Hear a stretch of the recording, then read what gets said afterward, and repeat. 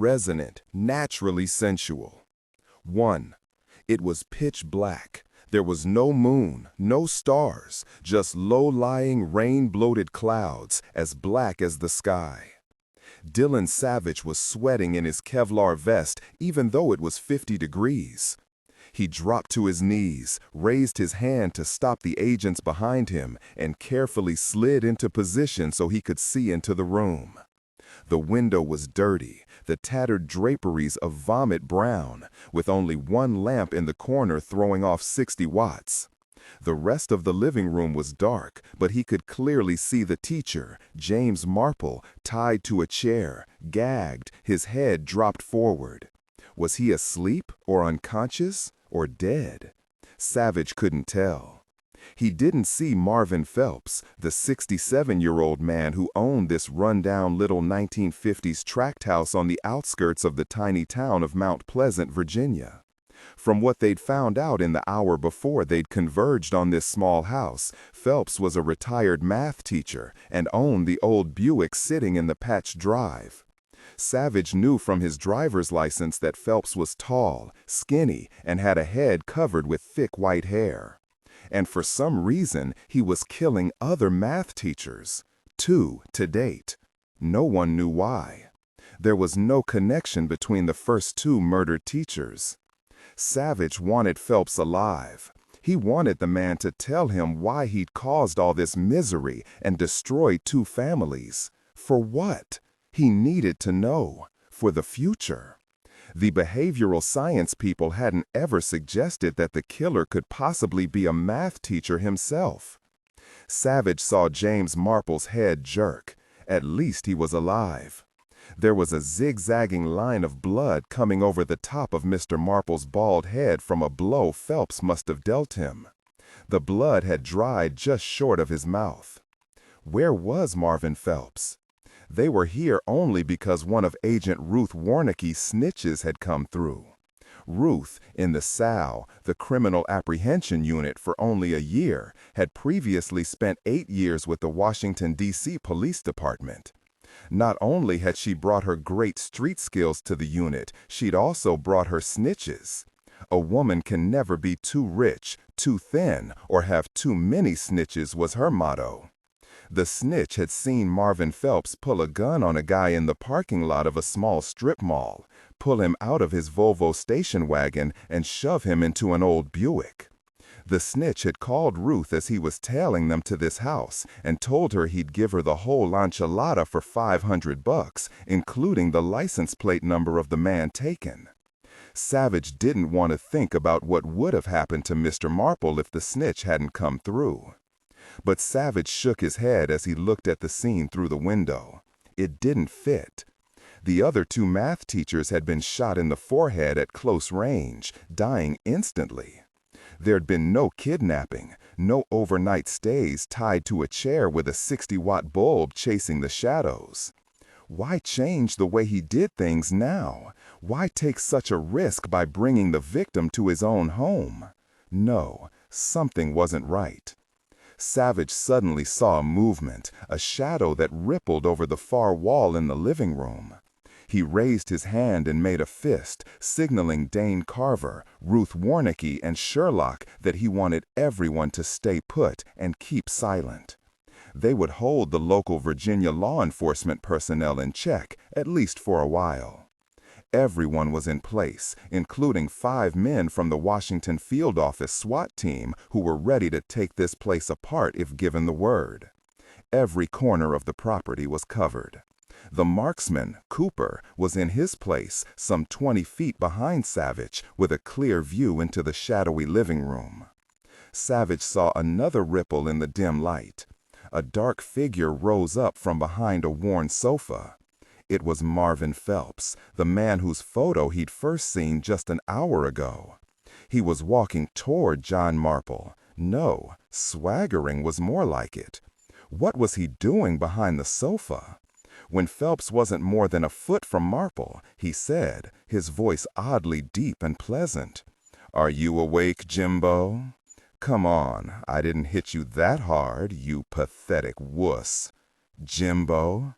Savich turned up the volume on his directional receiver. "Do you know it will be dawn in another 37 minutes? I've decided to kill you at dawn." Mr. Marple slowly raised his head. His glasses had slipped down his nose, and with his hands tied behind him, he couldn't do anything about it. He licked at the dried blood beside his mouth. "Yes, I'm awake. What do you want, Philly? What the hell is going on here? Why are you doing this?" Philly? The two men knew each other well enough for nicknames. Phelps laughed, and Savich felt his skin crawl. It was a mad old laugh, scratchy and black, not at all pleasant and deep like his voice. Phelps pulled a knife from inside his flannel shirt, a long hunting knife that gleamed even in the dull light. Savich had expected a gun, not a knife. It wasn't supposed to go down like this. 2 dead high school math teachers, and now this? Not in pattern. What was going on here? "You ready to die, Jimbo, you little prick?" "I'm not a prick. What the hell are you doing? Are you insane? Jesus, Philly, it's been over 5 years. Put down that knife." But Mr. Phelps tossed the knife from one hand to the other with easy movements that bespoke great familiarity. "Why should I, Jimbo? I think I'm going to cut out your brain. I've always hated your brain. Do you know that? I've always despised you for the way you wanted everyone to see how smart you were, how fast you could jigger out magic solutions, you little bastard." He was laughing as he slowly raised the knife. "It's not dawn yet." "Yeah, but I'm old, and who knows? By dawn I might drop dead of a heart attack. I really do want you dead before me, Jimbo." Savich had already aimed his Sig Sauer, his mouth open to yell, when Jimbo screamed, kicked out wildly, and flung the chair over backward. Phelps dove forward after him, cursing, stabbing the knife through the air. Savich fired right at the long silver blade. At nearly the same moment, there was another shot, the loud, sharp sound of a rifle, fired from a distance. The long knife exploded, shattering Phelps's hand. The next thing to go flying was Phelps's brains as his head exploded. Savich saw his bloody fingers spiraling upward, spewing blood and shards of silver raining down, but Phelps wouldn't miss his hand or his fingers. Savich whipped around, not wanting to believe what had just happened. The sniper, Kurt Cooper, had fired. Savich yelled, "No!" but of course it was way too late. Savich ran to the front door and slammed through, agents and local cops behind him. James Marple was lying on his back, white-faced, whimpering. By going over backward, he'd saved himself from being splattered by Mr. Phelps's brains. Marvin Phelps' body lay on its side, his head nearly severed from his neck. Sharp points of the silver knife blade embedded in his face and chest, his right wrist a bloody stump. Savich was on his knees, untying Jimbo's ankles and arms, trying to calm him down. "You're all right, Mr. Marple. You're all right. Just breathe in and out. That's good. Stay with me here. You're all right." "Phelps, he was gonna kill me. Kill me. Oh, God." "Not any longer. He's dead. You're all right." Savich got him free and helped him to his feet, keeping himself between James Marple and the corpse. Jimbo looked up, his eyes glassy, spit dribbling from his mouth. "I never liked the cops before. Always thought you were a bunch of fascists, but you saved me. You actually saved my life." "Yeah, well, we do try to do that occasionally. Now, let's just get you out of here. Here's Agent Sherlock and Agent Warnicki. They're going to take you out to the medics for a once-over. You're okay, Mr. Marple. Everything is okay." Savich stood there a moment, listening to Sherlock talk to James Marple in that wonderful soothing voice of hers, the one she had used at Sean's first birthday party. Warm, resonant, naturally sensual. One terrified math teacher wouldn't be a problem compared to a room full of 1-year-olds. Agent Dane Carver helped support James Marple until Sherlock stepped forward, and then she and Agent Warnicki escorted Marple to the waiting paramedics. Savich turned back to the body of Marvin Phelps. Cooper had nearly blown the guy's head off. A great shot, very precise. No chance of his knifing Marple in a reactive move. No chance for him to even know what was happening before he died. It wasn't supposed to have happened that way, but Cooper had standing orders to fire if there was imminent danger. He saw Police Chief Halloran trotting toward him, followed by a half-dozen excited local cops, all of them hyped, all of them smiling. That would change when they saw Phelps' body. At least they'd saved a guy's life. But it wasn't the killer they were after, Savich was sure of that. Theirs had killed 2 women, both high school math teachers. And in a sense, that maniac was responsible for this mess as well. It was probably why Cooper had jumped the gun and taken Phelps out. He saw himself saving James Marple's life and taking out the math teacher killer at the same time. In all fairness, Coop was only 24, loaded with testosterone, and still out to save the world. Not good enough. Savich would see to it that he had his butt drop-kicked and then sentenced to scrubbing out the SWAT team's bathroom, the cruelest penalty anyone could devise. The media initially ignored the fact that this incident had nothing to do with the 2 math teacher killings. The early evening headlines read, "Serial killer dead?" And underneath, in smaller letters, because math teachers weren't very sexy, "Math teachers targeted." The first 2 murders were detailed yet again. Only way down the page was it mentioned that the kidnapping and attempted murder of James Marple by Marvin Phelps of Mount Pleasant, Virginia, had nothing to do with the 2 other math teacher killings. Par for the course. Too, Savich wasn't stupid. He knew it when he saw it, and the gorgeous woman with the long black hair pinned up with a big clip, wearing a hot pink leotard, was coming on to him. He didn't know her name, but he'd seen her around the gym a couple of times, both times in the last week, now that he thought about it. She was strong, supple, and fit, all qualities he admired in anyone, male or female. He nodded to her, pressed the incline pad higher on the treadmill, and went back to reading the report Dane Carver, one of his CAW agents, had slipped under his arm as he'd walked out of the office that evening. Bernice Ward, murdered 6 days before, was shot in the forehead at close range as she was walking out of the 7-Eleven on Grand Street in Oxford, Maryland at 10 o'clock at night, carrying a bag that held a half-gallon of non-fat milk and 2 packages of rice cakes, something Savich believed should be used for packing boxes, not eating.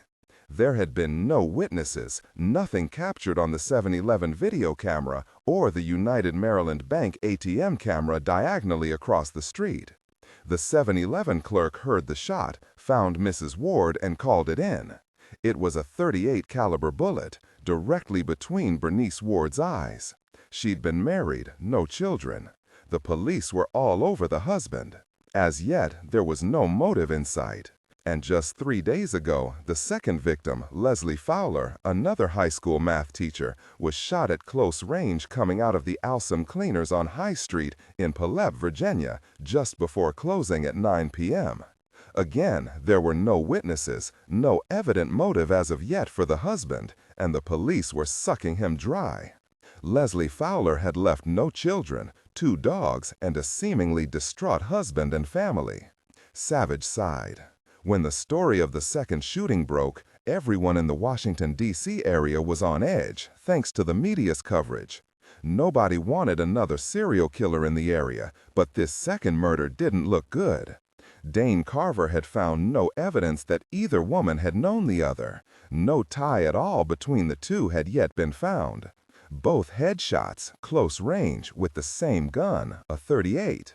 And as of today, the FBI was involved, the Criminal Apprehension Unit specifically, because there was a chance that a serial killer was on the loose, and the Oxford PD and the Paulette PD had failed to turn up anything that would bring the killers close to home. Bottom line, they knew they needed help, and that meant they were ready to have the feds in their faces rather than let more killings rebound on them. 1 murder in Maryland, 1 murder in Virginia. Would the next one be in D.C.? If the shootings were random, Dane wrote, finding high school math teachers was easy for the killer, just a quick visit to a local library and a look through the high school yearbooks. Savich stretched a moment and upped his speed. He ran hard for 10 minutes, then cooled down again. He'd already read everything in the report about the two women, but he read it all again. There was no evidence of much value yet, something the media didn't know about, thank God. The department had started by setting up a hotline just this morning, and calls were flooding in. Many of them naturally had to be checked out, but so far there was nothing helpful. He kept reading. Both women were in their 30s, both married for over 10 years to the same spouses, and both were childless, something a little odd, and he made a mental note of that. Did the killer not want to leave any motherless children? Both husbands had been closely scrutinized and appeared, so far, to be in the clear. Troy Ward, the first victim's husband, was the announcer for the Baltimore Ravens, a placid, overweight man who wore thick glasses and began sobbing the moment anyone said his dead wife's name. He wasn't dealing well with his loss. Gifford Fowler was the owner of a successful Chevrolet car dealership in Paulette, right on Main Street. He was something of a womanizer, but he had no record of violence. He was tall, as gaunt as Troy Ward was heavy, beetle-browed, with a voice so low it was mesmerizing. Savich wondered how many Chevy pickups that deep voice had sold. Everything known about both husbands was carefully detailed, all the way down to where they had their dry cleaning done and what brand of toothpaste they used.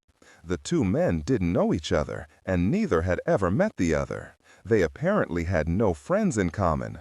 In short, it appeared that a serial killer was at work, and he had no particular math teacher in mind to target. Any math teacher would do. As for the women, both appeared to be genuinely nice people, their friends devastated by their murders. Both were responsible adults, one active in her local church, the other in local politics and charities. They'd never met each other, as far as anyone knew. They were nearly perfect citizens. What was wrong with this picture? Was there anything he wasn't seeing? Was this really a serial killer? Savich paused a moment in his reading. Was it just some mutt who hated math teachers? Savich knew that the killer was a man, just knew it in his gut. But why math teachers? What could the motive possibly be? Rage over failing grades? Beatings or abuse by a math teacher? Or maybe a parent, friend, or lover he hated who was a math teacher. Or maybe it was a motive that no sane person could even comprehend. Well, Stephen's group over in behavioral sciences at Quantico would come up with every possible motive in the universe of twisted minds. 2 dead so far, and Steve said he'd bet his breakfast Cheerios there'd be more. Not good. He wanted to meet the 2 widowers. Savich remembered what his friend Miles Kettering had said about the 2 math teacher killings just a couple of nights before, when he and Sam had come over for barbecue. 6-year-old Sam was the image of his father, down to the way he chewed the corn off the cob. Warm, resonant, naturally sensual. Miles had thought about it a moment, then said, "It seems nuts, but I'll bet you, Savich, that the motive will turn out to be old as the hills." Savich was thinking now that Miles could be right. He frequently had been, back when he and Savich had been agents together, until 5 years before. Savich saw a flash of hot pink leotard from the corner of his eye. She started up on the treadmill next to his, vacated by an ATF guy who'd gotten divorced and was telling Bobby Curling, the gym manager, that he couldn't wait to get into the action again. Given how many single women there were in Washington, D.C., old muscle-bound Arnie shouldn't have any problem. Savich finished reading Dane's report and looked out over the gym, not really seeing all the sweaty bodies, but poking around deep inside his own head. The thing about this killer was that he was in their own backyard, Virginia and Maryland. Would he look farther afield? Savich had to keep positive. Even though it had been unrelated, they'd saved James Marple from having a knife shoved in his chest or his head. It had come out last night that Jimbo had had an affair with Marvin Phelps' wife, who'd then divorced Phelps and married Marple 5 years before. But Savich knew it wasn't just the infidelity that was Phelps' motive. He'd heard it right out of Phelps' mouth. Jealousy, pure and simple jealousy that had grown into rage. The last time Savich had seen James Marple, his wife, Liz, was there hovering, hugging, and kissing him. "Hello, I've seen you here before. My name's Valerie, Valerie Rapper, and no, I don't like M&M." She smiled at him, a really lovely white-toothed smile. A long piece of black hair had come loose from the clip and was curved around her cheek. He nodded. "My name's Savich, Dillon Savich. Bobby told me you were an FBI agent." Savich wanted to get back to Dane's report. He wanted to figure out how he was going to catch this nutcase before math teachers in the area became terrified for the foreseeable future. Again, he only nodded. "Is it true that Louis Free was a technophobe?" "What?" Savich jerked around to look at her. She just smiled, a dark eyebrow arched up. Savich shrugged. People will say anything about anyone. Standard FBI spew, of course, but it was ingrained in him to turn away insults aimed at the Bureau. And, as a matter of fact, what could he say? Besides, the truth was that Director Free had always been fascinated with Max, Savich's laptop. "He's sure sexy," she said. Savich blinked at that and said, "He has 6 or 7 kids, maybe more now that he has more time. Maybe that proves that his wife thinks he's sexy too." Savich just smiled and pointedly returned to Dane's report. He read, "Ruth Warnecke says she's kept 3 snitches happy since she left the Washington, D.C. Police Department, including bottles of bubbly at Christmas. She gave a bottle of Dom Perignon to the snitch who saved James Marple's life, only to have him give it back, saying he preferred malt liquor. The booze Ruth usually gave to her snitches would probably burn a hole in a normal person's stomach. They'd been very lucky this time, but what could a snitch know about some head case killing high school math teachers? They weren't talking low-life drug dealers here. On the other hand, most cases were solved by informants of one sort or another, and that was a fact. He tried to imagine again why this person felt his mission was to commit cold-blooded murder of math teachers. Randomly shooting company CEOs, that was a maybe. Judges? Sometimes. Politicians? Good idea. Lawyers? Hands down, a top-notch idea. But math teachers? Even the profilers were amused about how off-the-wall crazy bizarre it was, something that no one could ever remember happening before. He was inside his brain once more when she spoke again. He nearly fell off the treadmill at her words. "Is it true that Congress, way back when, was responsible for shutting off any communication between the FBI and the CIA, and that's why no one shared any information before 9/11? I've heard that," was all he said. She leaned close, and he smelled her perfume, mixed with a light coating of sweat. He didn't like Valerie Rapper looking at him like she wanted to pull his gym shorts off. She asked, "How often do you work out?" He had only 7 minutes to go on the treadmill. He decided to cut it to 30 seconds. He was warmed up enough, loose, and a little winded. "I try to come 3 or 4 times a week," he said, and pressed the cool-down pad. He knew he was being a jerk. Just because he was anxious about this killer, just because a woman was interested in him, it didn't mean he should be rude. And so he asked, "How often do you come here?" She shrugged. "Just like you, 3 or 4 times a week." Without thinking, he said, "It shows." Stupid thing to say, really stupid. Now she was smiling, telling him so clearly how pleased she was that he liked her body. He was an idiot. When he got home, he'd tell Sherlock how he'd managed to stick his foot all the way down his throat and kick his tonsils. He pressed the stop pad and stepped off the treadmill. "See you," he said, and pointedly walked to the weights on the other side of the room. He worked out hard for the next 45 minutes, pushing himself, but aware that she was always near him, sometimes standing not 2 feet away, watching him while she worked her triceps with 10-pound weights. Sherlock, much smaller, her once skinny little arms now sleek with muscle, had worked up to 12-pound weights. 30 minutes later, he forgot all about the math teacher killer and Valerie Rapper as he opened the front door of his house to hear his son yell, "Papa, here comes an airplane," and got it right in the chest.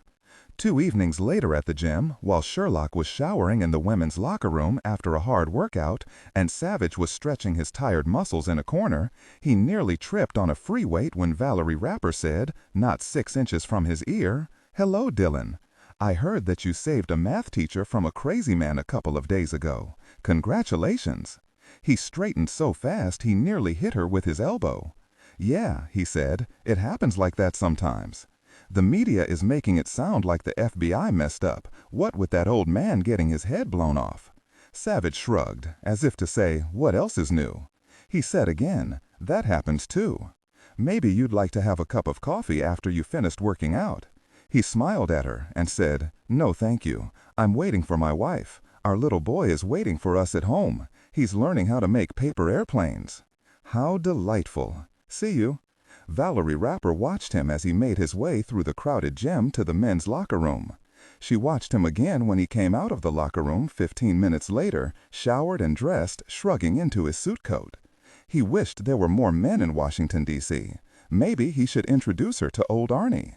He found Sherlock talking to Bobby Curling. He grabbed her and hustled her out before she could say a word. She asked as she got into the Porsche, what was all that about? I'd rather tell you when we get home. Savich brushed out a thick hank of Sherlock's curly hair and carefully wrapped it around a big roller. I'm glad you're feeling better. I'm glad you were at the gym tonight. She watched him in the mirror, concentrating on getting her hair perfectly smooth around the roller. He was nearly done. He really liked doing this ever since they'd met an actress who'd had a particularly sexy way with hair rollers. Of course, the rollers didn't stay in her hair all that long. Why? What happened? He paused a moment, smoothed down her hair on another roller, and slowly turned it. Sherlock shoved in a clip to hold it. There's this woman. She's not taking the hint. Sherlock leaned her head back until she was looking up at her husband's face. You want me to go kick her butt? Savich didn't speak for a good 30 seconds. Warm, resonant, naturally sensual. He was too busy untangling the final thick hank of hair for the last roller. There, done. Now be quiet. I just want to look at you. You can't imagine how that turns me on, Sherlock. She now had a head full of fat rollers, perfectly placed, and she was laughing. She turned and held out her arms. Now what, you pervert? He stroked his long fingers over his chin. Maybe I can think of something. What about this woman? Forget her. She'll lose interest. Sherlock did forget all about the woman during the removal of the rollers in the next hour. She fell asleep with a big roller pressed against the back of her knee. It was just after 6:30 on Friday morning when the phone rang.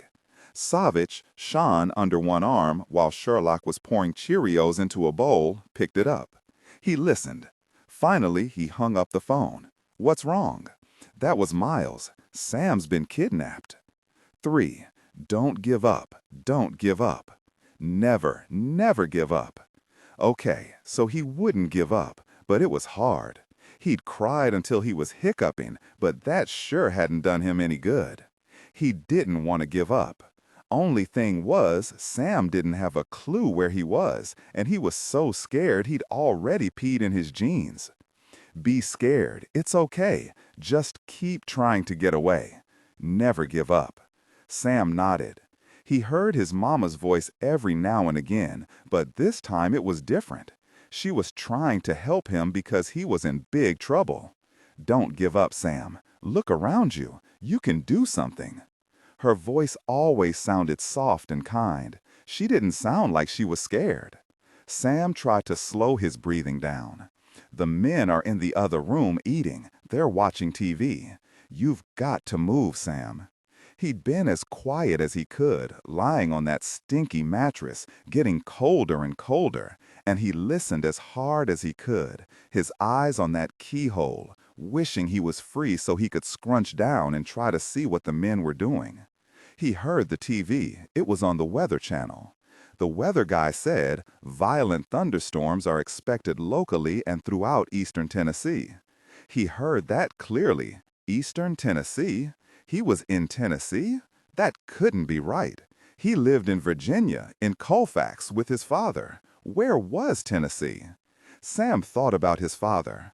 How much time had passed since they'd put that cloth over his face and he'd breathed in that sick, sweet smell and not really waked up until just a while ago.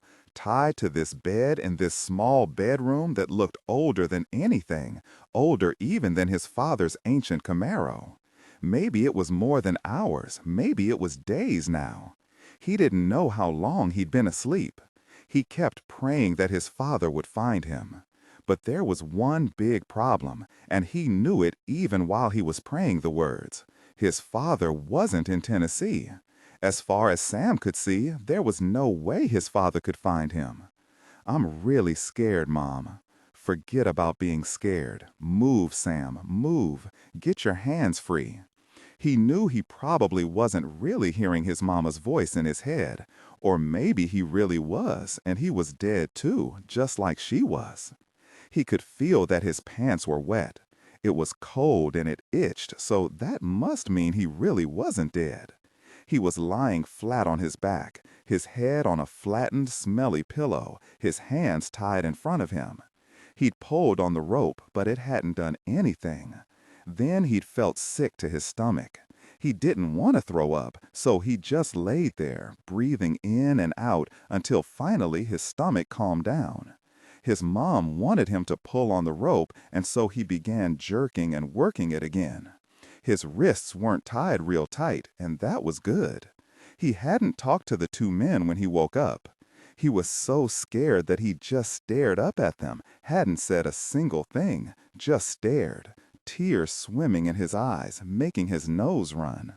They'd given him some water, and he drunk that, but when the tall, skinny guy offered him a hamburger, he knew he couldn't eat it. Then one of the men, Fatso, that's what Sam called him in his head, tied his hands in front of him, but not too tight. Fatso looked like he felt sorry for him. Sam raised his wrists to his mouth and started chewing. "Damned fickin' rain!" Sam froze. It was Fatso's voice, loud and angry. Sam was so scared he started shaking, and it wasn't just the damp, chill air in this busted-down old room that caused it. He had to keep chewing, had to get his hands free. He had to keep moving and not freeze. He couldn't die, not like Mama had. His father would hate that almost as much as Sam would. Sam chewed. There weren't any more loud voices from the other room, but he could still hear the TV announcer talking more about really bad weather coming, and then he'd heard the two men arguing about something. Was it about him? Sam pulled his hands up, looked closely, and then began working the knotted rope, sliding his hands first this way, then that. The rope felt looser. Oh boy, his hands did feel looser. He knew it. Sam chewed until his jaws ached. He felt a give in the rope, then more give, and then the knot just came loose. He couldn't believe it. He twisted his wrists and the rope fell off. Unbelievable! He was free. He sat up and rubbed his hands. They were pretty numb, and he felt pins and needles running through them, but at least they didn't hurt. He stood up beside the mangy bed with its awful smells, wondering how long it had been since anyone had slept in that bed before him. It was then he saw a high, narrow, dirty window on the other side of the room. He could fit through that window. He could. How would he get up there? If he tried to pull the bed to the window, they were sure to hear him, and then they'd come in and tie him even tighter, or they'd kill him. Sam knew he'd been taken right out of his own bed, right out of his own house, his father sleeping not 30 feet away. He knew, too, that anything those men had in mind to do to him wasn't any good. The window. How could he get up to that window? And then Sam saw an old deep-drawer dresser in the corner. He pulled out the first drawer, nearly choking on fear when the drawer creaked and groaned. He got it out. It was heavy, but he managed to pull it onto his back. He staggered over to the wall and, as quietly as he could, laid the drawer down, towing it against the damp wall. He stacked another drawer on top of that first one, then another, carefully, one upside down on top of another. He had to lift the sixth drawer really high to fit it on top of the others. He knew he had to do it, and so he did. Hurry, Sam, hurry. He was hurrying. He didn't want to die, even though he knew he'd probably be able to speak to his mama again all the time. No, she didn't want him to die. She didn't want him to leave his father. When he got the last drawer balanced on the very top, he stood back and saw that he had done a good job putting them on top of each other. Now he just had to climb up on top and reach the window.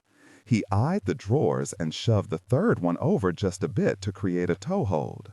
He did the same with the fourth. He knew if he fell, it would be all over. He couldn't fall. He heard Fatso scream, "No matter what you say, we can't stay here, Bo. It's gonna start raining any minute now. You saw that creek out back? A thunderstorm will make it rise fast as batshit in a witch's brew." Drowned? The thunderstorms he'd heard on the Weather Channel, that must be what Fatso was yelling about. He didn't want to drown either. Sam was finally on the top. He pulled himself upright very slowly, feeling the drawer wobbling and unable to do anything about it. He froze, his hands flat against the damp wall.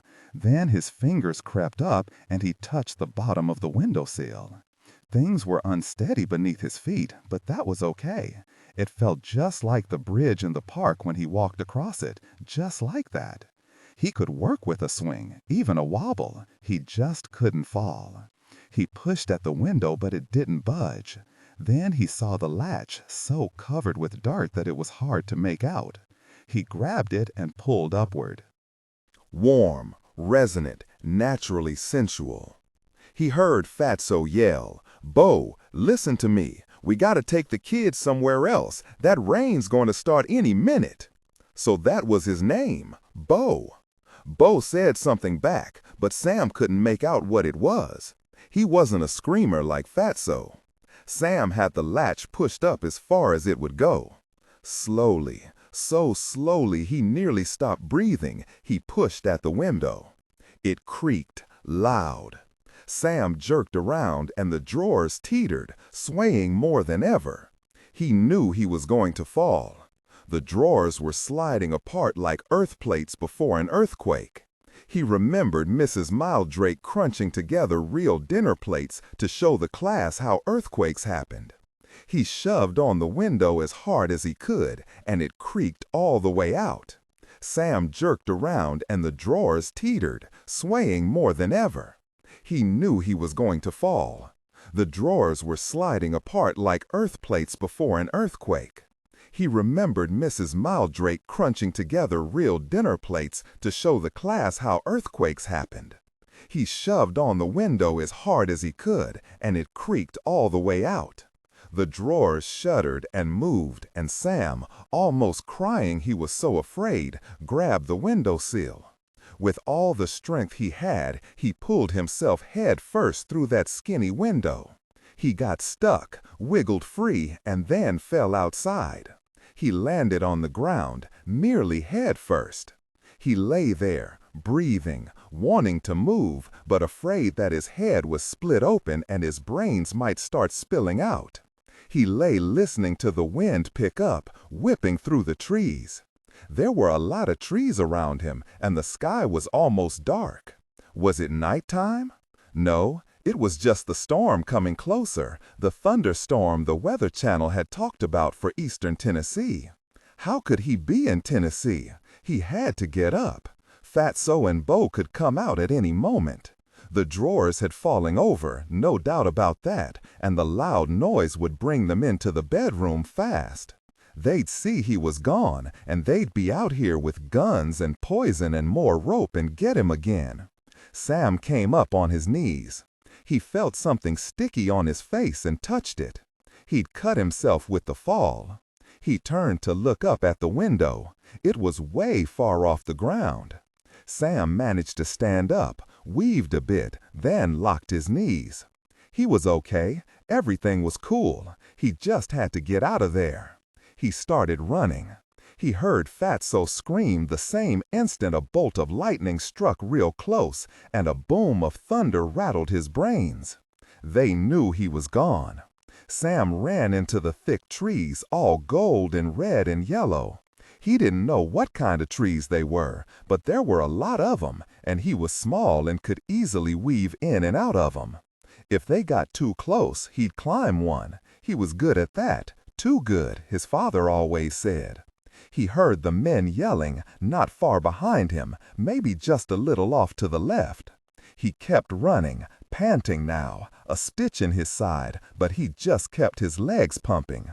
Lightning flashed through the trees, and the thunder was coming so close it sounded like drums playing real loud rock and roll, like his father did when he thought Sam was outside playing.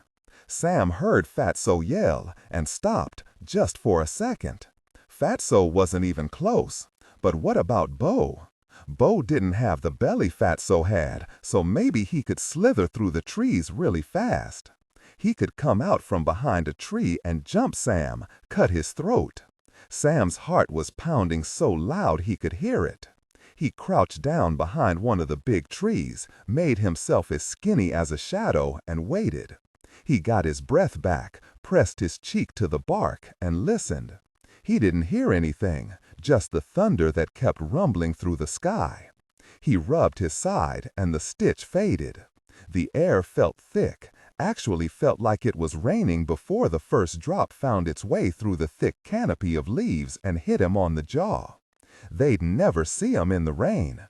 Fatso would probably slip on some mud and land on his fat belly. Sam smiled. You did it, Sam. You did it. He'd done it all right. Only thing was, he didn't know where he was. Where was Tennessee? Even with the thick tree cover, the rain came down hard. He wondered if the forest was so big he'd come out in Ohio, wherever that was. 4. It was Saturday afternoon, her day off, but with the storm coming, anything could happen. Katie Benedict was driving slowly, listening to the rain slam against the roof of her Silverado. It was hard to see through the thick gray rain even with the windshield wipers working overtime. The mountains were shrouded in fog, thick, heavy, and cold. And now this storm, a vicious one, the weather people were calling it, was on the way. An interesting choice of words, but she bet it was apt. She realized now that she shouldn't have chanced taking Keely to her piano lesson given the forecast, but she had. At least it had only just started raining, and they were close to home. She just hoped there wouldn't be any accidents on the road. If there were, she'd be up to her eyebrows in work. She hunched forward, peering through the thick sheets of rain, Keely quiet beside her. Too quiet. Keely, you all right? I'd like to find a rainbow, Mama. Not for a while yet, sweetie, but you keep looking. Hey, I heard you playing your C major scale before. It sounded really good. I've worked hard on getting it right, Mama. Katie grinned. I know, but it's worth it. Suddenly, Keely bounced up on the seat, straining against her seatbelt, and began waving through the windshield. Mama, what's that? Look, it's a little boy and he's running. Katie saw him. The boy was sopping wet, running out of the woods to her left, not more than 50 feet onto the road in front of her. Then she saw 2 men burst out of the trees. It was obvious they were after him. Katie said, even as she reached over and quickly released Keely's seatbelt, I want you to get down and stay there. Do you understand? Keely knew that tone of voice, her mama's sheriff voice, and nodded, slipping down to the floor. Cover your head with your arms. Everything will be fine. Just don't move, okay? Okay, Mama. Katie pulled to a stop, quickly leaned over the front seat and punched in the 2 numbers to her lockbox beneath the back bench. She pulled out her Remington rifle, loaded, ready to go. By the time she opened the door, the men weren't more than a long arm's reach from the boy. Thank God he'd seen her and was running toward her. He was yelling, but the wind and rain wiped any sound he made right out. The big man, his beer gut pounded by the rain, had a gun. Not good. Despite his size, he moved quickly. He turned toward her, away from the boy, and raised the gun. Katie brought up her rifle, cool and fast, and fired, kicking up muddy water not a foot from the fat man's feet, splattering him to his waist. I'm the sheriff. Stop right there. Don't move. The skinny man behind him yelled something. The idiot was wearing a long black leather coat that was soaked from the rain. Katie calmly raised her Remington again and fired. This time the shot dug up a huge clot of dirt, spraying the leather coat. The man in the coat yelled something and grabbed at the fat man's shirt. The fat man jerked away, yelled something toward the boy, and fired from his hip, a lucky shot in the fog and rain that very nearly hit her. "You idiot," she yelled. "I'm Sheriff Benedict. Drop your weapon. Both of you, don't move a single muscle." But the fat guy pulled the trigger again, another hip shot, this one nowhere near her. Katie didn't hesitate. She pulled the trigger, and the guy flinched and grabbed his upper arm. She'd wanted to hit him high on the shoulder, wanted to bring him down, but the rain and fog were hard on her aim. He managed to keep his gun. She had hoped he'd drop it. She shouted, "Come forward, both of you, slowly." But neither of them took a single step toward her, not that she'd expected them to. Both men ran back into the thick trees. She fired after them, once, twice, then a final time. She thought she heard a yell. Good. The little boy, panting so hard he was heaving, was on her the next instant. He grabbed her arm and shook it. "You can't let them go, ma'am. You've got to shoot 'em again. You got to kick their butts." Katie laid her rifle alongside her leg and pulled the boy against her. "I got the fat one in the arm." Warm, resonant, naturally sensual. Maybe I got the other one too while they were running back into the forest. You can count on it, the fat one's hurting bad. Now, it's gonna be all right. I'm Sheriff Benedict. I'll get right on my cell phone and call for some help with those guys. Come into the truck and tell me what's going on. Sam looked up at the tall woman who could have shot Fatso right in his big gut, but had only shot him in the arm instead. Why didn't you kill him? Katie smiled at the boy as she quickly herded him back to the truck. She didn't want to hang around here. No telling if those guys would pop back out of the woods. "I try not to kill every bad guy I run into," she said. "Sometimes I like to bring 'em in front of a judge." She squeezed him hard. "You're okay, and that's all that matters. Now, let's move out of here." The narrow bench in the back could hold no more than a couple of skinny kids. What it did have was a stack of blankets, not usually for warmth, but to soften the ride. She grabbed the blankets and lifted the boy up onto the front seat. "Killy, we're going to make room for— my name's Sam.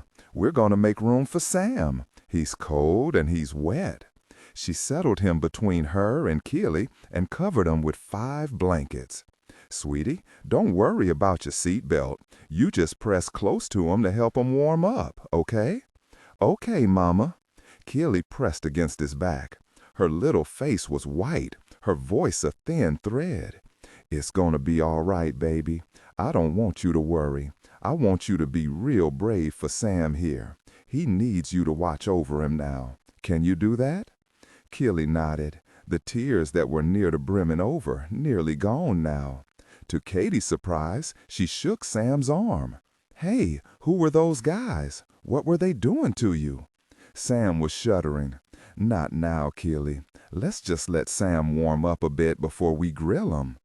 Sam managed to get his mouth working, but it was hard. "What's your name, ma'am?" "I'm Sheriff Benedict, and that little girl next to you is my daughter, Keely. Did those men kidnap you?" Sam managed to nod. He wasn't going to cry. "I squeezed through a window and fell on my head, but I got away." "My goodness, you're really brave, Sam. Now, let's get you over to Doc Flint's. Kelly, you press close to Sam and try to get him warm." "I call him Doc Flintstone," Kelly said, watched her mom frown, then grabbed one of the towels to dry off the little boy's head. Sam said from behind the towel, "My mama used to give me Flintstone's vitamins every morning with my toast. I like marmalade on my toast. I don't think smashed vitamins would taste very good." Sam thought that was funny, but he was just too cold and too scared to laugh. He burrowed under the blankets. All he wanted to do was get warm. He pressed himself as hard as he could against Sheriff Benedict's leg. He felt the little girl squeezing against his back. He wondered if he was going to die now that he'd gotten away from those men. The little girl was pressed so hard against him, he'd bet she was going to get her clothes as wet as his. Katie slid her rifle onto the floor behind the driver's seat. She turned the heater on high. "Okay, kids, I cranked up the heat so it'll be roasting you both in a minute. I know you're wet clear through, Sam, but the blankets should help a little bit." "I don't like marmalade," Sam said as Katie looked at him closely. "You'll like my mom's. It's the best." Good. The boy wasn't in shock, at least not yet. Katie put the truck in gear and started up. She had to watch her speed. The heavy rain made the road a river. As they passed where the men had disappeared into the trees, she looked carefully, but saw no sign of them. She picked her cell phone out of her breast pocket and called Wade at the station house. "Hello, Wade. It's Katie. No, don't tell me anything about the storm just yet. This is urgent." She told him about Sam and his kidnappers, the two men who'd been chasing him, and how she'd shot the fat one in the arm. "I'm on the south end of Delaware. Sam came out of the woods in nearly a straight line from the road to Bleeker's cabin. I'll bet that's where they were holding him. They're armed. They tried to kill me. Take 3 deputies and get out there fast." She gave them descriptions, then said, "One eye on Sam's white face, the other on the woods. I'm taking Sam to Doc Flint's. I'm on my cell. Let me know what you find. Did you hear any names, Sam?" "Fatso and Bo." Just saying their names made Sam so afraid he had to concentrate not to pee again in his jeans. "The one in the black leather coat is Bo. The other one is Fatso. That's Sam's name for him. Put out an APB on them, Wade. The one with the bullet in his arm, chances are he'll need some medical attention. Maybe the other one, too. Alert all medical facilities in the area. I'll tell Doc Flint. I'll bet he'll be putting in some calls himself. I'll check in again after I make sure the boy's all right." She looked one last time toward the woods. No sign of either man. She pressed harder on the gas. She couldn't go any faster. It was just too dangerous. "Sam, you keep bundled up. Don't worry about talking right now. Just get yourself warm. That's right. You can tell me everything in a little while. Right now, you just think about how you saved yourself. My goodness, you're a hero." Sam nodded. It made him feel woozy. A hero? He didn't feel like much of a hero. His teeth were chattering, and that made him feel like a baby. He hadn't been a baby for longer than he could remember. And there was that little girl Keely, pressed against him, 2 fat braids the color of wheat toast hanging over her shoulders, touching his face. She was so close. He closed his eyes. He wasn't about to cry in front of the little girl. He wanted his father. It took them nearly 20 minutes to get to Doc Flint's office in the rain. Katie kept talking to both children, keeping her voice calm and low, telling Sam about how the weather was going to be really bad until sometime tomorrow, telling him how Keely was 5, not as old as he was, and about how Keely could play When You Wish Upon a Star on the piano. Keely chimed in and told Sam she'd teach him how to play it too, and the C scale. Sam looked bad, Katie thought, worrying now as she pulled in front of the small Victorian house that stood at the corner of Pine and Maple, 2 blocks off Main Street. It was tall, skinny, and painted cream with dark blue trim. Jonah Flint lived upstairs and had his examination rooms and office downstairs. She said, "Keely, I want you to stay put until I get Sam into the office. Don't move. Don't even think about moving. I'll come back for you with the umbrella."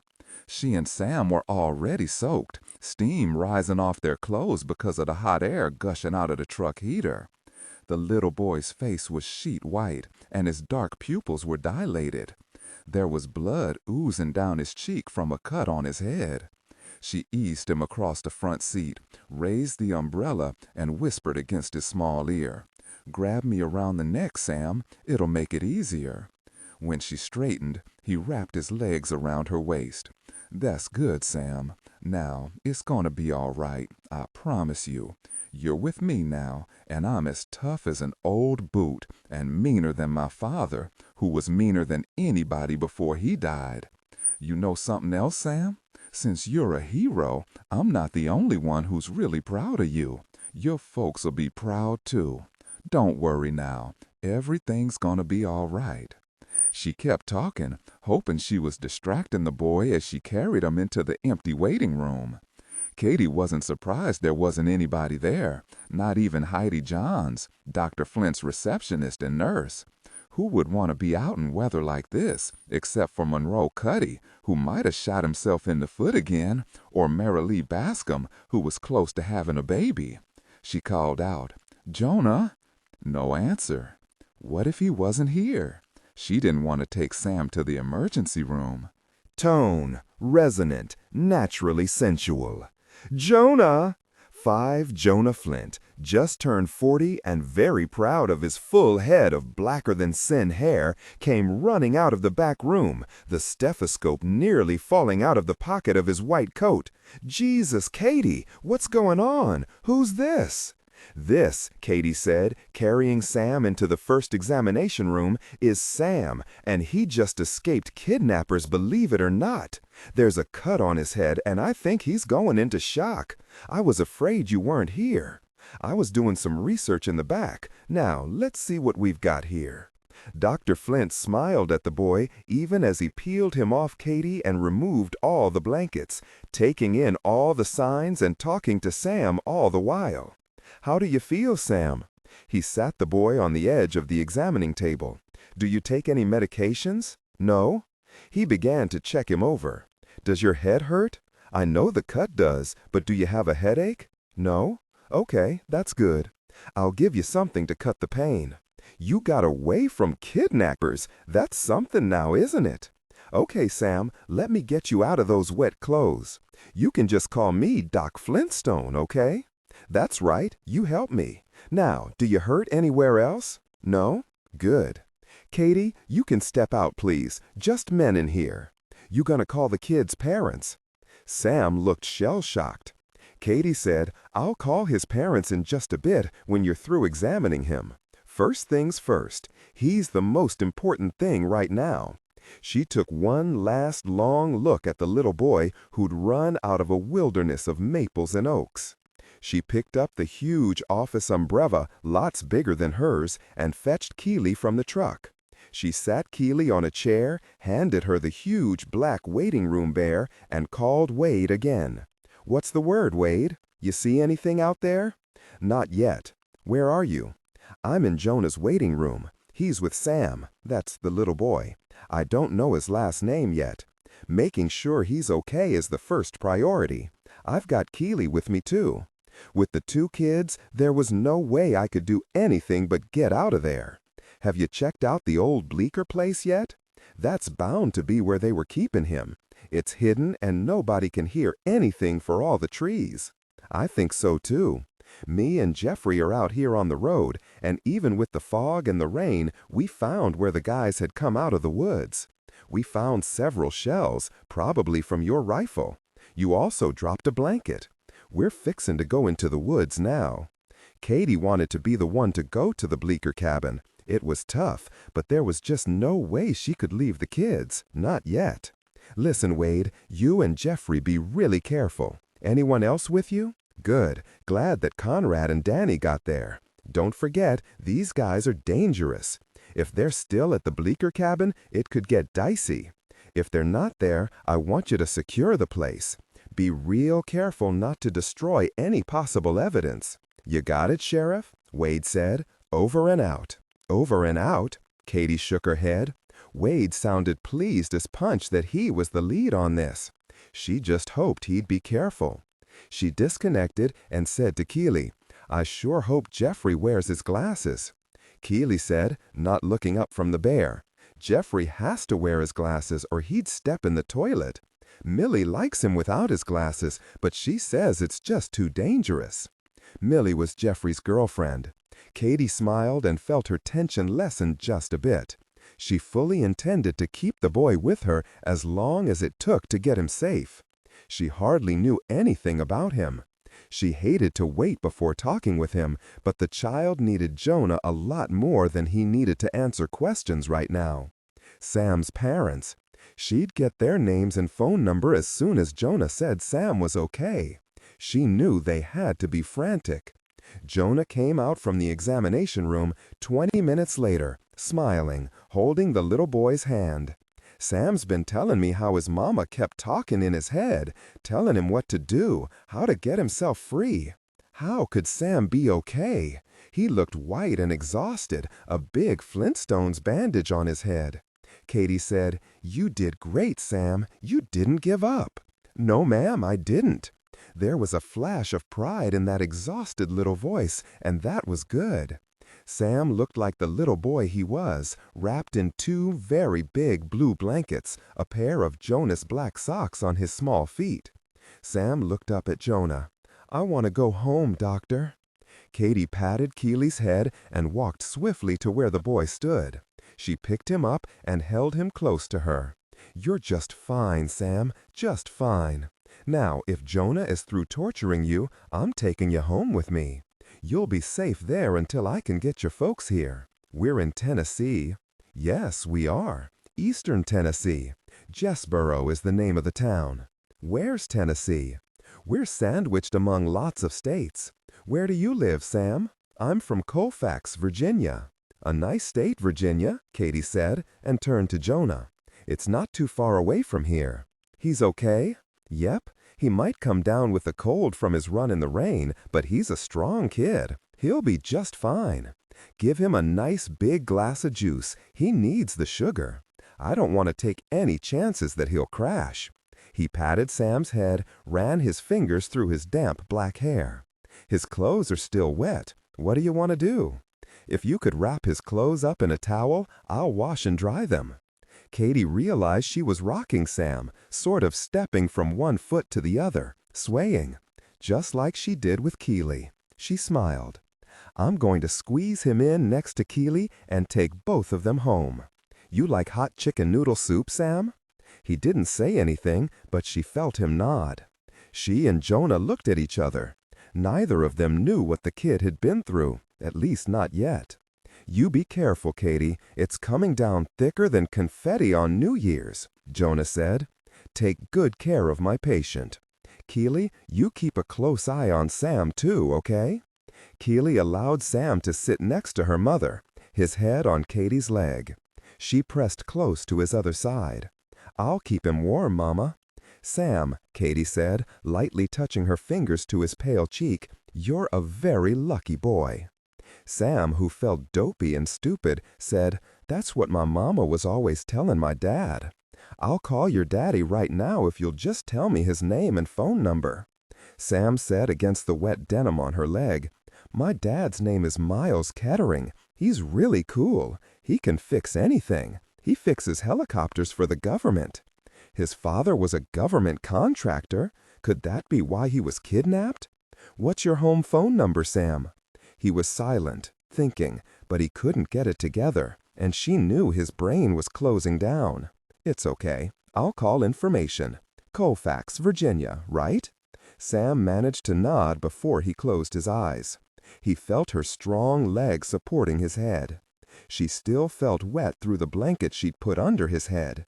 He felt the sway of the truck and the little girl's body pressed close against him. He was warm. He was safe. He was asleep. Katie pulled the blanket more closely around his shoulders and whispered to Keely, "He'll be okay, sweetie. You just stay there. Keep him really warm." After a moment, Keely said, "I would have saved myself too, Mama." "I know you would have, Keely. Now, let me get information in Virginia and find Sam's daddy." When the phone rang, Miles jumped nearly 3 feet. He'd been telling the agents again how the government contracts worked, who his competitors were, and how much money was involved. Agent Butch Ashburn, the lead on Sam's kidnapping, nodded to the other agent, Todd Morton, who just swallowed a donut too fast and was choking. "Showtime," Agent Ashburn said. Savich, who'd just gotten to the Kettering house, laid his hand on his friend's arm and said, "Everything's set, Miles. Just answer the phone. Keep calm. That's more important than I can say." Miles Kettering forced his hand to reach for the phone. He didn't want to touch it, didn't want to, because he was afraid that Sam was dead. Tone, resonant, naturally sensual. So many children were kidnapped, and so few survived. He could hardly bear it. It had been a day and a half. This was the first word. His hand shook as he lifted the phone. "Hello? This is Miles Kettering." "Hello, Mr. Kettering? My name is Sheriff Casey Benedict from Washington County, Tennessee. Don't worry, I have your boy, Sam. He's just fine. He managed to escape his kidnappers. He's with me. Mr. Kettering, I promise you he's okay." Miles couldn't speak. His throat worked. "I don't believe you. You're the kidnapper, right? What do you want?" Butch Ashburn and Todd Morton were standing there staring at the phone, trying to look both calm and competent. Savich took the phone from Miles' hands. "Who is this?" Katie understood. She said again, "This is Sheriff Casey Benedict from Washington County, Tennessee. Sam is just fine. He managed to save himself. He's with me. Mr. Kettering, I promise you he's okay." Miles couldn't speak. His throat worked. "I don't believe you. You're the kidnapper, right? What do you want?" Butch Ashburn and Todd Morton were standing there staring at the phone, trying to look both calm and competent. Savich took the phone from Miles' hands. "Who is this?" Katie understood. She said again, "This is Sheriff Casey Benedict from Washington County, Tennessee. Sam is just fine. He managed to save himself. I've got him with me. Tell his parents not to worry. He's okay." "This is Dillon Savich with the FBI, Sheriff. Thank you very much. Give me your exact location, and we'll be there as quickly as we can." Katie gave the man directions. She'd never before met a special agent with the Federal Bureau of Investigation. She patted Sam's shoulder, whispered, "Your daddy's going to be here soon now, Sam." But Sam didn't hear her. He was asleep. She heard Mr. Kettering say in the background, "I want to talk to Sam." She said to Agent Savich, "Sam's asleep. Do you want me to wake him?" Miles Kettering came on the line. "No, let him sleep. I'll see him soon. Please, Sheriff, tell him I love him." "What about the people who took him? Did you get them?" "I'm very sorry, but they escaped. But we've got a group of my deputies in the field, and they'll do their best." When Katie hung up the phone, Keeley said, nearly asleep herself, "What about his mama? She'll probably come too. If I were her, I'd beat his daddy here to get him. Stealing Sam was a bad thing, Mama. You're right." And she thought, "I should have just brought the bastard down, not given him a kiss in the arm. I should have kicked his butt like Sam said." 6. Katie's phone rang at 6:45 that evening. It was Alice Hewitt from Hewitt's Pharmacy, and she was out of breath excited. "Oh, Katie, that man who kidnapped the little boy, I think it was him. He just left. I called the station house and Lenny told me to call you at home." Katie's heart started to pound, deep and hard. "Was he the fat one, Alice?" "No, he was the other one, tall, almost sick-looking thin. But he wasn't wearing that long black leather coat Wade told everyone about. Just a white shirt and jeans, and some scarred black boots. But he had a ponytail, like you said. And he was shivering, which means he left that leather coat in his car, because he was afraid to be seen in it. He bought bandages and antibiotic cream and some Aleve. And when he was leaving, I saw blood on the back of his sleeve. He was in his 40s? Yes, I'd say so. And he had a ponytail. Yeah, wet and stringy looking. He didn't say anything, just brought the stuff up to me at the register and paid cash. He had a really big roll. I saw a couple of hundreds, lots of 50s. Did he just leave the pharmacy? Yes. Did you see his car? Yes, Katie. The instant I saw that blood, I knew. When I heard his car, I peeked out the front window. He was driving an old van, light gray, I think, but it was hard to tell with all the rain. Katie nearly held her breath. License number? I just got part of it. He screeched out of here pretty fast. It was a Virginia plate. The first 3 letters were LTD. You know, like that old Ford sedan, LTD. I think the next one was a 3, but I can't be sure. Katie wanted to leap through the phone line and kiss Alice. "That's just great," she said. Now, was there anything about the man that was unusual? Something that would make you remember him as opposed to another man? Silence. Then, he was wearing a necklace, you know, a gold chain with some sort of pendant or stone hanging off the end of it. Oh yes, his 2 front teeth overlap. "Alice, do you want to be sheriff when my term is over?" Alice Hewitt laughed. "No, Katie, it's all yours. Just looking at that guy made my stomach cramp up. Besides, I'm too young to be sheriff. I just turned 20 last week." Katie was pleased, as was the rest of the town, that Alice was no longer a teenager, particularly since Abe Hewitt was 54 years old and had 3 grown boys, all older than their stepmama. "Well done, Alice." "Thank you. Let me know, won't you, Katie?" "You bet." Katie called Wade at home, got him between spoonfuls of his wife's special pork stew. "I'm really sorry about this, Wade, but I knew you'd call, Katie. I sent Conrad over to talk to Alice, see if she remembered anything else. Man, this stew is the best." A long silence, then Katie heard Wade's wife, Glenda, say something in the background. "Tell you what," Katie said, "stay put.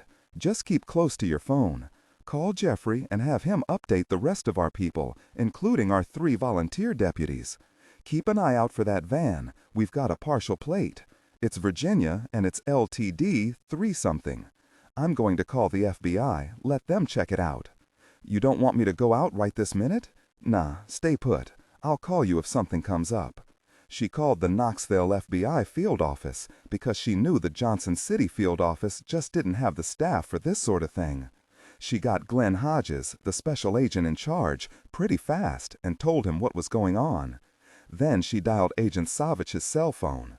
He picked up immediately. "Agent Savich?" "Yes." "Is this Sheriff Benedict? Is Sam all right?" "Yes, he is, but listen to this, please." And she told him about the kidnapper's visit to the pharmacy.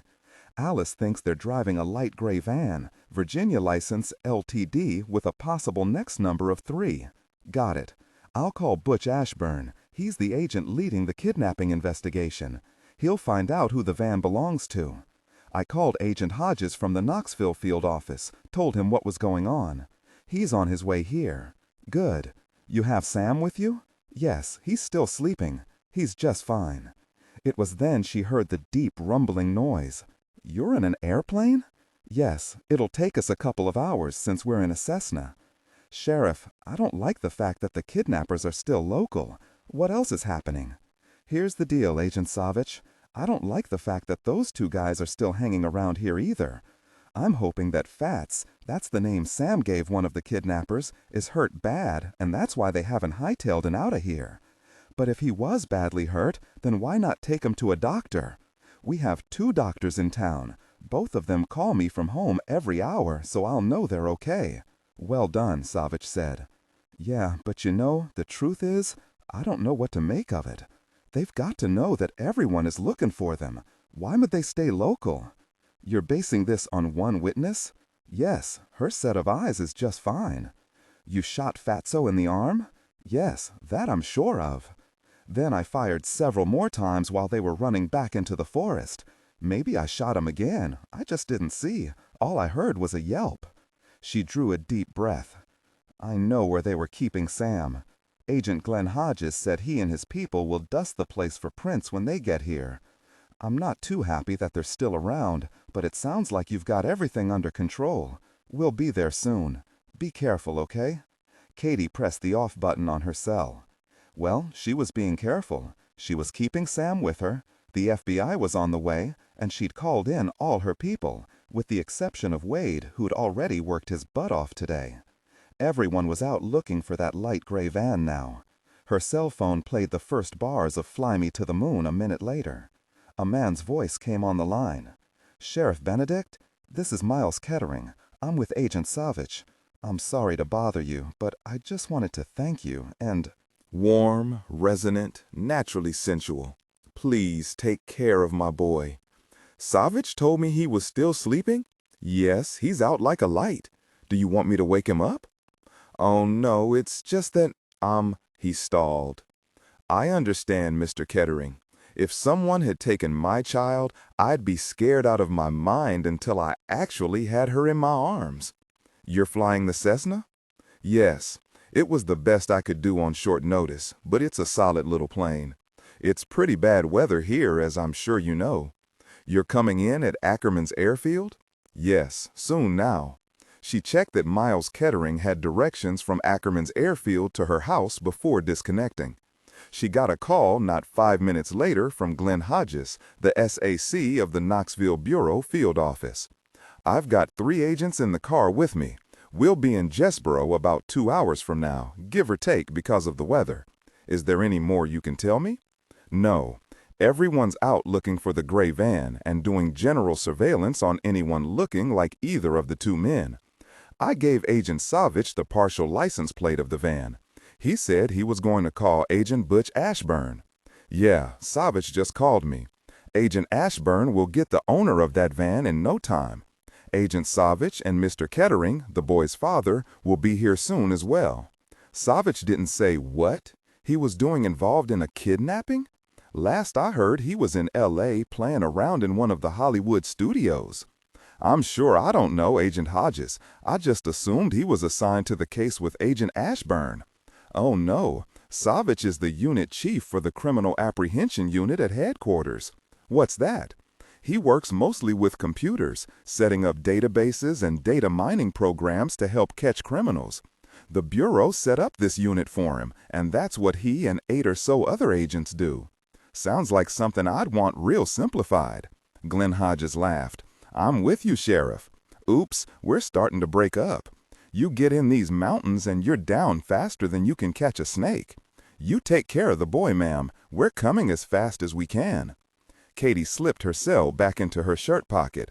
She asked herself again what more she could do. She didn't come up with an answer. At nearly 10 o'clock that night, the worst fall storm in 20 years, according to the weather folk, seemed to be fizzling out. There was less rain, but the howling winds were still a nice sideshow, keeping people hunkered down in their homes, hoping their trees wouldn't be uprooted. She couldn't imagine being up in a small airplane in this wind. She looked out Keely's bedroom window, north, toward Ackerman's airfield, and said a little prayer. All in all, they'd lucked out, Katie thought as she closed the window and walked over to Keely's bed and gave her a kiss and smoothed her eyebrows.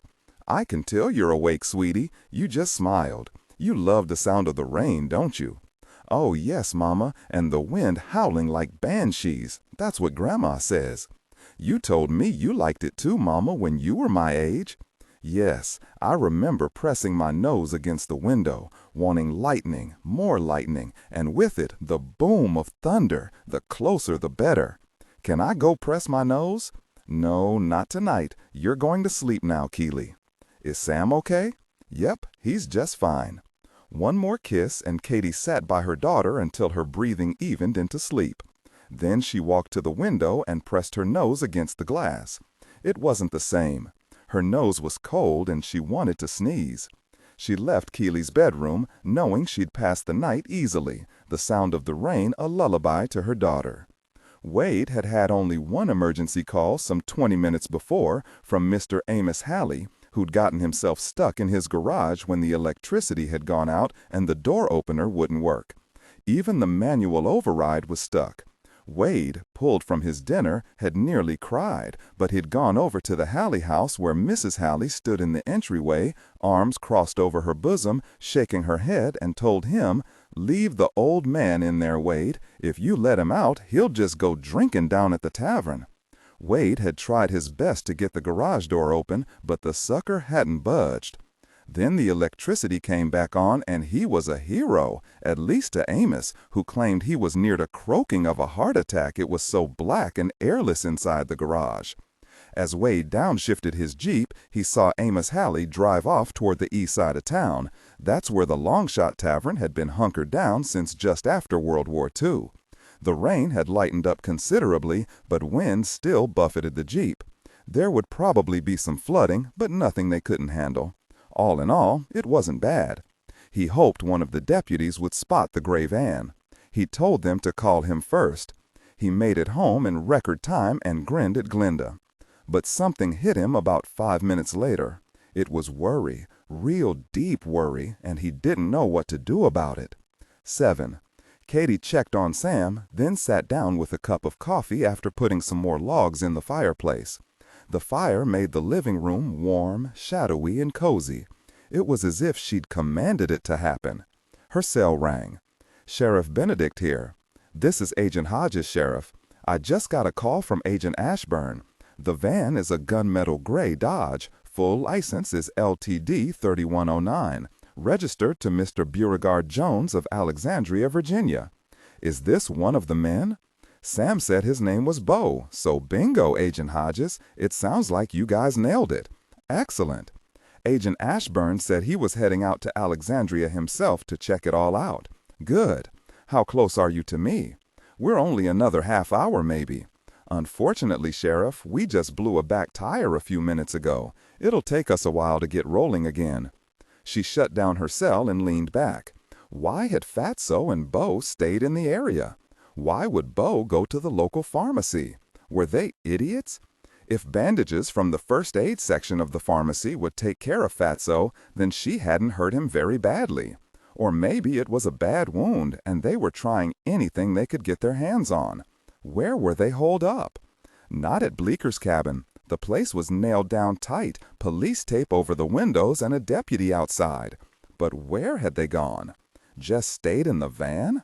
She raised her head, frowned, and listened. She heard the rain, nothing but the rain, and the wind battering tree branches against the house.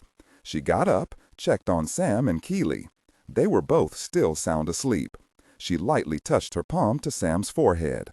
No fever. She stood there, looking down at the boy, thinking there was nothing else to do until everyone arrived. Then her breath caught. She knew why the men were still in town, and it wasn't because Fatso was too badly hurt to be moved. No, they still were after Sam. Was there that much money involved? She pulled her Sig Sauer out of its holster on the top shelf of her closet, shoved it in the back of her blue jeans, and pulled a loose sweatshirt over it. Then she checked her ankle holster, where her 2-shot Derringer was held tight. If anything happened, she was ready. All right, you bastards, come to Mama. Her heart raced. She could feel her skin, smell the oak trees as the winds whipped through them, even hear the soft crackle of a single ember in the fireplace. She pulled out her cell to call over some deputies as she walked to the living room window, everything inside her alert and ready, and pulled back the drapes. She very nearly fell over. A man's face was staring in at her.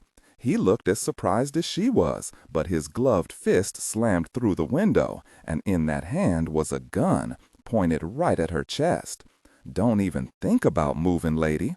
She dropped her cell phone. Could she get to her gun before he killed her? No, probably not. You're Beauregard Jones, I take it? Shit, how do you know who I am? Law enforcement is pretty good nowadays, Mr. Jones. Tone, resonant, naturally sensual.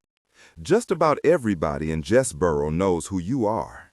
The FBI is already at your place in Alexandria, and more agents will be here in about 3 minutes. She looked behind Bo. Where's Fatso? You just shut up, lady. I'm not a lady. I'm the sheriff. Surely you know that. How'd you find out where I lived? What's the matter? Is Fatso hurt so bad he can't help you anymore? Shut your trap. No, wait, back up. Just back up. Nail your ass to that spot and don't move, or I'll kill you, and that cute little girl won't have a mommy any longer. He kept the gun pointed at her as he broke the rest of the glass in the window. Then he stepped through. When he stood dripping water on her grandmother's prized Aubusson carpet, he looked her up and down, glanced over at the fireplace, and said, "You've given us lots of trouble, Sheriff. And here you are, looking all tousled and frumpy like any good little housewife on a Saturday night." She was aware of her Sig Sauer nestled against her back, the Derringer pressed against the ankle holster. "I haven't begun to give you trouble, Mr. Jones." He gave her a big grin, all big white crooked teeth, the two front ones overlapping, just like Alice had said. I like a girl with a big mouth. Fatso's real name is Clancy, and he doesn't like people bugging him about that gut of his. But no matter, he's waiting for us in the van. You'll meet him soon enough. Go get the boy. Bo realized in that instant that it wasn't a good idea to let her go off by herself. She didn't look at all tough, and she looked real young, what with her hair pulled back with a tie and no makeup on her face. But she had to have something going for her. They'd elected her sheriff of this hick town after all. He'd been watching her through the window, watching her eyes, just like his daddy had taught him before he'd gotten himself blown away during a bank robbery down in Atlanta. His daddy would have called those eyes of hers hard, the kind that saw way down deep into you, and he'd never want to drink a beer with her. He hadn't realized how his daddy would have hated her eyes until he'd seen her up really close. He thought she knew things, thought things that he couldn't. Bo wasn't about to take any chances with her, not with those eyes. "Wait," he said. "You walk ahead of me. Don't make no sudden movements or I'll have to put a bullet in your back. You got that?" Katie fanned her hands and said, "I got it. Let's go." "I don't understand something, Mr. Jones." "Walk, Sheriff. Stop trying to slow things down.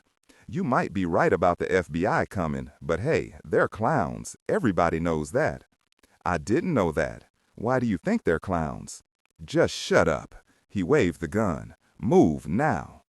Katie walked out of the living room into the small front hallway. She said over her shoulder, "I told you that the FBI knows who you are, and they're on their way here right this minute. You also know they're not clowns. If you don't get out of here now, you're going to be in the deepest trouble imaginable. There's really got to be a lot in it for you to make you come here for the boy. Somebody's paying you and Fatso lots of money, right?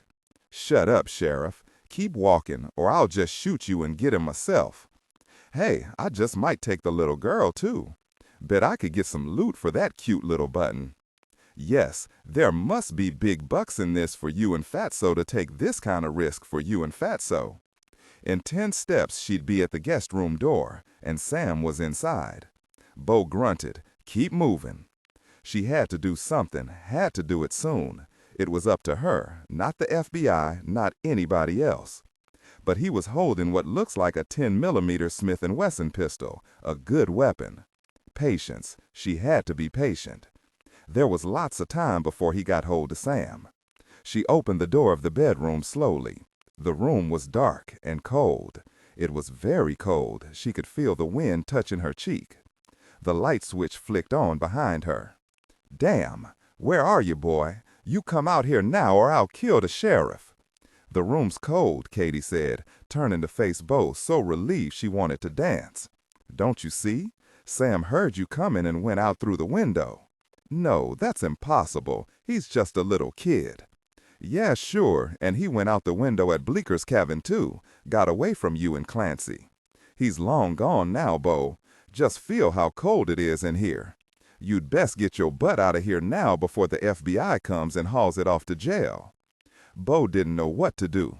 He eyed the open window, the rain whipping the light drapes into the room, the wind making him shiver. "Gonna ruin the floor, all that rain," he said. He waved the pistol at her. "Go close the window." Katie closed the window, taking her time. She tried to look through the thick rain, but didn't see any movement, any shadow of a little boy. Where was Sam? She turned, hoping he couldn't see the satisfaction in her eyes.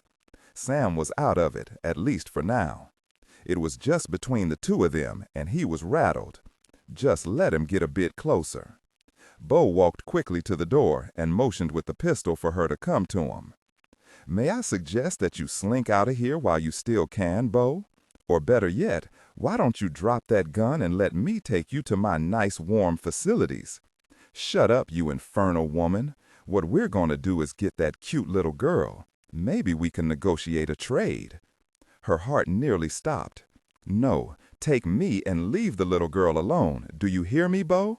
Leave her alone or I'll kill you so slow and so hard you'll scream so loud even the devil won't want you." But Bo just laughed, pushed her in front of him until he himself shoved open Keely's bedroom door. "Come on out, kid. I've got your mama." There wasn't a sound. Bo flipped the light switch. Both of them looked at the lump beneath the bed covers. Katie's heart nearly dropped to her knees, but then she saw something wasn't right here. Keely had ears as sharp as a dog's. Why was she just lying there? Bo waved Katie to the far side of the room, walked to the bed, and poked the lump with the muzzle of his gun.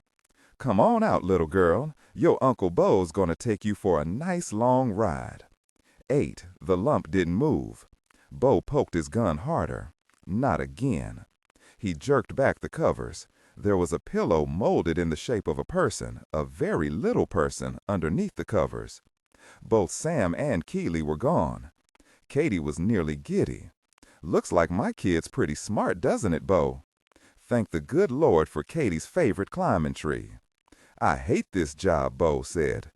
"All right, the little kids aren't dummies. It's you and me now, Sheriff, and we're heading outside. When we're clear of this place, I'm gonna whump your ass." "Okay," she said, so relieved she thought she'd choke on it, since you put it so nicely. Where was the FBI? At that instant, Katie could swear she heard the soft purr of a car motor.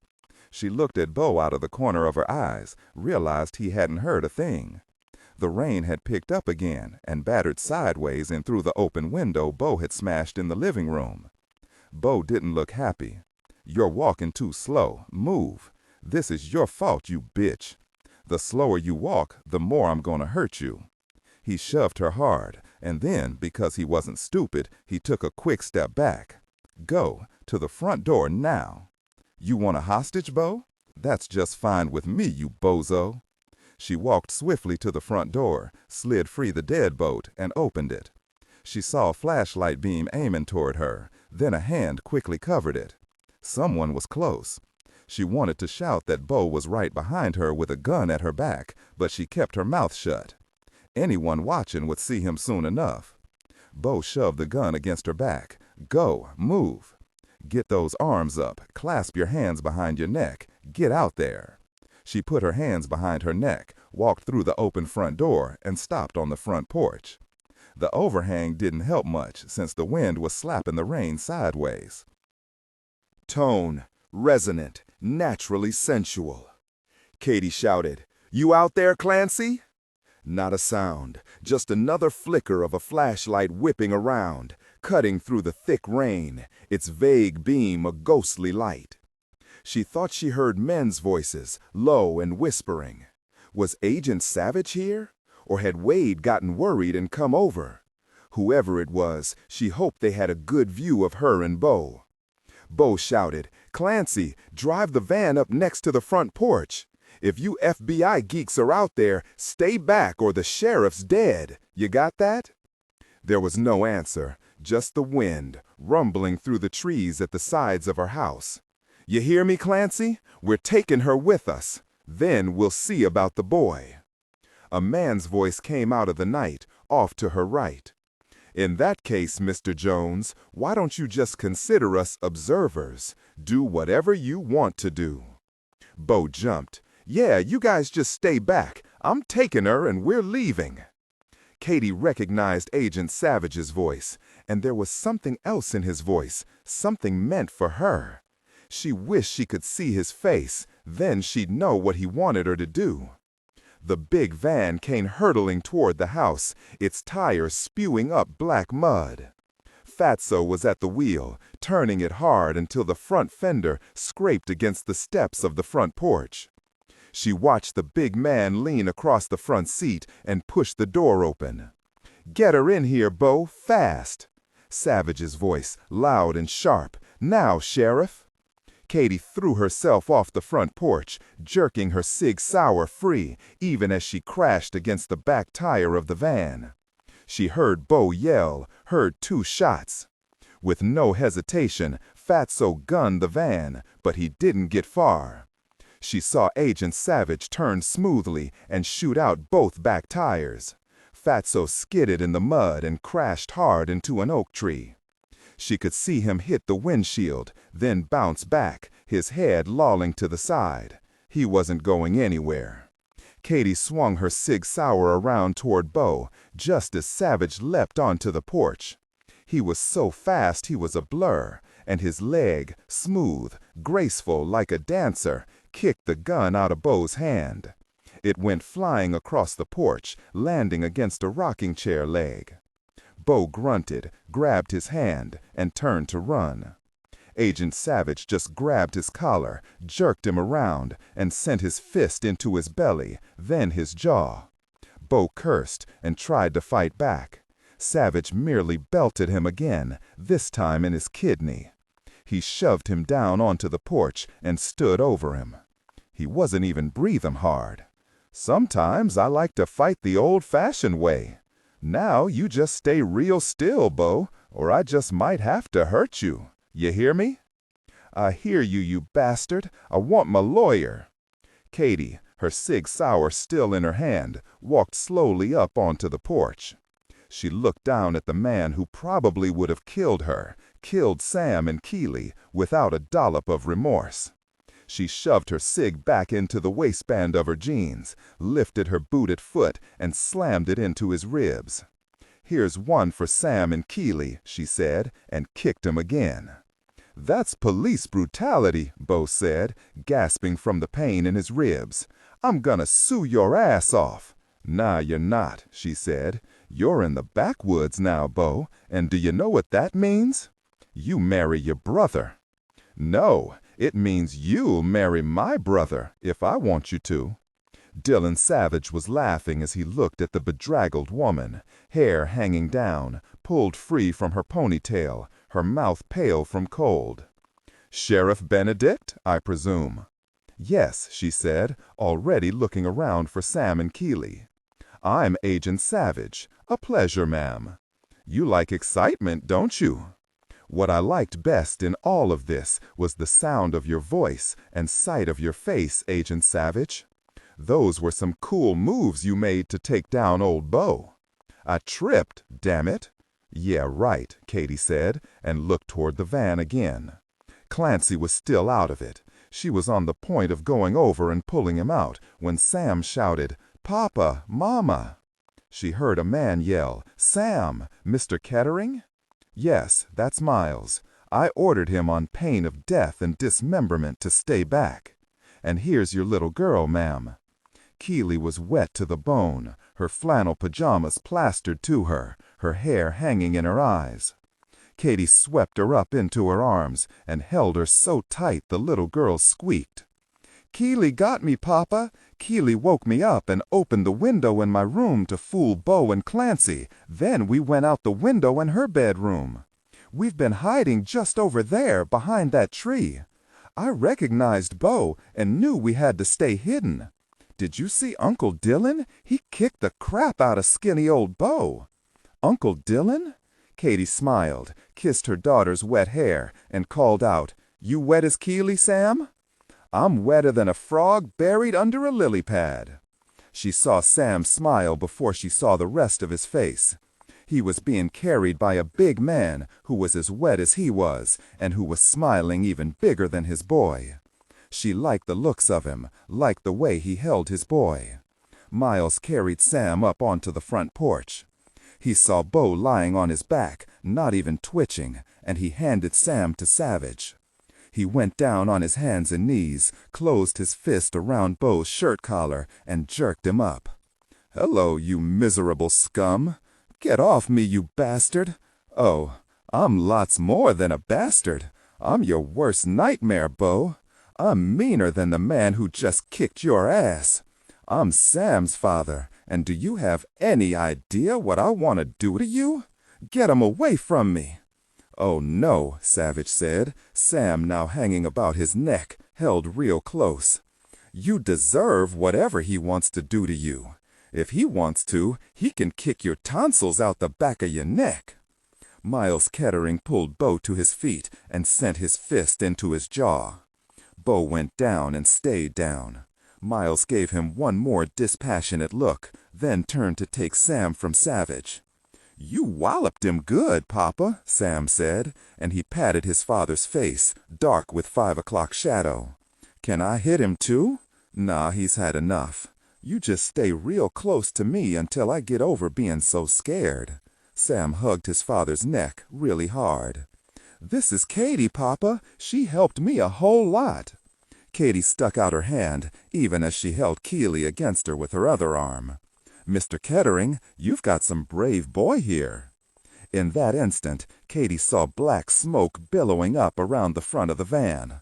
"Oh no, Fatso, I can't even see him through that smoke. I forgot about him. I've got to get him." She pushed Keely into Miles Kettering's arms and took off running toward the van. Savich, who saw flames licking up from beneath the van, yelled, "No, wait, no, Sheriff!" He leapt off the porch and ran after her.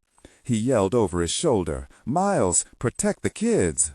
Katie was no more than 12 feet from the van when she was tackled from behind, hard, and smashed face down into the wet ground. In the next instant, there was a loud explosion, and the van blew up in a ball of orange, parts flying everywhere. He was covering all of her, his head on top of hers, his arms covering both their heads. The heat whooshed toward them, sucking the air out of their lungs, heavy, scalding. She heard him grunt. Oh God, something had hit him. She heard him suck in a breath, then she did the same. Then it was over. Everything was still again, except she could hear Keely crying, "Mama, Mama." He'd saved her life. He'd known the van was gonna blow, and he'd brought her down. Katie said, trying to turn over, "Agent Savich, are you all right?"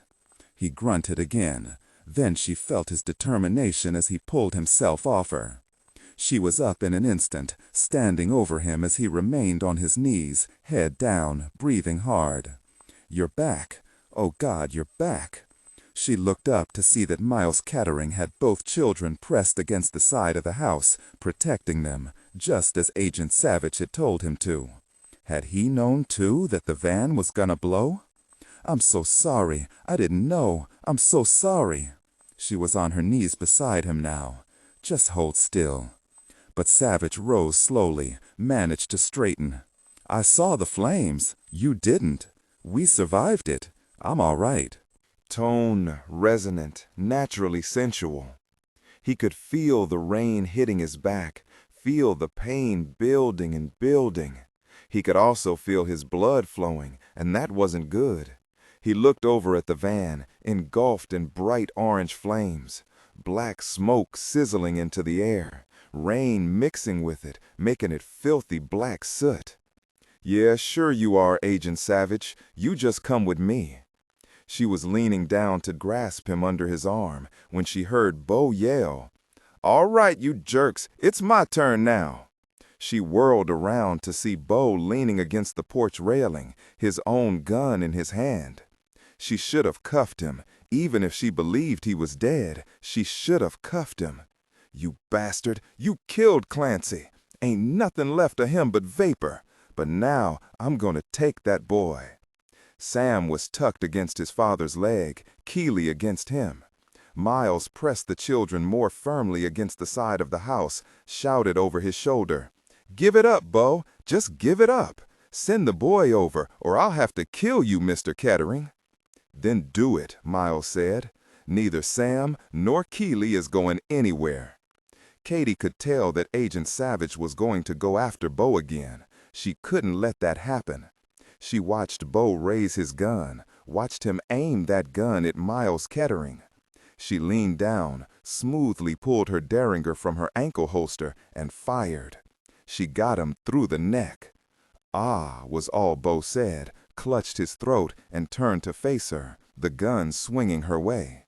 She fired again, this time a death shot, even for a Derringer, through his chest. Bo fell off the porch, landing on his back, his eyes open to the rainy night. The orange ball of flame flickered in his open eyes. Miles Kettering said, his arms wrapped tight around the children's heads, "Sam, I've got to see to things here. Promise me that you and Keely won't move an inch. Keep your faces against the house. That van just might blow up some more. Do you hear me? Not an inch." Miles raced down, pulled Savich over his shoulder in a fireman's carry and went into the house. Both children raced after him. Good, she didn't want them to see Bo. Put him on his belly on the sofa. I'll call 911, Katie said and quickly dialed. She got Marge, who always sounded breathless, told her to get an ambulance out here and Wade too, then hung up. Not more than 10 minutes. Now let's see how bad you're hurt, Agent Savich. But first she'd have to move her daughter aside. Savich said, "You're Keely?" One of his arms was dangling over the side of the sofa, and his feet hung off the other end. The little girl gently smoothed her fingertips over his face. "I'm Keely, and my mama will take care of you. She takes care of everybody. Do you know they pay her to do that?" Savich didn't want to laugh, but it came out of him anyway. It died in a gasp. His back was on fire. "I'm glad they pay her, Keely." "How bad is it, Sheriff?" It was Miles who said, "You've got a long horizontal gash, middle of your back, just above your waist, probably from a piece of flying metal. It doesn't look too deep, Savich, but it's nasty. You just hang on. Here's the sheriff." "We need to apply some pressure, Agent Savich." "Just Savich, or Dillon, that's what my wife calls me." "Okay, Dillon, I'll be right back. I'm going to have to put some pressure on this wound, and it's gonna hurt. I'm sorry." Savich closed his eyes and wheeled himself far away, back with Sherlock and Sean, his own little boy. "Miles?" "Yes, I'm right here, Savich." "You sure Sam's okay?" "I'm here, Uncle Dillon," Sam said, and patted Savich's shoulder. "Keely and I are both fine. Did you see the sheriff shoot Bo? Whap! She got him right in the neck, then shot him again when he turned that gun on Papa." So much for protecting the children, Katie thought as she came back into the living room with a thick towel. She leaned down and pressed the towel hard against the wound. Savich didn't know where the moan came from, didn't know he had it in him. The woman was very strong. "Tell me what happened, Sheriff," Savich said. Keely, her fingers still touching his cheek, said, "I heard that bad man talking to Mama in the living room, and I knew he wanted Sam." Katie said, "And so you made a lump in your bed with a pillow and went to wake up Sam?" The little girl nodded. She stuck her hand out to Sam, who took it. "He shoved up the window in my room, and we climbed out on my oak tree." She frowned. "Sam wanted to help you, but I told him that you're really tough, Mama, and that you would fix Bo's hash. Is that Bo out there?" "That's his sorry self, yes," Katie said. "Now, Dillon, how are you doing?" "Okay," he said, and she heard the pain in his voice. "You don't seem to be bleeding through the pressure. The paramedics should be here any minute. You're going to be okay. Make sure you keep the kids with you." "You can count on that," Miles said, and he knew that all the adults wondered what could possibly motivate those two to come after Sam again. Money. There had to be lots of money in it for them. Katie looked from Keely to Sam. "Now we've got two heroes. Well done, kids." They heard the sirens in the distance. Katie lightly patted his shoulder. "Just another minute. I guess Clancy is dead. I can't get near the van. The flames are just too hot and the smoke's too thick." "He couldn't have survived that blast," Savich said. "Don't worry about it." She heard men's voices outside. One she recognized. "It's Wade, one of my deputies." "Oh, what the hell happened here? You got a dead guy out here drinking rain." Katie walked to the front door. "Bring everyone inside, Wade. The paramedics will be here momentarily." Agent Savich's back was cut by a piece of metal. 9. Mackey and Bueller helped Savich to the ambulance. It felt like a 5-mile hike to Savich, who didn't think he'd ever want to walk straight again. Then eased him down on his stomach onto the gurney. "It'll be all right, Special Agent, sir," said Mackey, so impressed with having a federal officer as his patient that he nearly stuttered. "Sheriff, are you coming with us?" "Oh, yes. Give me a minute, Mackey." She turned to Miles Kettering, who was holding Keely in one arm and Sam in the other. "Could you bring the children to the hospital, Mr. Kettering?" "Oh, goodness, they're all wet. Could you change them into dry clothes? As you can see, Sam's wearing my sweats. You'll find another pair in my bedroom, folded in the second drawer of the dresser. They're drawstring, so you can pull them tight enough for Sam. All of Keely's clothes are in her dresser.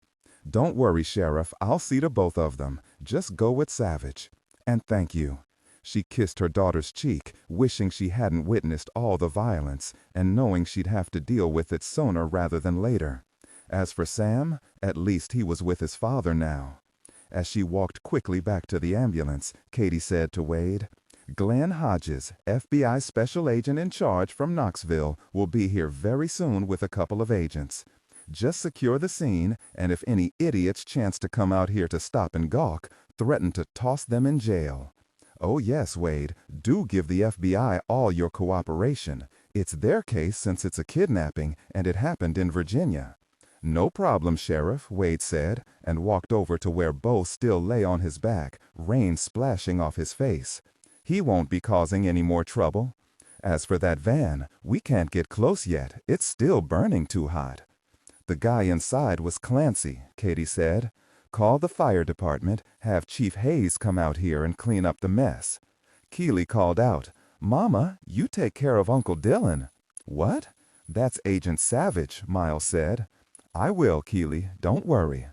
So many new people in her life in a very short time, and one of them hurt because of her.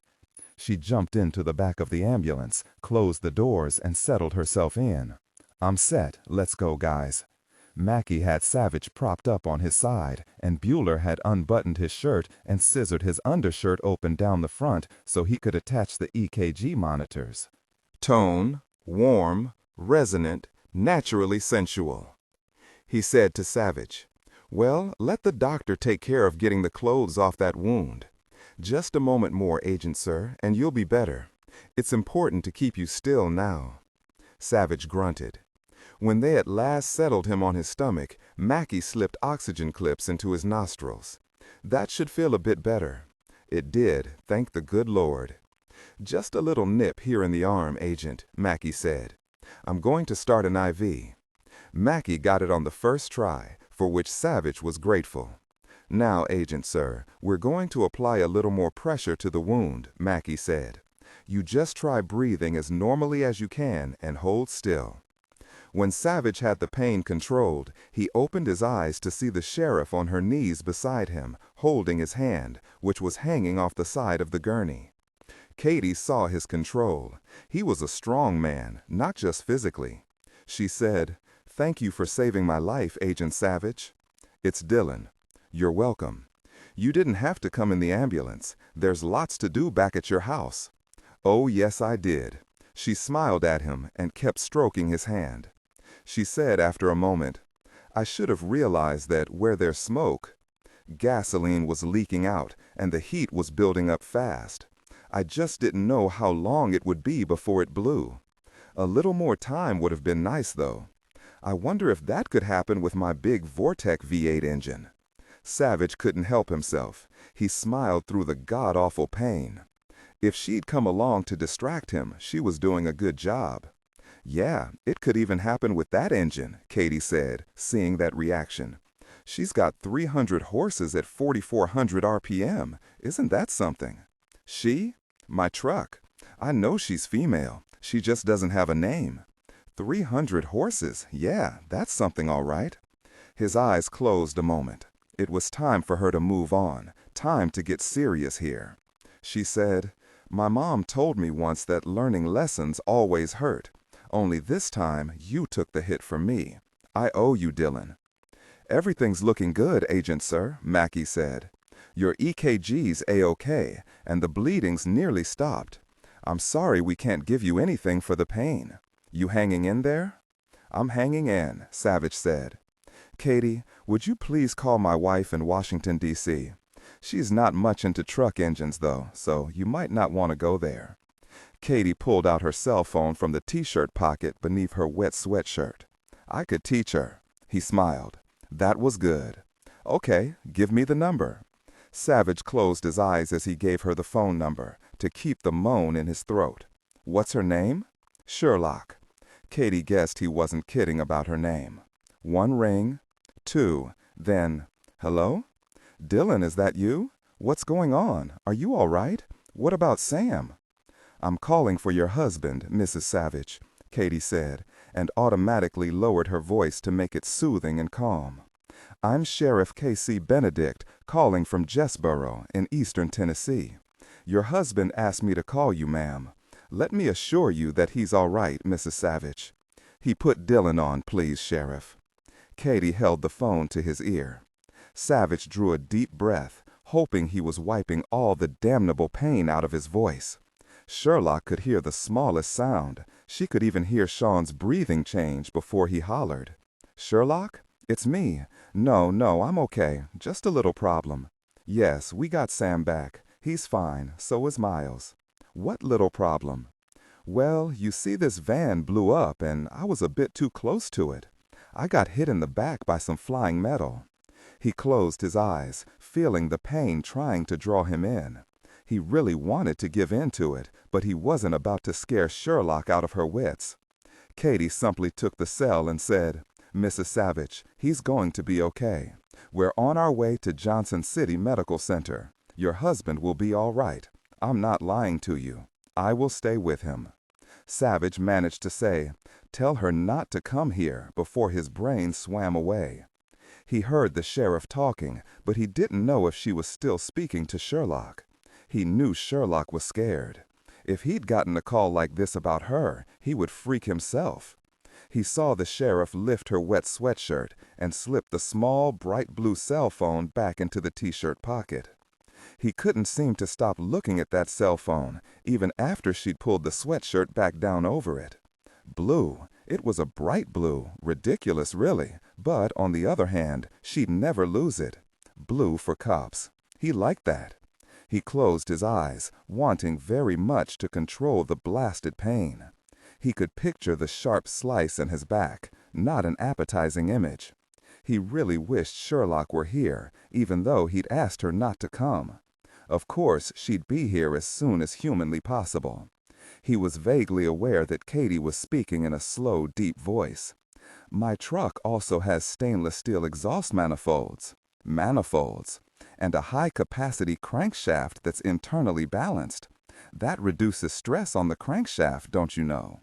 Did I tell you it was raining so hard this afternoon that I could barely see 10 feet in front of me, even though I have the remarkable high speed and twice as thick grade F windshield wipers on my truck?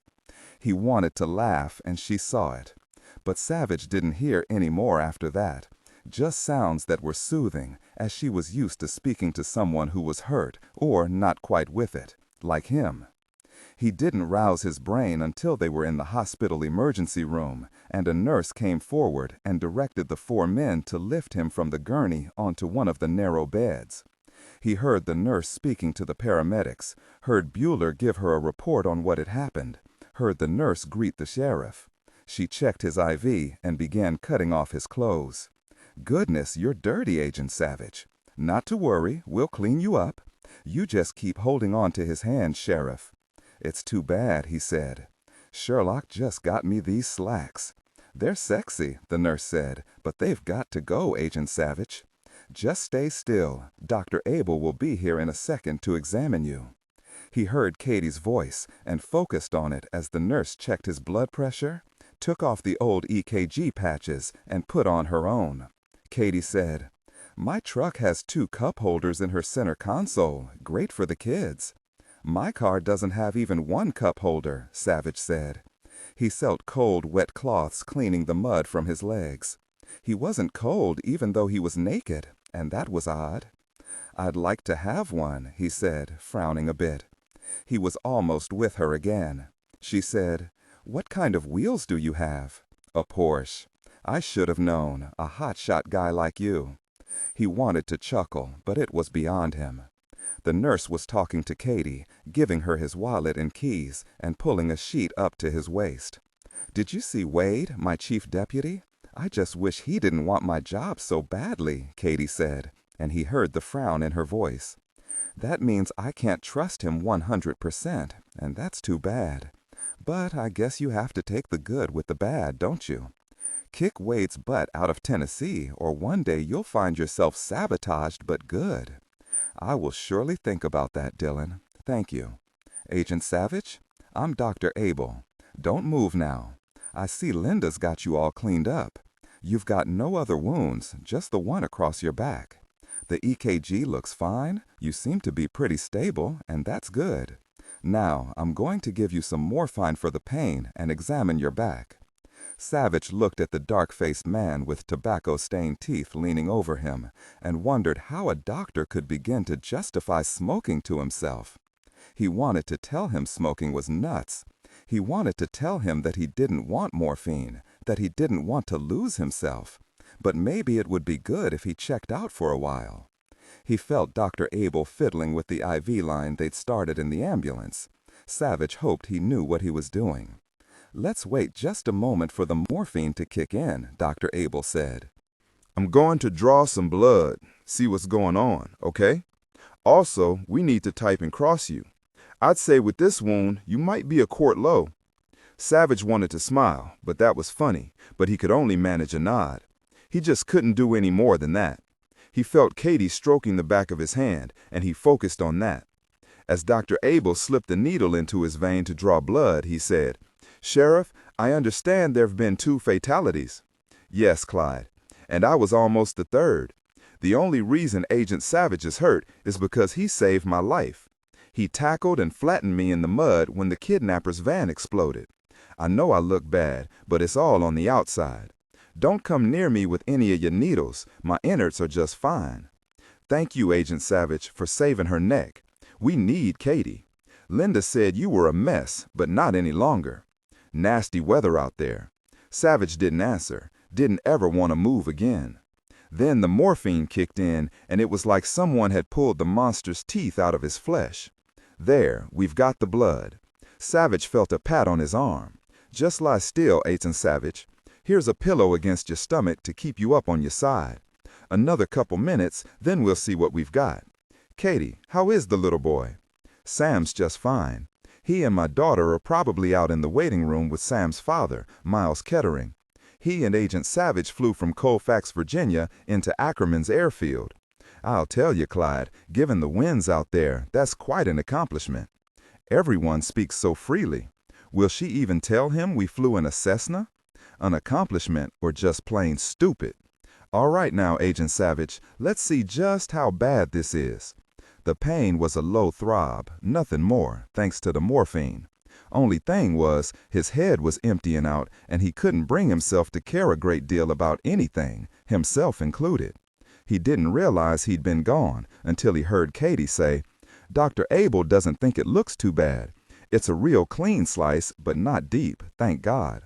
We're going to take you to the procedure room, Agent Savich, not the OR. It's just on the other side of the emergency room. It's nice and sterile and quiet. Katie, you can stay with them, but first you're going to have to jump in the shower. Then put on scrubs and a mask and those cute little booties for your feet." She patted his hand. "Don't worry, Dillon, I'll be right back. They'll let you in this procedure room? Since you're special, they'll allow it this time. Now, I'm going to go get hosed down. Until I get back to you, I want you to think about that really neat coolant loss protection on my truck." 10 minutes later, thoroughly scrubbed, Katie settled herself down beside Savich and picked up his hand. It was a nice hand, strong and tanned, with short buff nails. She remembered that Carlos' hands were like that, powerful and strong. A pity that her former husband's character hadn't matched his hands. False advertising all around. Good riddance to him. Savich heard a mellow baritone singing "Those Were the Days" and saw Dr. Abel's face leaning over him. 10. "Here's what we're going to do, Agent Savich," Dr. Abel said, his minty breath wafting over Savich's face. "We're not going to put you under. We're going to give you what we call conscious sedation. That means Linda here will inject some morphine and Versed into your IV. It'll keep you comfortable and sleepy. I'm now going to give you some local anesthetic, all right?" "All right," Savich said. They'd slid him from the gurney onto his stomach on a narrow bed, a sheet to his waist. Savich didn't feel pain, just Dr. Abel's fingers probing the wound. He wanted to hear more about the sheriff's truck, or maybe even hear Dr. Abel sing some more. But words wouldn't form in his brain, and so he just lay there, enduring. He wished he was with Sherlock, maybe playing with those fat rollers in her hair. Dr. Abel talked as he worked. Nothing vital seems to be cut, just your skin and a bit of muscle. You're gonna hurt a while, not be able to lie on your back for up to a week, but all in all, you're a very lucky man, Agent Savich. It could have been worse, much worse, and I'm sure you know that. Okay, I'm going to set the stitches in layers now, the deep ones and then the surface stitches. This will take a few minutes. Savich didn't feel any pain, just a dragging pull of the thread through his flesh, an obscene feeling he hated. You married, Agent Savich? Savich wasn't up to even a yes or no answer, and Katie saw it. Yes, he is, Clyde. I have a feeling his wife is going to show up here, even though he told her not to come.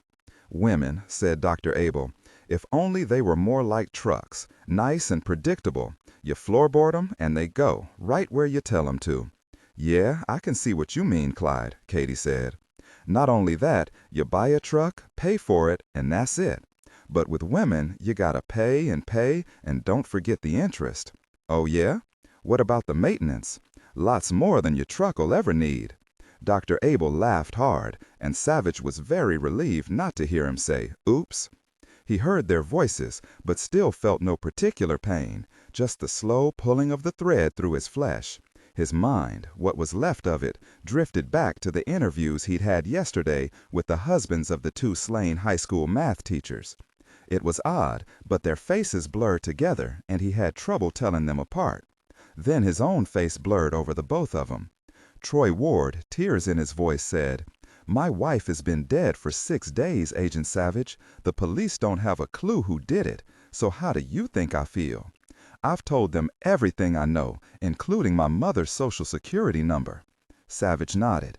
He didn't particularly like Troy Ward, the overweight sports announcer. The thing is, Mr. Ward, the FBI is involved now.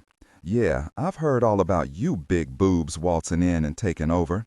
And now the TV's screaming that it's a serial killer. God, we don't need another one. That last one still gives me nightmares. No, we don't need another one. But I really need to know. Savage's brain floated away, and when he managed to snag some of it back again, Troy Ward seemed more overweight now than he had been just an instant before. Mr. Ward, have you spoken to Mr. Fowler, the other murdered woman's husband? No, I haven't. 2 grown men sitting together sobbing? It wouldn't play well in the football locker room now, would it?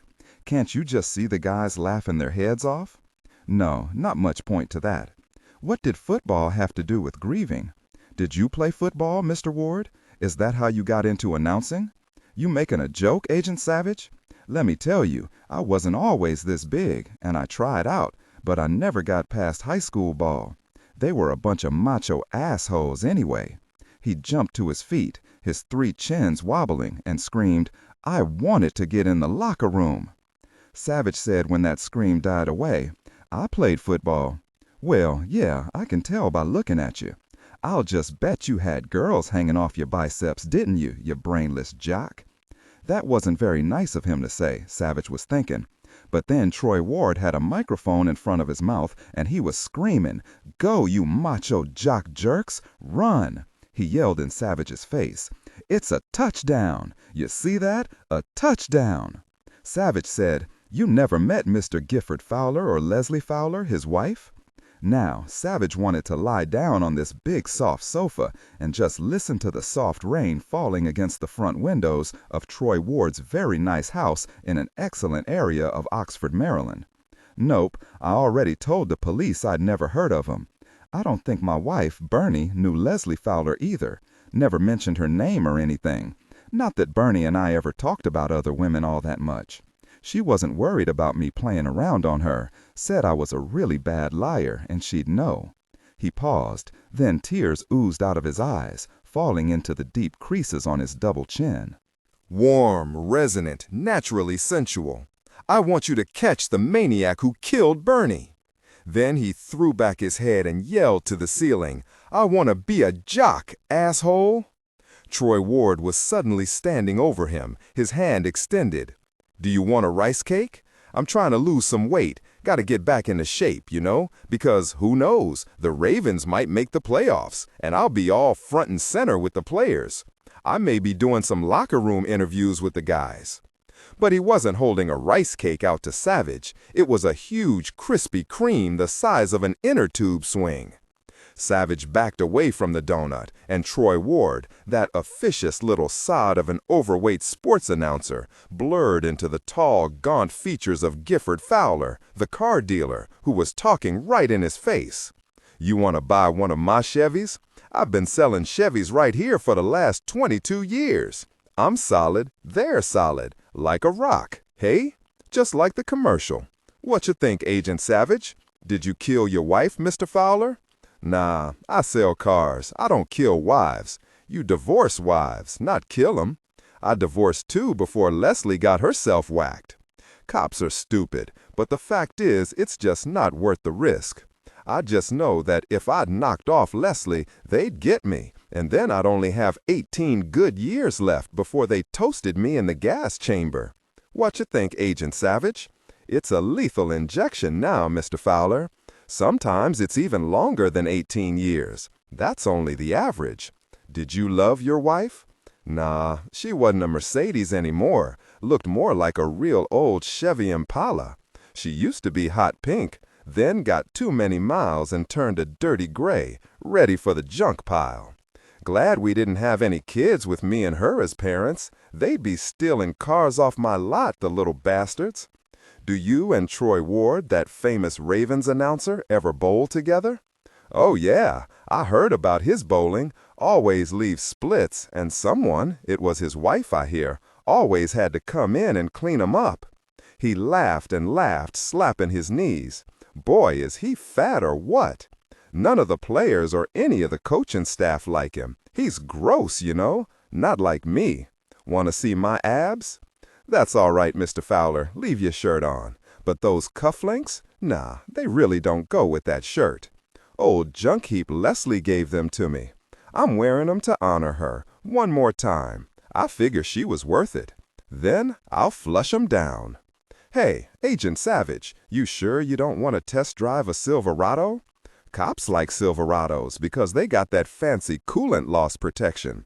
It would fit your image, all hard muscle, really hot for the girls. Hey, let me show you my hard muscles." As he unzipped his dark gray wool slacks, he softly sang, "When you wish upon a star." Voices. Savich heard voices, and this time they were close, and he recognized them, and could even make sense of them. It was Dr. Abel. "In deference to your wife, Agent Savich, I'm closing your skin real pretty so she'll think your scar's sexy." His brain wasn't floating anymore. It was hovering, and things made sense now, more or less. He said, "Sherlock thinks everything about me is sexy," and was pleased because it was true. Another scar will just give her someplace new to kiss. He'd lost all sense, and his tongue had lost its brakes. He heard a laugh from Katie. Then he saw Troy Ward again, stuffing that huge donut into his mouth, and there was Gifford Fowler dangling Silverado keys in front of him, winking, and then he threw the keys, and they went higher and higher, and even though Savich jumped a good 3 feet in the air, they kept flying away. "A woman with great taste," Katie said. She squeezed his hand. "You guys married long?" "I don't know about long," Savich said. "I knew her before I ever saw her. She says I'm her fantasy." "I'd sure like to be a woman's fantasy," Dr. Abel said. "She likes to scrub me down when we get home from the gym. There, you see, Clyde, she treats him just like a truck, keeps him nice and clean and revved up." Dr. Abel stopped stitching a moment because he was laughing. Savich was grateful he'd stopped. "We have a little boy, Sean. She says he looks just like me. Not fair, since she did all the work. All I did was just have fun and not even think about it." Dr. Abel said, "I had a little boy once, and you know what? The little bugger grew up. Can you bait that? After all I did for him, he had the nerve to grow up on me and leave. There, done. No more needles pulling through your skin. Sherlock got knifed once. I watched the doctor put stitches in her skinny white arm. It shouldn't have happened. I wanted to kill her for taking such a chance. Did she succeed? Katie asked. Oh, yes, Savich said. He sounded so proud and so pissed, with a layer of dopiness over it, that she had to smile. I doubt you'll remember any of this when you wake up tomorrow, Agent Savich, Dr. Abel said. But can you understand me? Savich nodded. Your antibiotics are in, and the wound looks fine. We're going to keep you here tonight so that the drugs wear off and make sure there aren't any complications. Not that I expect any. Your blood tests look okay. Now, I don't want you worrying about anything. Just rest. Again, you were very lucky. I know this wasn't a piece of cake for you, but if that metal had sliced your back any deeper, it wouldn't have been any fun at all. Now, I'm going to make sure you get a real good night's sleep. I sure hope you like sleeping on your stomach. Savich never opened his eyes, though he heard everything. He smelled everything, too, including a hint of lemony soap. Maybe he'd said some things that he normally wouldn't have said. Who cared? Now, he thought, he could just let go. Life was unexpected. You wake up in the morning, fed your little kid some Cheerios with a sliced banana on top, walked out into the sun, everything going along just fine, and then whap! That night, you're laid out in an emergency room in Tennessee. You got anything to say to Agent Savich, Katie? She lightly touched her fingertips to his cheek. Just that I can't wait to meet Sherlock, and you need to rest, she said as she pulled off the surgical mask. Savich wanted to say something, maybe to thank the doctor, but it just seemed too hard. He sighed and slept. Katie asked, how long will he be out? He could wake up at any time, but I hope not until morning, not all that long a time away. You know that sleep is the best thing for whatever ails you. Like I said, this man was lucky. I'm grateful to you, Clyde, and to his luck, she said. I'll be in the waiting room with Sam, his father, and Keeley. Let me know when Agent Savich is settled in. I know Miles will want to see him, not to mention Sam. You sure you don't want me to check out Sam? Nah, the kid's fine. Real proud of himself, and that's good. It'll help him keep the fear at bay.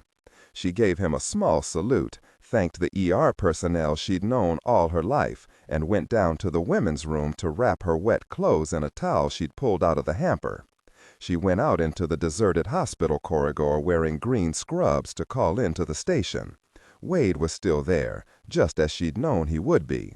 He brought her up to date, then gave her over to Special Agent Hodges. We saw the aftermath of all the excitement, Sheriff. I'm really sorry we missed it. We're sorry you missed it, too.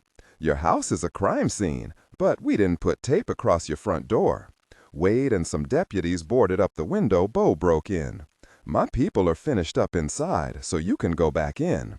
As for the van, it's still smoldering, and the fire chief roped it off. Is Savich all right? He will be, but he won't be doing push-ups for a while. Thank God his wound wasn't deep, just really painful. He'll be in the hospital overnight, just to make sure. Give him a week or so, says the doctor, and he'll be able to sleep on his back again. She listened to Glenn Hodges sing Savage's praises. Then he laughed. Warm, resonant, naturally sensual. We've got a three-way bet going here as to what time Sherlock will show up in the morning, if it takes her that long. Really? Katie said. There's no way for her to get here that fast, even driving. You'll see, Sheriff. We'll come over and visit Savich tomorrow.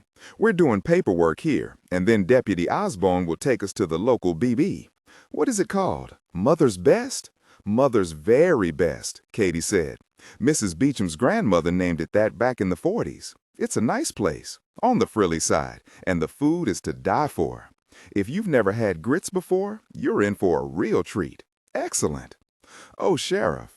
Agent Hodges paused a moment, then said, really sorry, but there's something else that you need to know, something you might not be expecting. You know I told you the truck was roped off. Well, that was after it was checked over real good. We decided not to bother you with it right away, what with your heading off to the hospital with Agent Savich, and Wade agreed with us. Didn't need to bother me with something?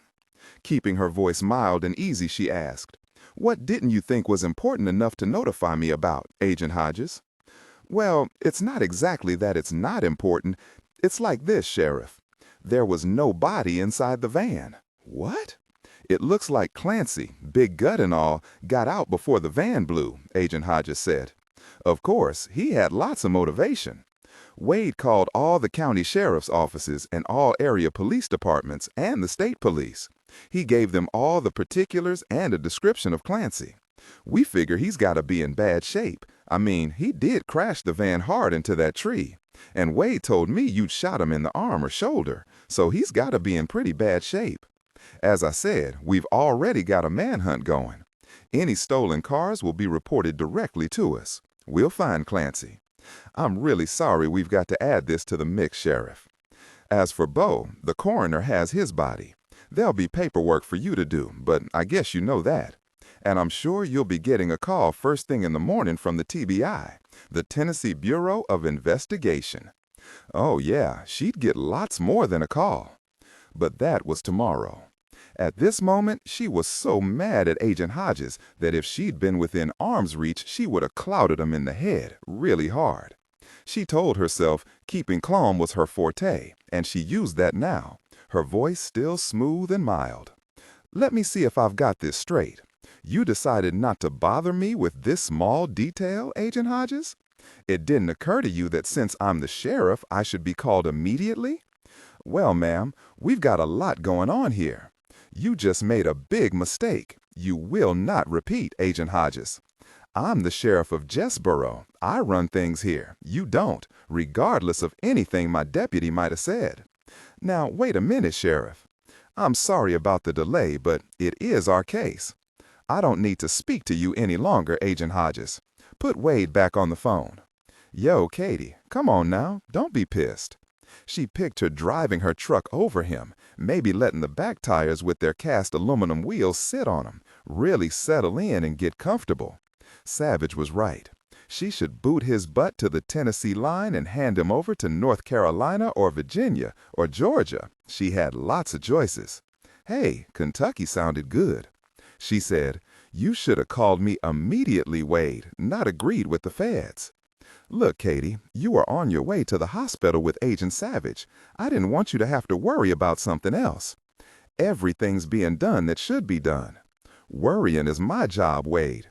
We'll talk about this tomorrow. Right now, I want you to bring our people in, have them go home and sleep, but keep a patrol going near my house. No, that's not enough. I want a couple of deputies sitting out in front of my house. If Clancy is alive, chances are he's hiding in the forest. If he's not badly hurt, he might double back. Oh yeah, tell Dicker to bring his dogs over to my house first thing in the morning, if Clancy hasn't been found by then. The state police can keep looking tonight. Those guys don't deserve much sleep. One other thing, check in with every family within a 5-mile radius of my house. Warn them. You got that? I already had Mary Lynn call all the neighbors. I do know what to do, Katie. He'll try to steal a car if he's able to. Yeah, we know that. He's a dangerous man, Wade. Keep reminding everyone just how dangerous. Yes, I have, of course. Even though I'm sending out deputies to guard your house, Katie, you be careful too. No telling what that moron will do. There's something else, Wade, something very important, but I think I'll let it wait until tomorrow morning when Agent Savich is back in the land of the living. You don't need to worry about it now, Wade. Wait. Whoa, Katie, Nah, you've got enough on your plate tonight, Wade, both you and Agent Hodges. She smiled as she hung up. That should have him thinking and cursing about me not telling him something. She pushed away from the wall and walked to the waiting room. Her brain was fried, or very nearly. So Fatso had managed to get out of the van and into the forest before the sucker blew. Well, wasn't that just peachy? Now she had to tell Miles, though she didn't want to. She had to tell him. It was his right to help protect his child. It was time to herd her daughter and her guests home. Maybe they should just wait and go to Mother's very best, just to be on the safe side. No, she was losing it. A headache started to burrow in over her left eye. Home would be safe. Home sounded like heaven right now, even with a boarded-up front window and a burned-out van in the front yard. She walked into the small waiting room that prided itself on having the oldest Time magazines anywhere, most of them from the Watergate period in the 70s. Keely was wearing her pajamas, a robe, and bunny slippers over nice thick socks. Sam had on a pair of Katie's gray sweats, with the legs rolled up more times than she could count. The long sleeves of her shirt pushed up as well, so thick it looked like he had tires around his arms. He had a pair of her socks on his feet. A nurse, Miles told her, had brought them each a couple of blankets and pillows. That would be Hilda Barnes, she told him. Hilda always took special care of any visiting children. Katie realized Miles was the only damp one in the waiting room. Sam was on his feet the instant he saw her. "How's Uncle Dillon, Katie?" "He'll be just fine, Sam. He'll be staying here tonight. Dr. Abel just wants to make sure everything is okay." Miles said, "You look sharp in your scrubs, Katie." Actually, she looked rather ridiculous, her hair in a ratty wet ponytail, the scrubs hanging off her. And she looked valiant. A strange thing to think, but it was true. She leaned down to scratch her knee. If only he'd known, he would have offered to do the scratching for her. "They wouldn't let me in with Dillon unless I got hosed down first. Here are my clothes, wrapped in this towel. Mama, I think you look cuter than Dr. Jonah. Let's just keep that between us." "Okay. Who is this man who needs to shave?" "You mean me, Keely?" Miles said, momentarily distracted. "You know who I am." "Your mama needs some aspirin." "How did he know that?" "No," Keely said. "The man in the picture, in the magazine." "Oh, that was President Nixon," Katie said. "I was born just before he resigned, a very long time ago." "When was it?" "In 1974, Miles said. "I was just a bit younger than Sam." "Does your head hurt, Katie?" Sam said, and looked up at her. "Just a little bit. Don't worry about it. Miles, I hear there's a bet on as to how fast Sherlock will get here." "Doesn't matter," Miles said. "When Sherlock's on a mission, if you don't help, you'd best get out of her way. Now, kids, it's after midnight. Time for both of you to be in bed again." "I'm not tired," Keely said immediately, and yawned. "Sure you're not," Katie said, and swung her into her arms. Warm, resonant, naturally sensual. She smiled at Miles Kettering, a man she'd not even known existed until she'd come across Sam. His clothes looked damp and itchy, the wool smelled, and his feet squished in his shoes. But no matter, he'd made the kids comfortable. "You look dead on your feet, Miles. Maybe close to a coma even." Actually, even with fatigue and worry for Sam etched on his face, those eyes of his were brilliant with relief and just plain happiness. She knew to her toes that he was a strong man, competent, a good man who loved his child more than anything. Miles Kettering was so tired after 2 days of little sleep and endless worry that a coma didn't sound like a bad thing. "I'm good for a few more miles yet," was all he said. He rose slowly, Sam in his arms, looking like he never wanted to let him go again. And she knew exactly how he felt. He wanted Sam close. He wanted to feel Sam's heartbeat against his palm, to know that he was safe and with him again. "Let me take Sam to see Dillon for a moment. He's scared, and I want to reassure him. Then we'll be right with you." At that moment, a nurse came around to let them know Special Agent Savich was in his room on the medical ward. "That was good timing," Miles said. "Could you get some aspirin for the sheriff, nurse?" "Oh, sure. Katie, just a minute. I'll get you some even stronger stuff." "Not too strong," Katie called after her. "I can't be comatose just yet. I want to see Uncle Dillon, too," Keely said. Katie knew no one was about to keep the kids out at this hour. Almost everybody here had known Keely from the moment she was born, 5 years before, just 2 floors up.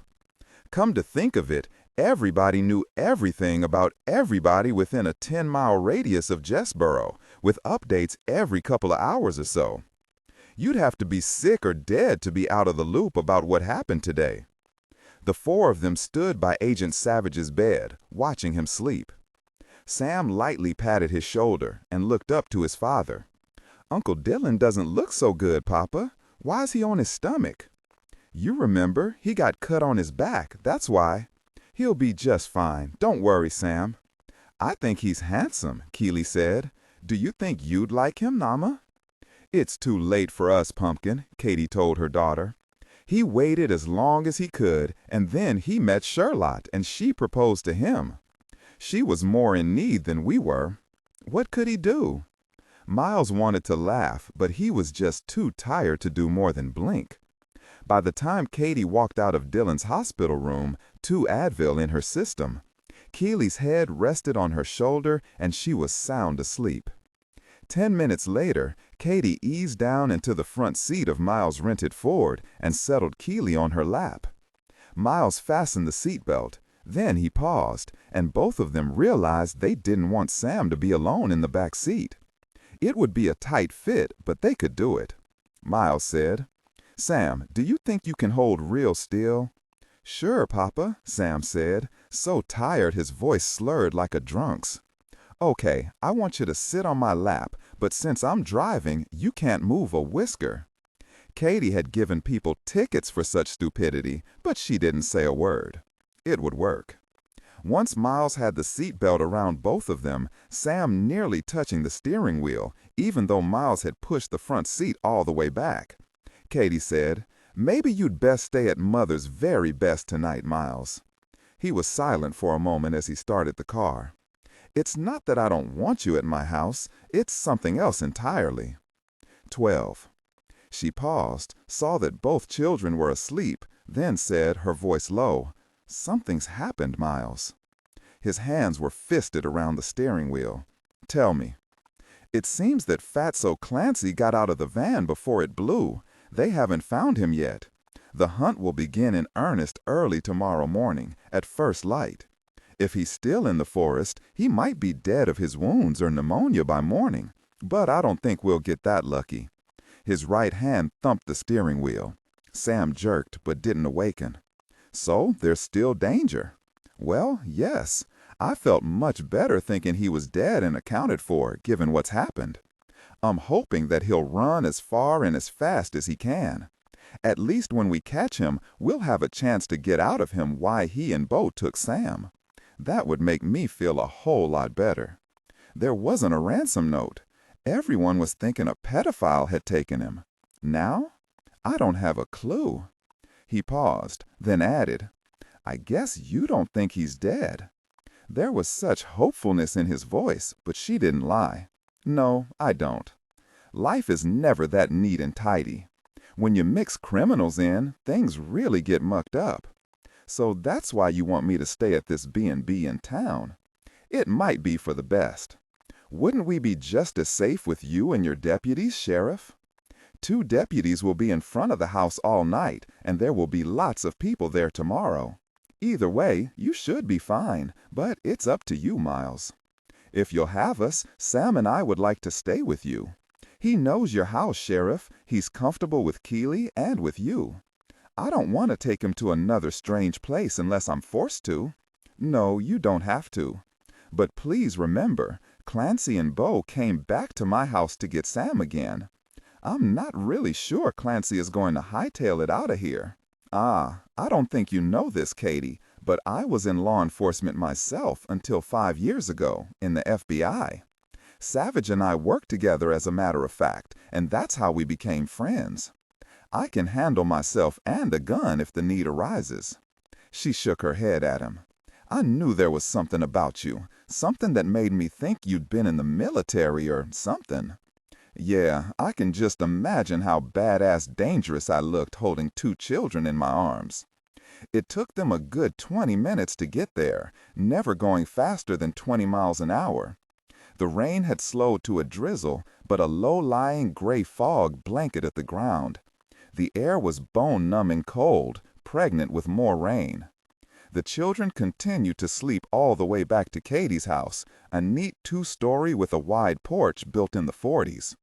It was just outside Jessboro proper, along a road lined with tulip poplars, set back on 5 acres that were mostly covered with hardwood trees, beech, red maple, white ash, sassafras. Miles said, "Do you know, I can't see the mountains, but I know they're there, nearly in your backyard. Just wait until morning. Fall is the most glamorous time of the year. So many different trees, so many bright colors, each one distinctive. Come back, say, the end of March, and it isn't so pretty. Miles pulled the Ford in behind the deputies. Katie waved to them, then handed a sleeping Keeley to Miles to put on his other shoulder. She watched him pause a moment and stare at the still smoldering van and the boarded-up front window. Then he took the children into the house. Katie was pleased the car was parked right out in front, as conspicuous as could be. No way Clancy could miss them. They also had a huge thermos of black coffee on the front seat between them, enough, they assured her, to last them until doomsday or later. It was nearly 2 a.m. when Katie handed Miles a cup of hot chocolate and pointed to a big easy chair. "Why don't you drink this? I find hot chocolate always slows me down, even if my brain is revving. I'll bet it'll send you right off to sleep. Your headache under control? Oh, yes, but how did you know?" He smiled at her. "I just knew." She couldn't help herself and smiled back. "It's been an eventful day," she said, and both of them sipped the hot chocolate. She closed her eyes in bliss as it warmed her belly. An understatement. Both kids were boneless. I just poured them into their beds. It's always amazed me how a kid can do that. Katie smiled. "Thank you for taking care of Keeley. My sweats are warm even if they don't fit Sam very well. I haven't had time to wash his clothes. We can do that first thing in the morning." Warm, resonant, naturally sensual. Sam's a brave kid. Yeah, he is. Obviously, it's you who deserves thanks for saving my son's life. I owe you, Katie. I owe you forever. You're welcome. Remember, Sam saved himself. It was luck that I was driving really slow and Keeley saw him. Miles said, "When I put Keeley to bed while you were drying my clothes, she still had that blanket Hilda gave her at the hospital. She didn't want to give it up. Didn't mention Oscar? That's her rabbit. They've been inseparable since she was 6 months old. She sleeps with her rabbit? Oh, sure. Does Sam have a favorite animal he sleeps with?" "Yes," Miles said. "A big stuffed frog named Ollie. It's really ratty, but Sam refuses to let it go." Wait just a second. Katie left the living room only to return a few seconds later, a big green frog under her arm. Would you look at this, sitting in her closet? Her grandmother, my mother, gave it to her for Christmas last year. Maybe Sam would let it be a stand-in for Ollie. He smiled, the first one Katie had seen. "You have a name for the critter?" "Oh yeah, she's Marie. Sam might not want a girl. Trust me, green isn't girly. And you'll make it." She watched him close his eyes again, saw the tension flooding back over him, and waited. After a minute or so, he said, "Best I can tell, Sam was taken out of his own bed close to dawn, early Friday morning. It's been like an unending nightmare." He swallowed convulsively. Katie just let him talk. "I went to get him up for school, and he wasn't in his bed. I thought he was in the bathroom, and I went yelling for him to hurry up. It took at least 5 minutes before I realized he was gone, that someone had taken him. My first thought was a sexual predator, and believe me, the FBI checked that out immediately. Then we all wondered if it was some sort of revenge. After all, I'd been in the FBI myself and captured some bad guys. Since I own a good-sized company, it could have been ransom. They spoke to my sister-in-law, to some of my employees, even a couple of friends. It all takes time, so they'd really just gotten started. But no matter what the agents said, no matter what they did, all I could think about was some child molester had gotten him." His voice broke. He opened his eyes. "I wanted to hope, to believe that the FBI would get him back, but there have been so many kidnappings, and the kids either disappear forever or they're found dead. I've never been so scared in my life. I'll bet I can't imagine how I'd feel if it were Keeley." She shook her head. "Did Sam tell you that his mama got him moving when Bo and Clancy had him at the cabin?" "No, he hasn't had time to tell me everything yet. I hope your wife is all right." "His mother has been dead for 2 years now, a car accident." "Oh, I'm so very sorry. Sam never told me." He smiled wearily. It's all right. He doesn't talk about it yet. His mom speaks to him every so often. Funny thing is, sometimes she talks to me too. Of course, it's just in my head when I'm stressed out or something, and I have a problem that's all muddled in my mind. But if she spoke to Sam to help him get away, good for her. He shrugged. Maybe, somehow, he needed her to help him help himself. And so he did. Can you tell me what happened, Sheriff? Sure. Let me tell you about Sam's great escape. She spoke for maybe 2 minutes, then realized her audience had nodded off. She leaned down and lightly shook his shoulder.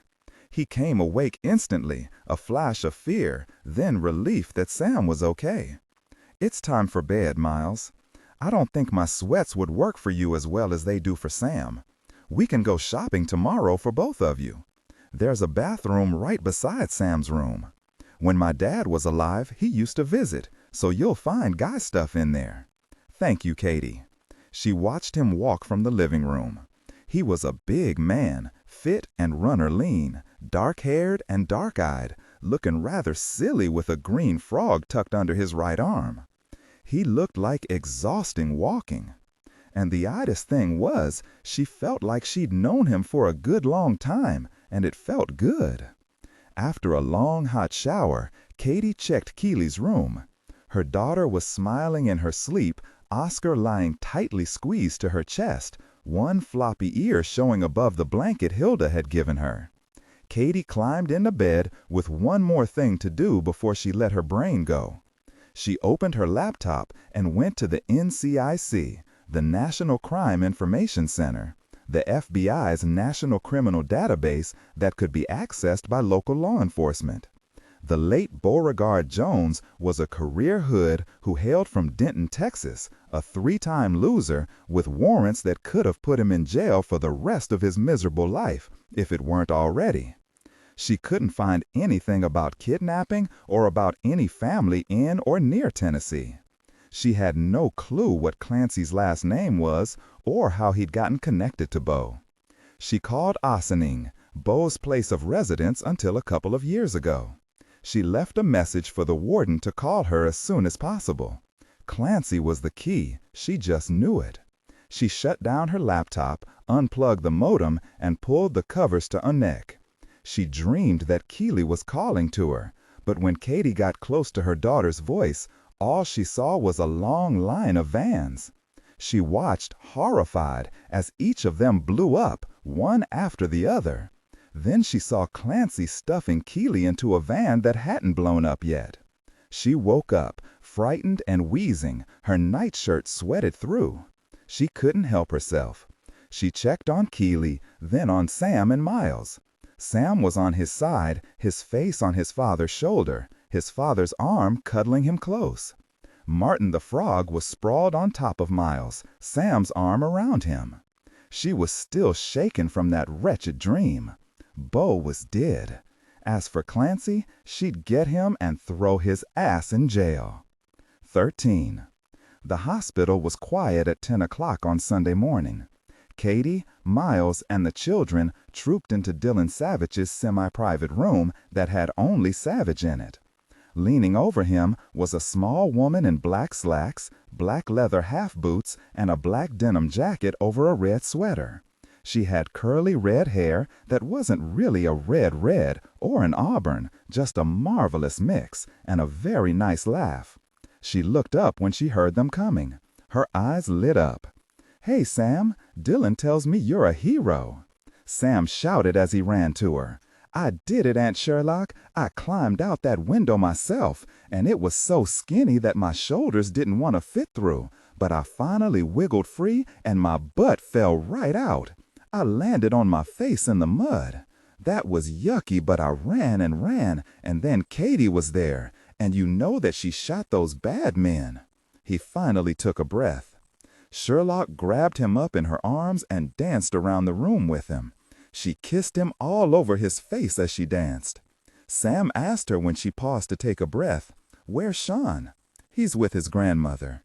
"I'd bet that right now he's sitting in church." "That could be bad," Sam said to Katie. "Sean doesn't like to sit still." "You're right about that," Sherlock said, and kissed him one final time. "We bribe him with graham crackers." Sam immediately turned to Savich. "You're sitting up, Uncle Dillon. Are you better?" "I'm just fine, Sam, just a bit stiff." Savich hugged Sam against him, doing his best not to wince when the boy's hands brushed against the bandage over his back. "Sherlock's going to spring me today," she promised. "Did you and your dad sleep at the sheriff's house last night?" "Yeah, Papa slept with me. I got hot, but he didn't want to let go of me." "I wouldn't let go of you either," Sherlock said. "Okay, what else do you have to tell me, Sam?" "When I woke up, there was this strange frog on top of Papa." "That was Marie," Miles said to Sherlock. "A big green stuffed frog, on loan from Keeley." Sam was outraged. "He isn't a girl frog." "You said his name was Martin," Miles said. "Hey, I thought you were so macho that it wouldn't matter." Tone, resonant, naturally sensual. Isn't that right? While Sam looked uncertain, Miles said, "I told Katie that you'd be here this morning, Sherlock. How'd you manage it?" Savich said, "She called Jimmy Maitland, our boss, told him I was in bad shape in Tennessee, and he sent her over in a Black Bell jet helicopter." "Oh, wow," Sam said. "Katie, my papa makes parts for helicopters, and he can fly them too. Can we go home in a helicopter, Papa?" "Very doubtful," Miles said, "particularly an FBI helicopter. Every taxpayer who didn't get to ride in it would be pretty upset. Isn't the Cessna any good anymore, Sam?" While Sam was trying to explain how much cooler a helicopter was, Katie met Sherlock. Sherlock took her hands and just held them in hers.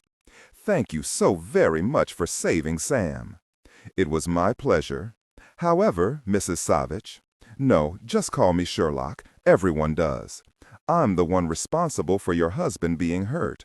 If I hadn't run toward that van—" No, that's quite enough. I'll admit I was angry at first, but then Dillon told me how you saved Sam not once, but twice, by shooting Bo when it was crunch time. So we can stand here and thank each other, or we can get on with things." Katie looked at each of them in turn. "There's something I've got to tell you two. You may not know yet." Every eye went to her. "Clancy wasn't in the van. He got out before it blew. We've got a manhunt going on." "If he's anywhere near here, we'll get him," Savich said. "Do you have dogs, Sheriff?" "Yes, Bud Dicker has 4 hunting dogs. They've been out since about 6 o'clock this morning." "No word yet," Sherlock said, frowning.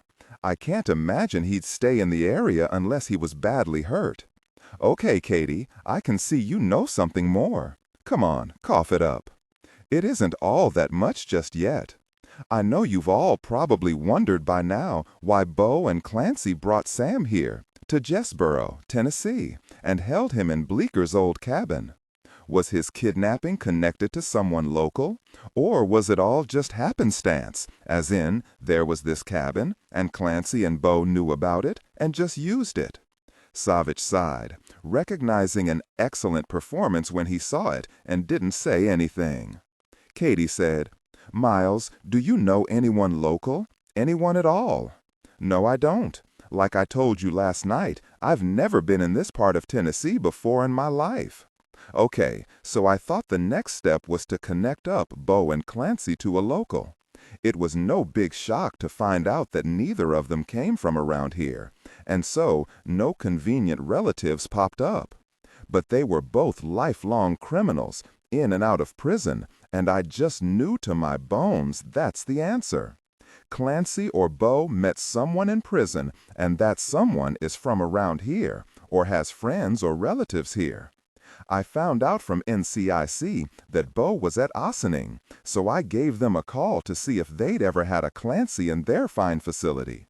Ossining got back to me just a little while ago, and sure enough, Clancy Edens had enjoyed their hospitality until about 8 months ago. Conspiracy to commit kidnapping. It turns out one of the kidnappers got cold feet and ratted out his friends. They faxed me his photo, and he's our boy. I had copies Xeroxed and plastered all over town. Problem is, I just haven't found any connection between Clancy Edens and someone local. Savich smiled.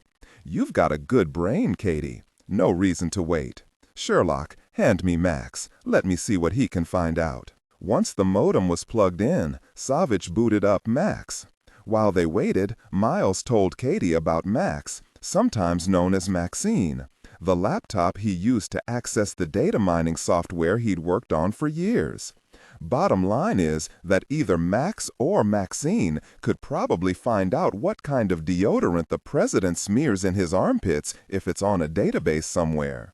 He's even better with computers than I am, Miles added, and that bums me. It really does.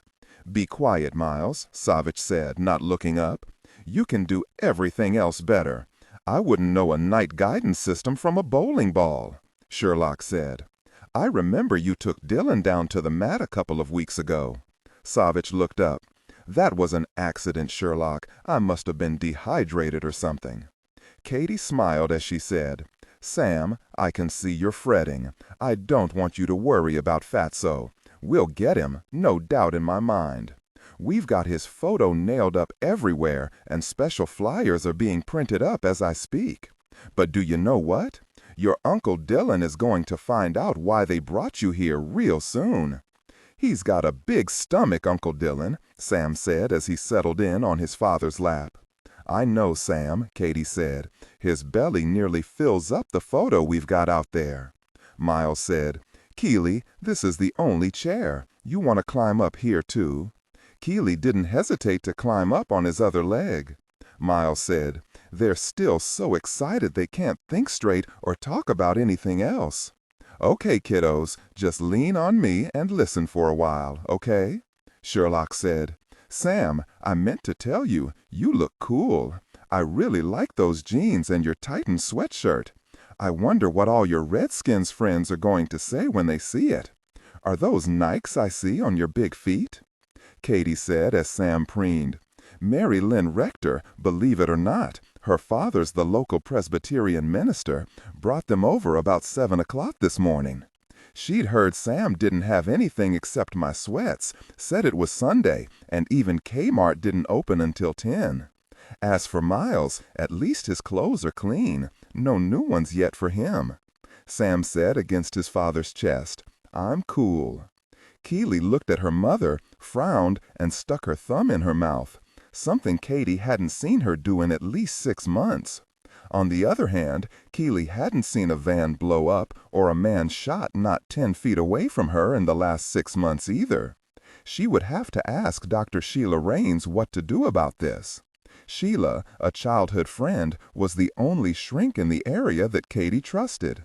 She moved to stand beside her daughter when Sherlock said, Mr. Maitland wanted the other FBI guys to fly here with me, you know, the ones working with us, Miles, but I convinced him to let me come out right away. But I wouldn't be surprised if Butch Ashburn showed up here today. He's a bulldog, Katie. Is he like Glenn Hodges? More so, Savich said, still not looking up. I can just hear her now, Katie, telling Maitland that she'd get things all cleaned up herself. No reason to load the helicopter down with unnecessary personnel. At that moment, Glenn Hodges and 2 other agents stuck their heads in the door. 2 of them had huge grins on their faces. The third looked really down. We knew you'd be here, Sherlock. Hot diggity, I just won $50 off Jesse here. The poor stiff said you wouldn't show up until 2 o'clock this afternoon. There was a boo and hiss from Jesse. Well, of course I'm here, Sherlock said to Glenn Hodges. Where else would I be? Jesse here, Savich said to his wife, just didn't realize that you were perfectly capable of moving a mountain or 2 to get what you wanted. There was a bit of laughter. Then Agent Hodges said, Sheriff, Mother's very best is just excellent.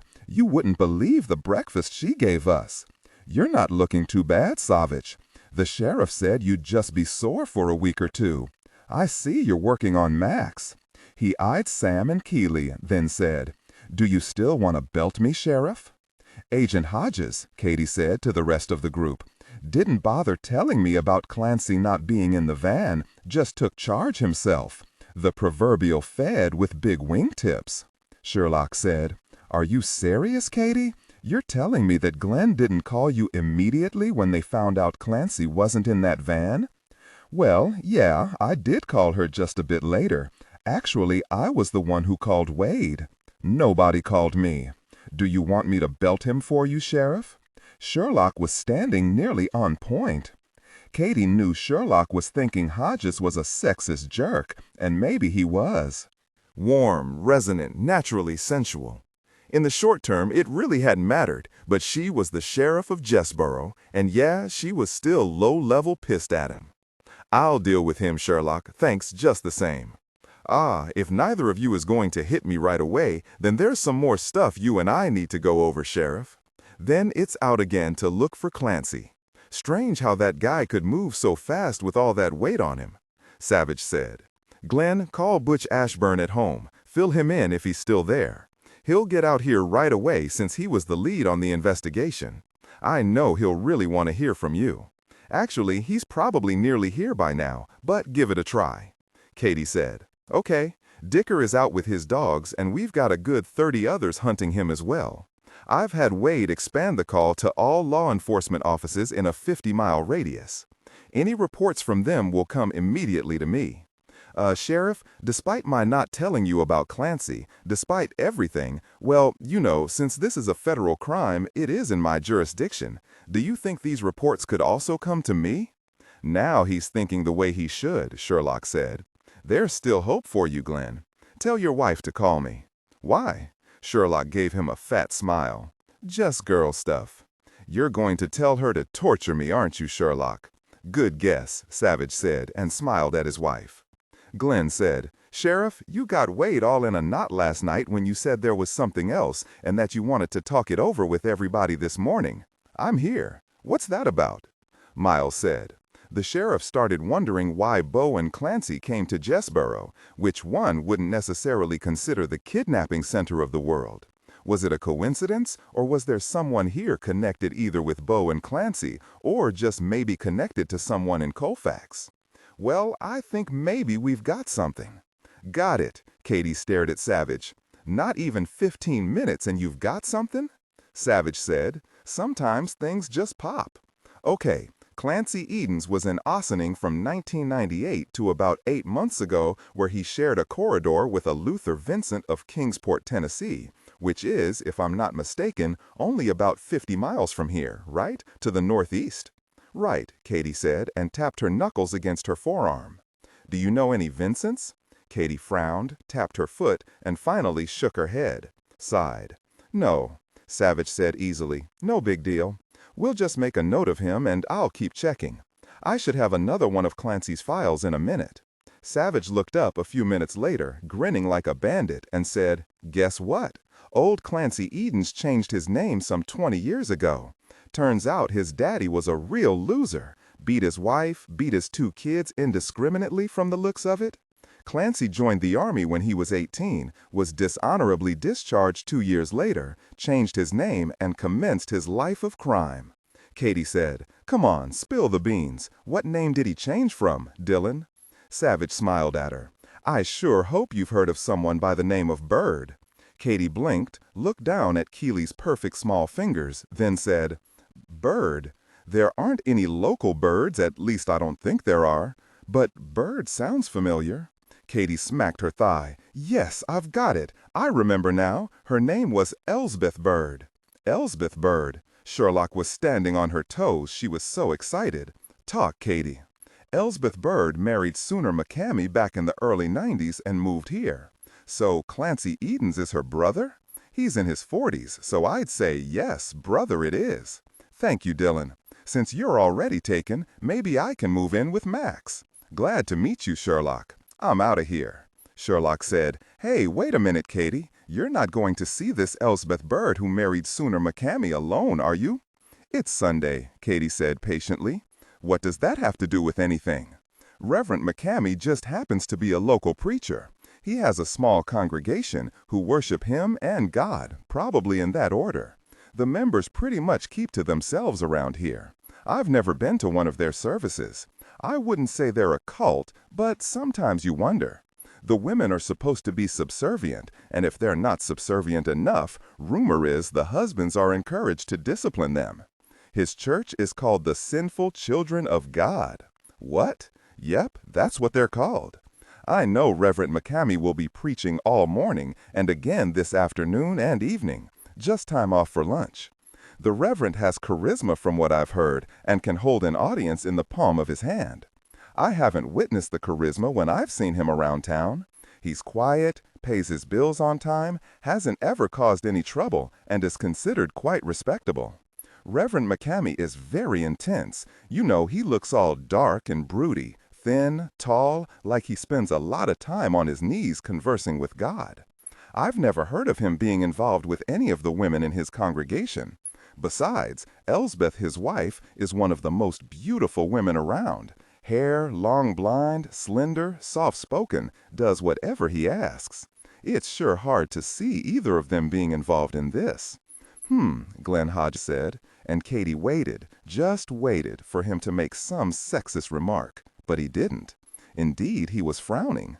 Doesn't sound true to type, he said finally. You're right, Katie said. He's always polite, always pleasant, but there's just something about him, something that makes you want to take a step back, if you know what I mean. How many people in his congregation? Sherlock asked. Maybe 50, 60, I'm not really sure. I'm thinking I'll just swing by their house, check it out a bit, see if just maybe Clancy is hanging around out there. He's her brother after all. Where else would he hide? I'm going with you, Katie, Sherlock said and slung the strap of her purse over her shoulder. No way are you on this little sightseeing visit by yourself. What about me, Mom? You stay here. Oh, dear. She stared blankly at Miles, who was giving her a crooked smile. Go get 'em, Tiger, Miles said. Keely, you and me and Sam are going to stay and play gin rummy with your Uncle Dillon and maybe have some lunch in the cafeteria. What you think? I don't know how to play gin rummy, Keely said. I want to go, Papa. Sorry, kid, not this time. They serve who also wait, or something like that. Keely, you'll learn real fast. Now, say goodbye to your mom. Goodbye, Mom. I'll see you soon, sweetie. Take another pain pill in exactly 31 minutes, okay? Sherlock said as she kissed her husband's whiskered cheek. And find out if it's at all possible the McCameys could be behind Sam's kidnapping. A preacher wanting Sam, Miles said as he settled Sam back onto his lap. I can't begin to imagine why. Katie shrugged. I'll bet Clancy has visited Elsbeth here in Jessboro, knew about Bleeker's cabin, and that's why they took Sam there. You ready, Sherlock? Could Elsbeth McCamey be involved in this? Katie just didn't think that could be right. Elsbeth was a wuss, a woman who worshipped her husband and was utterly and completely dominated by him. She never even referred to him by his first name. Glenn Hodges said, I should go with you, Sheriff. Like I said, this is a federal case, and Sherlock said mildly, I'm a Fed last time I checked, Glenn. You keep heading up the search. Welcome Butch Ashburn when he arrives, wingtips polished. The women are going to the preacher's house. 14. As Katie turned onto Boone Street, she said to Sherlock, That's Town Hall, where Mayor Tommy hangs out. I've got about 6 messages on my voicemail from him already this morning. And that's the combination police department and fire station. We're coming up on Main Street, Jessboro's main drag. You're in for a treat. Sherlock was already craning her neck to see everything. Warm, resonant, naturally sensual. The sky had cleared after the heavy rainstorm of the night before, and the fall leaves were in full color, with spectacular reds, yellows, and golds. Beautiful old buildings lined the brick sidewalks. Sherlock saw half a dozen churches, with spires rising above the brilliant trees.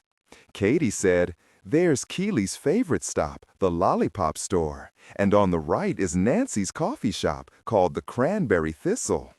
There were antique stores and galleries, a saddle shop, several gift shops, including a quilt shop that Sherlock would have liked to visit, and an enclosed marketplace.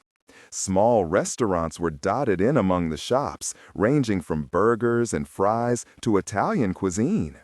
This is lovely, Sherlock said, turning in her seat to look back down Main Street.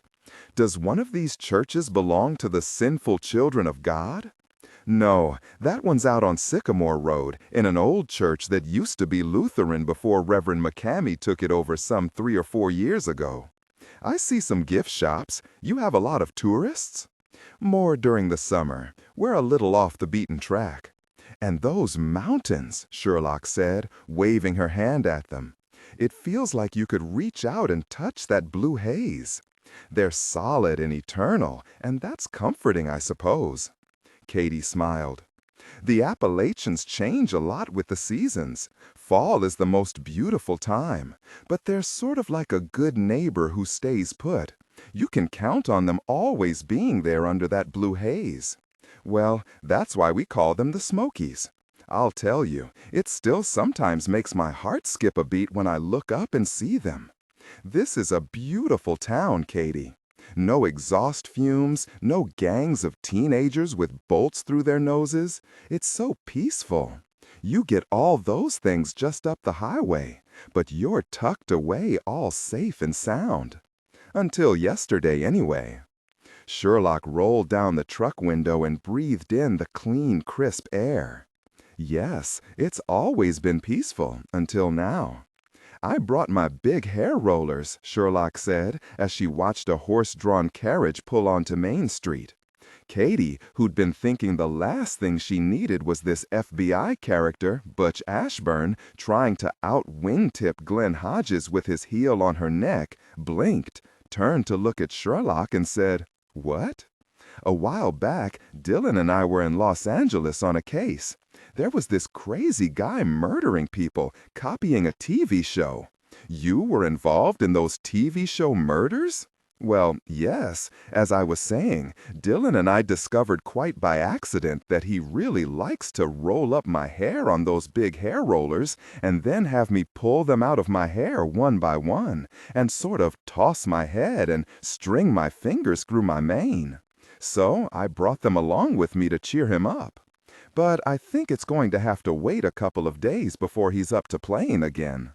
Katie laughed. Hair rollers? I never thought of that. I hadn't either until I met Belinda Gates, Sherlock said. Boy, could she pull out hair rollers. It was enough to make Dillon sweat. She's that actress who starred in The Consultant, isn't she? Yup, she's the one. A real piece of work. Actually, I liked her when I didn't want to punch her out. You wouldn't believe some of the people we met in Hollywood. They were so crooked you wondered how they could walk. You've got a cute kid. What is she, 5? Yes, she just turned 5 last month. She's all mine, thank God. Sherlock wanted to know what she meant by that, but it was too pushy to ask, at least this soon. Tell me more about Elsbeth Bird McCamey.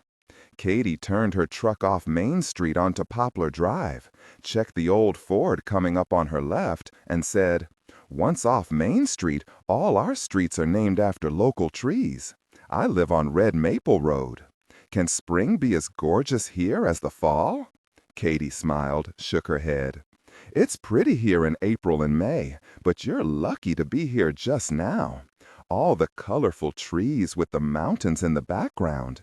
It makes you feel like there's something more than just life and death, something that's endless and beautiful. Have you lived here all your life?" "Oh, yes. My father owned the chip mill, Benedict Culp, until he died 2 years ago. Now my mom runs the mill for me. We're coming up on Pine Wood Lane where the McCameys live. I'm going to ditch the truck. We'll go in by foot, okay?" "Sure." Warm, resonant, naturally sensual. Sherlock pulled her Sig Sauer out of her shoulder harness, checked it, and put it on her lap. "You know, Katie, we'd need a warrant to actually go inside the house." "Yeah, I know that." Katie pulled off Pine Wood Lane onto a dirt road, more path really, that went into some thick woods. This is good enough. The house is just a bit up the road. Sherlock followed Katie as she wove her way through the pine trees, well away from the road. The air was cold but clear, except for the blue haze forming over the mountains. They heard a small animal scurrying away from them deeper into the forest. The birds were quiet this morning, with just a few crow calls breaking the silence. Katie said, "Sooner inherited his house and property from an aunt who passed on not long after he married Elsbeth. It's a nice place. Is he from around here? Katie shook her head, shoved a branch out of the way. No, he moved here maybe 15 years ago from Nashville. I really don't know his background, but I'll make it a point to find out about him now, even whether he puts butter on his popcorn. He went off and married Elsbeth, brought her back here, and then the aunt died. They walked out of the pine trees and stopped a moment. Katie pointed to a big 3-story Victorian that stood in the middle of a huge lot filled with birches, oaks, and maples, some of them right up against the sides of the house. The golds, reds, and yellows of the leaves were incredible. It was an idyllic setting, and the house was a gem. The trim painted 3 different shades of green. There were no cars in the driveway. Just Sooner and Elsbeth live here. Reverend McCamey has money from his aunt, but they don't have anyone cleaning for them as far as I know. There's a gardener who comes by, Mr. Dillon, a really old fellow with no teeth in his mouth, but he's magic with flowers. The place should be empty. Let's just check it out. Sherlock carried her cig pressed downward next to her leg. Katie stopped abruptly. What is it? I think I saw a flash of light in one of the upstairs windows. What kind of flash? Like someone was holding a mirror and it caught the sun. Let's just see if our guy's here. They made their way to the back of the house and watched for a few minutes. Sherlock said, "Okay, Katie, if you'd stay here for a little while, I'm going around to the front now and ring the front doorbell. If Clancy is in there, all his interest will be on the front door. You can come around the side and look in, see if you spot him. If he's in there, hey, we've got hot pursuit." Sherlock jogged back into the forest and made her way back around to the road in front of the house, her cig safely in her belt holster again. She started whistling when she turned into the driveway of 2001 Pinewood Lane. "Are you there, Clancy?" She walked right up to the front door and rang the bell, whistling Bobby McFerrin's song, "Don't Worry, Be Happy." There wasn't a hint of anyone coming to the front door. She rang again. Was that a sound coming from inside? She called out, "Anybody home? I've got some real great deals to offer you this morning. I know it's Sunday, but do you want a chance to win a trip to Maui? Stay at the Grand Wailea?" She rang again. She heard something. This time she was sure. She could practically see Clancy hovering near the front door, wondering what he should do. "Open the door, Clancy." He wasn't gonna open the door, or maybe he just wasn't there. Katie should be coming around the side of the house now, looking in through all the windows. "Quiet, Katie. Be careful." Sherlock called out again. "Hey, I can hear you in there. Why don't you want to talk to me? I'm tired, you know. Could I at least have a glass of water? I've been walking a whole lot this morning." Suddenly the door opened. 15. Katie and Sherlock faced each other. Katie whispered, "I didn't see him. But you know, the back door was open. I kid you not. Let's just take a quick look around. We shouldn't be in here, Katie. We're the law, and we're supposed to have a warrant." "I know, but this is personal, Sherlock. This guy threatened me and Keeley. 5 minutes, then we can drive the truck up all right and proper into the driveway and wait outside for Sooner and Elsbeth to come home for lunch. This is our best chance before he knows we're coming." Sherlock pulled her weapon out and the 2 women searched the downstairs. It took much longer than 5 minutes because the house was so big with old-fashioned nooks and crannies. Katie nodded toward the stairs, wide enough for both of them to go up side by side, but they didn't. Katie motioned for Sherlock to follow her. Katie had been in the house a couple of times, knew there were at least 6 rooms on the 2nd level. They went through each of the rooms. 5 were bedrooms, and each was empty. There was nothing, not a sign that Clancy had been there. The last door on the 2nd level was the master bedroom, and it was something else. Katie and Sherlock, after checking every corner, stood in the middle of the room and stared. "Preacher likes his comfort," Sherlock said. "I'll say." Katie stared at the huge bed with the white fur cover and 4 pure white pillows. The only other color used was black, and that was just a single leather chair and hassock. Sherlock raised her eyebrow. White and black? Good versus evil? I guess it's an endless struggle, even in the bedroom. Katie checked the closet. It was small, too small, nothing much in it. She stood in front of it, frowning. Then she saw a small, nearly hidden latch on the back wall and pressed it down. Another door opened, and she stepped into a room that was nearly as big as her dining room. "Sherlock, come take a look," Katie said. "This is the biggest walk-in closet I've ever seen. And look at that marble slab in the middle. What do they use that for? Look here, Sherlock, there are drawers under it, with underwear, her sweaters, and he's got his shirts piled on top." "Oh my," Sherlock said, stepping into the room. "You're right. This green marble slab, isn't it gorgeous? Looks Italian. You know, this is odd, but I'd say that marble slab looks more like an altar than some place to stack your freshly laundered shirts." Katie walked around the large 6-foot marble slab that was about 3.5 feet off the white carpeted floor. It was a lovely, richly veined green, quite expensive. She saw something tucked under one corner of the marble. She easily flipped up an open stainless steel cuff. A cuff? She found a cuff on each corner. Katie raised an eyebrow. Sherlock said, "I'd say they were for wrists and ankles." "Oh my," Katie said, fingering one of the cuffs. "I'm kind of embarrassed. I was thinking Elsbeth was a regular garden variety kind of subservient wife, but would you look at these cuffs? I can't imagine it would be very comfortable lying on that hard marble. No. I wonder what they do once he cuffs her down." Katie shuddered. "You know, maybe that's not any of our business. This is creepy. Let's check the rest of the house for Clancy, then we can come back here. Just maybe I can bust Reverend McCamey for something. Nah, forget it. We're actually breaking and entering here, Katie. Hang on just a second. What's this?" Sherlock pulled 2 tie racks aside. She found a button and pushed it. A cabinet opened. It was deep, maybe 5 feet high. On the left, there was an array of whips, artistically displayed. Next came a block of wood topped with thick fur. A net full of small silver balls, nearly a dozen dildos of different sizes, shapes, and colors. Near the top of the cabinet was a wide shelf with at least a dozen vials neatly lined up on it. "Illegal drugs?" Katie said, reaching for one.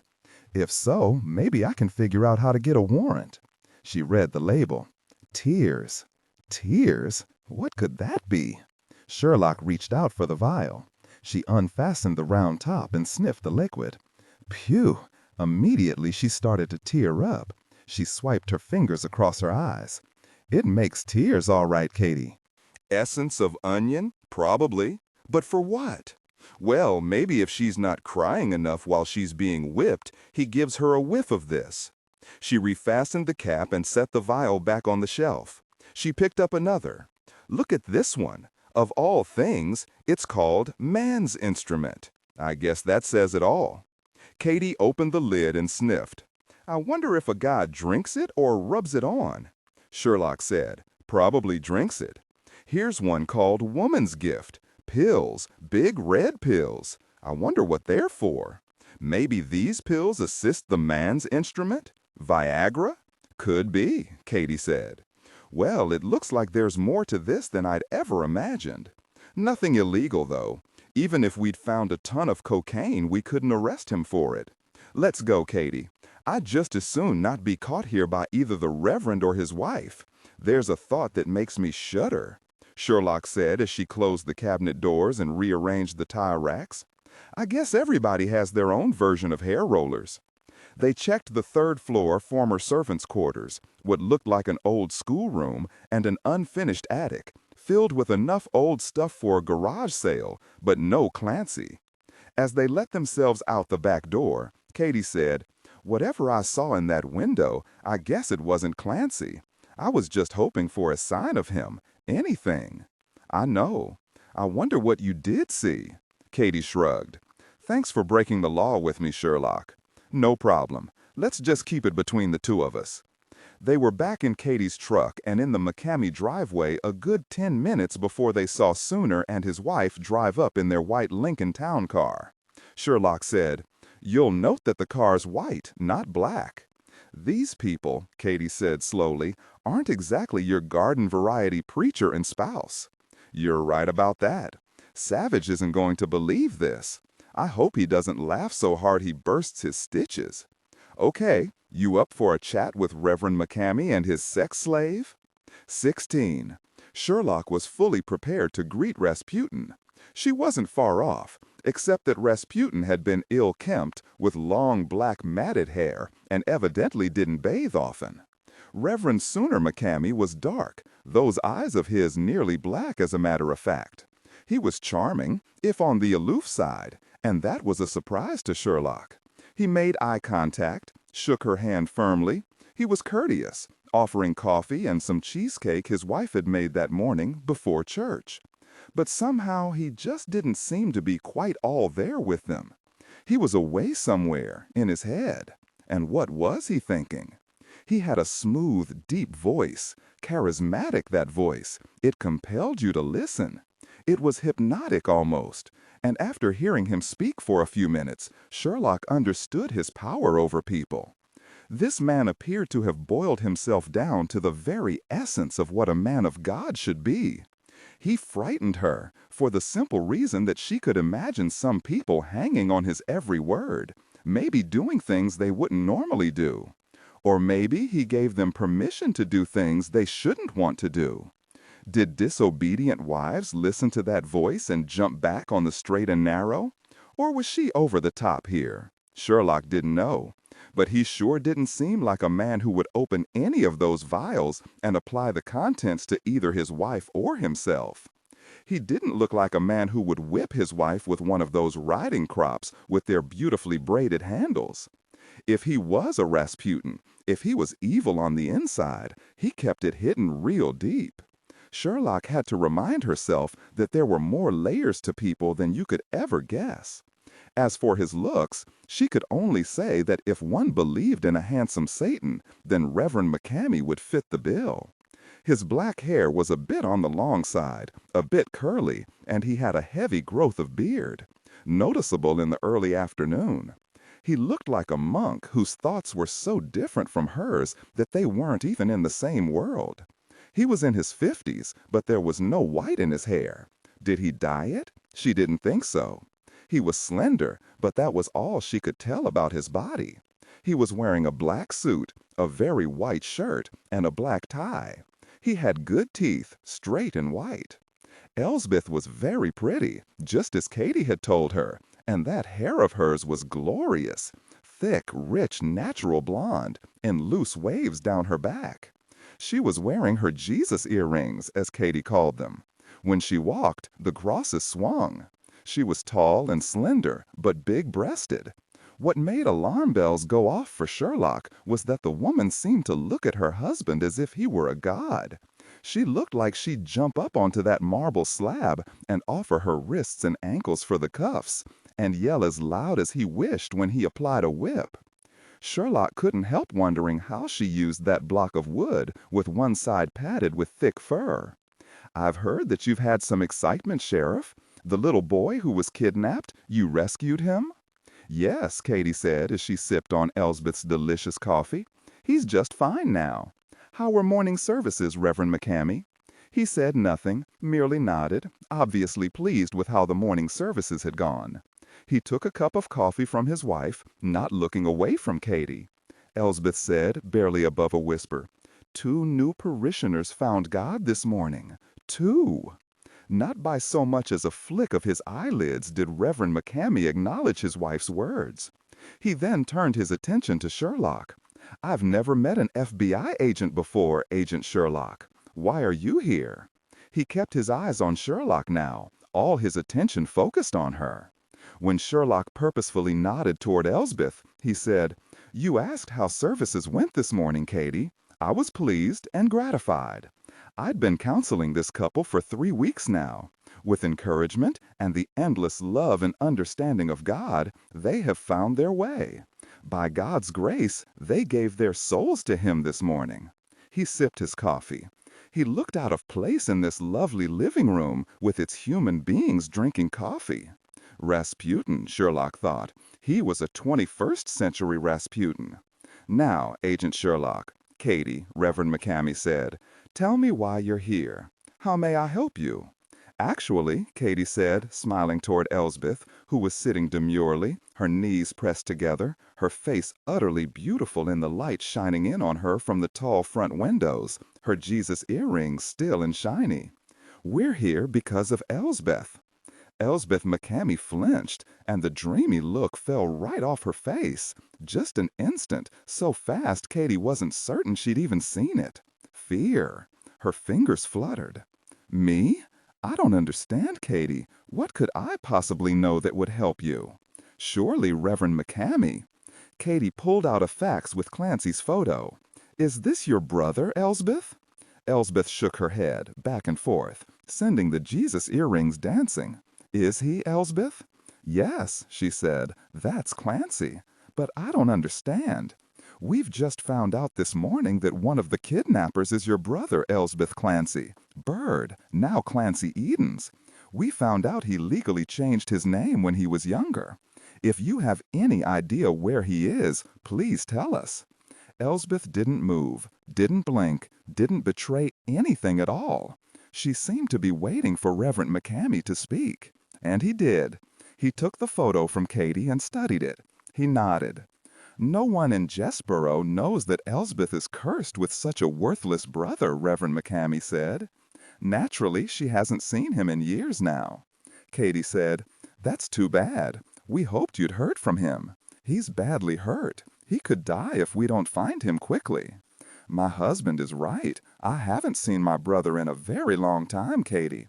I know he turned away from God when he was young, but he was always a support to me when I was a little girl." "He protected you from your father?" Elsbeth only nodded, looking down at her shoes. "He was a very bad man. Clancy protected me as best as he could." Warm, resonant, naturally sensual. It was so many years ago. She raised pale blue eyes to Sherlock's face and touched her fingertips to a Jesus earring. Sherlock said, "When did you last see Clancy?" He'd just been released from one of his stays in prison, some 6 years ago, I think. Naturally, he was back in prison for something else after that. When I heard there were 2 men, one of them named Clancy, I never thought it could be my brother. Are you certain he kidnapped that little boy, Katie? Katie nodded. Yes, we are certain that your brother and a man named Bo Jones kidnapped Sam Kettering and brought him here. They kept him in Bleeker's cabin until the boy managed to escape. Elsbeth's eyes dropped to her hands, now even more tightly clasped in her lap. I heard about it, of course. Everyone in the congregation was talking about it. We stopped at the pharmacy this morning and Alice Hewitt couldn't talk of anything else, particularly since she'd sold that other man some bandages. Katie said, "He hasn't contacted either of you for help?" "Oh no," Elsbeth said. "Why would he do that? Surely he must know that Reverend McCamey wouldn't help him. Why, he's a devout man of God. He feels deep pain at the actions of sinners." Sherlock said, "All right, Mrs. McCamey. I can certainly understand wanting to help a brother, just as I can understand a sister not wanting to help the police find him." "Oh no, lying is a sin. I wouldn't do that, ever. Just ask Reverend McCamey. I don't ever lie." Reverend Sooner McCamey said, "I assure you, my wife doesn't lie." Now, Agent Sherlock, Clancy hasn't called either of us. If he's guilty of kidnapping that little boy, both Elsbeth and I hope that you catch him and send him back to prison. Sherlock said, "If he wouldn't call you, Mrs. McCamey, then do you have any idea whom he might contact? Does he have any friends close by? Family?" Elsbeth shook her head. "Clancy doesn't know anyone in these parts." "Except you," Sherlock thought. "Only you. How do you think he knew about Bleeker's cabin?" "I don't know, Katie." Katie said, "Thank you for speaking with us. If Clancy does contact you, Elsbeth, if he does ask you to hide him, if he does ask you for money, I hope you will call me immediately. You heard, I know, that his partner, Bo Jones, died last night." "We heard that you shot him, Katie," Reverend McCamey said. "You killed him." Sherlock heard the cold disapproval in his voice, no chance of missing it. "Why?" Hurting a man, actually killing a man, it's very bad, Elsbeth said, clearly distressed. Katie said, there wasn't a choice, Elsbeth. He would have killed someone else if I hadn't stopped him. Now it's Clancy who's in danger. There's a huge manhunt going on right now for him, as I'm sure both of you know. I really don't see this ending well for Clancy if you don't help us find him. Elsbeth said, her voice shaking, nearly on the verge of tears. I'm sorry, Katie. I don't have any idea where Clancy could be. I don't understand why he would kidnap a little boy and bring him here to Jessboro. Sherlock said, obviously Bleeker's cabin is a good out-of-the-way place to store a kidnap victim. But it has to be more than that. Most likely someone locally wanted Sam Kettering brought here. Katie said, it's all quite a mystery. There was no ransom note left, no calls made in the 2 days he was gone from his home in Virginia. Sherlock said, do you have any idea at all why your brother would bring Sam here, Mrs. McCamey, other than to use Bleeker's cabin? Elsbeth looked from Katie to Sherlock. Then she said to her husband, Reverend McCamey, you know that I know nothing about any of this. Could you make them believe me, please? Well, the thing is, Elsbeth, Katie said before the Reverend could jump in, although truth be told, he didn't look like he was even very interested. No, fact was, he looked like he wasn't really here. You're the only one Clancy knows in the area.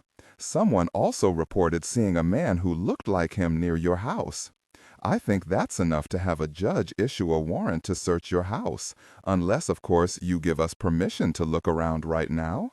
Sherlock saw that Reverend McCamey was back. All of his focus, all of his brain was back in the living room, and he knew he had a problem. He stood, looking like an avenging prophet.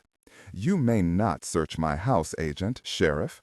Get your godless warrant, but I really doubt you'll be able to talk a judge into it. Of course, he realized that any search would turn up his party room, and the good Lord knew that would never do. Their chances were about nil for getting a warrant, and the good Reverend knew it. For just an instant, Katie was reminded of Carlo Silvestri, her ex-husband, standing there all arrogant and righteous, just like Reverend McCamey, looking at her like she wasn't worthy to polish his shoes. You mean, Katie said, rising as well, that Benson Carlyle won't grant a warrant? His brother's a member of your church, isn't he? Yes, he's a good man, a fair man. He and his wife are devout members. His brother won't allow you to harass my wife and me just because someone thought he saw her brother near here. Elsbeth said, every muscle tensed, desperate to convince them.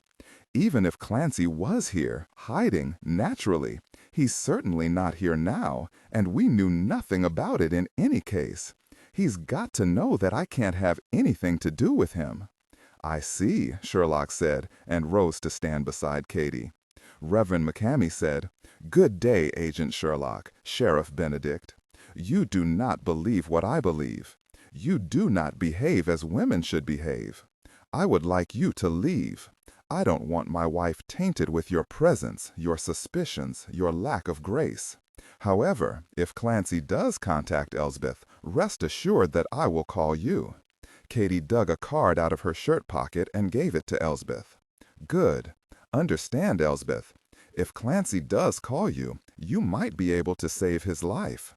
If he doesn't turn himself in, he probably won't survive. You don't want him dead. Elsbeth's eyes filled with tears, beautiful sparkling tears. She began to moan and rock back and forth on her chair. Of course I don't want him dead. It's a sin to want somebody dead, and he's my brother. Katie fanned her hands in front of her, so impatient she snapped out, Elsbeth, I'm not planning on gunning for Clancy at high noon, but I'll do what I have to do to bring him in. Now, thank you for the coffee. Remember, the chances of Clancy living through this decrease by the minute. Sherlock and Katie walked themselves to the door, Elsbeth's sobs echoing behind them. Sherlock couldn't help herself. She turned a moment to see Reverend Sooner McCamey standing in the middle of the light-filled living room, a portrait in black and white, his face impassive, his dark eyes burning. Sherlock said to Katie as she started up her truck, He never asked who it was claiming to see Clancy near his house. No, he didn't, did he? 17. He's Rasputin. Savich had popped a pain pill 10 minutes before, so he was easily able to smile at his wife. Yes, but what did you really think? He's scary. In what way? He's not quite here.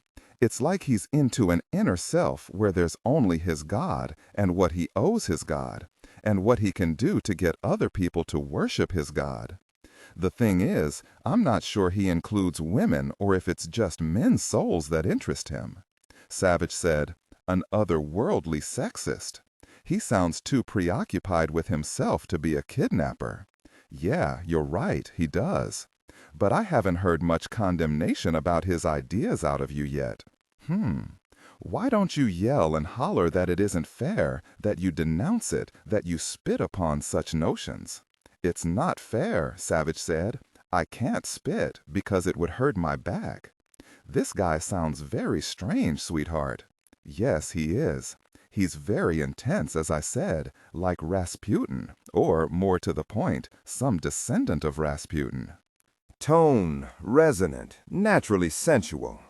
Now, since Katie and I didn't have a warrant, we just sort of wandered around outside their big Victorian house, which is really quite beautiful. And would you just look at what fell out of a window? Fell out of a window? Yes, if I close my eyes, I can see it falling right at your feet. Come on, what have you got? Sherlock tossed him a vial and told him about the hidden room off the small bedroom closet. He read the label. Salvation. He blinked, unscrewed the top, and sniffed the liquid, which had a faint almond scent. Sex with a religious theme? Are you planning on drinking this, Sherlock? Have things gotten this bad? She laughed, hugged him very carefully, kissed his mouth. He fastened the cap back on the vial and handed it back to her. When all this dies down, let's send it to the lab and see what's in this salvation stuff. Maybe we can find out if it's manufactured or if the Reverend makes it himself. There were about a dozen other vials, all with charming names like this one. I know I shouldn't have taken it, but I just couldn't resist. When she finished telling him about the whips and the green marble altar and the wooden block, he said, as he looked down at his fingernails, "You wonder what that wooden block with the fur on top is for? Well, I'm not going to chew off my fingernails if I don't find out, but yeah, I'd like to know." "It's to pad your stomach." "What? To pad? Oh, goodness, I see now. You know, Dillon, big hair rollers are one thing, but being propped up on a wooden block is quite another. No, I don't think so. Has Dr. Abel been around to see you? I want to get you out of here." "Yes, he has. I'm fine. Just need to sit forward for the next year or so. Stitches come out next week. You ready to break me out of this place? I was just waiting for you to get here," Sherlock said over her shoulder as she fetched him the clothes she'd brought from home. "Yes, but we're in a bit of a pickle, aren't we? We have no idea why Sam was brought to Jessboro, and we don't know yet who hired Clancy and Bo to bring him here. The investigation is just starting. Clancy's still out there, and we need to help. I think, too, that Sam and Miles probably need to remain with us. It's dangerous for Sam and Miles to go back home alone, don't you think?" "Yes, well, stay," Savich said, and got himself dressed. "Don't worry about a few more days. Mr. Maitland called a little while ago, told me to take it easy, not to worry about the math teacher killings. He looked big and tough, much more like himself with his leather jacket slung over his arm." Sherlock beamed him a brilliant smile. "Can I kiss you?" "Yeah, but don't tease me, Sherlock." He carefully put his arms around her, nuzzled her neck. "You know, I just might be ready for some hair rollers tonight. I wish we had time to check out what's in that vial. Just maybe it's something we can use." At 5 minutes after 3 o'clock that afternoon, 5 FBI agents, 1 former FBI agent, 1 sheriff, and 2 children congregated in Sheriff Benedict's living room. If Butch Ashburn wondered why 2 young children were present during a meeting, he didn't say anything, just watched the little girl for a moment, the sheriff's kid, playing with a big-eared rabbit named Oscar. His own kid was now nearly 20, but he could remember when she'd have been on the floor playing with a stuffed animal. The years just swept over you too fast, he thought, leaving you older and slower, and your little kid a grown-up. I'm thinking, Savich said, that I want to go to church. Does Reverend McCamey have a service this evening, Katie? Yes, he goes all day on Sunday. The church is really nice, sort of like Paul Revere's church in Boston.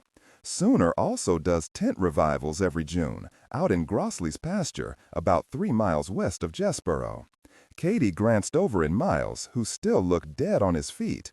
All his attention was on his boy. After she'd dropped Sherlock off at the hospital a couple of hours before, she'd taken Miles and the kids out to Kmart to buy some clothes. Miles was wearing the black jeans, boots, and plaid flannel shirt he'd bought. He looked, she realized, really good. As for Sam, he looked like a miniature copy of his father, down to the black boots. "Papa forgot to pack clothes for us," Sam had confided to her earlier in the truck. "He didn't think about anything else. He just wanted to get to me as fast as he could." "I wouldn't have packed anything either," Katie said, smiling at Miles. "Not with a Kmart in the neighborhood." Of course, Keely had to have black jeans and black boots, and her mother, knowing when to throw in the towel, had given in. Butch Ashburn said to Savich, "If you and Sherlock plan on staying in Jessboro for a while, I think Jody and I will head back to Washington. We're still running checks and interviewing all neighbors and employees, and I want to check Bo Jones's apartment myself. Also, since Miles is former FBI, we're checking particularly violent cases he was involved in. I don't buy the idea of revenge myself, but we're checking everything."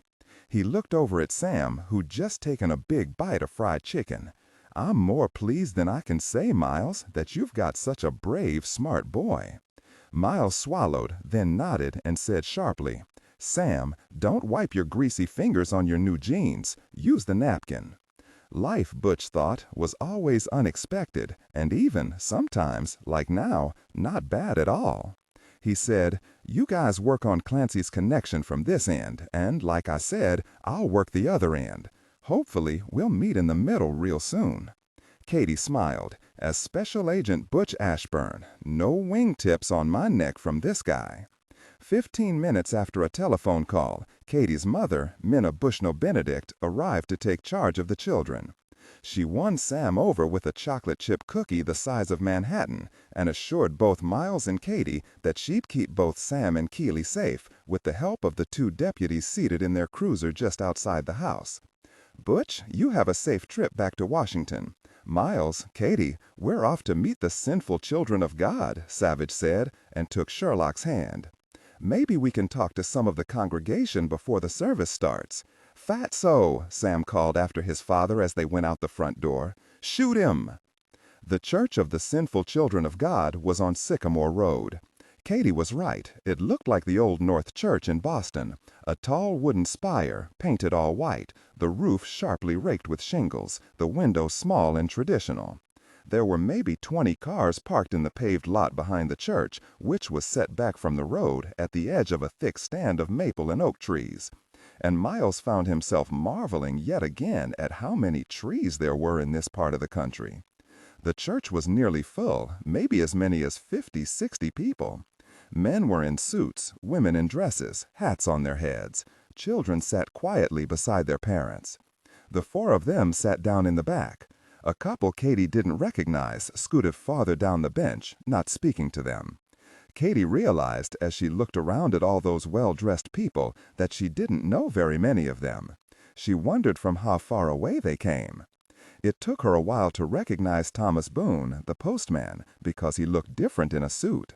There was Bea Hipple, an expert quilter, sitting only shoulder-high to her husband Benny, a local mechanic. For the life of her, Katie couldn't imagine Bea being all that submissive. She knew maybe 25 of the adults in the congregation, no more than that. The organist finished Amazing Grace. Throats cleared, papers rustled, and then the church fell quiet. Hearing Amazing Grace played in church always made Katie, hard-ass sheriff or not, get tears in her eyes. Reverend Sooner McCamey rose from his high-backed chair to walk up the winding stairs to the pulpit that was set on a 6-foot-high dais. He stood there for a few seconds, looking out. Warm, resonant, naturally sensual. He was wearing a lovely white robe over a black suit and white shirt. Reverend McCamey wrapped his large hands around the corners of the beautifully worked pulpit. They were strong hands, nicely formed, with short buffed nails, black hair visible on the backs, even from a distance. When he spoke, his voice reached to every corner of the room, forceful and deep. Katie was aware that people were sitting at attention now, leaning forward a bit so as to not miss a word. I welcome all of you back again for our evening service. It has been a full, rewarding day, and a very unusual one as well. My wife and I spoke with Sheriff Benedict and an FBI agent at our home at noon. It seems that Elsbeth's brother, Clancy, is wanted for questioning in the kidnapping of the little boy who managed to escape. Yes, Clancy Edens is indeed my wife's brother. I would ask that if any of you know of this very man's whereabouts, to call the sheriff. I've been told there are posters of him all over Jessboro. He never broke eye contact with Katie while he spoke. She found herself nodding as one by one the congregation turned to look at her. Reverend McCamey paused a moment, looking, it seemed, at each of his congregation. He said finally, "Our spirits need constant nourishment, just as our bodies do. We recognize this need even if we don't understand how to bring deep into ourselves the nourishment our souls require. We must pray that Clancy Edens finds the nourishment tonight. Amen. Amen." We must all first realize there is a common bond among right-thinking men. Men who recognize there is something more to living than being a part of the human herd, something beyond us. It is something more precious than life itself, something that can bring us all infinite understanding and peace. And these men know that this something is our beloved God, and that it is He who is our spiritual nourishment, He who brings value to our lives, He who makes us know the path we must tread. Let us pray for him tonight, brothers. Pray that he seeks this path with us. Amen. Amen. It is we men who must lead, who must show these sinners, as we show our precious helpmates, the way to grace and salvation, ensuring God's forgiveness for their eternal sin. All of you seated before God and His messenger here this evening know that we each have a role in this life, some of leadership and some of submission. Both will free us. I exhort all of you, seek always to understand what it is you must be and what you must do. Let nothing stop you from attaining what it is God wants you to have, what God wants of you. Only men can understand God?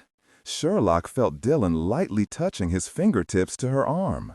When she turned, he was smiling. Then he winked at her. There are special graces that God grants a few men on this earth that allow them to be special victims of God's grace, to actually experience His own sacrifice for all of our sins. Victims of God's grace? What did that mean? Sherlock tuned him out until some 5 minutes later when Reverend McCamey said suddenly, "Now it's time for us to divide into our Sunday evening study groups. Our topic for discussion this evening will be submitting to the path of God's grace." Katie looked at Miles, her head cocked to one side. His dark eyes were glittering, narrowed on Reverend McCamey's face. His hands were fisted, one on his thigh. She smoothed his fisted hand with her own, feeling the tension slowly ease. She would ask him what he was thinking later. It had been smart of the Reverend to be upfront about Elsbeth McCamey's brother. Very smart indeed. She wondered if the good Reverend would have said a word about Sam's kidnapping if the four of them hadn't trooped into his service. After the congregation split into groups, Sherlock made a request to join them. Reverend McCamey looked infinitely patient. "I'm sorry, Agent Sherlock, but you must be a believer and member of this church before you can attend our study groups. Why did you come?" He looked at all of them in turn, one very black eyebrow arched up, a bit of a satyr's look, if he but knew. Katie introduced Savich and Miles, Kettering. Reverend McCamey said nothing, merely nodded at them. He gave Miles a long look. Then he looked down at the ring on his third finger. An odd ring, thick, heavy-looking, silver with some sort of carving on top. The carving was deep black. Sherlock couldn't make out what it was. Surely this monstrosity couldn't be his wedding ring? Reverend McCamey said, "Special Agent Savich, you appear to be hurt." How had he known that? No, that was easy, Savich thought. Likely everyone in town was talking about how the federal agent got his back sliced open by a flying piece of van. Savich removed his hand from the Reverend's. "Just a bit." Reverend McCamey said, "I will direct all our congregation to include you in their prayers. Sheriff, you've known some of these folk all your life. You know they'll help if they can. Now, if you'll excuse me, I must attend to my children." Katie looked over toward Thomas Boone and remembered a scene in the post office between him and a Mr. Phelan. They'd been arguing about the church and Reverend McCamey. She wanted to speak to Mr. Phelan. After Katie dropped Savich and Sherlock off at Mother's Very Best, Savich looking like he was nearly ready to drop in his tracks, she and Miles went for a cup of coffee at the Main Street Cafe. Beverly, with her lovely big smile, served them. Bless her heart, she didn't say a word about the kidnapping. "It's an amazing thing," Miles said as he sipped his black coffee. "In the space of a day and a half, I went from absolute despair to euphoria to something like dread. Do you think Clancy is still here?" Katie nodded as she stirred some cream into her coffee. "He's hiding somewhere." "You think the Reverend and his wife know where he is?" "I wish I could say yes, but actually I haven't the slightest idea if they do." "You're a former FBI agent. What do you think?" "As I said, I've only been here for a day." "What field office were you assigned to?" "Actually, I stayed in Washington along with Savich after we met at the academy. I was in the Information and Evidence Management Unit." "You dealt with forensics." He nodded as he looked through the big front windows out onto Main Street. "My father wasn't pleased with my choice of career, but to his credit, he encouraged me endlessly. When he died, I realized that it was time to make a change. Fact is, I was getting burned out. I remember reading John Douglas's book and being struck to my gut when he wrote about his wife cutting her finger. He wrote that what he paid attention to was the way the blood splattered, not his wife's injury. It could have been me. So, when my father died, I resigned and took over my father's business. I've been doing it now for 5 years." He paused a moment, sipped his coffee, closed his eyes, and said, "Fact is, I like it, and I'm good at it." "What is it?" "We design and build parts for helicopters, like guidance systems, primarily for the Army, but we've built components for all the other branches of the military as well. I'll tell you though, after some of our negotiations with the military agencies, I've thought life was easier at the Bureau." She laughed and realized she liked this man. It had been so very long since she'd even looked at a man and actually saw that he was male. A male to admire and make her laugh. It felt rather good, actually. Carlo had burned her to the ground, the bastard. 18. The house was quiet. All was well. Katie had made coffee for the deputies, double-checked all the locks, and looked in on Keeley before sinking down beneath 3 blankets on a bed so soft she was convinced her mother had ordered it from heaven. Miles was with Sam, who had on his new spiffy red Mickey Mouse pajamas. Miles hadn't bought anything, so she guessed he was sleeping in his shorts. Now that was a strange thought. She hadn't thought about a man's shorts in a very long time. Boxers? Katie grinned and nodded. Yeah, shed, resonant, naturally sensual. Yeah, she'd bet he wore boxers. Miles lay on his back, feeling Sam's heartbeat against his side and his soft hair smooth against his neck. He still wasn't over the debilitating fear he'd felt for those endless hours before Katie had called. He wondered if he'd ever be over it. They'd been lucky, so damned lucky. He pulled Sam tighter and felt him wheeze a bit in his sleep. No nightmares, so far. He'd have to keep a real close eye on that. Miles was so tired he felt like his skin was inside out and his brain was in a fog bank. Yet he couldn't seem to shut down and sleep. So he lay there, listening to his boy breathe. He closed his eyes and thanked Alicia yet again for encouraging Sam to get himself out of that cabin window. He'd wondered many times if she really was keeping a close eye on her son from the other side, if there was an other side. But if there wasn't, how had Sam heard her voice? Miles knew it was Sam's subconscious that had prodded him, but it was still somehow reassuring to believe, if even for a moment, that her love for her son overcame the silence and separation of death. The air was soft, warm. He would swear he felt a brief touch of fingertips on his cheek. He smiled as he closed his eyes. He had no idea how much time had passed. But one moment he was thinking about the problems with the new rotor blade design on the Army's new Proto A587 helicopter, and the next he was alert, ready to move. He lay there, listening. There was a scraping sound. It stopped. Then nothing. Surely Clancy wouldn't come back to try yet again to get Sam. There were 2 cops sitting just around at the front of the house. It was probably just a branch whispering against the side of the house in the night wind. No different sounds now, nothing at all. Miles drew a deep breath and settled in again. He imagined he'd be hearing things for many years to come. Hold yourself real still, Mr. Kettering. Miles' heart nearly seized. His eyes flew open. He looked up into Clancy's shadowed face and pulled Sam closer. Yeah, I saw you wake up. Then I decided to wait just another minute, and sure enough, you were out again. Miles didn't want to wake Sam.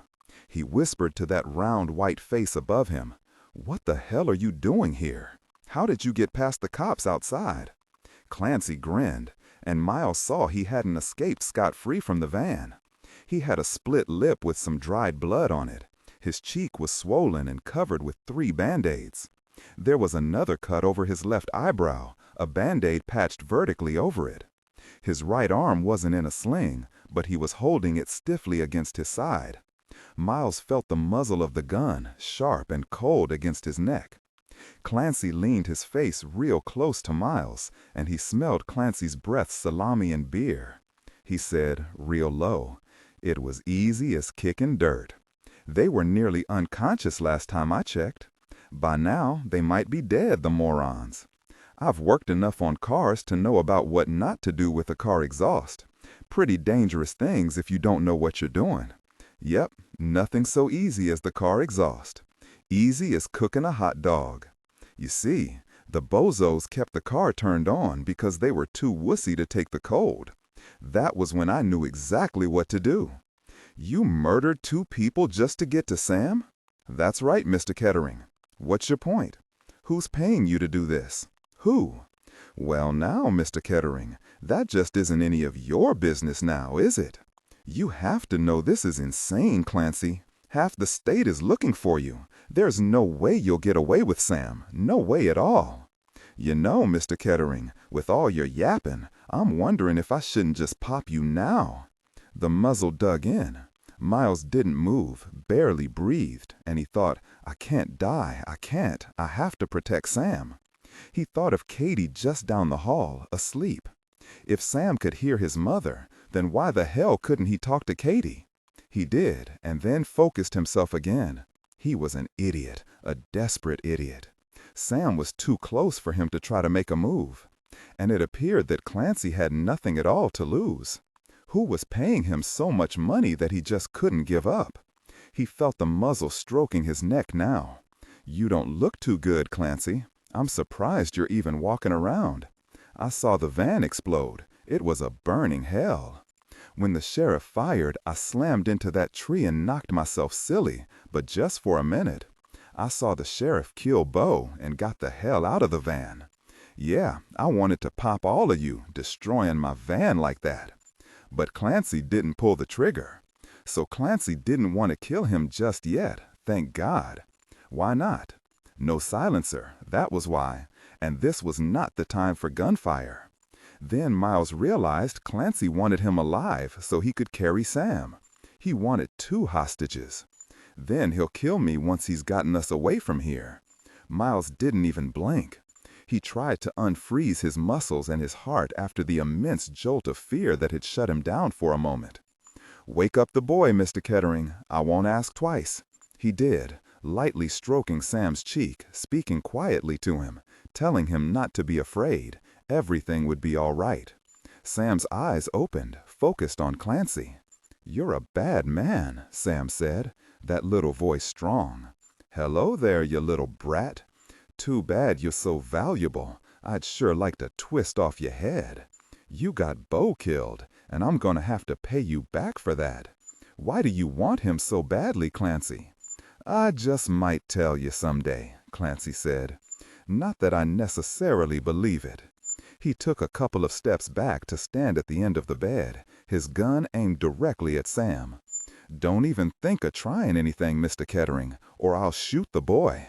Believe me on this, I ain't got nothing to lose here. Both of you get up now. You might as well put some clothes on, Mr. Kettering. It's pretty cold out there.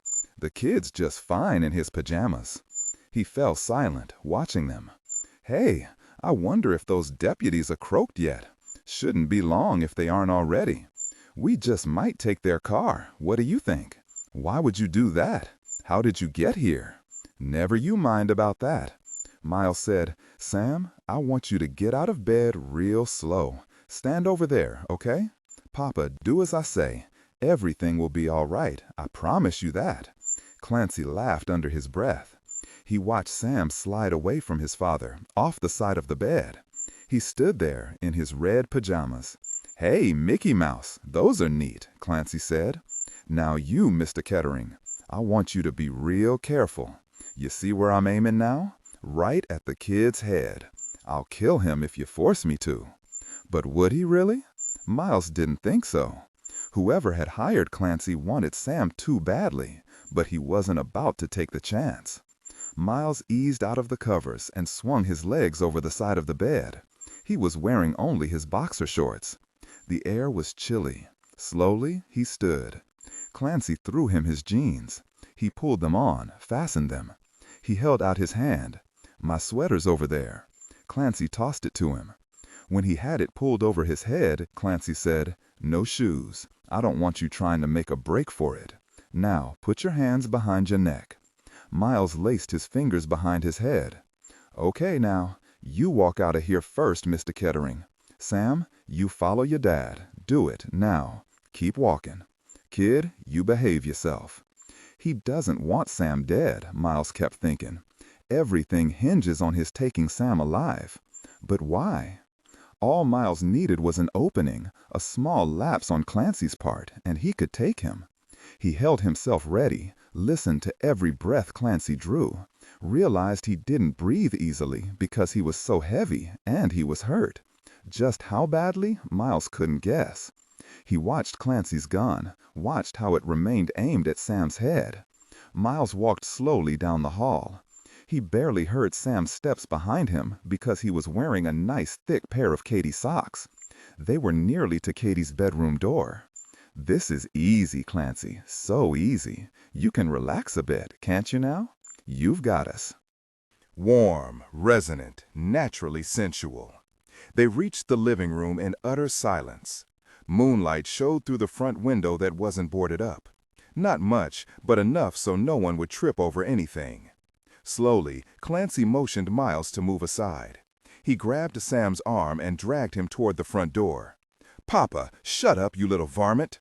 He held Sam with one hand, realized that he couldn't turn the deadbolt with a gun in his other hand, and stood there a minute, wondering what to do. "Come here, Mr. Kettering. I want you to open that door or I'll hurt your kid." He pulled Sam back against his stomach. Miles walked to the front door and unfastened the locks. "Open it." Miles opened the front door. The night wind rushed in, cool, sharp. "Put your hands behind your head and walk." Miles stopped at the edge of the wide porch that wrapped around the house, touched his bare toe against a rocking chair leg. "Well, go on down. We'll check out those cops, see if they're dead yet. Then we'll take their car. I still can't believe that damn sheriff ruined my van." "How did you get back here, Clancy?" I already told you, that ain't none of your business, buddy. Walk down those damn stairs. Clancy had to know that he was running out of time. Miles had to see exactly where Sam was before he moved. Clancy and Sam were just in his peripheral vision behind him, just off to the right. Clancy had his arm around Sam's neck, held him tightly against his side. On the second step, Miles yelled, "Drop, Sam." Sam went limp and dropped to the ground. In the same instant, Miles turned and kicked out, his foot crushing Clancy's injured arm. The gun went flying. Clancy screamed even as he grabbed Sam by his neck and lifted him off the ground, twisting, holding him away from him. Miles kicked again, this time in the middle of his chest. Clancy dropped Sam and went flying back, grabbing his chest, unable to breathe. At that moment, Katie came through the open doorway, barefoot, her Sig Sauer in both hands in front of her. She yelled as she crouched, "Hold it, Clancy." "I've got him," Miles said, and she saw that he was smiling of all things, an awful smile that held raw hate and triumph. As he moved toward Clancy, he yelled, "Katie, check the deputies. There's gas in the car. Hurry."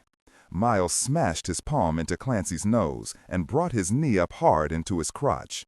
Clancy screamed and went down onto his knees, holding himself. Katie literally jumped over Clancy and went flying off the porch, and Miles winced as her bare feet struck stone and gravel, but she didn't slow. She jerked open the passenger side door and pulled the deputy out onto the ground, then ran to the driver's side and dragged the other man out as well. Clancy, still bent over, staggered to his feet, his eyes on Sam, who was on his hands and knees scooting backward toward the edge of the porch. "It's okay, Sam." Miles jumped toward him and slammed his fist into Clancy's jaw. He felt the skin on his knuckles split, but it felt good, sending this monster into oblivion with his bare fist. He watched him fall senseless, then turned to see Katie bent over one of the deputies, listening for a breath. Sam was sitting on the edge of the porch, huddled over, not saying a word. "Mama?" "It's okay, Keely," Miles said. "You stay in the house, okay? Your mom will get you in just a minute. Don't move, Keely." "Katie, do I need to see to the other deputy?" Before Katie answered, she saw that Clancy was down, not moving, not even moaning, and was lying on his side, facing the house. She didn't have any cuffs and couldn't leave Cole here, possibly dying. It was okay. Clancy was down and out. "Miles, you got him good. Hurry." Miles kicked Clancy just to make sure he was really unconscious and pushed his gun in his pants. "Come with me, Sam. We've got to help the deputies." Katie raised her head a moment to say, "Cole's not dead. He's breathing," before she moved over to the other man. Miles was aware that Keely was standing over her mom, just as Sam was standing next to him. He quickly looked toward the porch. Clancy hadn't twitched. "Sam, run inside and get my cell phone and bring it to me." When Sam handed Miles his cell, he punched 911. A short time later, they heard sirens loud in the still night. The paramedics immediately covered the deputies' noses and mouths with oxygen masks. "It looks to me like that was close," said Mackey. He cocked a brow at Katie. "I'd call this a crime spree, Sheriff. You're really keeping us busy. You and the kids okay?"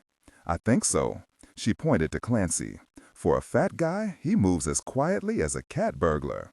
I have no idea what sort of shape he's in, though. Mr. Kettering didn't pull any punches. But he's alive, and that's the important thing.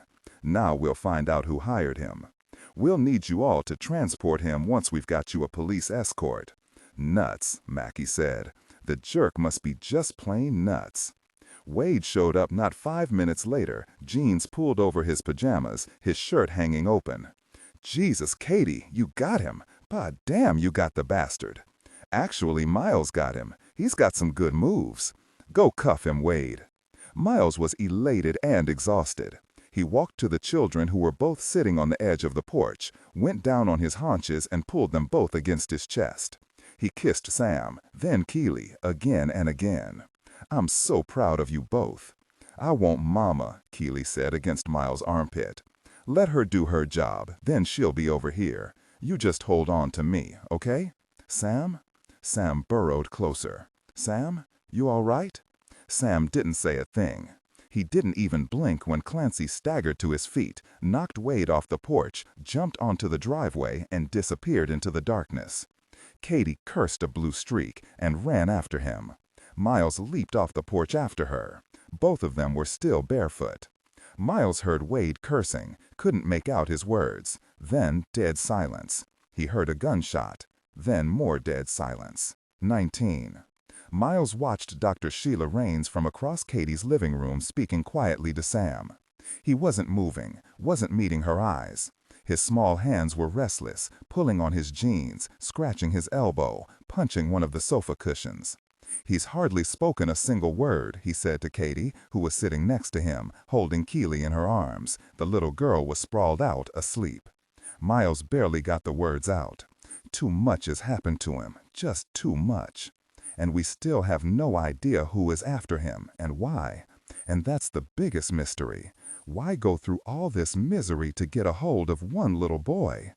Twice now they've come after him after he escaped them. Twice. And tonight, Clancy came after him all by himself, and he was wounded. It makes no sense at all to me. If his kidnapping was for money, then why was there no ransom note? They had almost 2 days. Surely that was enough time to make their demands known to me.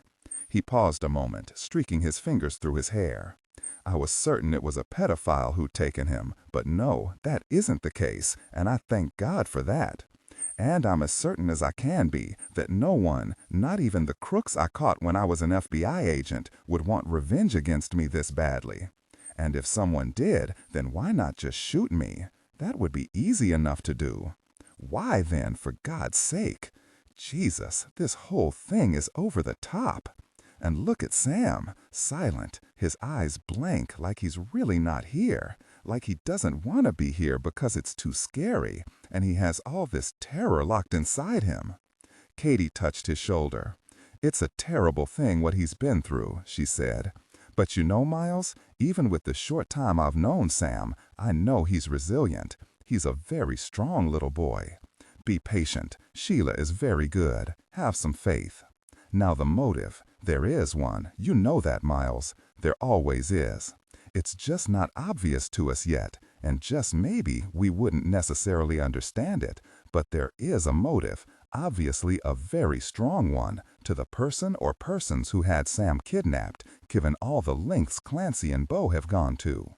Miles kicked again, this time in the middle of his chest. Clancy dropped Sam and went flying back, grabbing his chest, unable to breathe. At that moment, Katie came through the open doorway, barefoot, her cig sour and both hands in front of her. She yelled as she crouched, "Hold it, Clancy!" "I've got him," Miles said, and she saw that he was smiling of all things, an awful smile that held raw hate and triumph. As he moved toward Clancy, he yelled, "Katie, check the deputies. There's gas in the car. Hurry!" Miles smashed his palm into Clancy's nose and brought his knee up hard into his crotch. Clancy screamed and went down onto his knees, holding himself. Katie literally jumped over Clancy and went flying off the porch, and Miles winced as her bare feet struck stone and gravel, but she didn't slow. She jerked open the passenger side door and pulled the deputy out onto the ground, then ran to the driver's side and dragged the other man out as well. Clancy, still bent over, staggered to his feet, his eyes on Sam, who was on his hands and knees scooting backward toward the edge of the porch. "It's okay, Sam." Miles jumped toward him and slammed his fist into Clancy's jaw. He felt the skin on his knuckles split, but it felt good, sending this monster into oblivion with his bare fist. He watched him fall senseless, then turned to see Katie bent over one of the deputies, listening for a breath. Sam was sitting on the edge of the porch, huddled over, not saying a word. "Mama?" "It's okay, Keely," Miles said. "You stay in the house, okay? Your mom will get you in just a minute. Don't move, Keely." "Katie, do I need to see to the other deputy?" Before Katie answered, she saw that Clancy was down, not moving, not even moaning, and was lying on his side, facing the house. She didn't have any cuffs and couldn't leave Cole here, possibly. Warm, resonant, naturally sensual. We'll keep digging and we'll find it, I promise you. It was as if he hadn't heard her. "And it's not over," he said, still looking toward his son, "not by a long shot. Clancy is dead, and with him the name of whoever is behind this. But they're still out there. I know it, and you know it, Katie. And they'll try again. You know that too. Why stop now?" "To be honest," Katie said after a moment, "I don't think Clancy would have said a word. Didn't you tell me that you were certain he planned to kill you after he had Sam again?" Miles nodded. He began rubbing Keely's foot in its bright pink sock, so small, just like Sam's. "Even so, he still wouldn't tell you who hired him to do this." "No." Miles happened to look down. Katie was still barefoot, wearing only jeans and her nightshirt with Benedict Pope, nonfiction printed across the front. He looked down at his own bare feet and saw several cuts. He hadn't even noticed until now. He'll see to them, but not yet, not just yet. Her feet were cut too. Who cared about feet? He looked again at Sam and Dr. Raines. His boy wasn't moving. He just sat there, looking at nothing in particular, moving his hands. Savich and Sherlock arrived 10 minutes later. Both of them hugged Sam, met Dr. Sheila Raines, then left them alone again. Sherlock said, "You guys tell Savich what happened while I take care of the bloody feet in this room. You got a first aid kit, Katie?" Katie looked at her, face completely blank. She repeated, "First aid kit?"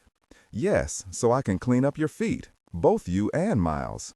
Katie blinked, reminded of the cuts on her feet, and shook her head at herself. "Yes, in the kitchen, in the cabinet above the fridge." A few minutes later, Sherlock looked up to see Katie walking gingerly into the kitchen. "Where's Keely?" "I gave her to Miles. I think it helps him to hold her. It's bad, Sherlock. Sam isn't speaking at all. But I trust Sheila. She's got a gift, particularly with kids. She's able to clue right into what they're feeling, their fears and where they're lurking, and how to lessen them. She's really good. Plus, I've known her all my life. She's loaded with common sense." Katie's voice caught and tears filled her eyes. Sherlock looked at her a moment, put down the first aid kit she'd just pulled down from a top shelf, and held out her arms. "Come here, Katie." Katie walked into her arms. It was silly, really, particularly since she was bigger than Sherlock, but it felt good to be held, to know that Sherlock understood what she was feeling. It made a difference. She whispered against Sherlock's hair, "I've killed 2 men since last night. I've been sheriff of Jessboro for 3 years now, and I've never shot anyone before. Our idea of local crime here is shoplifting and maybe 25 DUIs a year. Mainly, we herd Mr. James' cows back into his pasture, pull Mr. Murray out from under the tractor that fell on him, tug Mrs. McCulver's rat terrier off the postman, and keep traffic smooth on the 4th of July. I've never seen a murder or a kidnapping, at least not here. This is a peaceful town. Now this." "I know, Sherlock," said, stroking her hair. "I know it's been a shock, not only to you but to all of us. But you did exactly what you had to do to end it. You saved Sam. I mean, you really saved him. Just think about what would have happened if you hadn't been with Sam. Do you think now that you had a choice, in either case?" Katie shook her head against Sherlock's face. "Good. Now, I expect Sam to always be there for you. He owes you his life. He can push your wheelchair or help you dotter around when you're old and drooly." Katie laughed despite herself. "The image of that," she said, straightening, "makes me want to both laugh and cry." Sherlock cupped Katie's face between her hands. "The realization that you, no one else, just you, put an end to someone's life.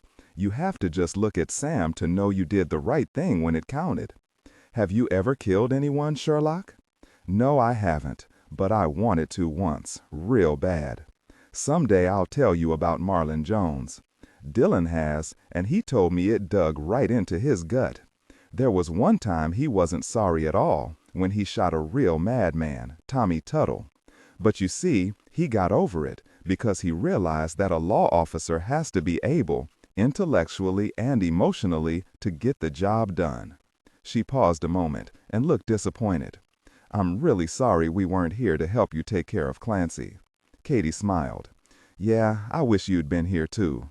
He managed to break the locks on the back door, came right up the stairs, and I didn't hear him. None of us believed it could happen.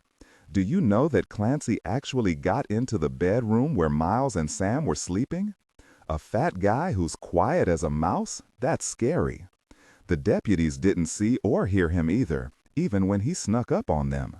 He had both Miles and Sam out of the house before I heard them.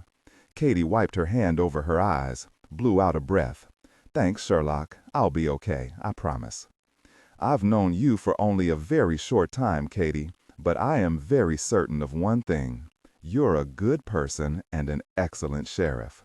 Now, it's after midnight. Your feet are a mess. Come on, let me fix you up. Dillon needs rest, but that won't happen until he's satisfied that everything's under control. Katie, trying for a stab at humor, said, Maybe I can be an excellent patient, too? We'll see about that, Sherlock said. She smiled up at Katie, who was 5'9" if she was an inch, took her hand, and walked her back to the living room. Once she had a bowl of hot water, soap, towels, and the first aid kit, Sherlock was ready. She sat on her haunches in front of Katie, holding her ankle firm. When she finished washing each foot, it was time for the iodine. Hold still, Katie. This is probably going to sting. The word sting wasn't all that accurate, Katie thought as she swallowed 2 full-bodied curses, because Keely would have heard her curse even in her sleep. Sorry.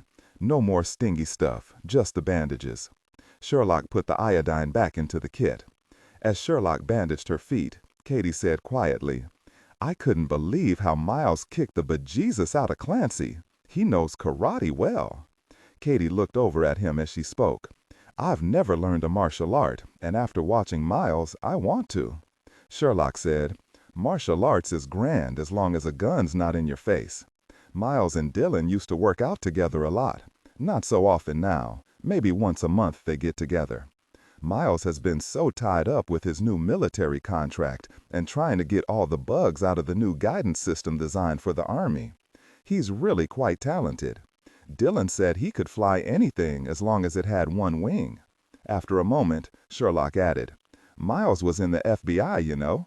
Yeah, he told me, Katie said, looking over at Miles, who'd moved to Katie's big rocking chair as she spoke. He was holding Keely in his arms, his cheek resting against her head, slowly rocking, all his attention on his son. She supposed she was seeing him with new eyes now. There was no particular expression on his face, but she knew he was fighting his fear for his son. He was hurting, bad. He was holding her daughter carefully, but he never looked away from Sam. It was as if just looking at him, concentrating only on Sam, he could somehow help him. Savich was sitting next to him, leaning forward because of his back, his hands between his legs, saying nothing. He was just there with him, and that was good. Sherlock said, After Alicia died, Miles just retreated, I guess you could say. It was tough for all his friends to see it and not be able to do anything about it. I never really knew her, but Dillon said she was bright, always upbeat, and smart as a whip. Sherlock looked over her shoulder at him and said thoughtfully, Dillon also told me that Alicia sometimes did things he didn't understand, things over the top, like she'd be terrified if Sam even got the mildest cold. Once she freaked out when Sam had a slight fever. Warm, resonant, naturally sensual. She stripped him down, examined every inch of him before she wrapped him in a pile of blankets. When Miles tried to calm her down, she lost it, screamed at him to leave her alone. But that doesn't matter now. What's happened to Sam would lay any parent merely flat. Miles is holding up well, but I'll tell you, Katie, I've never seen anyone so scared as when he discovered that someone took Sam. I can't begin to imagine that fear, Katie said. Thank God I've never had to face it. I pray that I won't have to either. Sherlock peeled the wrapper off a Band-Aid and gently wrapped it around a cut on the pad of Katie's foot. It's got to be a parent's worst nightmare. You know something? I'm glad Clancy is out of the picture, dead or alive. Finally, I'm glad you just got it over with. Do you believe for even an instant that he would have stopped? I can see him breaking out of prison to come after Sam again, no matter what. My God, he came 2 times. What would make someone do that? Before Katie could say anything, Miles said, to no one in particular, his voice pitched low. Clancy said he didn't necessarily believe it. Believe what? Savich said. Miles shrugged. I asked him why he wanted Sam so badly, and he said someday he just might tell me. And then he added that he didn't necessarily believe it. It sounded like someone else believed something about Sam, but Clancy didn't agree with it, or wasn't sure about it. I'd swear now that he looked baffled when he said that, like it was something unbelievable, which makes no sense at all to me. I don't know of anything weird or unusual about Sam at all. He looked over at Sam again, who was now holding Dr. Rain's hand. She was closer to him too, and he was leaning into her. It looked like she was getting through to him. He felt a jolt of helplessness that he couldn't be the one with Sam, that he wasn't the one Sam was leaning against, listening to. He looked up when Sherlock came down on her knees in front of him. No, you won't do this yourself, Miles. You've done enough. You just sit there and let me clean up your feet. Don't rock too much or you might kick me on my butt. Now, I've finished with Katie, if you want a recommendation. Miles said without hesitation, Katie, are your feet better? She put iodine on all the cuts and they stung for a bit, but yes, now they're better. Trust Sherlock. Miles smiled down at her. She's always been a rock, just like her old man. I trust her to make doubly sure I'm really croaked before she let anyone pull the plug. That really makes me feel special, Miles, Sherlock said, and patted his knee. Okay, that was a bit much, he said to Katie. I'd trust her enough to play net in tennis doubles. How's that? Not as dramatic, Katie said. How good are you, Sherlock? She's a killer, Savich said, and smiled at his wife. Sherlock just grinned.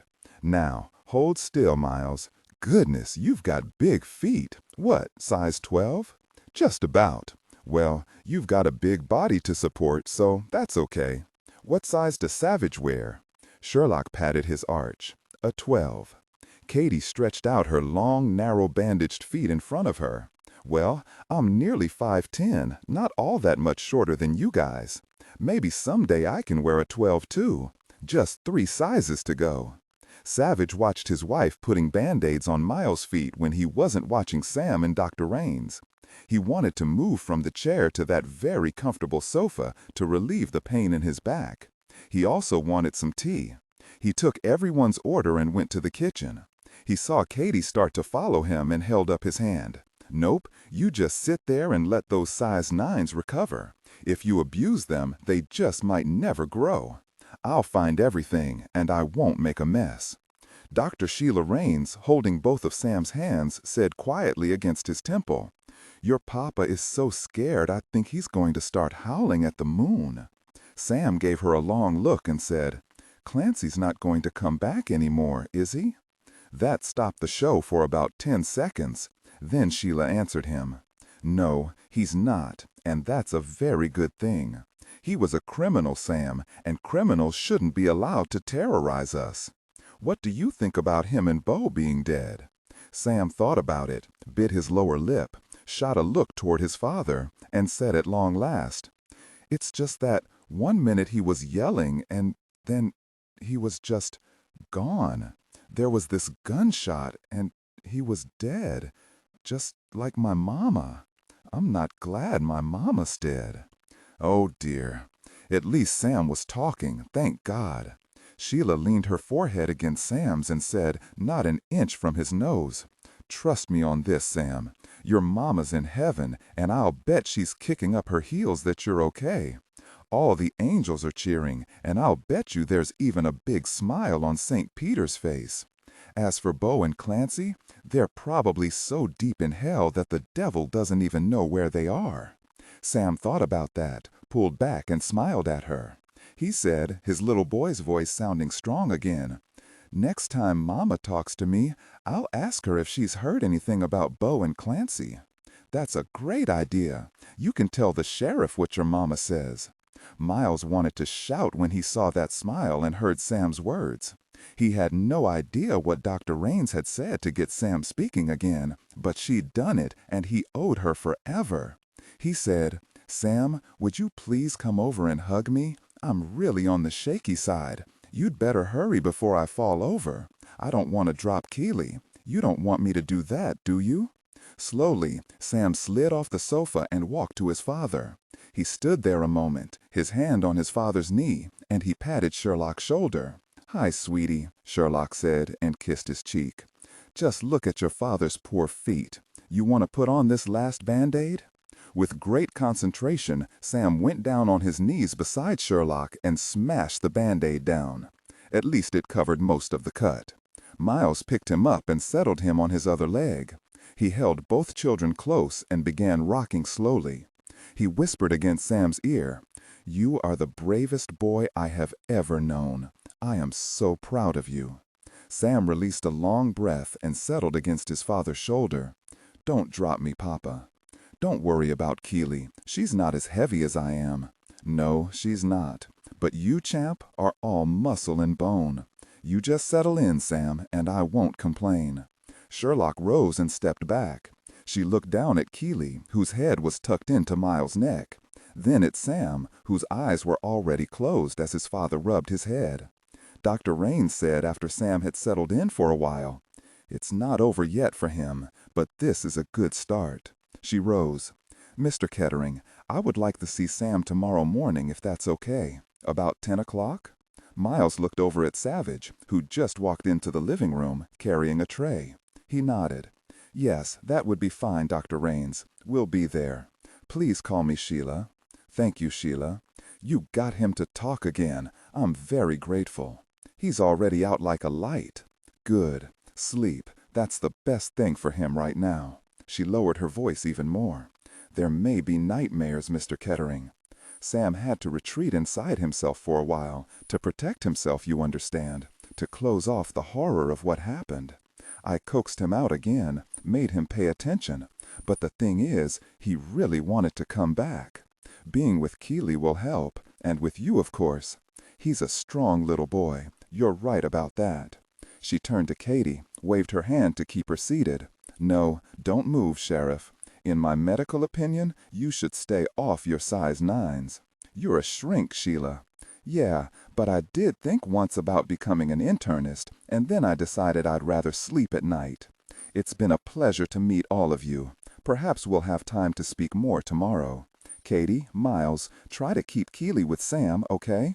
My guess is that she's more important to him right now than any of us." Sheila laid her hand on Katie's shoulder. "If you want to talk to me about things, I'm there for you. Don't forget it." Tone, resonant, naturally sensual. It's been a horrendous few days for all of you, but the bottom line is that Sam's safe. By the way, I've always loved that sleep shirt, Pulp Nonfiction. Your dad gave it to you, right? Yes, shortly before he died. Thank you for coming and helping, Sheila. I owe you. Not this time you don't. Would you look at Keely? I swear she's grown, and I saw her just a week ago. Dr. Raines didn't stay for tea, saying it was well after midnight, and she would be jumping off her ceiling if she got any caffeine into her at this hour. Savich said as he set the tray down on the sofa side table. I just spoke to Wade, Katie. He got Clancy to the medical examiner. He sounded really impressed this time with how you got Clancy. Since I didn't know any details, I couldn't tell him much about it. Would you like to tell me exactly what happened so I'll know how close I was? Katie looked closely at the children to make sure they were asleep before she closed her eyes a moment and leaned her head back against the chair. Clancy jumped off the porch. I ran after him. He didn't get far. He was wheezing when I caught up to him.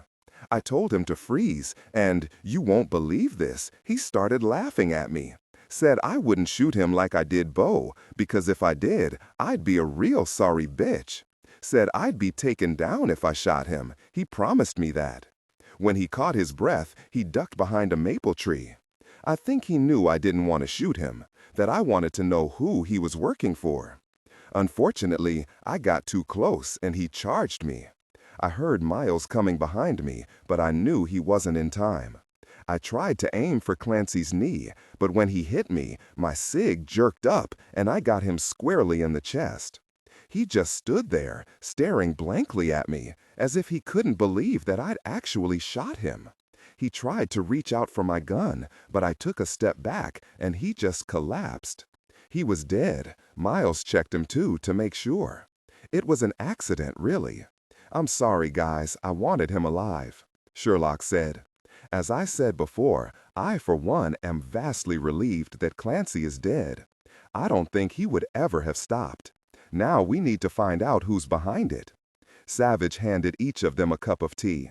This is excellent tea, Katie. I was prepared to make do with a tea bag. I've always loved Darjeeling, she said. My mom gave me my first cup when I was about 10 years old. I've never looked back. Bless my mom, she replenished my stock just last week. Mundane things, Sherlock thought, looking from Miles to Katie, to help them put some of this fear behind them. She thought of Sean, her own beautiful little boy, and shivered. Sometimes the littlest things, silly things really, were just what you needed to remind you that life was coming back to normal, that life was usually just fine, thank you. Savich carefully rose and straightened his back as best he could. Sherlock and I will be heading back to Mother's Very Best now. If you guys need anything, call us. Otherwise, we'll see you here in the morning. For the second time, Katie and Miles went to bed. Miles with Sam sprawled over his shoulder, Katie holding a sleepy Keely, who whispered, "I want to sleep with you, Mama." I was just thinking the same thing, sweetie. You won't hog the bed, will you? Keely gave her a big grin. I like to sleep sideways, Mama. Katie was smiling until it hit her again. She'd shot 2 men in 2 days, shot them both dead. Odd how it all felt rather distant now. She no longer felt that debilitating shock that had slammed through her earlier. Now she felt strangely detached. Was it because she'd done something that made her not quite human? No, that was the wrong way to look at it. She set her jaw. She would face this, she would settle it in her mind, once and for all. 21. When Katie woke up early the following morning, Keely wasn't in bed with her. She jumped out of bed and came to an abrupt halt just inside the living room. There, lying on their stomachs on a blanket, were Sam and Keely, watching cartoons, the sound turned down low. Katie looked down at her feet. For that panicked moment, she'd forgotten her sore feet. Then she thought of Miles. If he woke up, he'd be wild with panic when he saw Sam was gone. She didn't say anything, just ignored her throbbing feet, trotted to the guest bedroom, and stuck her head in. Miles was lying on his back, the covers pushed down to his waist, his chest bare. One arm was above his head, the other hand rested on his belly. His dark hair was standing on end, witness to an uneasy night, and his face was dark with stubble. He was sleeping deeply. She looked at the alarm clock on the bedside table and saw that it was only just after 6 o'clock. Let him sleep. She stood there a moment looking at Sam's father, really looking at the man she'd come to trust and admire in just 2 days' time. Then grabbed a couple of blankets from her bedroom and went back into the living room. An old Roadrunner cartoon was playing, but the kids weren't watching it. They'd both fallen asleep. She turned off the TV. She pushed the kids apart, marveling at how utterly boneless they were, just like cats. They didn't stir at all. She got down between them and managed to get the 3 blankets over them. She put an arm around each child and drew them close. They snuggled in. She smiled as she closed her eyes, holding their small bodies close and safe. An hour later, Miles woke up, realized that Sam wasn't there, and came running into the living room. There was the sheriff of Jespero, lying on her side, her hair out of its French braid, loose and long, draped over a sofa pillow. She was spooning Sam, and Keely was spooning her, and all 3 of them were sound asleep.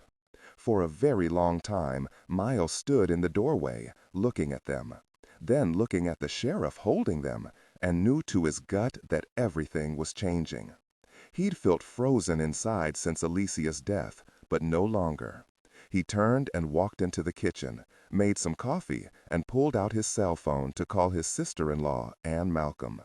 He had called her Sunday morning to reassure her that Sam was okay, but hadn't had time to tell her much. He trusted Butch Ashburn to keep her informed. He wasn't planning on telling her much this time either, because there was no reason to upset her with it all. He didn't want to be on the phone anyway. He wanted to be lying in that living room holding Sam. "Hey, Cracker, it's me, Miles." She yelled into his ear. "It's 7 o'clock on a bloody Monday morning. It's about time you called again, you jerk." Miles smiled and she was off. Miles held his cell phone a good 2 feet from his ear until he heard her running down. Then she started firing questions at him. He pictured her in his mind as they talked. She was wearing one of her gorgeous peignoir sets. No doubt, that's what she called them, honest to God. Whereas her sister, his wife Alicia, who had always had both feet a bit off the ground and a song always on her lips, had worn flannel pajamas. Cracker was a part-time estate lawyer with a big mouth and a sharp brain. She loved Sam, and that was the most important thing. "Yes," he said, breaking in at last. "Everything is okay now. I'm okay. Sam is okay. There's lots to tell you, Cracker, but you're going to have to wait for the unabridged version. Hey, do you know anyone in Jessboro, Tennessee?" "Me? I've never even heard of Jessboro, Tennessee. What's going on, Miles?" "That's another reason I called. I thought we'd be coming right back, but not just yet. Sam's seeing a local shrink, and I think she's really good. She came over last night after there was more violence." Cracker nearly lost it. "Violence? What damned violence? Are you nuts, Miles? Bring him home."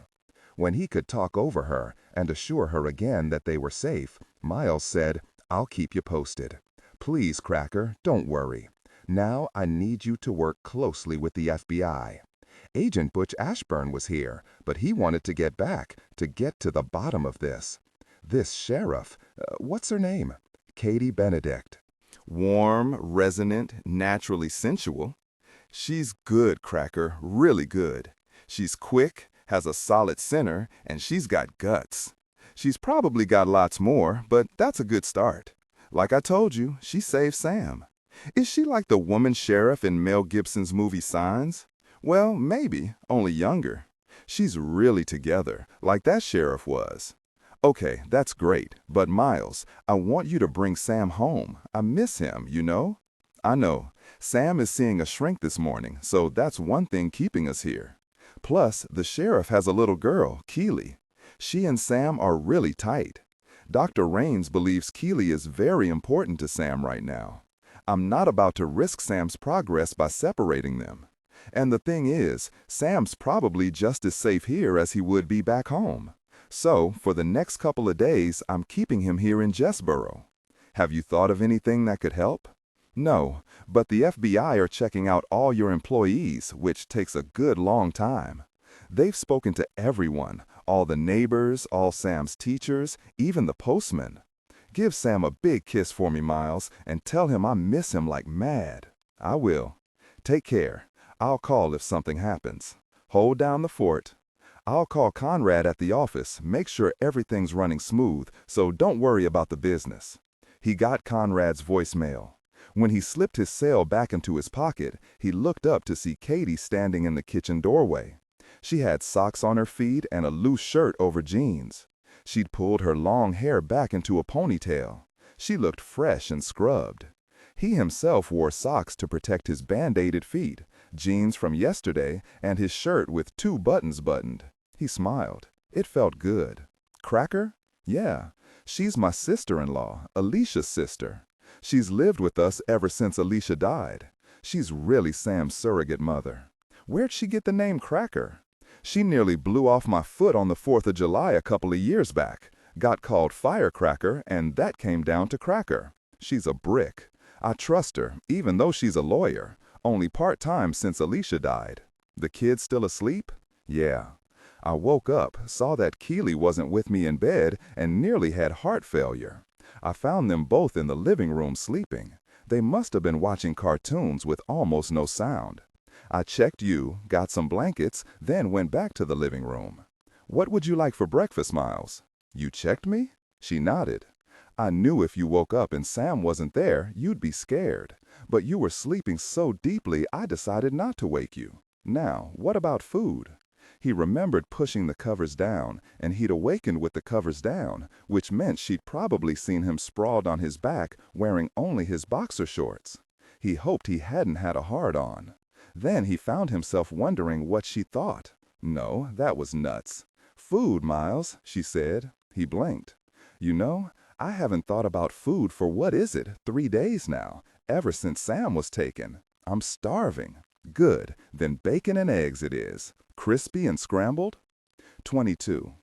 After Sam's meeting with Dr. Raines, Miles still wasn't sure what the best place was for Sam. What made it easier was that Sam didn't want Keeley out of his sight. Miles knew that Katie was as flummoxed as he was. He couldn't move to Jessboro, and he couldn't very well take Keeley back with him to Colfax, Virginia. Because Miles wasn't about to let Sam out of his sight, that meant he also kept Keeley with him, and that meant she was out of kindergarten for the moment, cleared by Katie with Keeley's teacher. Needless to say, Keeley was pleased about this. Miles and the kids parted company from the other adults after lunch at Molly's Diner on Main Street, after munching on the best meatloaf east of Knoxville. It was a beautiful day, sunny and clear, with a slight fall nip in the air. He took them to the small Jessboro Park, located just a block from Main Street, bordered with trees so outrageously colorful you just stood there marveling at them. In the middle was a big swing set for the kids. Katie went to her office to brief Wade and all the deputies on the situation. She'd no sooner gotten into her office than Agent Glenn Hodges appeared in the doorway. He had his arms crossed over his chest, shaking his head at her. She sat down behind her desk. "Good morning, Agent Hodges." He gave her a small salute. "Hi, Sheriff." "You're amazing, absolutely amazing. You took out both bad guys." "Yeah, well, I didn't really want to, and you probably know, Clancy practically admitted he was working for somebody else." "We'll find out who that somebody is," he said. "I spoke with Butch Ashburn. He gave me a rundown. Now I'm thinking I should go interview the McCamies." Katie smiled. "Admittedly, I'm just a backwoods sheriff, but Agent Sherlock and I have already been to see them. I'd appreciate it if you'd let us deal with the McCamies." He wasn't happy about that, but he nodded. "What I'd really like you to do is come along to the briefing I'm giving to my deputies." He wasn't happy about this either, but on the other hand, Katie wasn't very happy with him. When he left for the department's conference room, Katie called Wade in. Wade always walked like a guy on the prowl. He was 2 years older than Katie and had wanted very much to be elected sheriff, but the truth was the powers in town owed a lot to the Benedict Pope mill, and so Katie was the one to get the nod. Wade had been a deputy to the old sheriff, a good old boy named Bud Owens, who'd believed computers were for wussies. When he'd finally retired, he told everyone he wanted Wade. Unfortunately for him, Wade didn't have Katie's education or her experience as a cop in a big city. Certainly her desire to be sheriff equaled or surpassed Wade's. Her cop experience had been in Knoxville for 2 years, and that's where she'd met Carlo Silvestri, who turned her life upside down. For 1 year, her life had been one screaming crisis after another. Then Carlo's father had come, and they'd both left Knoxville. Katie had taken stock, realized she was a cop to her toes, and what she really wanted was to be sheriff of Jessboro. It was what she needed, too. She loved her work. It had helped her get through the worst of her father's illness, the devastating and inevitable march of Alzheimer's, which had turned him into an angry stranger before killing him. She watched Wade, her eyes half closed. When she'd had enough of his fidgeting around, she said, "Well, Wade, would you like to continue working with Agent Hodges for as long as he remains here?" "Well, sure, I'd really like that, Katie. Thing is, I don't really trust him to tell us stuff, to give us everything we need to know. Can I trust you to keep me filled in?" She saw it in his eyes. Wade wasn't good at deception, not like she was.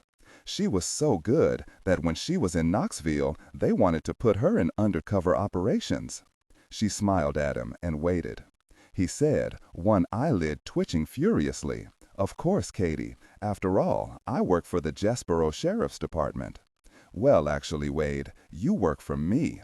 I am the Sheriff's Department." He flushed, blood rushing to his cheeks.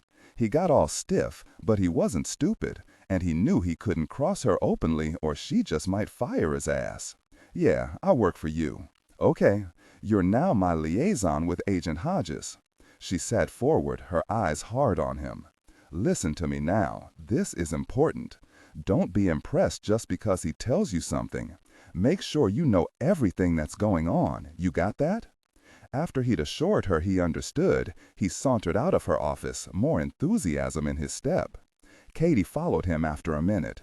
Conversation stopped when she came into the small room. She walked to the head of the table and stood behind a small lectern, her hands clasped in front of her. "There are just 8 of us this morning. Nate and Jamie are at home recovering." She looked around the conference at her 7 deputies, all of them looking excited and important. Warm, resonant, naturally sensual. She wished she had a basket of candy to hand out to them. They looked so much like school kids. Lenny, her dispatcher and assistant, had already handed out coffee. She introduced them to Agent Hodges, then went through events chronologically. It took her a good 15 minutes. "Do you have anything to add, Agent Hodges?" He didn't, though he wanted to. The problem was that Katie had been thorough, and thankfully, Agent Hodges had the grace to say, "No, you've covered things quite nicely, Sheriff." "Okay, now here's what we're going to do. I found out that Hester Granby is the church secretary at the Sinful Children of God. I want Wade to get the names of the members from her. He'll split them up and each of you will go interview as many church members as you can today. If you find out anything at all interesting about church operations or either of the McCammys, leave me a message on my voicemail. Don't forget now, we have to be nice. Remember that we have no evidence to connect the McCammys to the kidnapping. It's just that they're our only lead. You already know some of their people, but the majority aren't local. That should give you a head start at least." Deputy Cole Osborne said, "Sheriff, how will we know if we find out anything significant?" "You're smart enough. Listen carefully. Anything you hear that might sound the least bit off, that's what I want to know about." After she dismissed them all and said fond goodbyes to Agent Hodges, she pulled Deputy Danny Peevely aside. He was the best liked of all her deputies, just about magic with people. His mama would say that he could get an onion to peel off its own skin. "I have someone real special I want you to speak to, Danny. His name is Homer Bean, and he lives in Elizabethton. He owns the Union 76 gas station. I saw Bea Hipple yesterday at the church, and she called me, gave me Homer Bean's name. She said she liked Homer, and he'd been unhappy with Reverend McCammy. That's all she knew.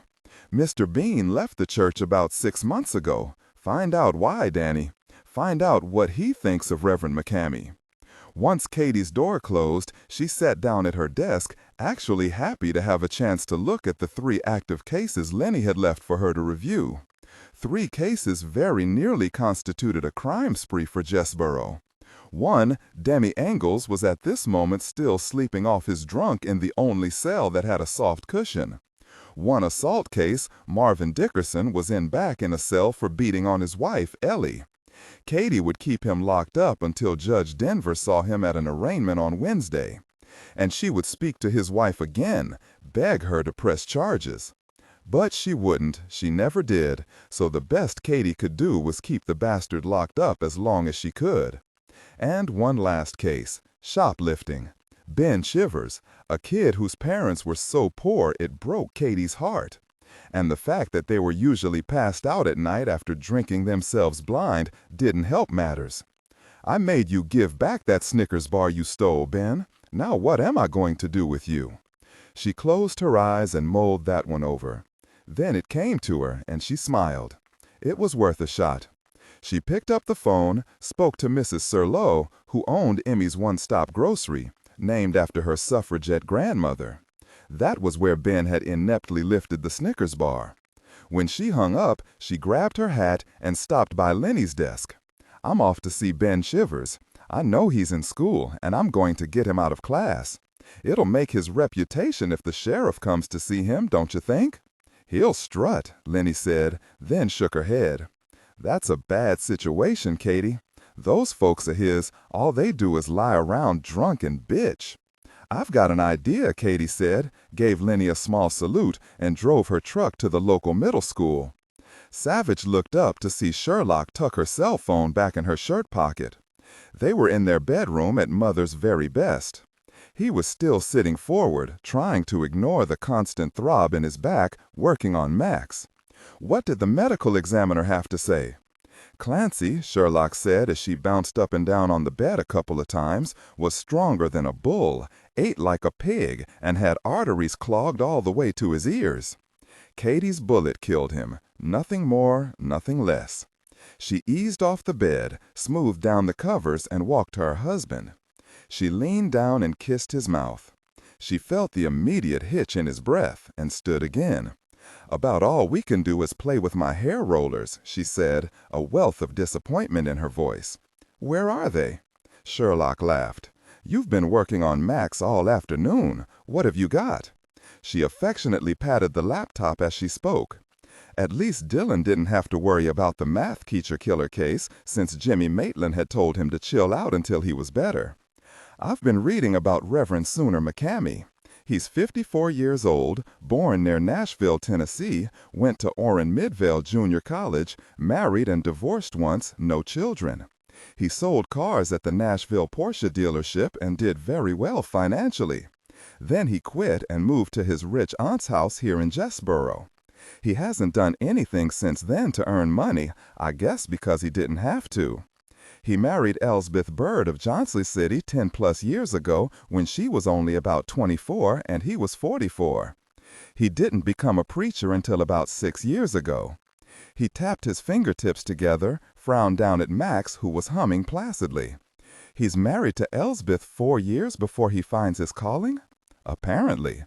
But when the calling hit him hard. Suddenly he's the founder and leader of this pretty strange-sounding church, the Sinful Children of God. He didn't go to Ost's. He's not bad, just helpless. This will give him a sense of worth and a bit of money. I told him to keep his new job to himself as long as he could, or his dad would hit him up to buy some cheap wine." Minna said, "Of course old Ben would too.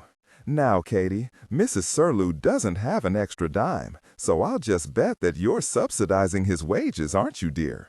Katie gave her mother a tight-lipped frown and didn't say anything. How, Miles wondered, could a sheriff on a small-town sheriff's pay afford to subsidize a kid's wages? He was chewing his tongue. He wanted to ask so badly when Katie's mom said, smiling, "After the settlement, Katie saved Benedict Pulp Mill and a lot of local folks' jobs, and every so often she helps folk here in Jessboro, mainly the kids." "This is my home," Katie said very quietly. "Actually, you could have pulled the mill out of trouble yourself, Mama," she added to everyone at the table. "She's an excellent manager, something Dad just wasn't."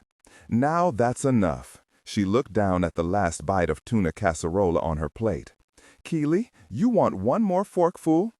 Truth be told, the very large tuna casserola and the platter of biscuits were memories in 15 minutes. Miles sat back and folded his hands over his stomach. "That was delicious, Minna. Thank you very much for letting us come." "Well, I put up with you adults just so I can get my hands on Sam and Keely. Now, who's ready for coffee and apple pie?" Savich said, "May I give you my mom's email, Minna? You can give her your recipe for the casserola, and she'll give you hers for Irish beef stew." He grinned at his wife. "Then Sherlock and I can bid goodbye to our waistlines." After Minna assured the adults that both kids were lying in front of the television, glued to Wheel of Fortune, Katie set down her cup of coffee, pulled out a file, and said, "Eleanor Marie McCamey Ward was only 63 when she died of a fall down the front stairs. The ME's report showed that her neck was broken and that the broken bones and internal injuries were consistent with such a fall. Neither Sooner nor Elsbeth apparently were at the house at the time of the accident. He didn't preach his first sermon for 5 more years. Then he was invited to the Assembly of God over in Martinville. 6 months after that, he established the Sinful Children of God here in Jessboro. He started with only a dozen or so worshipers. There are now a good 60 in the congregation. He's what you'd call a natural. He was an accomplished car salesman, Savich said. It makes sense that he'd be a natural as a preacher. Minna, do you know anything more about Reverend McCamey? I remember Eleanor told me that Sooner had been an intense, quiet boy, self-sufficient, very into himself. But when he spoke, he was always so sure of himself that people believed what he said. She said he wasn't a happy man, understandable with a bad marriage and living in that big city selling those ridiculously expensive cars. She was quite religious herself. She prayed he would find what he was meant to do in life before she died. But she didn't live long enough to see him become an evangelist, Sherlock said. No, she didn't, Minna said. Her death was a shock to all of us. She was a fine woman. But evidently Sooner did find his calling. He's very much admired and respected by his congregation. He's a big part of their lives. Whether that's healthy or not, I won't speculate. Katie looked directly at Sherlock. Do you think Eleanor's fall down the front stairs might not have been an accident? Let me ask another question first, Sherlock said. Was Eleanor McCamey Ward just really well off, or was she rich? We could check the probate records, but everyone knows she was worth quite a bit at her death. Say, maybe around $5 million. So yes, I'd say she was rich. And Sooner McCamey inherited everything? Katie nodded, sighed. I wasn't living here at the time, but I remember thinking that her death was awfully convenient for Sooner. But of course, no one could prove anything. You guys met him. He certainly looks the role of the stern country preacher, doesn't he? Dark, brooding, his eyes boring right into your soul. You wonder how much of it is for real, Miles said, then rose and went off to check the kids. He returned in a moment. Katie said, I suppose Sooner could have killed his aunt. Yes, Savich said, nodding as he sipped Minna's delicious Darjeeling tea. But a push down the stairs was taking a chance. It doesn't guarantee a broken neck. If Sooner did kill her, then he probably saw the opportunity and took it without thinking it through. Katie said, You're right. It's not at all a sure thing. She could have come out of it with a sprained ankle. You know, Sherlock said after her last bite of apple pie, I think I'm in need of some more local religion. Katie, do the sinful children of God meet during the week? Oh, yes, Katie said, but not on Tuesdays. That's their day off. Savich said thoughtfully, I think a better idea is for me and Sherlock to take the kids and go visit Reverend and Mrs. McCamey. You'll know I'll be looking real close to see his reaction to Sam. And I want to know if Sam's ever seen him before. Do you guys think that's a good idea? Minna frowned. If Reverend McCamey is somehow involved in Sam's kidnapping, is it wise to stick Sam right under his nose? Sherlock thought about that for a moment, then said, Absolutely nothing will happen to Sam with Dillon and me with him, that I can promise you. Or else we wouldn't even consider taking him over there. Just seeing how Reverend McCamey reacts when confronted with Sam, well, that could give us lots of information. Miles said, Minna, these two are the best, don't worry. I'm not. On the other hand, I just might hide right outside the front door, a big stick in my hand. Katie was grinning as she said, I agree that just maybe something will pop. After all, Bo and Clancy are no longer in the picture. Warm, resonant, naturally sensual. If the McCameys are involved, they've not had time to recruit more out-of-work criminals. Late Tuesday morning, Savich and Sherlock, with both Keeley and Sam in hand, knocked on the McCameys' front door. Who lives here, Uncle Dillon? Two very interesting people I think you kids might like meeting. I'd rather watch cartoons, Keeley said, and laced her fingers with Sam's. Sherlock said, We're going to have lunch with your mom, Keeley, and your dad, Sam. So that means you need to hang out with me and Uncle Dillon for a while, okay? I doubt any cartoons will be playing in this house, so you'll have to be patient. She means she doesn't want us to whine, Keeley told Sam, who nodded, then asked, Where's my dad? He had some calls to make, you know, Conrad Evans at the plant. He said he needed you guys out of his hair for a while. "He always says that," Sam said, "but then he says he can't wait to see me again." Savich smiled. "That, Sam, is what's known as a parent's curse." Elsbeth McCamey came to the door after another minute had passed. She stared at the two agents, then she stared at the children. "May we speak to you, Mrs. McCamey?" Sherlock said. "Forgive us for bringing the children, but we were the only two free adults." "Yes, of course. Do come in." "Reverend McCamey," she called out, "two FBI agents are here, and they've brought children." It really was very old-fashioned of her to call her husband Reverend McCamey, Savich thought. But Elsbeth McCamey didn't look the least bit old-fashioned in her tight, low-slung jeans and white tube top that left 3 inches of bare belly showing. She was wearing a belly-button ring, a delicate circle of gold. And her Jesus earrings were shining bright in the morning light pouring through the front windows. Reverend Sooner McCamey was wearing his patented black pants, a white shirt, and a black jacket. When he came out of his study down the hall, he looked harassed. "Elsbeth, I'm ministering to Mr. and Mrs. Coombs. The agents would like to speak to us. Take them to the living room. I'll see if Mr. and Mrs. Coombs can wait for 10 minutes." He raised an eyebrow as Sherlock said, "10 minutes sounds just fine." Elsbeth McCamey waved them into the living room. She eyed the children again. "Hello, Keeley. Can you introduce me to this little boy?" "I'm not a little boy," Sam said. "I'm 6. "I see. And what is your name?" "Sam. I'm Sam." Sherlock was watching her carefully when she looked at Sam. She saw nothing but an adult being polite to a child.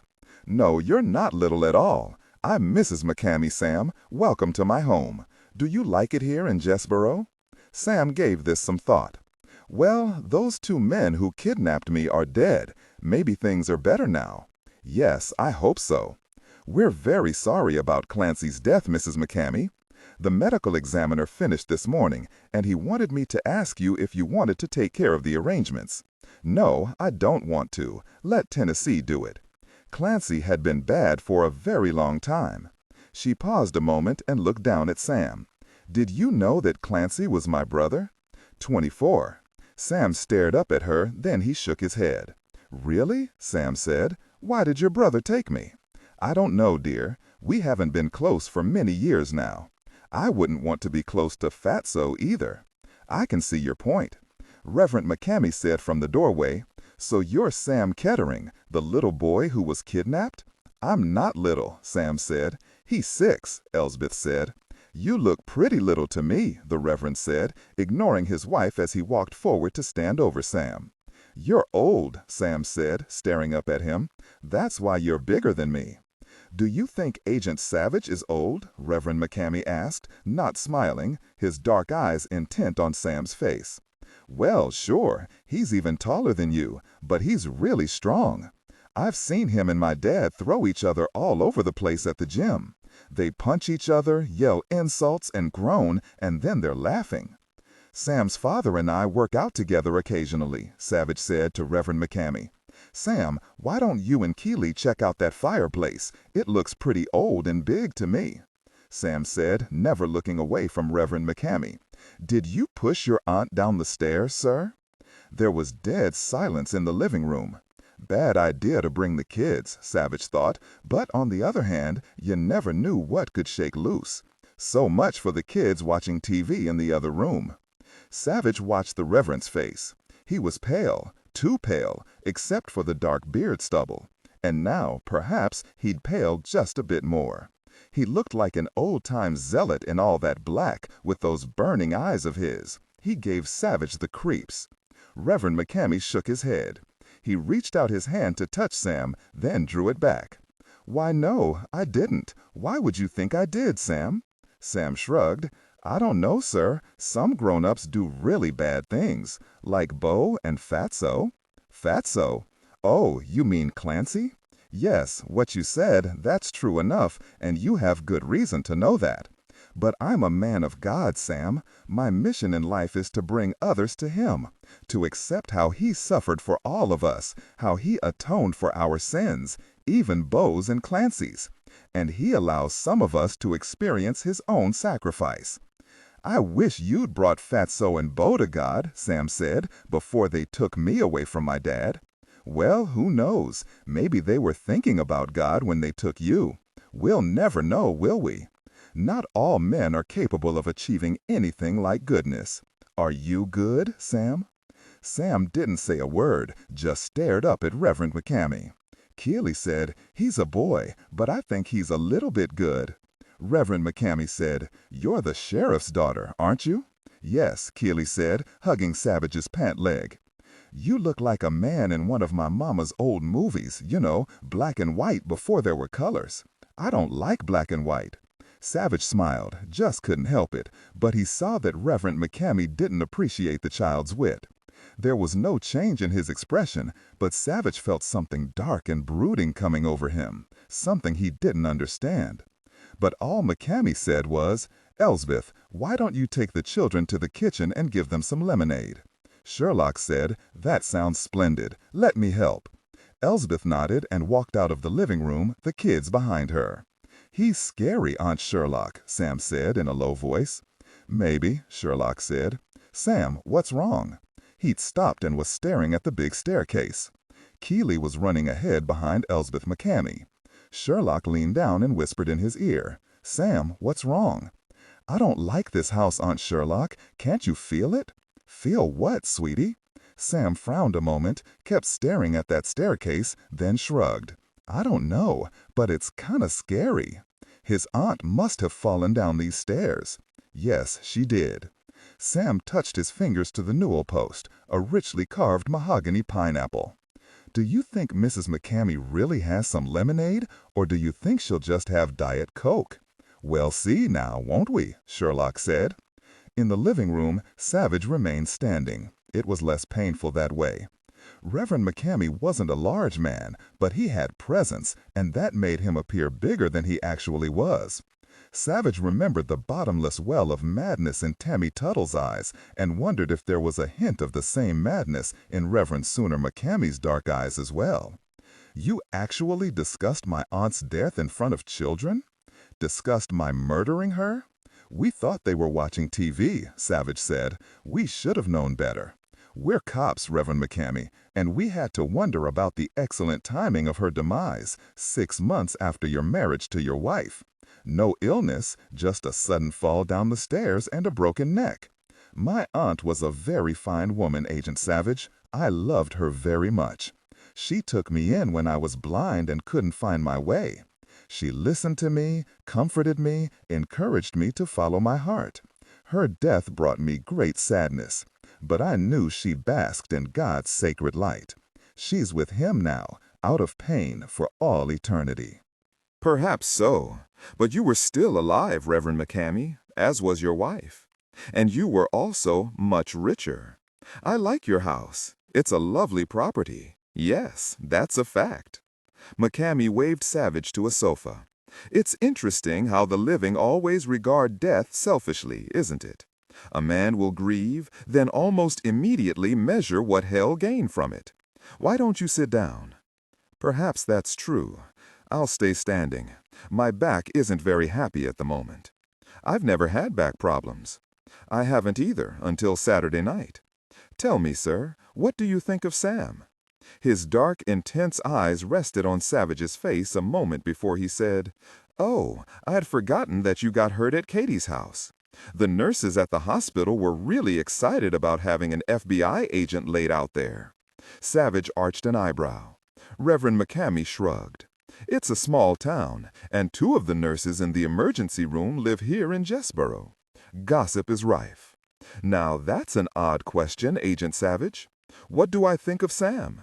Well, he appears to be precocious, a very forthright child. You mean just because he repeats what he heard adults say? No, not just that." Reverend McCamey paused a moment, stroking his thin fingers over the wool of his black jacket. "It's that he's somehow above the normal lies and deceptions of children. I've heard Sam tell a few whoppers, Reverend. He's a little boy, and that's exactly what one would expect. But the fact that he saved himself, now that's very impressive. He wasn't cowed by fear, and that's amazing for a 6-year-old. I suppose you heard the story of how he slithered out of a window in the old Bleecker cabin and took off, Bo and Clancy after him? Yes, I've heard several versions of the tale. All of them strike to the soul. Reverend McCamey slowly shook his head, his eyes on his fingers, which were still stroking his jacket against the nap. He said nothing more. How strange, Savich said. Don't you believe it's quite a coincidence that Clancy was your wife's brother and he brought Sam here? Reverend McCamey raised his dark eyes to rest on Savage's face. Coincidences are random acts that are drawn together by foolish men. I gather you are not a foolish man? I am a realistic man, Agent Savich, but yes, like most men, I am occasionally foolish. I believe that our Lord would have us study each random act as it touches us and try to determine how it will enhance our grace. You think my wife and I were involved with the boy's kidnapping, Agent Savich, just because Clancy was her brother? Savich said slowly, not really wanting to look in those black eyes, eyes that somehow seemed to absorb darkness from light. What I think, Reverend, is that your wife's brother brought Sam to Jessboro, Tennessee, for a reason. You'll have to admit that both Clancy and Bo demonstrated a great deal of motivation. They simply didn't stop trying to get him until they were dead. That, also, is very strange. Reverend McCamey merely nodded. He raised his right hand and stroked his fingers through his black hair. His hair was thick, long enough to tie at his nape, but he let it hang loose. Stroking his hair was a long-standing habit, Savich thought. Savich wished he had another pain pill. Why do you suppose they did that, Reverend? I really have no idea, Agent Savich. When Clancy was at the sheriff's house last night, he said something unusual to Mr. Kettering. He said that he didn't necessarily believe it. Believe what, Reverend McCamey? I have no idea, Agent Savich. Clancy also admitted to Mr. Kettering that someone had hired him. Reverend McCamey shrugged. Then it seems that someone was paying them a great deal of money to get the child. That much is obvious. But the question remains, why is Sam so important to the one who paid them? What is it about Sam that makes him so valuable, if you will? No ransom demands, no obvious revenge motive, no pedophilia that we know of, so it must be something else. Do you know what the motive could be, Reverend McCamey? Reverend McCamey shrugged. As I remarked, he is a precocious child, but I can't personally imagine anyone going to all that trouble for a precocious child. Then it must be something more. The Reverend's dark eyes rested on Savage's face. I have found that there is always something more, Agent Savich. It is a pity that men are given free will. There is endless abuse, don't you agree? Why do you say it's a pity? Free will allows men to make disastrous mistakes without end. What they should be focusing on is gaining God's grace. Savich said, I think the reason for many of men's endless mistakes is a direct cause of their search for God's grace. Witness the history of Ireland, England, Spain, France. Men's disastrous mistakes litter the landscape, Reverend, especially in their efforts to focus God's grace on themselves and to deny all other men's claims to the contrary. That is blindness, Agent Savich, and a man's blindness can lead either to his salvation or his damnation. If a man focuses on God's grace and his suffering for us, his creatures, his blindness will last but a moment of time. Ah, here is Mrs. McCamey with some refreshment for us, Agent Savich. And how does a man do that, Reverend McCamey? He places himself in the hands of the prophets placed on this earth to guide him. Elsbeth McCamey closed her eyes a moment at her husband's words and slowly nodded. Savich asked, Are you one of these prophets, Reverend McCamey? He merely bowed his head and turned his attention to the tea. The tea tasted as dark as Reverend McCamey's eyes, and it was so hot it nearly burned his mouth. Savich didn't like it. He leaned over to place his saucer carefully on an end table, and instantly regretted it. Pain sliced through his back. I do think it's time that you left, Agent Savich. Neither my wife nor I have anything more to say to you. Thank you for seeing us, Savich said. the pain nearly dowing him over. He needed a pain pill fast. He shook Reverend McCammy's hand, feeling the firmly controlled strength of the man. He looked for a moment into those intense eyes, eyes that either saw too much or saw things that were not of this world. Savich just didn't know which. But he did know one thing. Sherlock nodded to both of their hosts, but didn't say anything. She had each child by the hand. When they were out the front door and it had closed behind them, Savich said, "Please tell me you have a pain med with you. You'll have to swallow it dry." "No problem. Trust me on that." Once Savich had managed to swallow the pill and they were ready to go, Keeley said from the back seat, "Mrs. McCammy gave us lemonade." "I didn't like it," Sam said. "It tasted funny." Sherlock turned to look at him and slowly nodded. "I thought it tasted funny too." She waited for Savich to get as comfortable as he could with the seatbelt and started the car. "Let's go see your mama, Keeley." 25. She's with Mr. Kettering, Lenny, Katie's primo dispatcher, told them.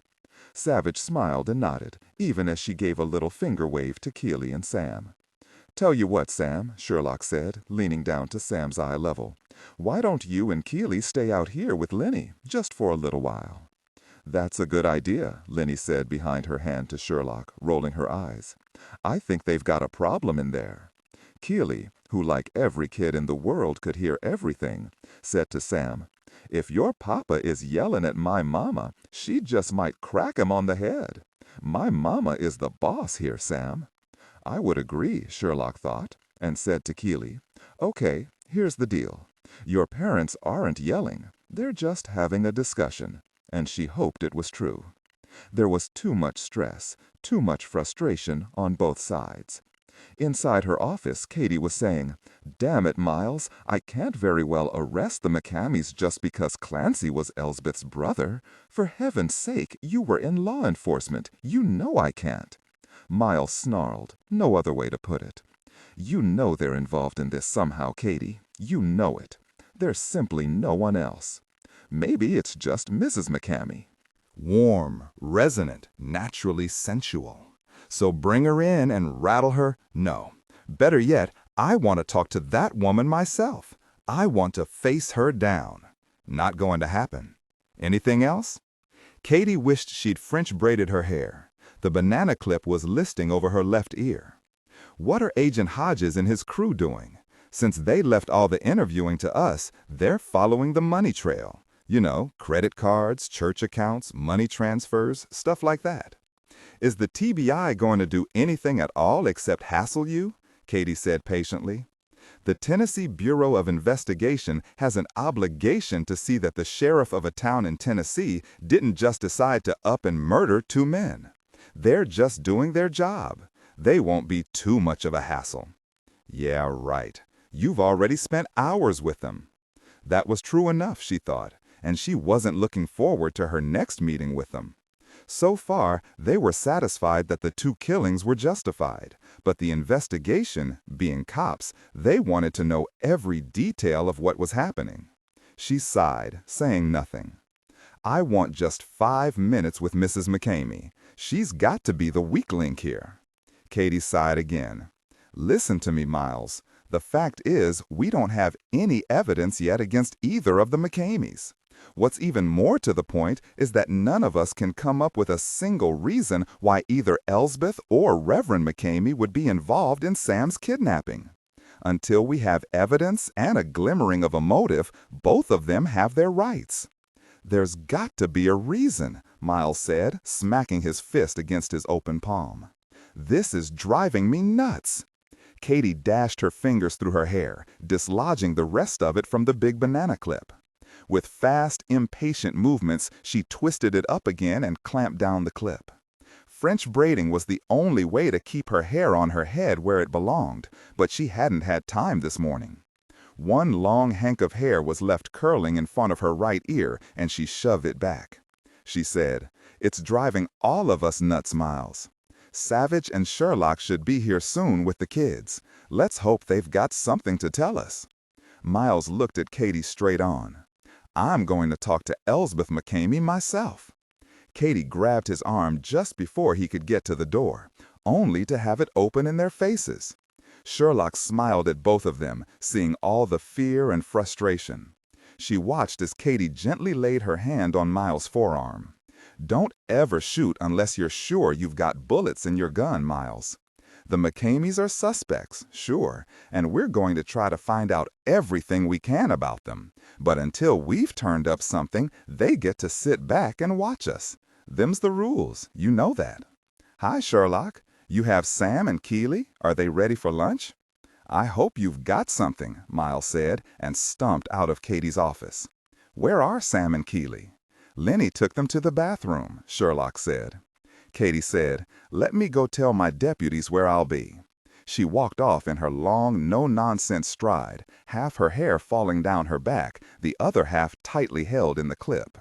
Miles quickly realized that Savich was in pain. He was standing very stiffly, like he was afraid to move at all, and his eyes were a bit unfocused. Miles said, "Sherlock, you got some more pain meds for the Iron Man here?" Sherlock saw that Miles was right, even though the one he'd had not more than 15 minutes ago should have kicked in. It scared her to her toes. She couldn't help it. She touched her fingers to his cheek. "We can't have this. You're white about the mouth, partner." She pulled out a pill bottle, dumped out another pill into her palm, filled a paper cup at the drinking fountain, and gave it to him. "Don't even speak to me until you've got it down your gullet." At that moment, Savich would have taken the whole bottle if she'd given it to him. "This is a surprise," Miles said, stroking his jaw as he looked at Savich. "He didn't even try to kiss you off." "No, he's not stupid," Sherlock said as her fingers touched his forearm, willing her fear for him to subside. Savich liked her touching him. It felt good. And because she knew him well, because she hated his pain, she continued to stroke him. He needs to rest, but of course he doesn't get enough. "Let's have lunch first," Savich said, "and yes, Miles, we've got some stuff to tell you. Don't fret, sweetheart, I'll be okay. These pills work pretty fast." He lifted her hand off his forearm and lightly squeezed her fingers. "Dillon, why don't you sit down over here for just a moment?" "Let it go," Sherlock said, and she did, as hard as it was. She wished at that moment that they were lying on the beach in Maui and had nothing more to do than suck Mai Tais through a straw. At Maud's Burgers, everyone ordered a thick hamburger, except for Savich, who had grilled West Coast swordfish on sourdough bread, which was interesting, but had never been close to San Francisco. "He's a vegetarian," Sherlock said to Katie. "Sometimes, on special occasions like this, he has fish." "Why is this special, Uncle Dillon?" Keeley asked, chewing each long French fry down to the grease. "It's special because both you and Sam are heroes, and because we're all here together. Sam, it doesn't look to me like you're really enjoying your hamburger." Sam, who couldn't speak until he'd swallowed the huge bite he'd taken, gave Savich a big, ketchup-smeared smile. 10 minutes later, when Keeley and Sam were eating chocolate chip ice cream, focused on each other and the chocolate chips they were carefully picking from the cones, Savich said, his voice pitched low, "Jimmy Maitland called just a while ago. The math teacher killer hit again, and he wants us back on the investigation. They need fresh eyes, and he says we're the freshest eyes he's got. He sounds more desperate than I've heard him in a long while." The media attention had died down after they thrashed over the second killing, but now, with the third, they'll have "serial killer" plastered all over the TV and the newspapers, Sherlock said. "He also wants us to come back for a press conference at headquarters tonight. We have no choice at all in this." "There are lots of good people," Savich said, "but when you mix 3 different police departments and the FBI together and try to coordinate who's going to be top dog, it can get ugly real fast." Katie said, "I heard that after the second math teacher killing, the politicians started getting into the act." "They'll want to ban every gun in the universe, including the one the shooter's using," Sherlock told her. "I can just imagine how difficult it is for the local jurisdictions to deal with this, particularly when the politicians are competing for sound bites." Sherlock sighed, her eyes for a moment on Savich's plate, where most of his swordfish sandwich was left untouched. "One thing is absolutely true. everyone is scared. Everyone wants to catch this guy, and the pressure keeps growing. Maitland said that the principals in the high schools in the killing areas haven't put up any roadblocks if the math teachers want to leave town for a while, Savich said. It's rather like closing the barn door after the horses have run out. 3 people dead, Sherlock said, shaking her head. Maitland scheduled the press conference late enough so we'll have time to speak to the 3rd victim's husband beforehand. So what are you going to say at this press conference? Katie asked as she sipped her coffee. Savich started to say he didn't have a clue, but instead he suddenly just got up from the table and went outside. They watched him talking on his cell phone. "My husband just got a brain flash," Sherlock said, amused satisfaction in her voice. The last time it happened, Sean was sprawled on Dillon's chest. Dillon grabbed him under one arm and took him to Max. An hour later, the Detroit cops arrested a man who worked behind the counter at Trailways Bus in Detroit for the murder of 3 runaway teenagers, all of whom had left Detroit on Trailways. He'd followed all of them and killed them. "This is a surprise," Miles said, stroking his jaw as he looked at Savich. "He didn't even try to kiss you off." "No, he's not stupid," Sherlock said as her fingers touched his forearm, willing her fear for him to subside. Savich liked her touching him. It felt good. And because she knew him well, because she hated his pain, she continued to stroke him. He needs to rest, but of course he doesn't get enough. "Let's have lunch first," Savich said, "and yes, Miles, we've got some stuff to tell you."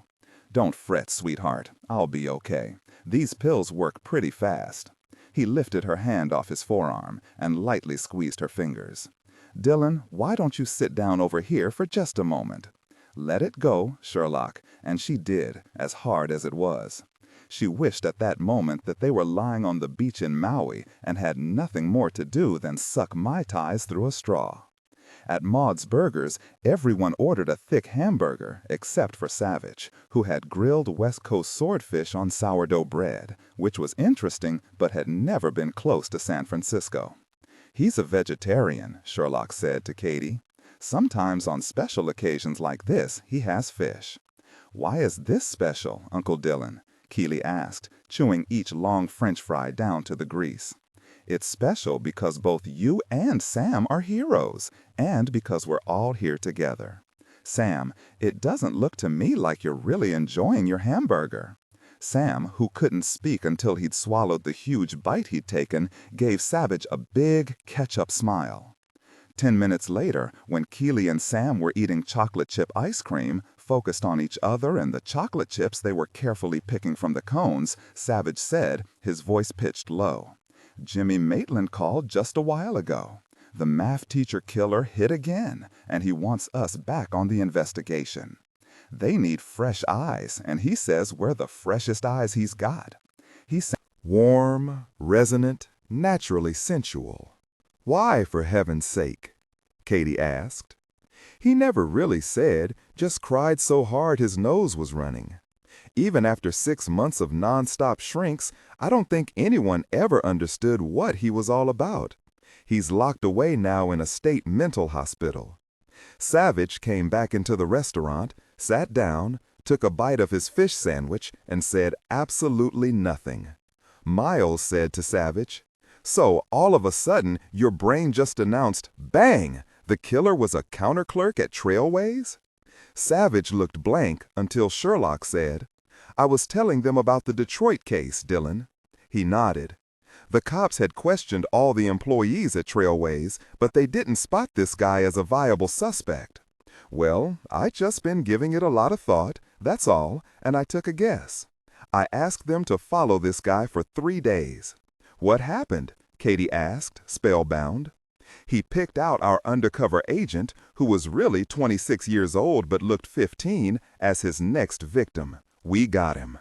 "Okay, Dillon, what's the brain flash this time?" He smiled at Sherlock, then shook his head at the others. "Too soon for me to say. Now the big question. It's Tuesday. What do you want to do, Miles?" "I don't know yet, but I guess I need to stay here for a while longer," and he looked over at Sam and Keeley. Savich saw that he was pissed, frustrated, and nearly at the end of his tether. "Both of you," he said, "keep us informed." Katie became suddenly aware that both Sam and Keely were all ears, down to the last licks on their cones. "Finish your ice cream, kids," she said, and wiped a bit of chocolate chip off Keely's mouth. 26. At 8 o'clock that evening, at FBI headquarters in Washington, D.C., Savich stood beside FBI Assistant Director Jimmy Maitland, waiting for the police chief of Oxford, Maryland, to turn the mic back over to them. The police chiefs from all three jurisdictions were lined up behind the podium, trying to look confident in front of all the blinding lights and the shouted questions. Standing beside the chiefs were the three victims' husbands: Troy Ward, looking sad and puffy in a bright blue suit; Gifford Fowler, skinny as a post, standing with a big black Stetson in his hands; and Creighton Maddox, a successful attorney, looking as pale as a ghost, still in shock. He'd managed to dress himself in a Savile Row suit that had to have set him back a couple $1,000s. Looking at the man now, Savich thought back to the meeting he and Sherlock had with him only 2 hours before, at his home in Lockridge, Virginia. He and Sherlock had driven to Lockridge High School in Lockridge, Virginia, an affluent suburb favored by many upper-level government employees. The crime investigators, local and FBI, were still there, and 6 officers were keeping the media behind a police rope. Police Chief Thomas Martinez met them in the principal's office and said without preamble, "The janitor spotted a small leak late Monday afternoon in the boiler room. He repaired it, then said he couldn't sleep for worrying, so he came back early this morning, before 6 o'clock, to see that everything was still holding." The chief stopped and grimaced. He smelled something. It was Mrs. Maddox, one of our 5 math teachers. Evidently, she'd stayed late to grade some test papers because she and her family were leaving for the Caribbean in the morning. Her husband said he'd talked her into leaving because of the 2 killings. In any case, she never made it home. Her husband called us around 9 o'clock last evening, scared out of his mind. He'd called her cell, gotten no answer. We searched non-stop for her. The janitor found her. "Come this way." It was not a pretty sight. Mrs. Eleanor Maddox, not above 35, 2 children, and a whiz at teaching geometry, had been shoved in beside the boiler. Because the weather was cool, the boiler had fired up, and that was why the janitor had smelled her body. She'd been shot right between the eyes, up very close, just like the other 2 women. Chief Martinez said, "The forensic team finished up about 3 hours ago. The M.E. said if he had to guess, it was a .38, just like the other 2. He also said that this time the guy had moved her here after he'd shot her. No witnesses? Not a one, so far. Not even a strange car in the vicinity?" He shook his head. "No, I have officers canvassing the entire neighborhood. No one saw a thing. Basketball practice and the student club meetings were over, so there weren't any other students or teachers around that we know of." Sherlock said, "I guess he didn't want her found right away. What does the husband have to say, Chief?" The husband, Creighton Maddox, was a big legal mover and shaker in Washington. His forte, forging limitless access to politicians for lobbying groups willing to pay for the privilege. Exactly what that meant, Mr. Maddox didn't explain, and Savich, cynical to his toes, didn't ask. It was nearly 6 o'clock in the evening, but Mr. Maddox was still wearing his robe. There were coffee stains on the front of it. He was wearing socks, no shoes. He looked like he'd been awake for a week, and none of those waking hours had been pleasant. Creighton Maddox said, "I called all her friends, all the teachers she worked with. I even called her mother, and I haven't spoken to that woman in nearly 2 years." He stopped a moment, tears choking him, and stared at Savich. "God, don't you see? This just isn't right. It shouldn't have happened. Ellie never hurt a soul, not even me, and I'm a lawyer. She planned on working until we left for the Caribbean, even though I tried to convince her to stay home, not take any chances. Why did he kill her? Why?" Savich had no answer. I know you've already spoken to Chief Martinez, and he'll give us all the details. We're here to ask you to join us at a press conference in a couple of hours at FBI headquarters. I know you'll want to hear about all that's being done, and it would be helpful to us if you came. I think it's important that the world see victims' families, see what devastation this sort of mindless violence can cause. Mr. Ward and Mr. Fowler, the first two victims' husbands, will be there. Will you join us, Mr. Maddox? Creighton Maddox bent his head and, to Savage's surprise, didn't ask a single question. Then he said, "Did you know that I called Margie, my assistant? She was here before 7 o'clock this morning. She knows everything. That's what I told Chief Martinez, everything about both me and my wife." He paused a moment, glanced down at his Rolex, then out the living room window. "Good God, it's dark outside." He looked up at them. "I'm usually about ready to come home from my office at 6 o'clock in the evening. Ellie always got home around 4 o'clock. She wanted to be here when the kids got home." They heard crying from upstairs, a woman's soothing voice. The children, Sherlock thought. There'd been no children involved in the first two killings. Why had the killer changed? "My mother-in-law," he said, glancing up at the ceiling. "Margie called her and she was here in 10 minutes. I guess we'll have to start speaking again." He stood, all hunched forward, like he hadn't moved in far too long. "I'll be at your press conference, Agent." Assistant Director Jimmy Maitland nodded to Savich, then stepped to the podium. He spoke of the cooperation among the 3 police departments, spoke of the activity by the FBI at the crime scenes, and repeated the hotline number for any information on the killings. He finished his words to the room full of reporters with, "And this is Special Agent Dillon Savich, Chief of the Criminal Apprehension Unit of the FBI." Most of the reporters knew who Savich was. Jimmy Maitland barely had time to shut his mouth before several reporters yelled out together, "Agent Savich, why is he killing math teachers? Since all the victims are women, do you think it's a man?" Savich stepped up to the podium, said nothing at all until the room was quiet, which was very quickly.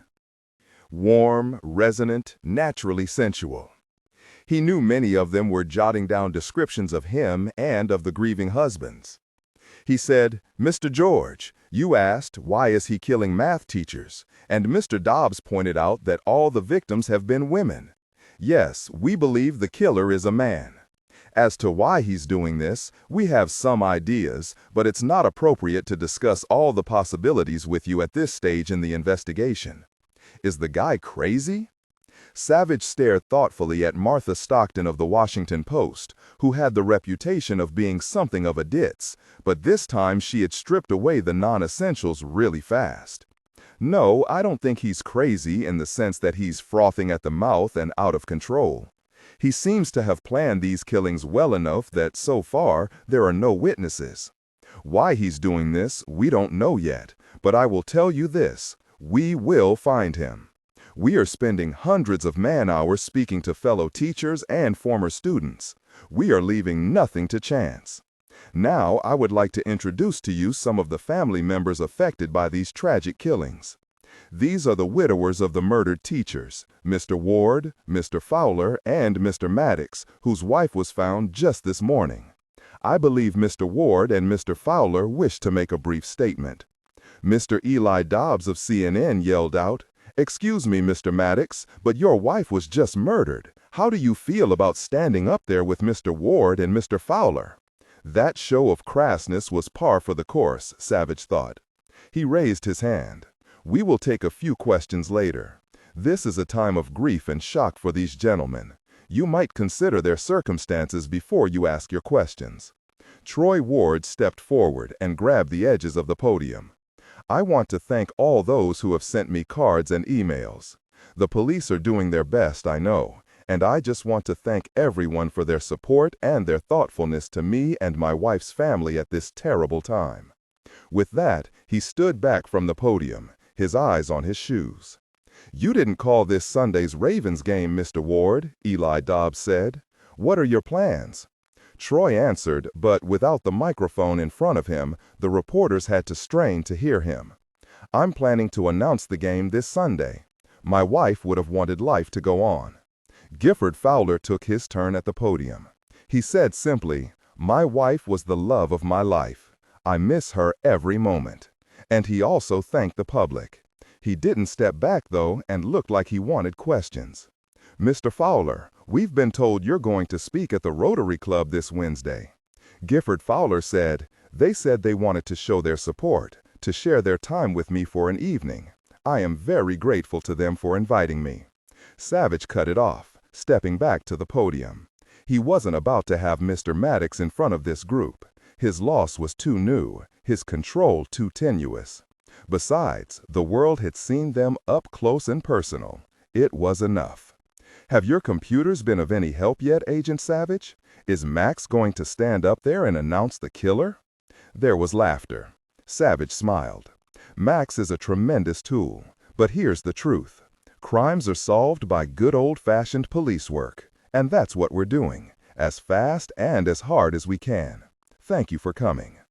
When it was all over, Savich gave Sherlock a small salute, then turned to speak to the three widowers. "I thank you for coming. I think it makes a difference. Of course there'll be more questions. I will be in touch with each of you. As soon as we know something, we'll let you know." He shook hands with all of the men, then watched them closely as they trailed out, following an agent through the rear door. Sherlock took his hand and said in a whisper, "That was quite a performance. Do you think it was worth it?" He turned, cupped her face in his hands and said, "I think so. We'll see." Later that night, back home in Georgetown, Sean was asleep on his father's shoulder after helping his parents eat a late dinner of his father's pesto pasta. Sherlock said while she heated some hot water for tea, Miles called. Dr. Raines is still seeing Sam. Miles thinks it's best to keep him with her for a while longer. Also, he can't imagine separating Sam and Keeley just yet. "I can't imagine it either," Savich said. "Sam is probably as safe there as at home, and Katie has a couple of deputies around him whenever she or Miles can't be with them. I'll bet he'll get Katie to take him to see the McCamies." Sherlock nodded. "You're probably right. And right now, I can't imagine Sam being away from Keeley either." "Yeah," Savich said slowly, as he watched her pour his tea into his favorite Redskins mug. "And I was wondering how Miles would do away from the sheriff." Sherlock shrugged. Two very strong people slapped together in a mess like this. "Yeah, but let's keep out of it, Sherlock. Neither of us has a clue as to what will happen between them, if anything. The children are very important to both of them," she said. The phone rang and she turned to answer it. It was Agent Dane Carver, to catch Savich up on his case in Miami. On Wednesday morning, Savich was so stiff and sore, he knew he had to do something. Walking on the treadmill sounded like just what he needed. He'd forgotten all about Valerie Rapper. But evidently, she hadn't forgotten him. She was there at the gym, waiting for him. Did the woman have spies? Her timing was incredible. He raised an eyebrow at her. "It's 10 o'clock in the morning," he said. "I sometimes like to work out in the mornings." "I saw you on TV last night, Agent Savich," she said, looking over at him as she pressed in 10 minutes on the treadmill next to him. "Those poor husbands. I guess you really wanted to remind the public how horrific all this is, and that's why you showed them off." Savich grunted again. His back was sore, but the walking was helping to loosen it up a bit. Sherlock had bandaged him up really well, knowing he wouldn't do anything too stupid, but since she'd been muttering under her breath at the time, he wasn't sure. "What's wrong? You're moving like you're hurt. What happened?" There was real concern in her voice. He looked over at her and said in his mildest, most unthreatening voice, "Nothing's wrong, just a pulled muscle. I thought you were moving a bit stiffly on television last night. I'll be fine." He looked pointedly down at the book he was reading. "Would you go for a cup of coffee after you're finished working out? I'm buying." He smiled. "Thank you, Miss Rapper, but I'm married. I don't go out for coffee with other women, even if they're offering to pay." She laughed. "Sure you can. It's no big deal. I'm not going to seduce you, Agent Savich. It's only a cup of coffee, a bit of conversation." He shook his head. "Sorry. Perhaps it's time for you to loosen up a bit. Have a bit of fun." I know. What fun can you have over coffee?" "It's possible, I swear." Savich said. "You've probably seen my wife here at the gym. Red curly hair, big blue eyes. She's also an FBI agent. Her name's Sherlock."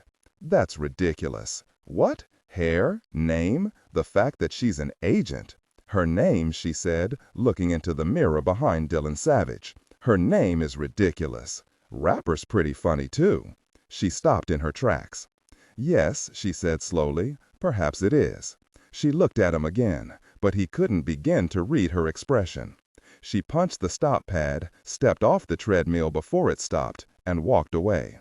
She said over her shoulder, giving him a profile that she knew was superb, "You just think about having coffee with me, Agent Savich, all right?" She was gone before he could answer. 27. It was a beautiful Wednesday morning. Katie looked up at the blue sky with its fat, scattered white clouds and followed them to the ever-present wall of mountains just off to the east. They were covered with maple, poplar, beech, and sugar maples in gorgeous reds and bright yellows and golds, the pines and firs holding to their green. Warm, resonant, naturally sensual. Even the browns looked lustrous, magical, a magnificent palette of colors. There was simply no more beautiful a spot in the world than eastern Tennessee in the late fall. It was about 55 degrees, just enough nip in the day for her leather jacket. She breathed in the delicious smell of leaves mixed with the smoke from wood-burning fireplaces. Moments like this made Katie wish she could put off winter, with its frigid winds and snow and stripped-down trees. She kept the engine running as she watched Miles lead Sam and Keely to Minna's front porch. He leaned down, spoke to both children, and touched each of them, Sam's arm and Keely's hair. They both hugged him, then ran to Keely's grandmother when she opened the front door. Chocolate chip cookies, Katie thought, remembering her excitement when she'd been a kid. She watched the two deputies take their positions, guarding the house with Sam and Keely in it. She made another sweep of the area. Nothing out of the ordinary. Sam seemed just fine to Katie, thank God. This morning he groused and complained, just like Keely, when Katie had given him oatmeal and not Cheerios, an excellent sign. Miles hadn't helped when he'd looked at the oatmeal, blanked, and said he'd always thought oatmeal was good for making grout, but not eating. The kids had laughed, and Katie, just smiling, waited until he took a big spoonful, rolled his eyes, and said, "This is the best grout I've ever eaten. Here, Sam, take a bite of this." And Sam had said he loved it and tried to roll his eyes just like his dad. There'd been laughter at the breakfast table, and that had felt very good. She'd also found herself smiling at Miles for no good reason she could think of. Sam would see Sheila again today, in the early afternoon, but Sheila had told her and Miles that Sam talked more about Keely now and how he'd stuffed tons of leaves down her shirt. He talked more about Jessboro and Mrs. Miggs at the quilt shop who gave the children peppermints than he did about his kidnapping or about Clancy and Bo. It was a good sign, a very hopeful thing. Sheila was sure he wasn't holding back. He was a resilient little kid. He was more than that, Katie thought, much more than that, especially to her, and that wasn't particularly wise. She got out of her truck and walked up the driveway. All was clear. When Miles joined her, he said, "I doubt they'll even give us a thought. Your mom is the best, Katie." He paused a moment, drew in a deep breath, reached out his hand to touch a vivid gold maple leaf and said, "How much longer will it look like God's country around here?" "Another 2-3 weeks, at most," she said. "Then the storms start coming. We have snow mostly in February and March, and that's beautiful too. But right now, this is perfect." He walked automatically to the driver's side of Katie's Silverado, then stopped, frowning. "No, go ahead and drive." She tossed him the keys. He saw the lockbox on the floor in the back that held her rifle, the rifle she'd used to save Sam. He said as he fastened his seatbelt, "Those two deputies, they're good?" She nodded, feeling exactly what he was feeling. Cole and Jeffrey will really keep their eyes open. They both saw what happened at my house when Clancy and Bo went down, so they know this is way out of the ordinary. They're so wired, in fact, I told them to stick to decaf. This was the first time either of them had been involved in any real violence professionally. What kind of training do your deputies get? They all have a 10-week training course at the Law Enforcement Academy in Donaldson, near Nashville. My people have also taken courses at the local junior college, Walter State, law enforcement and judicial courses. Wade is trying to get so many courses under his belt that, well, never mind. Is he the one who might be trying to get your job? She gave him a sunny smile. No chance of that. Miles liked that smile of hers and the mouth that made those smiles, and that gave him pause. He didn't have to move the seat back much at all. He looked over at her, an eyebrow arched. What do you mean they haven't seen violence? Violence is part of their job, isn't it? Katie laughed. Jessboro isn't Knoxville or Chattanooga. The toughest thing any of them has had to do here in the Sheriff's Department of Jessboro is round up Mr. Bailey's cows after they were spooked by a low-flying crop duster in August. This is a small town with very few bad outside influences. No hard drugs, just some pot our locals grow, and an occasional still deep in the hills, which is kind of a tradition around here. Most people consider that good, clean fun. She paused a moment, looked out the window, and said, "We had nothing but peace here until this happened. I have 10 deputies, all of them men. The testosterone has been flowing madly since I got Sam on Saturday. Lenny is some dispatcher. Yes, she's excellent, knows everyone's problems, knows about all their relationships, even the illicit ones. She's the backbone of the department. I would seriously consider hurting anyone who tried to take her away from me." She directed him to the big Victorian on Pinewood Lane. As he looked at the house, realized who lived there, he felt his insides chill. Her hand was light on his forearm. "We will be professional about this, Miles. Do you agree?" He nodded. "I swear I won't tie up either of them in their playroom." "Good, but I was thinking I'd like to see what they've got in there." "You into whips and handcuffs?" "Not that I know of." He looked thoughtful, grinned at her, and said, "I promise not to drop kick them out one of those big front windows either." "Good," she said again. "We got some new cards to play. If we do it really carefully, something might pop." Katie pressed the doorbell, heard a light footfall. A few moments later, Elsbeth McCamey answered. She looked just like she always looked, hot. It always amazed Katie that she was with Reverend McCamey, who was so dark and serious and intense, his entire being seemingly focused inward on the state of his soul. Every word out of his mouth was a paean to his God, and to his notions that men should be victims of his love. Victim of love, what a strange choice of words, but now it had a new meaning to her. Katie looked at the woman standing there in tight jeans, a red spandex top, and the Jesus earrings, and thought about the sex room upstairs with that padded wooden block. She wondered what his congregation thought of Elsbeth, but truth to be told, she'd never heard anything that indicated anyone thought them mismatched, or that a sex pot like her shouldn't be a preacher's wife. Like nearly all people in Jessboro, they never cause trouble. Katie nodded, but didn't extend her hand. "Elsbeth." "Hello, Katie. Why are you here?" She wasn't looking at Katie. She was studying Miles Kettering, a perfect eyebrow hiked up. "You were in church on Sunday." "Yes. You're the boy's father." "Elsbeth, this is Miles Kettering, and yes, he's Sam's father. We would very much like to speak to you and Reverend McCamey." "Reverend McCamey is ministering to 2 of his flock," Elsbeth said. "Mr. and Mrs. Locke. They're in his study. I don't expect him to be free for another half hour or so. May we speak to you until he's free?" It was quite obvious she didn't want to let them in, but she couldn't think of a reason to keep them out. Grudgingly, Elsbeth stepped back. "This way," she said. "I'm making some brownies for Reverend McCamey. They're his favorite. Where is your son, Mr. Kettering?" "Sam is at the Sheriff's Department, supervising all the deputies." Elsbeth laughed. "He's a cute little boy. Is Keeley with him?" "Oh, yes," Katie said. "They've become inseparable." Now, why had Miles lied about Sam's whereabouts? "It's comforting to know what we get for our tax dollars, isn't it?" Katie said. "I'm sorry about your brother." "Are you really?" "Yes. I'm a sheriff, not a killer." "I can't imagine Reverend McCamey liking brownies." "Why ever not? He has quite a sweet tooth." Katie shrugged. Warm, resonant, naturally sensual.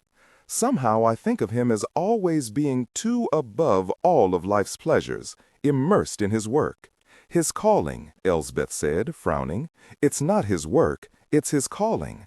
God chose him above all others to lead the common man to him. Not women, too? Of course, she said, her voice cutting. Then she lowered her voice as if someone were trying to overhear. God has granted him his brace. He is God's messenger, so special that God gave him the beauty of suffering. Miles said, "What do you mean suffering, Mrs. McCamey? How can there be beauty in suffering?" "It can be a gift to us, Mr. Kettering. Reverend McCamey likes his brownies with pecans, lots of pecans." When Katie and Miles were settled at the kitchen table with cups of coffee in front of them, Katie said, "I heard a rumor, Elsbeth. I'd like to scotch it, and so I figured the only way to know the truth is to come out and just ask." Elsbeth turned, a can of cocoa in her hand. "What rumor?" "That you and Reverend McCamey are thinking about leaving the area." Elsbeth nearly dropped the can. "Goodness, where did you hear that, Katie?" She was aware that Miles was wondering what she was up to. She just smiled, sipped her coffee, and wondered if indeed Reverend McCamey had been seen going into a real estate office in Knoxville. She said as she watched Elsbeth's hand shake as she measured a teaspoon of baking powder into the mixing bowl, "You know, rumors, they're talked about everywhere but don't seem to begin anywhere." "Well, it's wrong. Of course we're not leaving. Reverend McCamey is very happy here, despite that nasty televangelist over in Knoxville. That miserable man happened to find out that Reverend McCamey was approached by the producers on the cable station, and now he's trying to make everyone believe he's the spawn of the devil, the bastard. What's this bastard's name? James Russert, a real tacky individual, right up there with most of the others who bleed on TV and collect millions of gullible people. And Reverend McCamey's congregation wasn't gullible?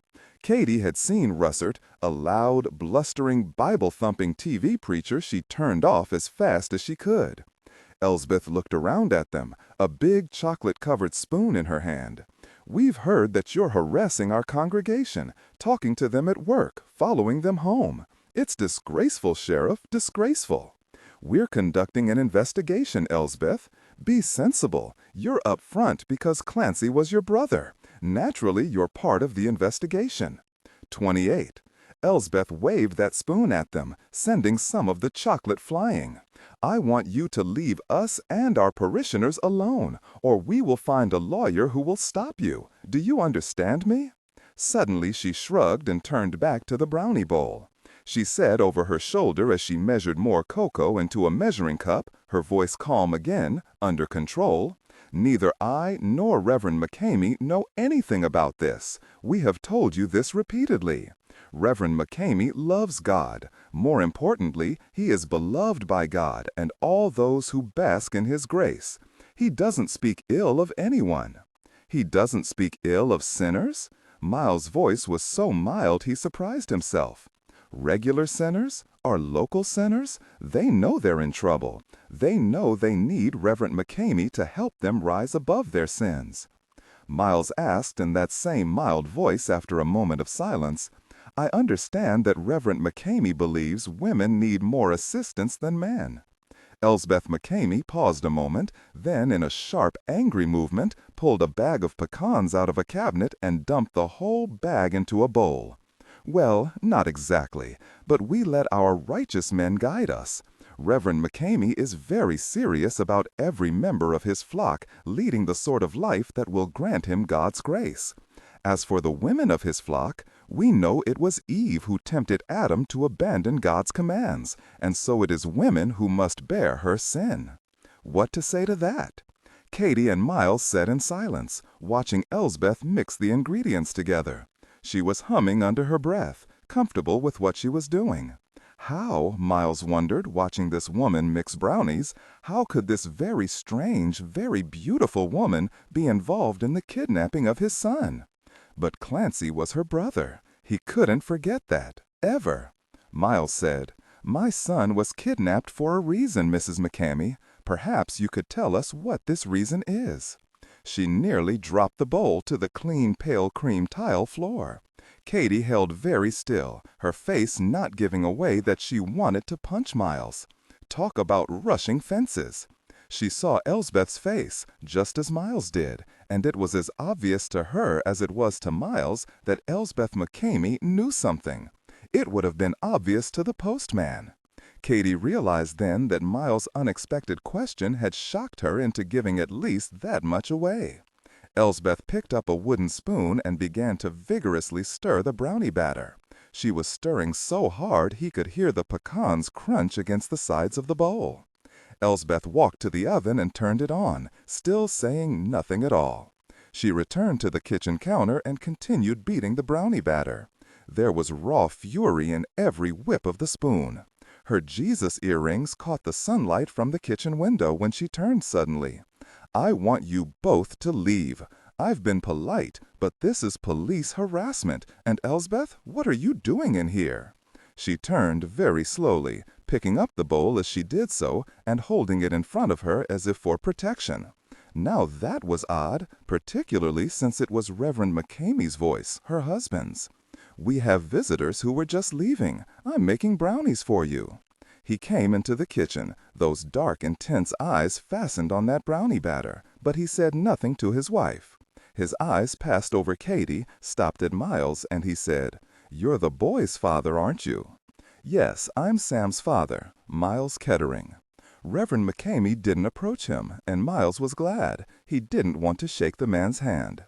He appeared to be studying Miles and thinking hard. "I have wondered," Miles said, "why you have named your church the Sinful Children of God." Reverend McCamey said, "Because of the first sin, Mr. Kettering. A sin so grave that Adam and Eve were forever cursed and forced to suffer for what she had done." He paused a moment, looked briefly at his wife, then at Katie. He stepped over to the counter and ran a finger along the edge of the brownie bowl and licked off the batter, closing his eyes a moment. Well, Katie thought, that was certainly one kind of bliss. Then his eyes snapped open and he seemed once again the prophet ready to condemn the sinners. He said, "It is written to woman in Genesis, 'Your desire shall be for your husband, and he shall rule over you.' It is a pity your husband left you, Katie. He took away the focus of your life." "I cannot tell you how pleased I am about that," Katie said and smiled sweetly at Reverend McCamey. Miles thought the man was mad. "A husband is a woman's shepherd," Reverend McCamey said, his dark eyes resting hard on Katie's face. "Without his guidance, without his support and discipline, she will fall into sin and be struck down." Katie looked this time as if she wanted to leap on Reverend McCamey, but the flash of murder in her eyes was gone in an instant. She even smiled. "I see you love brownie batter. I do too. Could I have some, Elsbeth?" Miles wondered just how long Reverend McCamey had been listening outside the kitchen. Had he been afraid his wife would give something away? Miles said, "You probably heard me asking your wife why her brother kidnapped my boy." Reverend McCamey didn't acknowledge Miles' words. He said, "Suffering draws us closer to God, even a little boy's suffering, if it is God's divine will." Katie said, "I don't understand, Reverend McCamey. How can a little boy's suffering conform to God's divine will? That makes no sense to me." "Well, it's wrong. Of course we're not leaving. Reverend McCamey is very happy here, despite that nasty televangelist over in Knoxville. That miserable man happened to find out that Reverend McCamey was approached by the producers on the cable station, and now he's trying to make everyone believe he's the spawn of the devil, the bastard. What's this bastard's name? James Russert, a real tacky individual, right up there with most of the others who bleed on TV and collect millions of dollars from gullible people. And Reverend McCamey's congregation wasn't gullible? Katie had seen Russert, a loud, blustering, Bible-thumping TV preacher she turned off as fast as she could. Elsbeth looked around at them, a big chocolate-covered spoon in her hand. "We've heard that you're harassing our congregation, talking to them at work, following them home. It's disgraceful, Sheriff, disgraceful." "We're conducting an investigation, Elsbeth. Be sensible. You're up front because Clancy was your brother. Naturally, you're part of the investigation." 28. Elsbeth waved that spoon at them, sending some of the chocolate flying. "I want you, us, and our parishioners alone, or we will find a lawyer who will stop you. Do you understand me?" Suddenly she shrugged and turned back to the brownie bowl. She said over her shoulder as she measured more cocoa into a measuring cup, her voice calm again, under control, "Neither I nor Reverend McCamey know anything about this. We have told you this repeatedly. Reverend McCamey loves God. More importantly, he is beloved by God and all those who bask in his grace. He doesn't speak ill of anyone." "He doesn't speak ill of sinners?" Miles' voice was so mild he surprised himself. "Regular sinners? Our local sinners? They know they're in trouble. They know they need Reverend McCamey to help them rise above their sins." Tone, resonant, naturally sensual. "Do you mean that God wants everyone, including children?" he whispered, his eyes on Katie's face. "You misunderstand. I'm speaking of our conforming to the cross of Christ. It is written, 'Whoever does not bear his own cross and come after me cannot be my disciple.' It is man's highest gift to suffer for the love of God, to suffer so that he can come closer to a union with the divine. Of course, only a very few of the blessed ones are granted such divine grace." "What do you mean, conforming to the cross?" Katie asked. "As in, one should want to be crucified? That would please God?" Miles could tell that Reverend McCamey wanted to lay his hands on Katie. To bless her or to punish her because he thought she was blaspheming? He couldn't tell. Reverend McCamey said, "all patience," so patronizing that Miles imagined Katie standing up and smacking him in the jaw if she weren't so focused on what she was doing. "We must embrace suffering to lead us ever closer to God. And in this suffering, there is greatness and submission. No, God does not wish us to be crucified like him. That is shallow and blind, meaning nothing. It is far more than that, far deeper, far more enveloping. Very rarely God's grace is bestowed on a living creature and is manifested in the imitation of Christ's tevils on the cross." Katie said, never looking away from Reverend McCamey's face. "You said that God doesn't want us to nail ourselves to a cross in imitation of the crucifixion. What then is this gift bestowed on so very few?" Reverend McCamey said, "How long does it take for the brownies to bake, Elsbeth?" 30 minutes, Elsbeth said. She never looked her husband in the face, nor did she look at Miles or Katie. She slipped the glass dish inside the oven, then turned to the sink to run water in the batter bowl.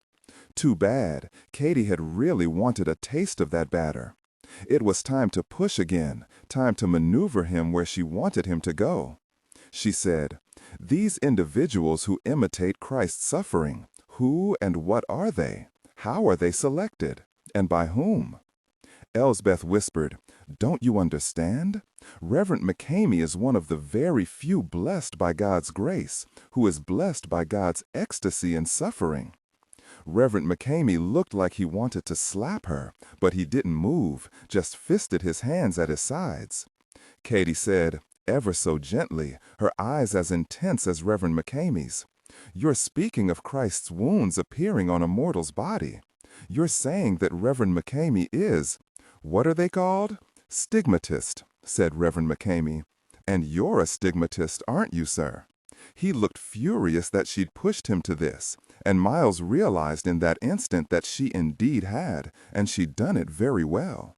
For a moment, Reverend McCamey didn't say anything. Katie knew he was trying to get himself under control, and it was difficult for him.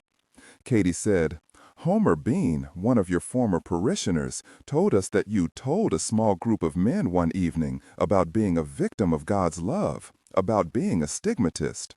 Reverend McCamey said without looking up, "Since they have told you, then I will not deny it. Once in my life I was blessed to have the suffering of ecstasy with blood flowing from my hands in imitation of the nails driven through our Lord's palms." Katie said, "You're saying that blood flowed from your palms? That you have actually experienced this?" "Yes, I have been blessed.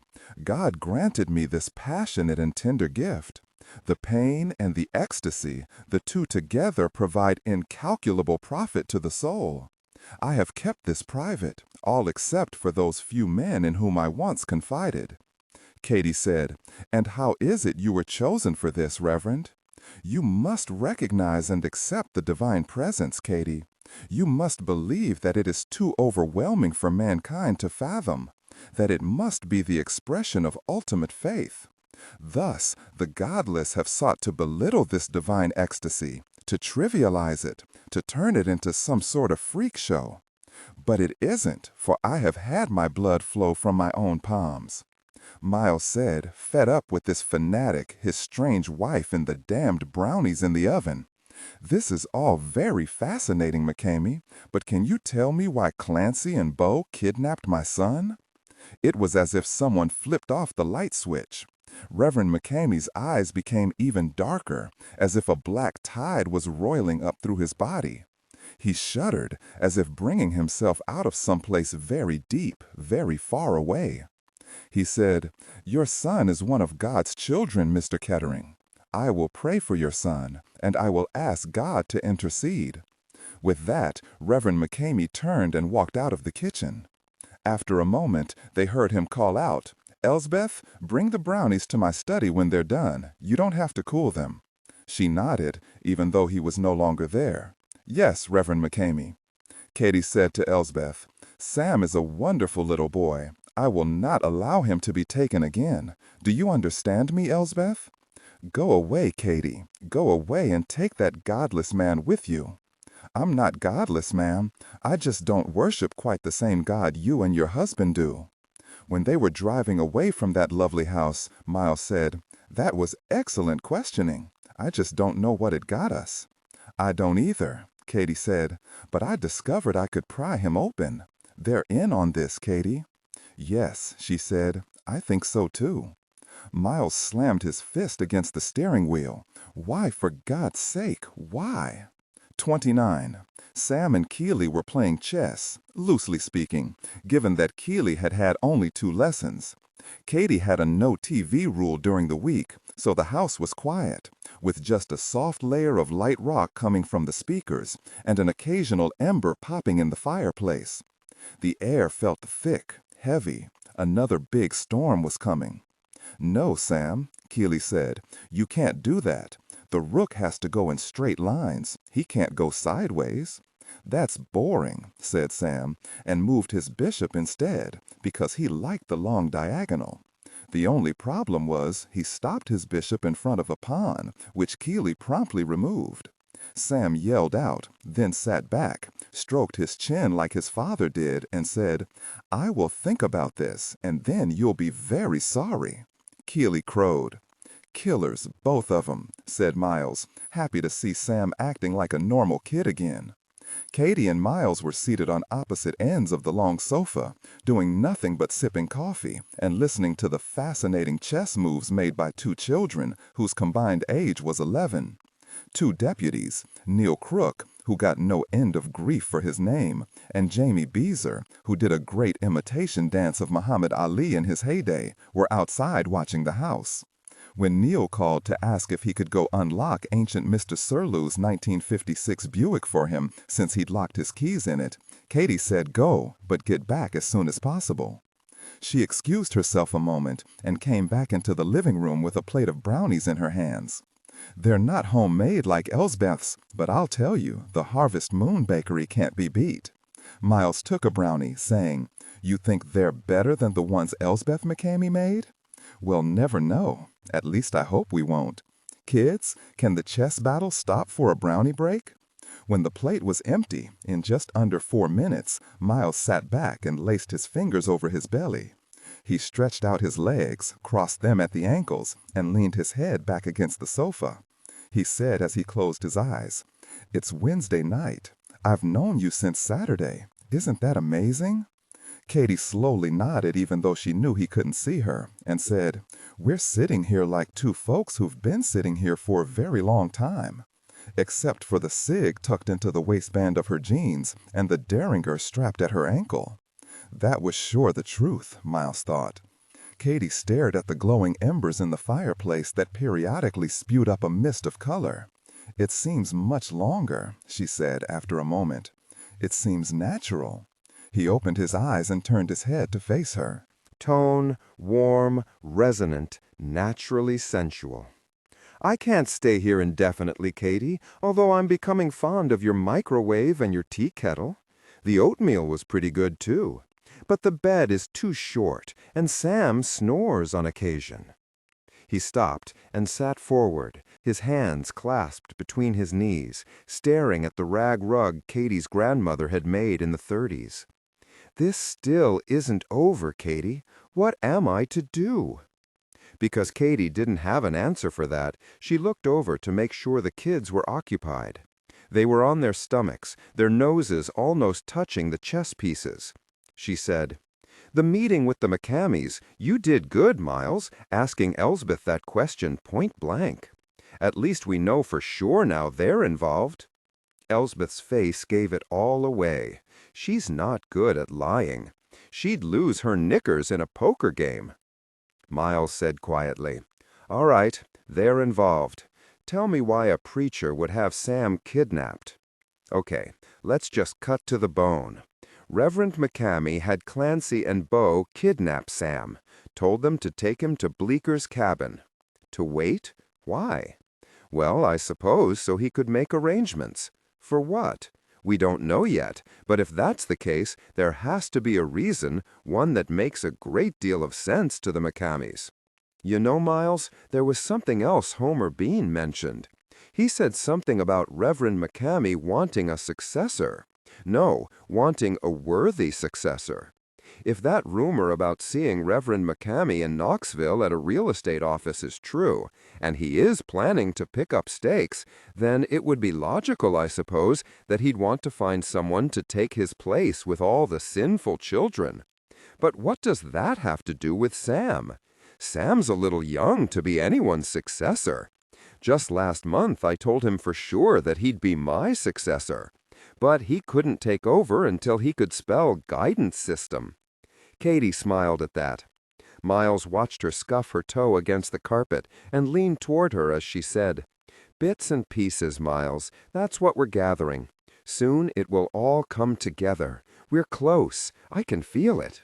I do wish that Agent Hodges would get back to us on the McCamey personal bank transactions and the church's books. Since he had trouble getting a warrant, he said it wouldn't be until tomorrow. There's something else. It's Reverend McCamey. I've known him a long time. This is the first time I've seen him come close to losing it. He was out of control a couple of times. If they're behind Sam's kidnapping, they have to know that it's just a matter of time before everything collapses. Check. Sam came up on his knees, shook his fist, and shouted, "You moved the queen like a knight, Keeley, and that's cheating!" Keeley punched him in the arm, told him she was tired of chess, and got her favorite board game out of the cabinet, the Game of Life. In the next moment, they were flicking the spinner and laughing, fighting over the rules, which neither of them really understood. Miles said, "You've done an excellent job with Keeley. And you with Sam. Can you imagine learning chess from a 5-year-old who's had only 2 lessons? I gather you play." "Oh, yes. My father gave me my first lesson when I was about Keeley's age. There are a couple of old guys who sit out in front of City Hall playing chess, probably been there since the Depression. I've never had the nerve to challenge either of them." He laughed and said in a voice that was too good an imitation of Reverend McCamey's, "It's a pity your husband left you and you lost your focus." She laughed too, but it was forced since she really wanted to spit. Can you believe he actually said that? You handled him very well. Maybe, but Elsbeth still didn't let me taste the brownie batter. Miles looked at her straight on. She'd French braided her hair again, and a few tendrils had worked loose to curl around her ears. He really liked that French braid, and those tendrils. She was wearing her usual Oxford shirt and jeans, and scuffed low-heeled boots. I saw a cream-colored straw hat on the coat rack by the front door. Do you ever wear that hat? Oh, yes.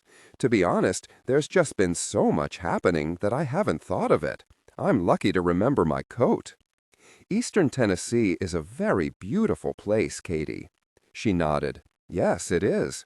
It's the mountains, really, always there, right beside you, going on farther than the eye can see. Then you'll look at this incredible hazy blue glaze over the Appalachians. You know, I've always found it strange that people think we're country bumpkins living out here. But the fact is, we aren't exiled here. We look up and see more stars than any city person can ever hope to see. And you know what? We actually sometimes feel the urge to talk to strangers. You've seen the cows, the dairy farms, the rolling farmlands. We're rich here, Miles. More than rich. We're blessed. Miles studied her face as she spoke. Yes, I can see that. He paused, looked toward the kids, then said, I won't be here in the winter, Katie. No, she said slowly. I don't suppose you will. He slashed his hand through the air in frustration, but he kept his voice low so the kids wouldn't hear. Usually I ask a woman I'm interested in to go out to dinner, maybe a show in Washington. Yet here I am, living in a woman's house, and I've known her for what, 4 days? I'm the sheriff. That's different. Is it? She made a restless movement with her hand, then smoothed out her fingers along her thigh. You know what's funny? My husband never lived here. He let her sidetrack him. It was safer. What did you do with the jerk? She turned on the sofa, tucked one leg beneath the other, and leaned toward him. The jerk's name is Carlo Silvestri, and he's the eldest son of an Italian aristocrat. And you're right, he's a jerk all the way down to his Ferragamos. An Italian aristocrat? You're kidding. Nope. His father is El Conte Rosso, a big shot who lives near Milan, into arms manufacturing, I believe. How ever did you meet an Italian aristocrat? She gave a really big sigh. I still feel like I should punch myself in the head for being so stupid. Carlo and 2 of his buddies were visiting Nashville. They wanted to see Dolly Parton's breasts, one of them told me, so they drove east. When they landed in Knoxville, one of them, a Frenchman who must have thought it was Le Mans, was speeding like a maniac on Nayland Avenue, one of Knoxville's main streets. I stopped them after a bit of a chase. The idiot had been drinking and nearly went over the guardrail into the Tennessee River. So you hauled his ass off to jail? Yeah, I did. Carlo decided he didn't want to leave when his buddy got sprung. He said he fell in love with me when he saw me clap on the handcuffs. It was a whirlwind romance, I'll tell you that. I was 24 years old, he was 36, and I knew he was too old for me, knew the last thing he could ever do was leave Italy for good and live in Tennessee, but none of it mattered. I stopped thinking and married him. It didn't matter that he was a spoiled egotist, too rich to have a clue about what responsibility meant. Women do that, you know. Stop thinking. So do men. For men, it's lust. For women, it's romance. You can get blindsided by both. I got pregnant right away. The problem started probably about a week later and never stopped. When Keely was about a month old, Carlo's father, Carlo Silvestri Sr., Il Conte Rosso, shows up on our doorstep in Knoxville, announces that his son called him to come and save him. I really got a good laugh out of that one. I told Carlo Sr. that I'd removed his son's handcuffs a very long time before. So what happened? Daddy did something that will endear him to me and this town for the rest of our collective lives. Miles sat up. What did he do?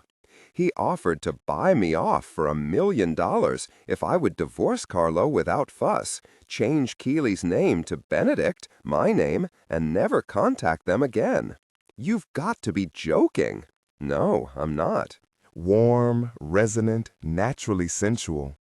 I remember I just sat there and stared at him, trying to picture all those zeros following a 1 and all those commas actually written out on a check, and wondering, will they all fit in that little space? He actually believed I was playing him, that I was a tough cookie, and so do you know what the dear man did? He actually upped the ante. I'll tell you though, I made sure the money was wired into my account before I agreed. Then both Sylvestris were out the door within 4 hours. What was the final buyout? $1.5 million big ones. I used it to put my dad's company, Benedict Pulp Mill, back on its feet, which guaranteed a lot of folks around here continued employment and, thereby, truth be told, got me elected sheriff of Jessboro. I'm the first woman sheriff of Jessboro, or for that matter, just about anywhere in eastern Tennessee. She frowned at her boots, then said, I don't know if they would have elected me without the bribe. It was more a byproduct of the bribe, wasn't it? It's not as though you're incompetent. You're a sweet-talking guy, Miles, she said, laughing. I'll tell you the truth, though, I was the best trained candidate for the job. Wade was the one who wanted to be sheriff, wasn't he? The one you beat out for the job? She nodded. Wade's a good man, but he's never worked on the streets of a good-sized city where there's actual crime. Sam turned around and said, Katie, since you're the sheriff, can I be your assistant? You know, that might not be a bad idea, but you might end up becoming something else, like president. So you just keep playing. Sam chewed on this a moment, then sprawled back onto his stomach, his nose nearly touching the spinner on the game board. They heard Keely say, If I become president, I'll make you vice president. Sam nodded. Okay, that'd be cool. I can give you orders all the time and you'll have to listen to me. Miles sat back, crossed his arms over his chest and shook his head. You did good, Katie. The proper use of money. Well done. Thank goodness I've had no complaints since I've been sheriff. She frowned. This is farm and dairy country, lots of cows, and tobacco country, you know, and that means lots of cheap cigarettes and lots of teenagers smoking. I've cracked down on that something fierce. How are you doing that? I know most of the teenagers. I see one with a cigarette in his mouth, and I take him and his cigarettes to jail. I can't lock him up since it's not against the law, but I call his parents. You'd be surprised at what a screaming mother can do to a teenage boy, even the mothers who smoke. It warms a sheriff's heart. He laughed at that. If my mom had ever caught me with a cigarette, I'd have been grounded for a month. Now, as for your mom, she makes good tuna casserola, and she didn't raise a dummy. She was pleased, and he saw it. Thank you, she said. Casserole, what comfort food. I guess that's why she made it for all of us Monday night. Katie rose and stretched. He was watching her. She felt it, and quickly lowered her arms, slouched forward a bit. Sorry, I didn't mean to do that in front of you. Think nothing of it. I mean, I didn't mean to preen in front of you. Maybe that's too bad. 30, there, that's it. You're going to be a dentist, Sam, and I'm going to be an astronaut. Katie came down on her haunches beside them.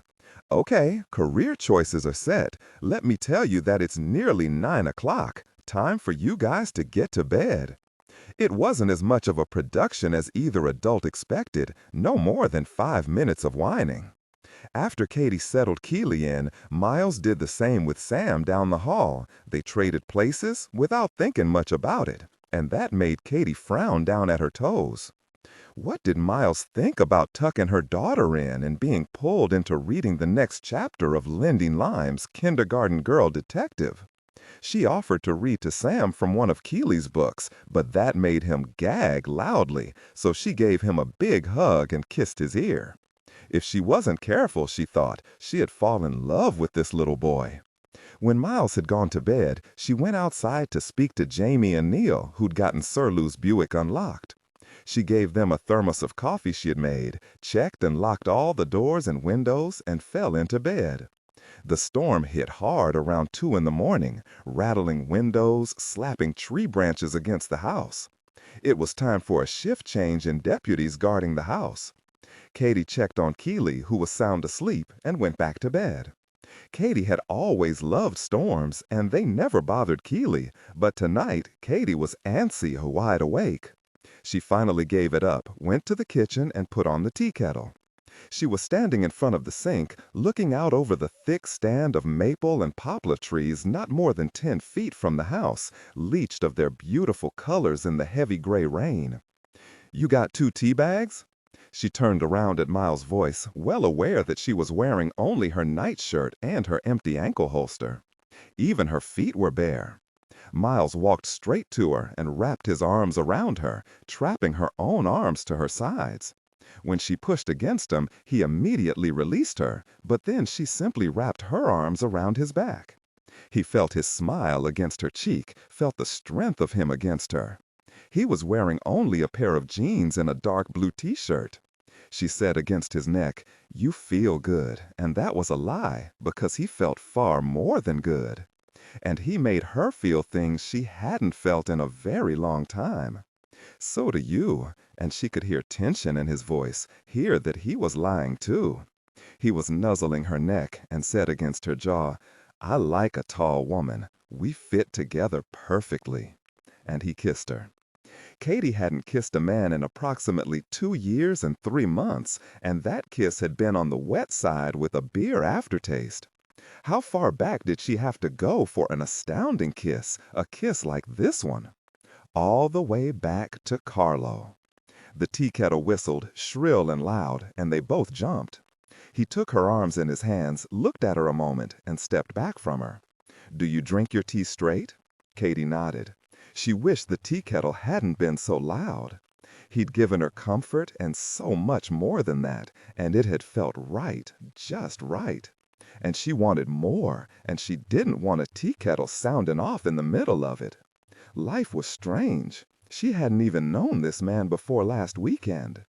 He watched him fetch 2 mugs down from the cabinet, dangled 2 Lipton tea bags over the sides of the mugs, and poured the boiling water over them.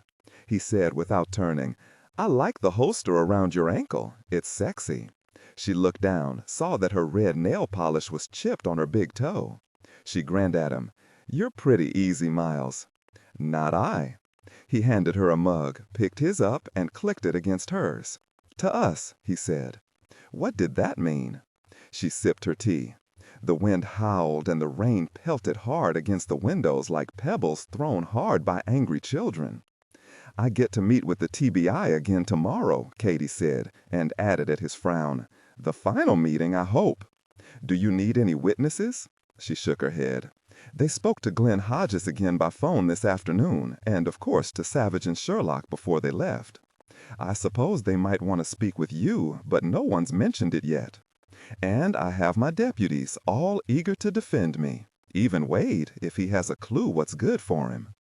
The TBI investigator checking out everything calls this case a corker, his word, and he wants to hang around. I'm hoping he gets a call from his supervisor to finish things up." Suddenly Katie heard something. No, it was more than that.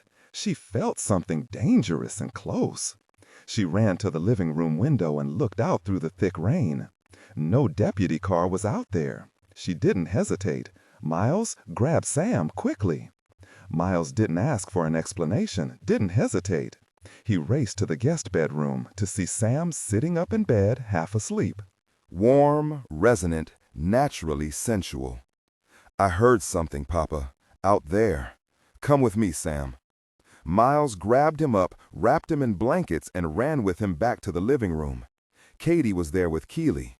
Sam was awake. He heard something. "What's the matter?" "I don't know," Katie said. "I don't know, but something's not right. Danny and Jeffrey were supposed to show up at 2, but they're not there. We're getting out of here right now. Katie, you're not dressed." She was losing it. Not good, but her fear was building. Hold the kids. Let me throw on some clothes. I'll bring you a shirt and your jacket. Oh, damn, the kids need clothes too.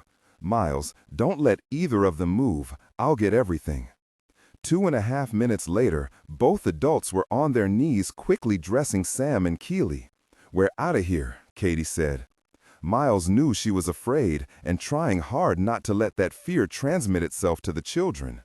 He also knew she'd give her life for any of them. Katie smashed her hat on her head, grabbed all the coats and said, "We're out of here, now." Sam whispered as he clutched his father's neck. "What's the matter, Papa? What did I hear? Are those bad men after me again?" "If they are, I'll knock their heads together. Then I'll let you stomp on them, okay?" "Okay, Papa," Sam said, less fear in his voice, thank God. Keely twisted around in Miles' other arm to face her mother. "What's the matter, Mama?" "Shush," Miles said. "We've all got to be very quiet, okay?" He squeezed both children close to him. Just as Katie fumbled with the deadbolt on the front door, there was a loud explosion behind them that sent flames and heat out at them through the kitchen hall. Someone had tossed a bomb into the kitchen where he and Katie had been drinking tea not more than 5 minutes before. Miles automatically turned his back to the heat to protect the children. Katie bounced back, blinked to clear the shock out of her head, and said, so mad she was stuttering, "The house! Some idiot just blew up my damned house!" There was a crackling of flames behind them. Katie pulled the door open and ran out. "We're alive, thanks to you," Miles said as he raced out the door behind her. Wait! Her gun was out and she was crouched down, making a sweep. She couldn't see anything through the deluge. There was nothing else she could do. She waved them forward. Miles, huddled over the kids, raced after her. The rain pelted them, soaking them to the skin within seconds, and there were gusts of wind that forced them to bow forward and brace themselves. Katie led them straight to her truck. "Get in, Miles." She turned the key in the ignition and slammed the car into reverse, but the wheels spun. The ground had turned to sucking mud in the heavy rain. The wheels finally gained traction when Katie ripped the truck back in reverse a second time. She barely missed the huge oak tree that was the oldest thing in her yard. Mud was flying from under the wheels, splashing the side windows, but they were free, and that was all that mattered. In that instant, there was a sharp ping, like the sound of something hitting metal, and then another. "Someone's shooting at us," Katie said low, her voice controlled. "Get the kids down, Miles." He worked both children down into the space in front of the passenger seat. They were holding each other tightly and not making a sound. How much more of this could two little kids take? "Keep your head down," Katie said, all matter of fact. "I'm getting us out of here." She hit the gas the instant after she shifted into drive, and the truck shot forward. They heard a tremendous explosion that rocked the truck. Katie stopped the truck and jerked around, even as she dialed 911. "Those bastards! My house is on fire!" She got her night dispatcher, Lewis, and snapped out instructions to him. "Get every deputy out to my house along with the fire department. And Lewis, Danny and Jeffrey never showed up at 2 o'clock to take over guard duty. Sheriff, they told me they were just going to be a few minutes late. Some kids busted out both their back tires." "Yeah, right, some kids," Katie said. "Well, at least they're okay."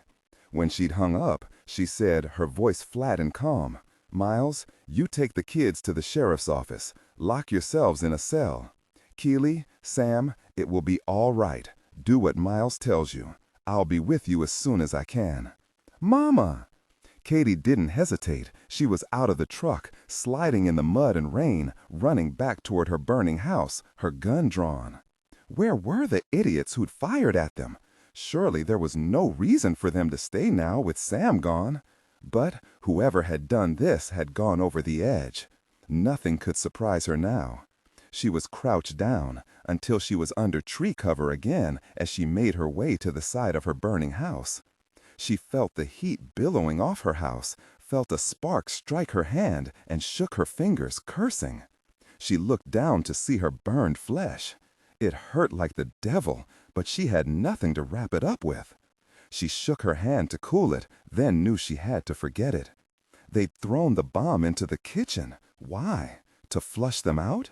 The kitchen was the farthest room from the guest room where Sam was sleeping. They'd probably known that. The last thing they seemed to want was to hurt Sam. It seemed like years passed before she heard the deputies, the firemen. The bombers were gone, no reason for them to hang around since their target had escaped. Suddenly, she heard another gunshot. At the same time, her cell phone rang. She yelled into the phone even as she rolled behind a garbage can. "Wade, stay put, that's an order. The moron who bombed the house just shot at me." Another shot, this one a good 20 feet away.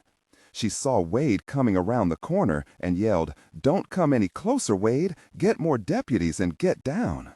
But Wade just kept running toward her, his gun fanning as he ran.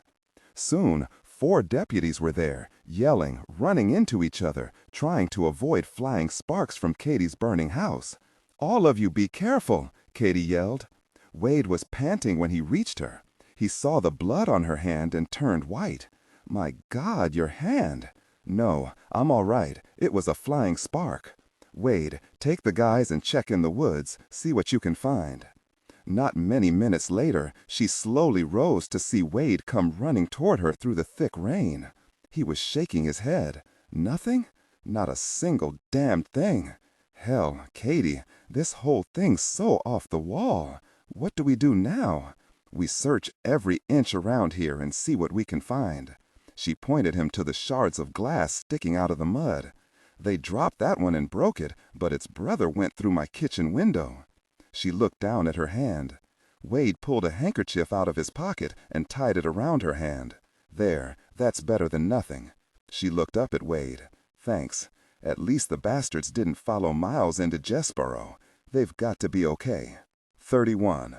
Miles had got himself under control because, simply, there was no choice. "Your mama will be just fine," he said as he eased himself behind the wheel. "Now, Sam, Keeley, I want you both to sit in the passenger seat and snuggle under those blankets." They were wet and scared, their teeth chattering, and Miles turned the heat on high.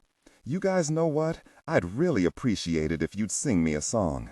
The children, bless their hearts, sang themselves hoarse. Puff the Magic Dragon had never sounded so good. He knew they were scared, knew they were dealing with it, just as he was, and he was very proud of both of them. Within minutes, he heard sirens, saw sheriff cars, red lights flashing. He pulled the truck off onto a side street while they streamed past, headed to Katie's burning house. Thank God it was raining so hard, the house just might survive. He was praying Katie was all right as he scooped both children into his arms, charged through the door of City Hall, veered to the right where the sheriff's department was housed. Lewis, a night dispatcher, waved them in. Warm, resonant, naturally sensual. Then the outer door whooshed open again, and there was Lenny, running through the doors right behind them, wearing jeans, boots, a huge sweatshirt with an extra-large bomber jacket over it, and rollers in her hair. "This way," she said, and smiled down at the children, just as calm and cool as Katie had been. His own heart was pounding, and he wanted to hit something. The phone rang, and Lewis was on it. "Everything is fine," Lenny said, leaning down to hug both children. "Listen to me now. I don't want you two worrying. Your mama's really tough, Keeley. You know that. And Sam, your papa's right here, big and mean, and no one would mess with him. Now, come this way, and we'll get you dry." Sam stared up at his father, his small mouth working. Miles came down on his knees next to Sam and Keeley, drew them both into the circle of his arms. "Lenny's here to take care of you guys. She's going to get you dry and warm." The kids, pale and wet, stared up at him, saying nothing. They weren't buying it, and he was trying his very best, damn it. "Okay, Lenny is going to watch you and keep you company, okay? She's also going to lock this place up tighter than your bank, Sam." "Papa, you're going to leave us?" he said simply. "I have to help Katie, okay?" "Don't let those bad men hurt my mama," Keeley said, and burst into tears.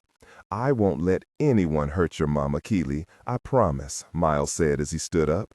You guys, stay with Lenny. He mouthed a thank you to Lenny, who was gathering both children against her. Wait, Mr. Kettering, she tossed him a cell phone. Use it. Call us whenever you can, right, Sam? Call me, Papa. You got it, kid. I'll hug Keely, Sam said. She's scared. Miles watched his son pull Keely close and pat her back. As Miles drove back through the heavy cold rain, the driver's window cracked down. He could still hear sirens. He saw the glow of the flames from a mile away. With the heavy rainfall, at least the trees were protected. He pulled the truck up behind one of the deputies' cars and jumped out. The firemen were hosing down the roof of the house, but even with the heavy rain, there was no hope. Katie's house was gutted and everything in it gone. Miles threw back his head and yelled, "Katie!" One of the deputies came running up, panting as he said, "Are the kids okay, Mr. Kettering?" "They're with Lenny in jail. I mean, that literally." "Where's Katie?" "I think she's still in the back," Miles said. "They shot at the sheriff's truck. You'll probably be able to dig out the bullets, identify them." "Are you sure Katie's okay?" "I heard her yelling," the deputy said. "When she yells like that, she's okay, just real mad." Miles nodded and ran to the back of the burning house, rain blurring his vision. He swiped his hand over his eyes and shouted, "Katie, I'm here!" He nearly ran right into her. She was leaning against a sugar maple, tying something around her hand. "Damn it, you hurt yourself," he said, then pulled her tight against him, unable to help himself, he was so afraid. "Nothing bad, I promise," she said, and pulled back to give him the ghost of a smile. "A flying spark burned my hand. It's not bad. The guys who bombed my house are long gone. Wade and the other deputies haven't found anything yet. Both of us know where they went," he said. "First, let's get your hand bandaged a bit better. I saw the paramedics out front." 10 minutes later, they were in Katie's truck, Miles driving, headed for the McCamey house. Katie turned back to look at the devastation of her house. "Gone," she said. "Everything's gone, including all my pictures of Keely and even her chess set. We're alive, and that's all that matters. And you've got your hat." She was wet and dirty, her hair straggling down beneath her beautiful cream-colored straw hat. Her hand hurt, but she managed a smile. "Yes, and now I want to face down the monsters who have tried to wreck our lives." She drew her ankle gun and handed it to him. Driving with one hand, he shoved it into the waistband of his jeans. As he leaned forward to wipe his hand across the fog building up on the windshield, Miles said, "The rain is finally letting up a bit." Katie said, "It's nearly 4 o'clock in the morning. Do you think the McCameys will pretend they were sleeping?" He just shook his head, concentrating on not sliding off the road. "Unless we get lucky and these guys have gone back to the McCamey house, I don't know what we're going to accomplish tonight." Katie said slowly, "I've got an idea on how to get us through the front door." Miles raised an eyebrow, but when she shook her head, he said, "Who have you called for backup?" Again, she didn't answer. Her hand was throbbing bad now. She was sick to her stomach about her house, and so mad she wanted to spit nails. Did she want backup? Sure, you always had backup. Always. She just couldn't believe that she hadn't been the one to think of it. She blew out her breath and dialed 911. "Lenny, how are the kids?" "They're locked in a cell with Mort, the cleaning guy." There was a pause, and Lenny said, "He's teaching them how to play poker. They're distracted, and that's for the best. And yes, they're in dry clothes and they're warm. Everything's okay here, Katie. We got this place lit up like Christmas, and there are 4 of us here ready to bust heads if those creeps show up. Thank you so much for coming in, Lenny. Okay, here's the deal. I want 4 deputies, Wade in the lead, out at Reverend McCamey's house." Lenny, of course, already knew they were on the way. Katie imagined that she'd spoken to every one of the deputies. "Listen, Lenny, this is very important. Tell Wade not to use sirens. I want a silent approach, and I want them to stay outside and search for the guys who bombed my house. Tell them to be very careful. She paused, smiled a bit. Give the kids a kiss. She flipped her cell off. Turn here, Miles. Miles was hunched over the steering wheel, trying to see through the rain and the fogged windshield. He wants Sam beyond reason, or else he would have given it up. This has nothing to do with money. This has to do with a madman and what a madman believes. That sounded simple and exactly right, Katie thought. She said, he must be well over the edge now. Surely what happened tonight proves it. I wonder who he found to do this on such short notice. It's gotta be someone local, maybe someone from his congregation. I wonder if there were 2 guys or just one.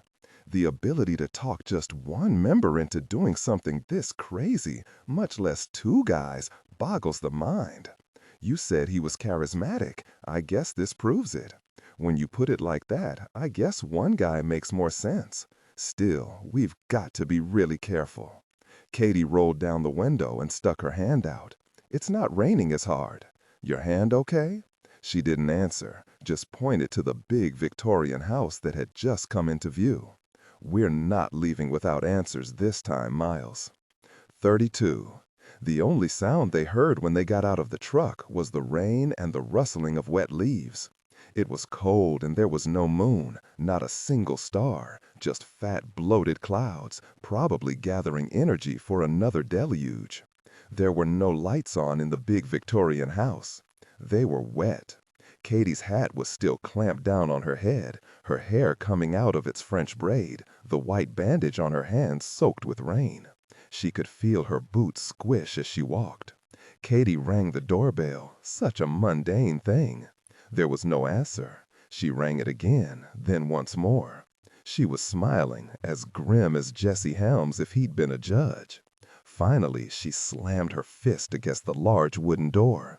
She kept pounding until, at last, Reverend McCamey's angry voice shouted, "Who is this? What is going on here? Go away!" The door jerked open. Reverend McCamey, dressed in pajamas, dressing gown, and bedroom slippers, stood there, his face a study of anger and something else, something that was beyond what they could begin to understand. "Who is it, Reverend McCamey?" They heard the light sound of footfalls coming down the stairs. Warm, resonant, naturally sensual. Elsbeth McCamey came to stand beside her husband, staring at them.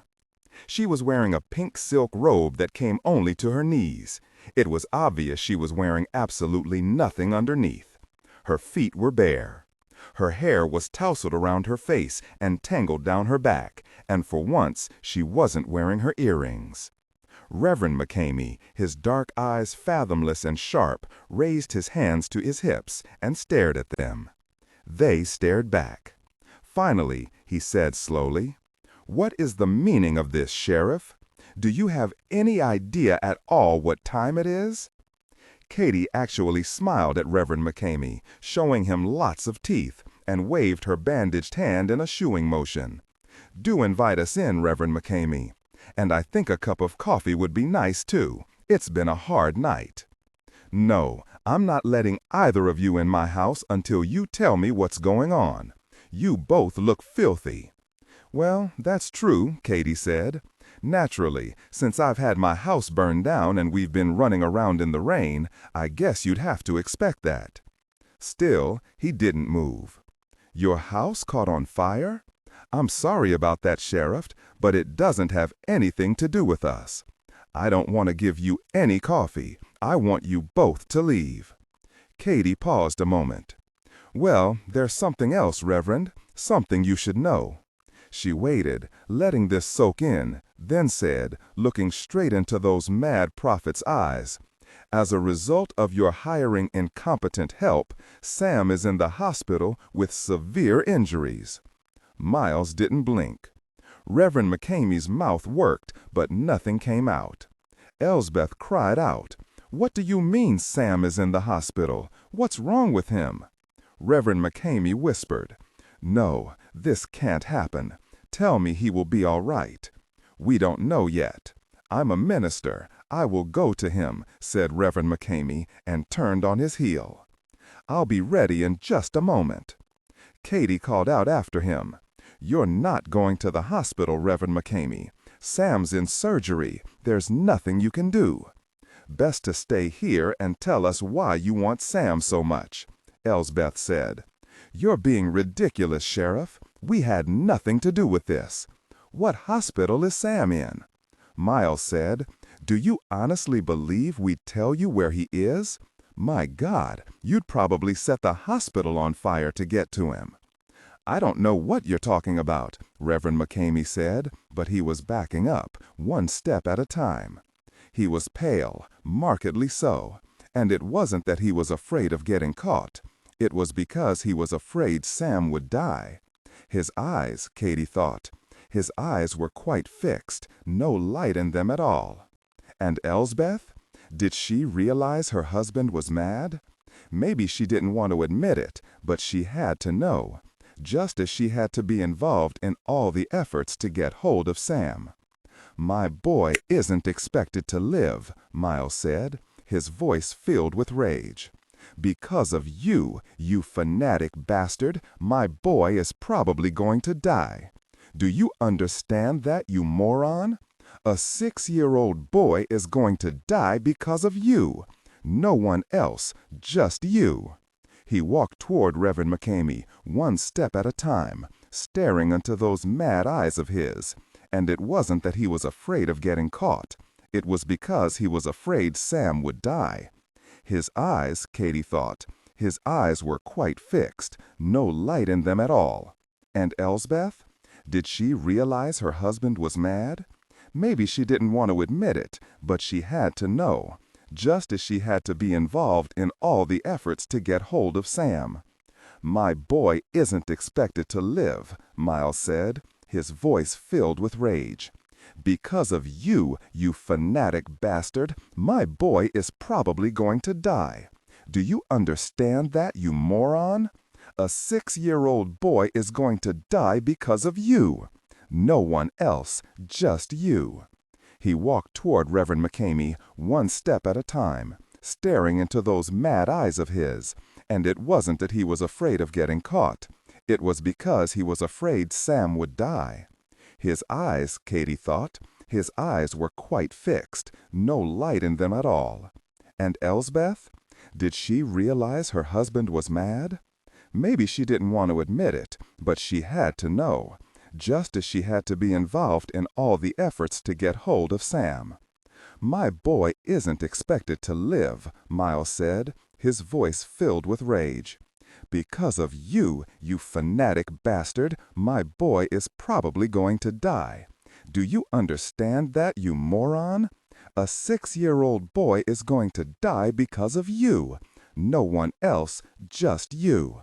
He walked toward Reverend McCamey, one step at a time, staring into those mad eyes of his, until he had him backed up against the wall. He put his face right into his, grabbed his robe lapels, and shook him. He screamed in his face, "And you call yourself a man of God?" Miles yanked him close again, shaking him so hard his head lulled on his neck. Reverend McCamey tried to pull Miles' hands away, but he couldn't. He yelled, "You fool, you conceited buffoon! Sam doesn't belong to you." Miles felt the man's spittle on his cheek. He pressed closer and yelled back, "He sure in hell doesn't belong to you." Reverend McCamey was shaking his head wildly, back and forth. "No, he belongs to God, and God won't let him die. He won't. I must go to the hospital. Don't you understand? I must go. I'm the only one who can save him." Katie said, "Why won't God let him die, Reverend McCamey?" Elsbeth said, "No, Reverend McCamey, don't let them fluster you." Reverend McCamey slipped out of Miles' grasp and dashed past him. Miles let him go. He watched him stumble over a Victorian umbrella stand, sending it crashing onto its side and splitting it open. 2 umbrellas rolled out. Reverend McCamey took off running down the long hallway. Elsbeth stood there in her sexy pink robe, staring after her husband. Katie and Miles ignored her and turned to run after Reverend McCamey. He tried to slam the library door in their faces, but Miles shoved it back against him. He retreated back across the room where he did his couples counseling. There were 3 sofa pillows on the carpet. Why, for heaven's sake? As they closed in, he fetched up against the bookshelved wall, his hands out to ward them off. Miles stopped in front of the desk, leaned forward, and splayed his fingers on the desktop. "We want you to talk to us, Reverend McCamey. We want you to tell us why my son belongs to God." "No," Elsbeth shouted. "Leave him alone, do you hear me? Go away." She turned on Katie and smashed her fist into her jaw. Katie, focused on Miles and Reverend McCamey, lurched to the side, nearly falling. She saw stars, but felt more surprise than pain. Katie grabbed Elsbeth's arm, jerked her close, and pulled both her arms behind her. She pulled her against her, leaned over, and whispered in her ear through all that beautiful tangled blonde hair, "Just hold still, Elsbeth. Assaulting a police officer isn't going to help the Reverend. We're not going to hurt him." "No, you can't make me," she moaned as Katie tightened her hold. Her pink silk robe came open. "Woman, do not show your body to these sinners." "We're not looking at her body," Miles said, his attention never wavering from Reverend McCamey. "I'm waiting, Reverend McCamey. Why does Sam belong to God?" Reverend McCamey's mouth was a thin, pale line. Suddenly, he shouted at them, "You're not worthy, you godless creature! Why God gave such a son to you is beyond me. But his ways are not always clear to those who worship him. It is not our right to question him, for we are nothing compared to him. The Lord showed me that I must take Samuel to teach him to understand that he is one of God's favored ones. You don't understand, do you? Sam is an ecstatic. He must learn to accept the sublime suffering he once showed as a small child. He will learn to accept it again. He will throw himself into the well of God's mercy and greet this suffering with great happiness because he was chosen by God." Reverend McCamey walked around the desk until he came right up into Miles' face. "Don't you understand, you fool? Sam is a victim of love, God's love. He has shown the stigmata. He will experience sublime suffering for all mankind, and his suffering will be radiant in its ecstasy. His very soul will know the beauty and sacrifice of our Lord." Miles felt as though he'd fallen down Alice's rabbit hole. He plowed his way through all the mad words. He stood back from Reverend McCamey, studying him. "What are you talking about? What nonsense is this? So you think Sam has shown the stigmata? Is that what this is all about? There is no such thing, you fool." Suddenly, Elsbeth stiffened and jerked free of Katie. She ran right at Miles, her fist swinging, screaming, "Leave him alone! Reverend McCamey, they don't understand. They never will. Say no more. Make them leave. They don't belong here. Make them leave." Warm, resonant, naturally sensual. Reverend McCamey screamed, "Are you crazy? What are you doing here, Thomas? Get out!" Katie turned slowly around to see Tom Boone, a local postman for 20 years, standing just inside the library door holding a rifle on her. She smiled. "Well, I think there walks my proof on the hoof. Is there anyone else getting ready to come through that door? Or was it just you, Mr. Boone?" "It was just me, Sheriff, and I'm enough to deal with you. I'm sorry, Reverend McCamey, but she's got a gun, you know. It's right there in her belt holster. I didn't want her to hurt you. You, Mr. Kettering, you get away from Reverend McCamey." Miles stepped away. Katie remembered seeing Mr. Boone on Sunday at the Sinful Children of God. She said, "Do you believe in this madman enough to try to kill me and Keeley and Mr. Kettering to get the Sam? I didn't try to kill nobody. Just be quiet, Thomas. Go away from here." "No, Reverend, not just yet. I've got to tell her how it really was, that I wasn't there to hurt anyone. Then she'll leave you alone. I did what I had to do, Sheriff, what the Reverend and God commanded me to do. What are you talking about, Mr. Boone? God doesn't have anything to do with this. It was this madman who gave you your marching orders. It was this madman who ordered you to take Sam. Didn't you hear what happened to the other 2 men he sent to get Sam? I heard, Sheriff. You killed both of them. You, a woman, killed 2 men. You're an abomination. Katie could only stare at him and shake her head. And just look at what you did. You threw gas bombs into my kitchen and fired at me in my truck. Then you stayed around and tried to kill me again. What were you thinking? Mr. Boone, asthmatic all his life, panted hard now because he was scared. The drizzling rain and cold air had gone into his chest. He could feel it, choking off his air. He looked at the man who had helped him before, the saintly man who'd laid his hands on his chest and prayed and had eased his breathing. Thomas had known it was a miracle. He looked over at Reverend McCamey. It was God's orders, Reverend McCamey shouted. I promised that you would be rewarded, Thomas. I promised that I would heal your asthma forever, but only if you finished what you started. Katie asked, What else did the Reverend here offer you as a reward, Mr. Boone? He promised me that I would be his deacon. I've always wanted that, and now I'll have it, and I'll be able to breathe free and easy for the rest of my life. Katie had dealt with teenage gang members, drug dealers, homicides and rapes in Knoxville, but never had she heard thinking as bizarre as this. She drew in a deep breath and held out her hand to Mr. Boone. Did you think even once about your mother and your grandmother, what this would do to them? Listen to me. This man isn't holy, he's insane. Do you have any idea what deep trouble you're in? Now put down that damned rifle. But Mr. Boone held on to the rifle like it was his lifeline, and perhaps in his mind it was. He kept it steady on her chest. Katie said to Reverend McCamey, I believe that in Hollywood they would say the jig's up, sir. Is there anything else you'd like to tell me before I take you to my cozy jail?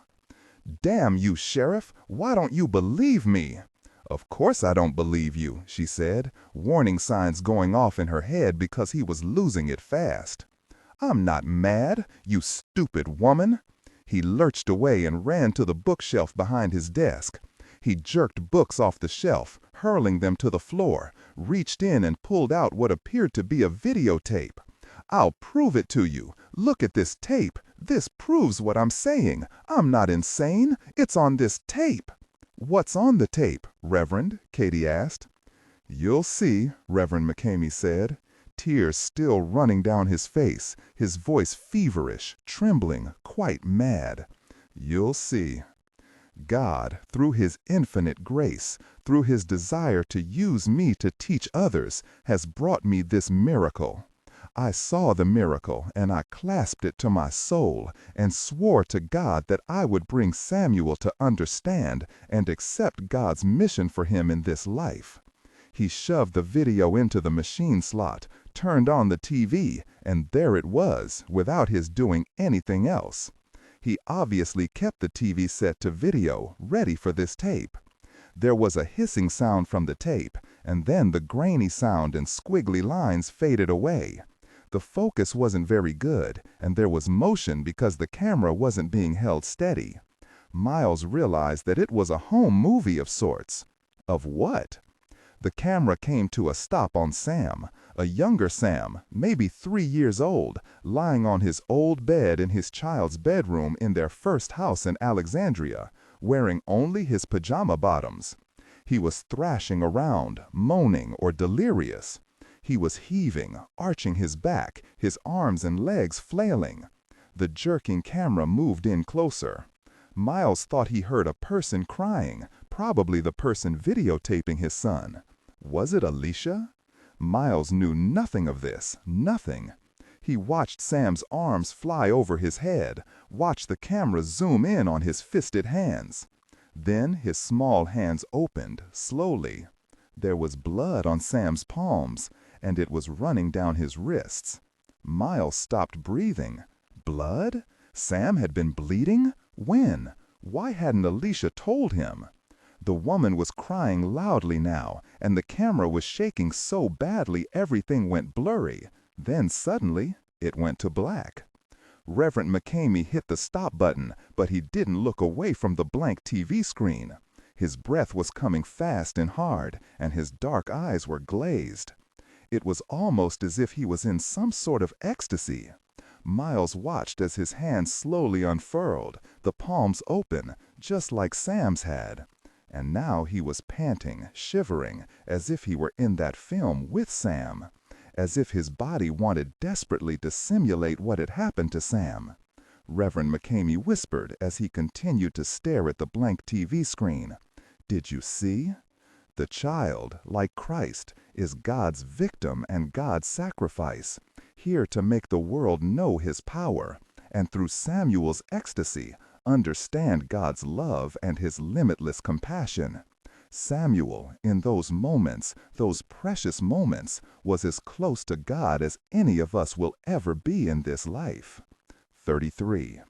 Reverend McCamey stared at the screen, his wild eyes seeing what was no longer there, but was only there in his mind, so deep that he'd made himself mad with it. Or maybe the madness had come first. There was a moment of stark silence. Miles didn't move, just said to Reverend McCamey, his voice calm and steady, "You're telling me that you had Sam kidnapped because you saw a video of an obviously sick, delirious little boy who, for whatever reason, had blood on his hands?" Katie felt as if someone had smacked her upside the head and she'd never seen it coming. When Reverend McCamey had spoken of the stigmata, she thought of it as another of the ravings of a fanatic, certainly nothing to do with Sam. What was all this about stigmata? From what she'd read, which wasn't much at all, the people who'd supposedly displayed the marks of the cross seemed very ill, both physically and mentally. But why was there blood on Sam's hands in the video? Was that his mother taping this? It was obvious Miles didn't know a thing about it. Why in heaven's name hadn't Miles' wife told him about this? "This must have happened about 3 years ago, Reverend McCamey," Miles said. "Why did you wait 3 years to take Sam?" Reverend McCamey looked suddenly at his wife, and his eyes went even wilder. "Elsbeth, stay back. Close your robe, woman. You're showing your body to these people, to this man." "I'm looking at you, Reverend, not your damned wife." "I'm sorry, Reverend McCamey. I'm so sorry." Elsbeth turned away, frantically tying the sash on her silk robe again. Reverend McCamey looked back at Miles. "Taking the boy, it should have been so simple, but I hadn't yet seen the boy. And so how could he understand? He managed to escape. Don't you see? God wants the boy to be with me." Miles said slowly, "I have never seen that tape." Warm, resonant, naturally sensual. I never even knew about it. Don't even know who shot it. I don't remember Sam ever being that ill. He was obviously delirious, very sick. Where did you get that tape, Reverend? I won't tell you. You'll hurt the people who gave me the tape, and they were only doing God's work. Miles rolled his eyes.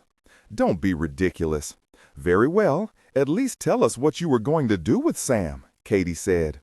He's 6 years old, not a toddler. I was willing to leave my ministry here to take Samuel to Phoenix with us. I've already bought property there. It wouldn't take me long to teach Samuel what he is and what he must do with his life.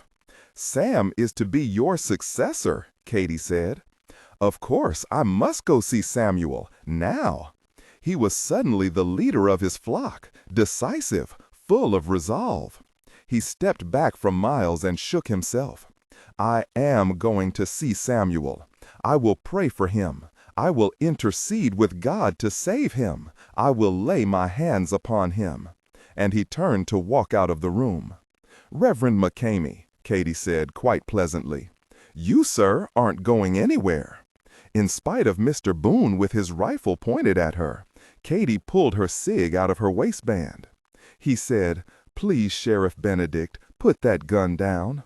Katie turned as she slowly lowered her cig to her side. Surely, Mr. Boone, you can't think God is ordering you now to kill both me and Mr. Kettering, to go with Reverend McCamey to the hospital and try to steal Sam away again? Don't you realize that you would be sending that innocent little boy into a life of slavery and madness?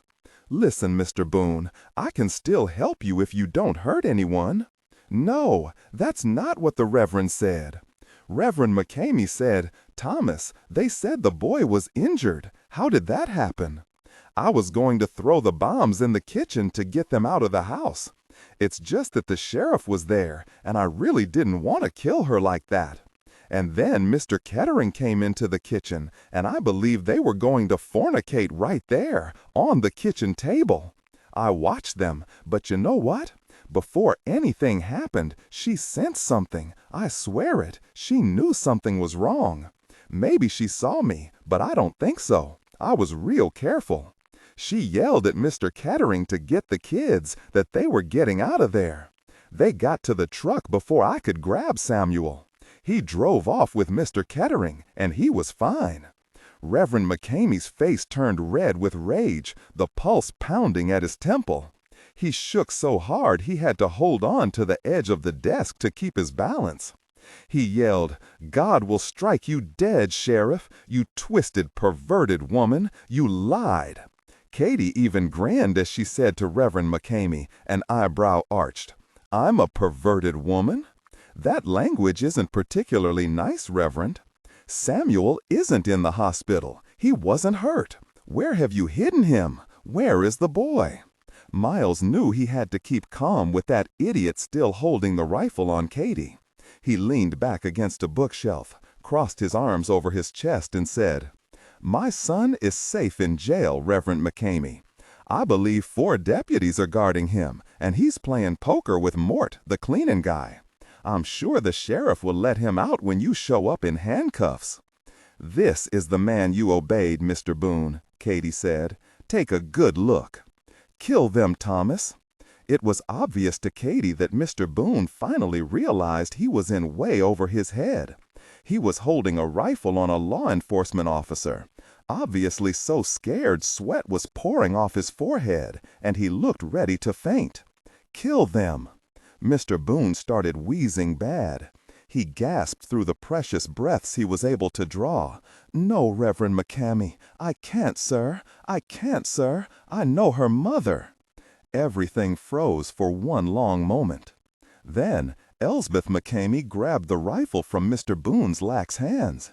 She whirled around and aimed it at Miles, who dropped to the floor behind the desk just as she fired.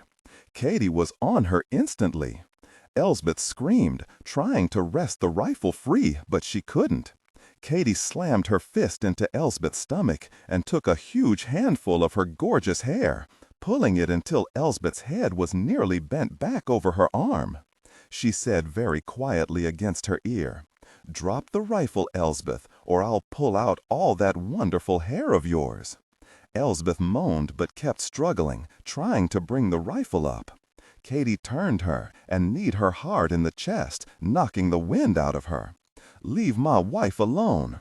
Reverend McCamey lurched forward, grabbed the rifle from where his wife had dropped it on the floor, and ran, knocking Mr. Boone over a chair in his escape from the library.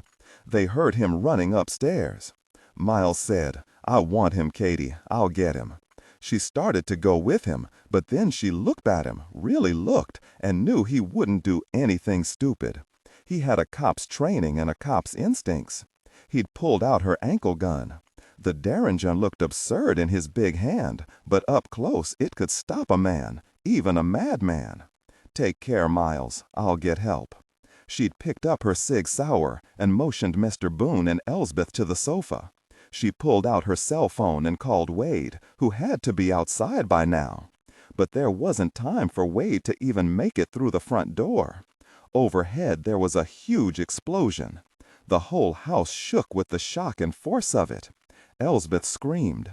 Mr. Boone said, wheezing so hard Katie wondered how he could still breathe, The Reverend's thrown one of the gasoline bombs. Why would he do that? Elsbeth ran out of the library. Katie wasn't about to shoot her, so there was no choice but to go after her. As for Mr. Boone, where could he go? She shouted over her shoulder, "Mr. Boone, go outside where it's safe." She ran out into the hallway to see Elsbeth taking the stairs two at a time. Katy stayed right on her heels. She rounded the corner at the top of the stairs and saw Elsbeth running toward the master bedroom.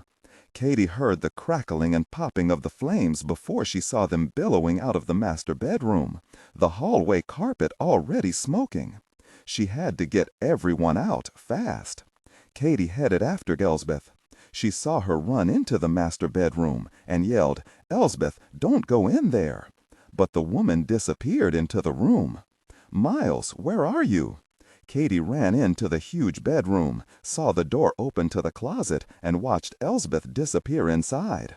"Miles!" She heard a gunshot, not loud, just a popping noise, and she knew it was from her derringer. She started coughing from the incredible heat and the smoke. She grabbed a pillow from a chair and clamped it against her nose. She saw Miles, breathing hard, standing in the doorway to the sex room, her derringer dangling in his right hand. "Katy, get out of here! Where are Elsbeth and Reverend McCamey? My God, what happened to your face? We need to get out of here." "I don't know where Elsbeth is. I had to shoot Reverend McCamey. He's dead. I checked." "Come on, I don't want Sam or Keeley to be orphans." But Katy had to try. "Elsbeth, where are you? Come out or you'll die." There was no answer. Katy started to run toward the sex room, but Miles grabbed her hand and dragged her from the bedroom. He was right, she thought. There was no choice. She pressed the pillow she was holding against her face and ran with him down the long hallway. She stumbled on the stairs, and Miles picked her up and pulled her against him to keep her on her feet. They ran into the entryway, where Mr. Boone and several deputies were crowded together right inside the front door. Katy said, "I see you can breathe again, Mr. Boone. Just maybe you don't need Reverend McCamey's laying on of hands." "This is one too many burning houses, Sheriff," Charlie Fritz, one of her deputies, said. "The fire department wants us out of here right away. Let's go." Elsbeth's face flashed in Katy's mind. Had she just given up and chosen to die with her husband? No matter what she'd been a party to, Katy didn't want her to be dead. Too many were dead already. Warm, resonant, naturally sensual. When they were near the road, they looked back to see the beautiful old Victorian lit up from its boughs, turning the black sky orange, spewing flames upward. Its old wood exploded in shards everywhere. It was an incredible sight, as long as you were away from the devastation. Katy stood next to Miles, aware that his arm was holding her close, for warmth, for comfort, to make the world real again, to right the madness. He said, "Reverend McCamey went into that sex room and pulled a bottle full of gasoline out of one of the drawers beneath that marble altar.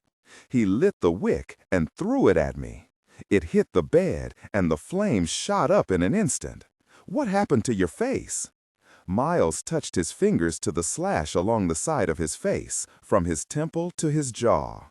He pulled a whip off the wall and slashed me with it. "And you shot him?" "I tried to grab the whip away from him, but he fought me. I could hear the fire, knew time was growing short, and then he tried to grab the gun. I swear to you, Katy, there was madness pouring out of him, and a frenzy that seemed to unleash all the strength inside of him. He was grinning and moaning at the same time. I felt my blood freeze. And then there you were with a pillow over your face. You never saw Elsbeth?" He shook his head. "I heard her voice, but no, I didn't see her." "She preferred to die with that man rather than survive," Katy said, shaking her head. She looked up at Miles and shook her head again. "I think we're going to need a paramedic." She began to examine the cut and changed her mind. "It doesn't look at all deep, but no paramedics this time. I want to take you to the hospital." Wade was standing next to them now. "The firemen are already bitching at all this work, Sheriff. Now you want to piss off the paramedics?" Miles laughed. He threw back his head and really laughed. He looked up at the burning house. "It's over," he said. "It's finally over." It seems like it's been going on forever, and it's been only days. Amazing. Katie nodded and smiled at him. She grabbed Miles Kettering and hugged him to her. 34.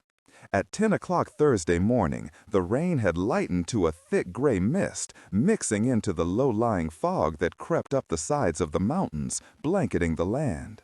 "Do you really think it's over?" Keely pursed her lips, looked doubtful. "I don't know, but I sure hope so. Last night was real scary, Sam." Sam sighed, thought that every night since early last Friday morning had been scary, and leaned in more closely. "Yeah, I know, but your mom and my dad, they took care of us." He sighed again, deeply. "But since everything is over now, you know what that means, Keely." "Yeah, I know. You're going to have to leave and never come back. I'll tell Papa that I don't want to leave, okay? Do you think he'll let you stay here and live with Mama and me?" "I want him to stay too," Sam said, and pulled Minna's soft wool blanket more closely around both him and Keely because it was getting colder. "If your papa doesn't want to stay, what are you going to do, Sam?" "I don't know," Sam said finally, and he fisted his eyes. "I'm only 6. Nobody listens to me." "They listen to you even less when you're 5. I heard my grandma talking to Lenny just a while ago. She told Lenny that your papa and my mama should get married, and that would be that." "What would be that?" "Well, I guess it means that if you leave, I get to leave with you." "Oh, well, that's good. Your father would be my step-papa." "Yeah, and Katie would be my step-mama. That's weird. We could fight and stuff, and no one could say anything about it." Keely punched his arm, gave him a huge grin, then settled her head on his shoulder. They were sitting in Minna's porch swing. Since Sam's legs weren't long enough to reach the porch, he'd taken a walking stick out of the umbrella stand that had belonged to Keely's grandfather. Every few minutes, he shoved the stick against a wooden floor to make the swing go back and forth. "I don't want you to go away, Sam." "I know, and I've been thinking, Keely. Papa isn't stupid. He'll marry your mom." Keely said, "You're 6 years old. You don't know if your dad's stupid or not. My mama says this is the most beautiful place in the world. Even if your dad was stupid, he could be happy here." "I know. Tell him we'll take him rafting on the Big Pigeon River. That's in the Smokies. Papa's been rafting before." "I'll tell him. But you know, Keely, he's got that big helicopter business in Virginia. Since those bad men took me, he hasn't gotten much work done." Keely pondered this for a while.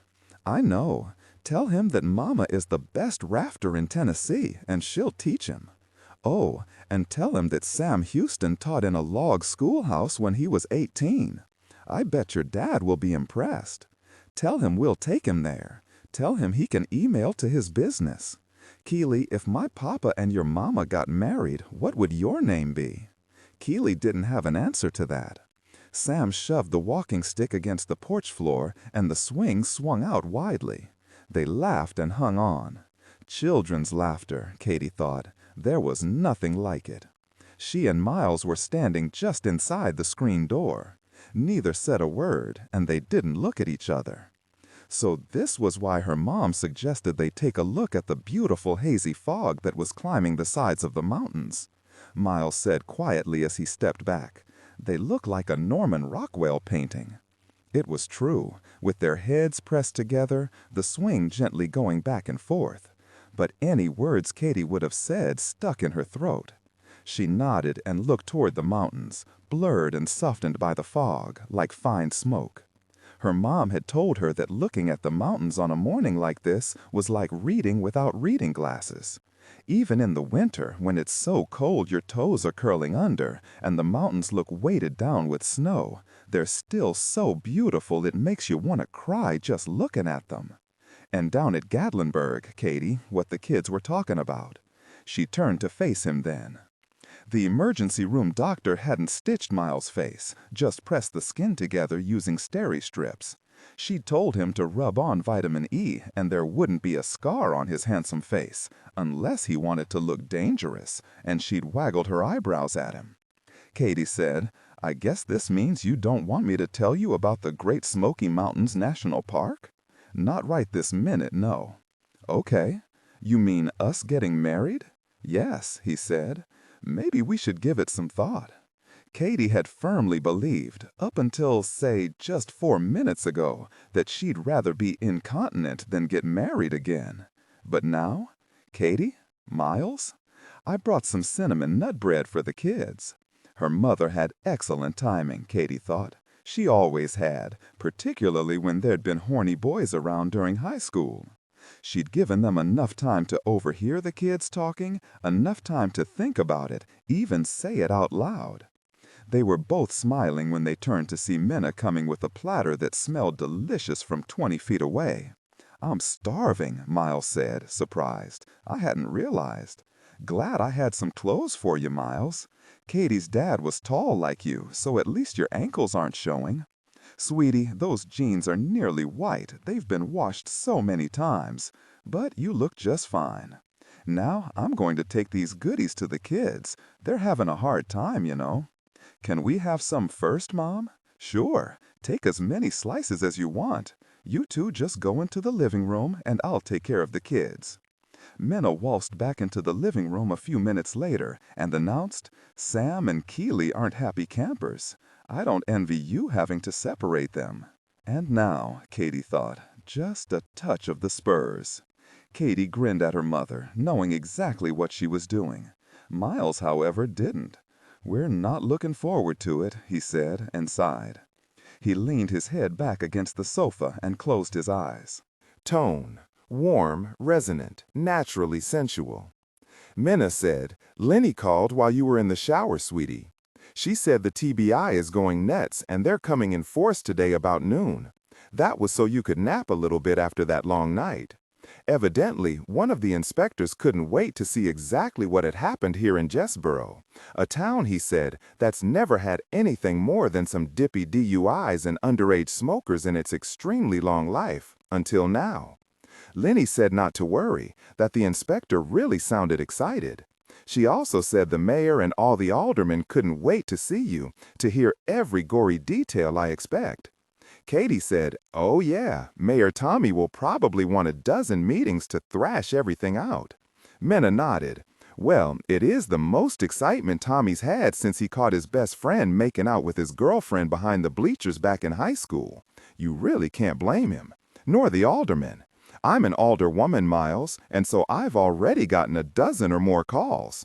No, Katie said, you're right. It's been a long dry spell for Tommy. Miles called his sister-in-law, Cracker, told her it was finally over.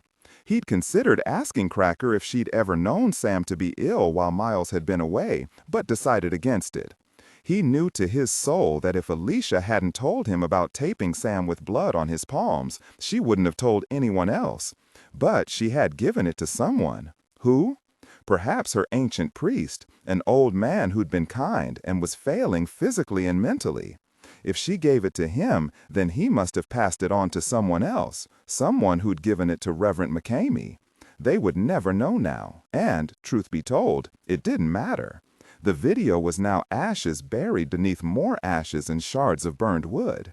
When he'd hung up the phone, Katie had nodded. The last thing Sam needed was to have the media proclaiming him the newest candidate for sainthood, or a freak, or a helpless pawn. She could just see a TV guy asking Sam to please try to make his hands bleed again for the cameras.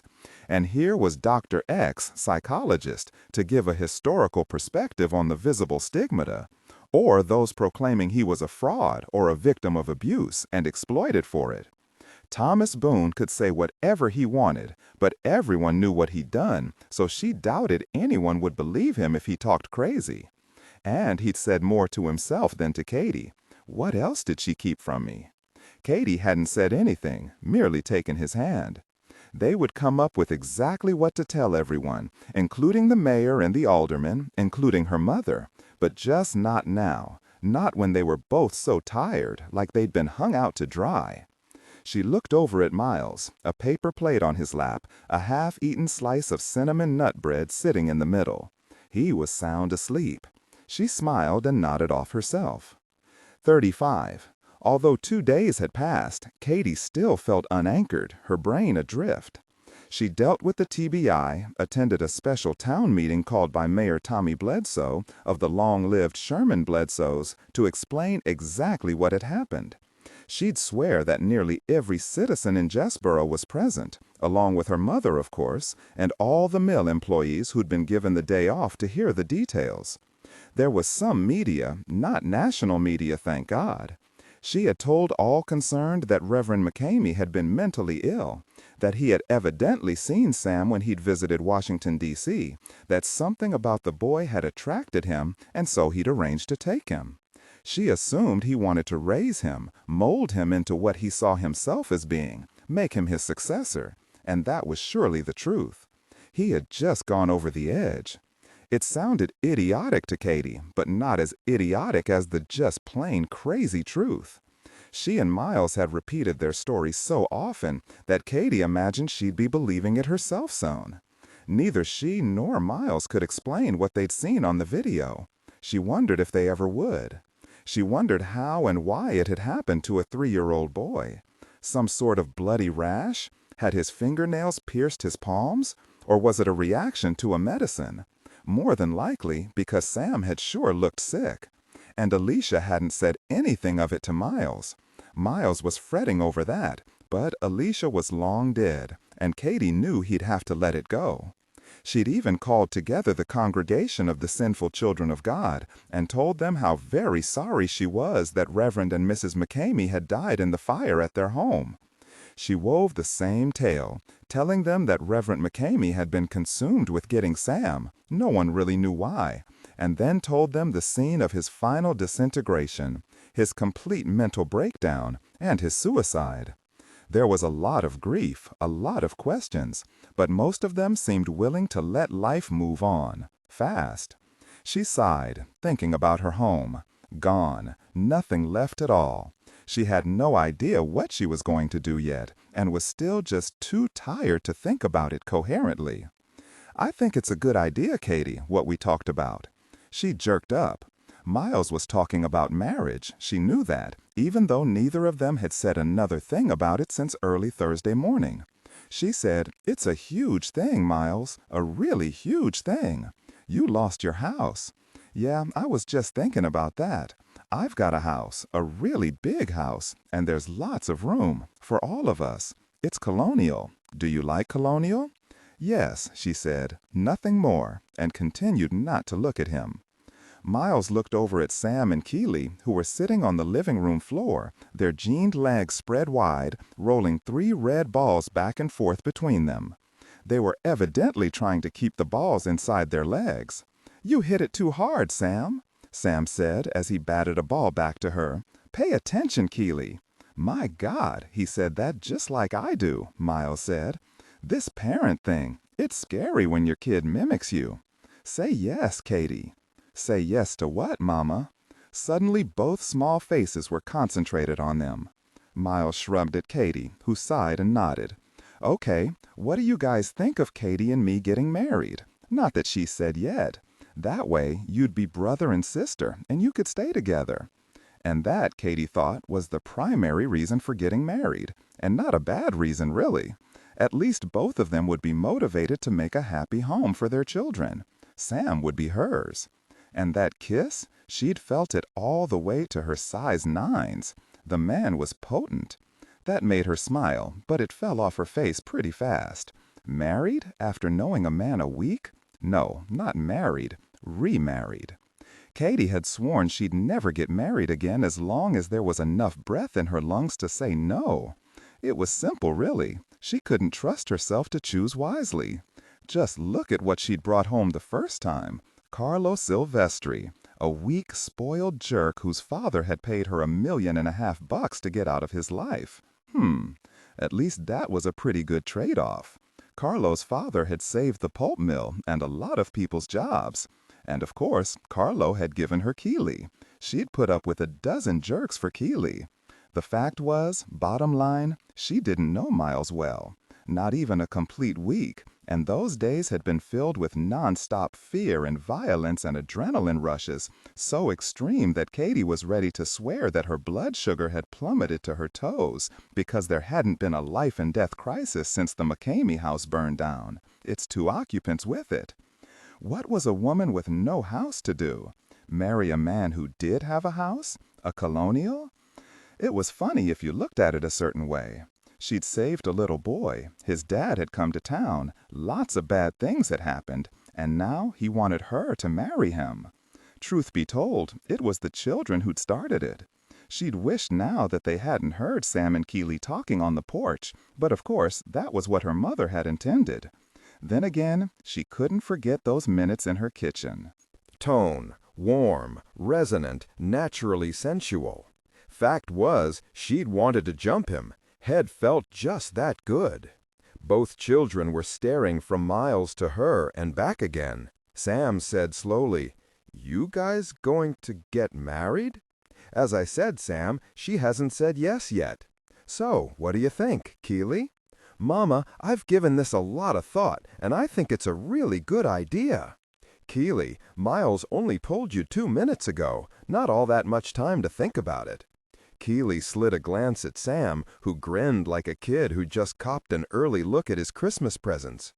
"Keely and I talked about it," Sam announced, "and we think it would be okay.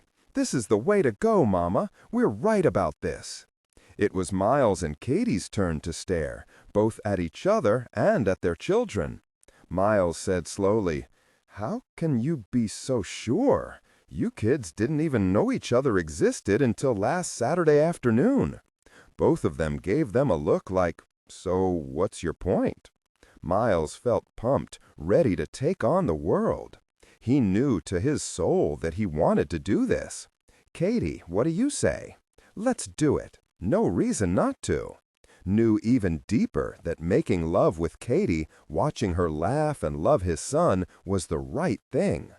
Katie jumped to her feet, startling everyone. "Okay, guys, listen up. This is a huge decision for all of us. I'm going to think what this would mean before I commit to anything. You hear me? Sam, your father is going to be doing some heavy-duty thinking, too. You and Keely will have to be patient and not pressure either your father or me into this." "Yeah, right," Miles thought, looking at his son.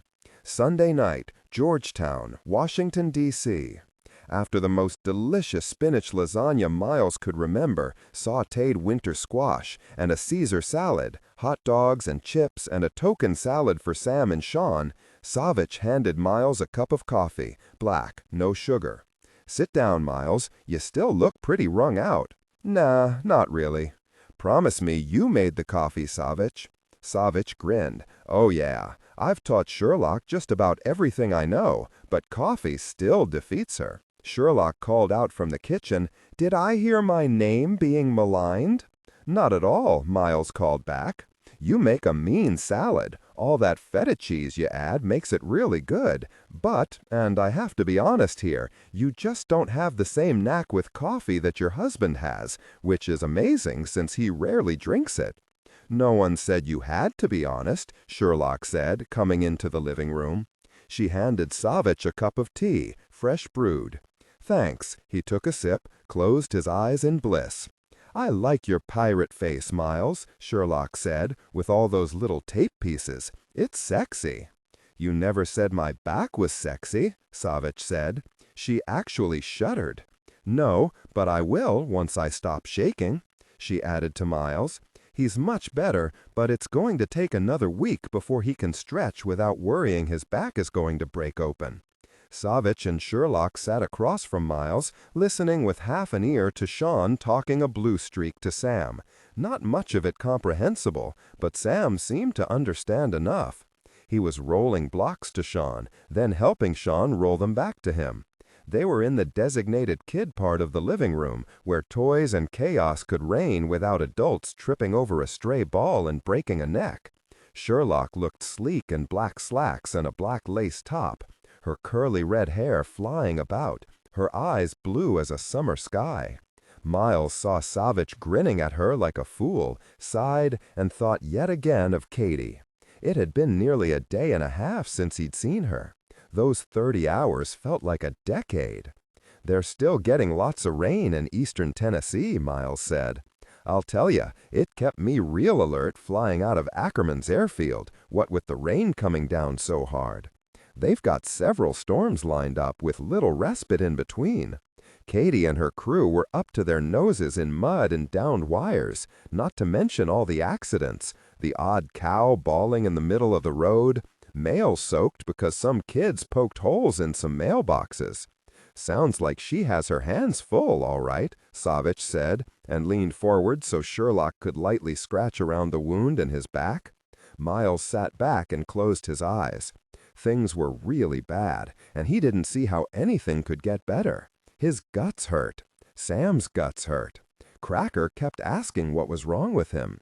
He'd stomped around his office at the plant like a wounded rhino, even though there were very few employees there to see it on a Sunday afternoon. Then he'd gone back home and stomped some more. Even though Sam was safe, he sure wasn't sound, but it was really early yet. As for himself, he felt like he'd left unfinished business he wasn't in a position to finish, and that sucked, big time. Miles muttered something under his breath, his eyes still closed, and Sherlock figured they were better off not knowing what he'd said. Savich raised an eyebrow at him. Miles said, "It's been a day and a half, well, maybe a bit more than 30 hours now. Isn't that amazing?" "Yes," Sherlock said, "absolutely amazing. Now, you're moping, Miles."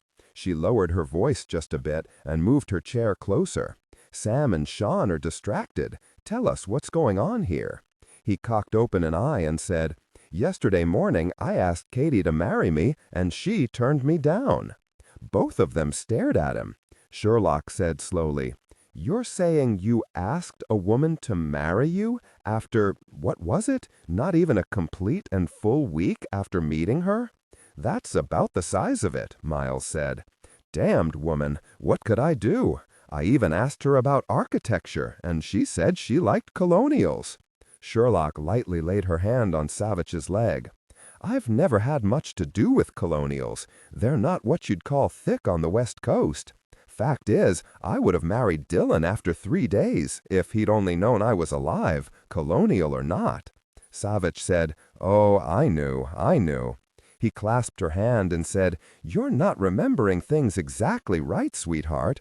You were so cut off from everyone at the time, including me, until finally you happened to spend that night here with me, and then—" Miles has heard all of that story he's ever going to hear. Miles looked over to see Sean stuffing a graham cracker into his mouth. "I can pretend I haven't heard any of it, and you could give me some pointers, Savich." He paused a moment, then said, shaking his head, "Isn't it strange how Sam looks like me, and Sean looks just like you?" Sherlock said, "So much for the indomitable X chromosome." Then she added, "So, Katie turned you down?" "Yeah, I suppose, because it's been only a week. Too soon, really. Just too soon. She wanted to think about it. I guess maybe I agreed with that.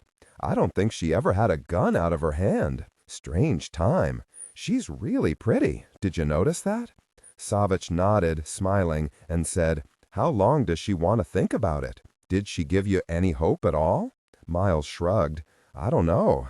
We didn't set a time, but I'll tell you, Sam and I aren't doing so well." "You miss her?" "Well, yes, and Keeley, but it's Sam I'm really worried about." "What, nightmares? Surely you've got him seeing a child shrink. What does the doctor say?" "No nightmares," Miles said. "It's Keeley. He's miserable without Keeley. I'm telling you, those two kids bonded instantly. I've never seen anything like it. It was a nightmare separating them. Katie and I both felt like monsters, and there's Katie's mom, looking at us like she wanted to carry the pitchfork as she led the villagers. Sam is speaking to me now, but he's miserable, too quiet, not sulking, just unhappy. I'm beginning to think it's not going away." "It's only been a little over a day, Miles," Sherlock said. Savich said, "So what does the shrink say?" "Evidently Dr. Jones called Dr. Raines in Jessboro, and that's why she agreed to see Sam this morning. So what did she say?" She said I should do anything to get Katie to marry me. They all laughed. Warm, resonant, naturally sensual. Sam looked up, frowned at them, and went back to helping Sean build a block fort, which wasn't going too well since Sean would yell and give it a karate chop when it got 3 blocks high. "So what are you going to do?" Sherlock asked. Miles sat forward. "You know," he said slowly, "maybe it's time I was a buccaneer." "What's a buccaneer, Papa?" "So you heard that, did you?" Sam, holding Sean's hand, was standing next to his father. "He's learned he has to be real quiet if he wants to eavesdrop." "Tell us, Papa." That serious, so serious voice. "All right, Sam." Miles lifted both Sam and Sean up onto his lap. A buccaneer was a pirate who was given permission by his country to plunder enemy ships. They were take-charge kind of guys, Sam, who did things their own way. "I'm thinking that it's time for me to take charge. What do you think?" "You're always in charge, Papa."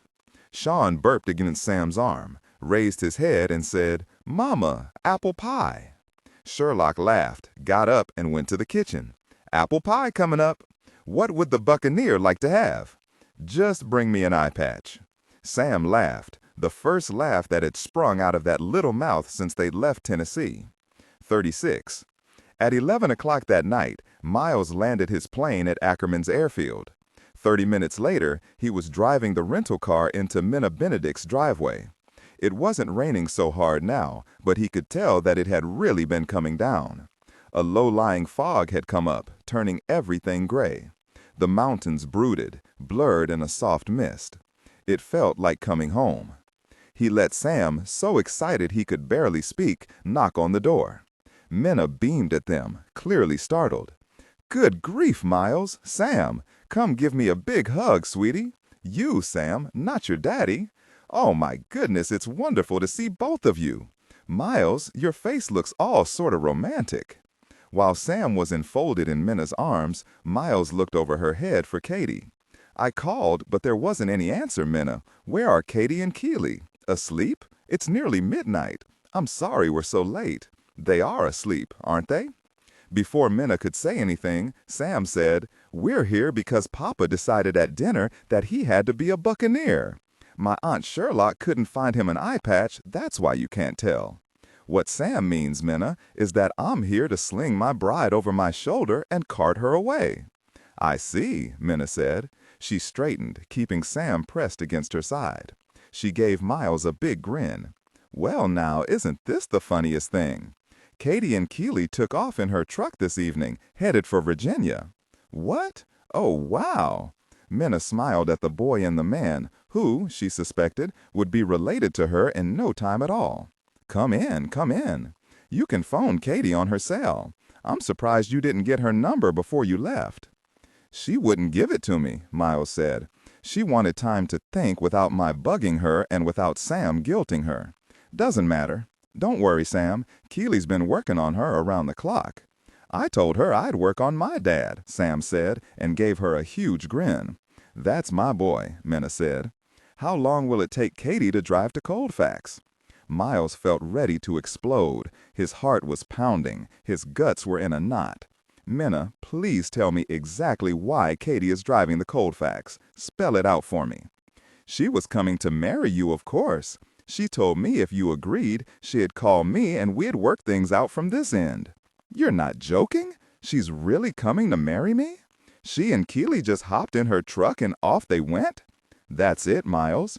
She's been stomping around here, driving everyone nuts. She's growled at all her deputies, snapped at Mayor Tommy because he wanted every gory detail about everything 3 times. With all the rain and all the problems that's brought, it hasn't helped. She even snapped Lenny's head off, blew a fit at Keely for her less than subtle hints, cried at her and Keely's misery, and then she gave it up. Oh, goodness, look at you, Miles. I love to see a man who's trying to think."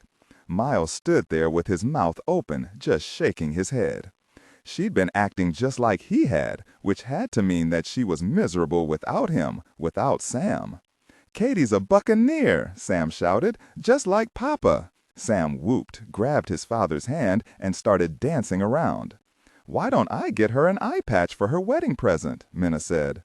You flew your plane, Miles. He nodded, blinking, still getting his wits back together. Then I guess you'd best be on your way back home. You don't want her to get there before you do you? And be careful, the weather's terrible. He thought of Cracker and hoped to God she'd let Katie and Keely in the house if Katie meet him back to Colfax. Monday night, Colfax, Virginia. "We're married," Sam said with a great deal of satisfaction to the group gathered with coffee, champagne, and Cracker's special triple chocolate cake in the living room. Savich leaned over and ruffled Sam's hair. He said, "Yep, it's all official now, Sam." Sherlock, holding a sleeping Sean in her arms, nodded. "You and Keely are brother and sister." "Cool," said Keely, and punched Sam in the arm. "Well, you can see where my kid stands on this," Miles said, as he handed a slice of cake to Cracker, who was still looking a bit shell-shocked. Sam leaned over and patted her hand. "It's okay, Aunt Cracker. Katie's really nice, and she can shoot people dead if they bother you." Cracker swallowed the bite the wrong way and began coughing. Sam was slapping her on the back. She was tearing up, and Keely handed her a glass of champagne. "Just what I needed," Cracker gasped, and downed the champagne. "Oh dear," Katie said. "Would you believe, Cracker, that I'm actually known more for keeping our teenagers on the straight and narrow? No kid under 18 smokes in my town when I'm around."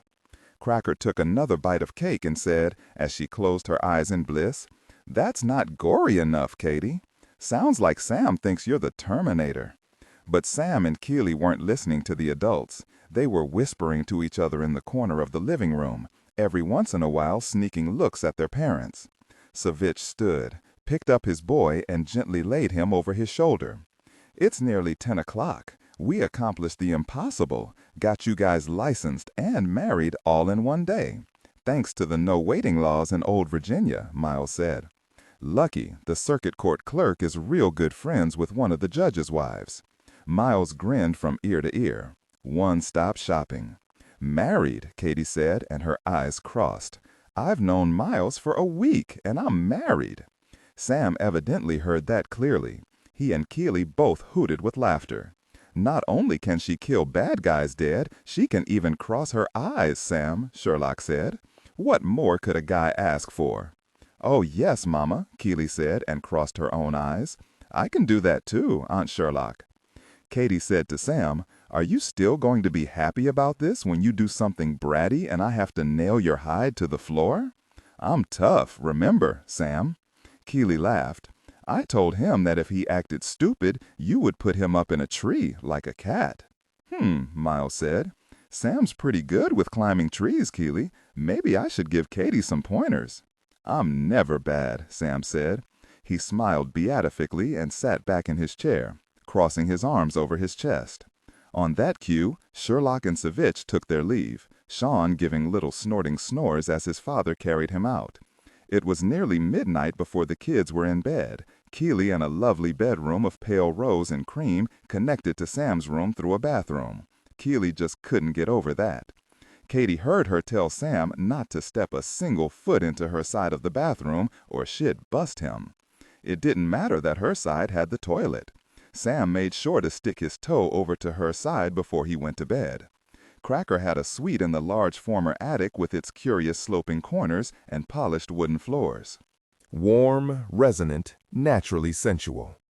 As Katie brushed her teeth, she hoped that Cracker would soon get over the intense suspicion Katie had felt coming off her in waves when she'd opened the door to Katie's knock. "You're here for what?" she'd said when she answered the door. "Keely and I are here to see Miles. I'm Katie Benedict. Sheriff Katie Benedict." She'd stuck out her hand and had it hesitantly shaken, then dropped. "You're the one who saved Sam? Oh dear, Miles isn't here. He said something weird about being a buccaneer, gave me a big hug, told me to wish him luck, and off he went with Sam. I don't know where. I guess you must come in." And she'd stepped back and been perfectly pleasant until Keely said, "Mama's here to marry Miles, so Sam can be my brother and Miles can be my papa." The woman looked like she'd been slapped in the face. Speaking through a rictus of a smile, she said, "Little girls say the cutest things, don't they?" It seemed an eternity ago, yet it had only been the previous evening. Katie brushed out her hair. She started to braid it, then dropped her hands back to her sides. This was her wedding night. How very peculiar that was. Miles was right about the one-stop shopping. They'd plunked down $30 and were in business. During the brief ceremony, Sam stood straight and important beside his father, Keely beside her, and everyone else just a couple of steps back. It was a pity that her mother had been fogged in, no flights out at all for the entire day. Minna promised to come in the next couple of weeks. She wanted to give them some time to themselves.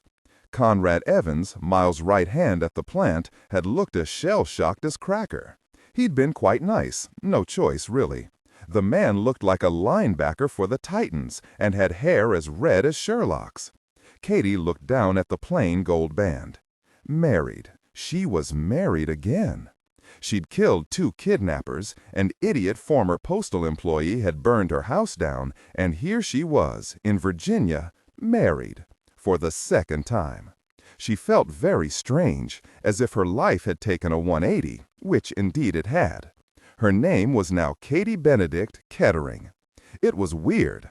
When she came back to the big bedroom after tucking Keely in yet again for the night, making certain the bathroom door was open on both sides, she faced Miles across the length of his bedroom.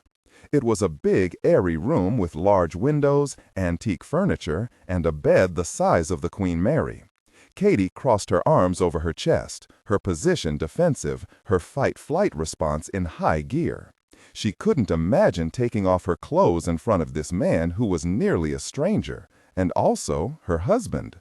She already had in a way, not really thinking about it. "How tall are you?" she asked. Miles wasn't a fool. He didn't move even a single step toward her. 6'2", something around there.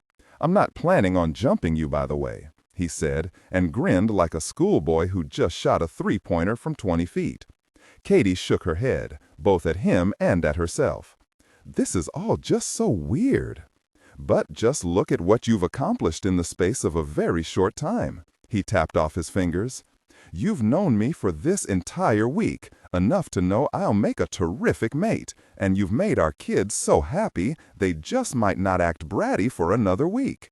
Your new last name isn't that bad at all. The best thing is that I really like you, Katie. Really. You looked great in your wedding dress. Don't forget the 3-inch heels that brought me eyeball to eyeball with you." Never. He hadn't seen her in a dress until their wedding 7 hours ago. "I'm 31 years old." "Yeah, I heard you tell the county clerk." "I'm 35, which means I've got more experience than you, a really finely honed judgment, and you should trust me completely." He held out his hands to her, palms up, fingers spread. "These are perfectly good hands you're in, Katie." Yeah, you've had more years to learn how to joke around and be an all-around smart guy." She paused a moment.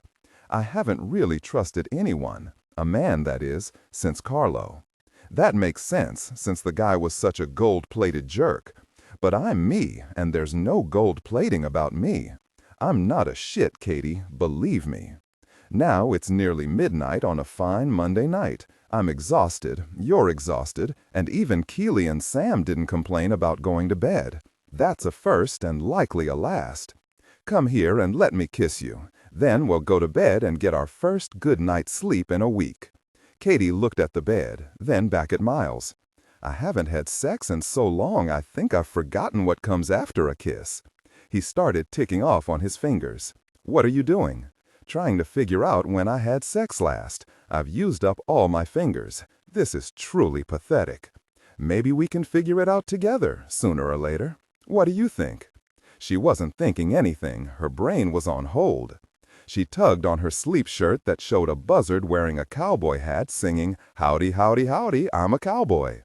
He'd have liked that sleep shirt to disappear. He really liked those long, long legs of hers. He'd really like them wrapped around him.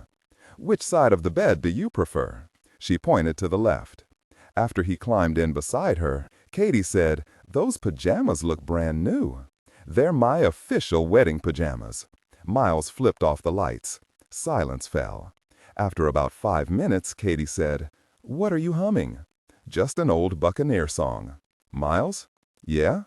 How about we try a kiss, and maybe then those wedding pajamas can go back in the drawer? A younger man, he thought, rolling over to a beautiful woman who was also his new wife, might feel a little nervous. But all his parts that counted were working just fine. "We'll always have fun in bed," he said against her mouth. "Maybe moan and thrash about a bit, and you'll see our problems won't follow us here. You know something else?" "What?" "I swear I'll respect you in the morning." When he had her under him, those long legs of hers wrapped around his flanks, and she was panting, biting his earlobe, kissing any part of him she could reach, he said, "We're going to be just fine, Katie." And he laid his hands on her then, and she would have flown out the window if he hadn't been on top of her. 37. 2 weeks later, Washington, D.C. Sherlock heard a shout and turned to wave at Sean, who was running after Keely and Sam. Then Sam turned, held out his hand, and Sean latched onto it, shrieking. She smiled as she said to Katie, "They're really good with him." "Yes, Sam told me he had to take care of Sean because he was little and ignorant." Sherlock laughed. Keely said Sean would grow up fast enough. Then she said since boys had so much to learn, she'd better start teaching him stuff now.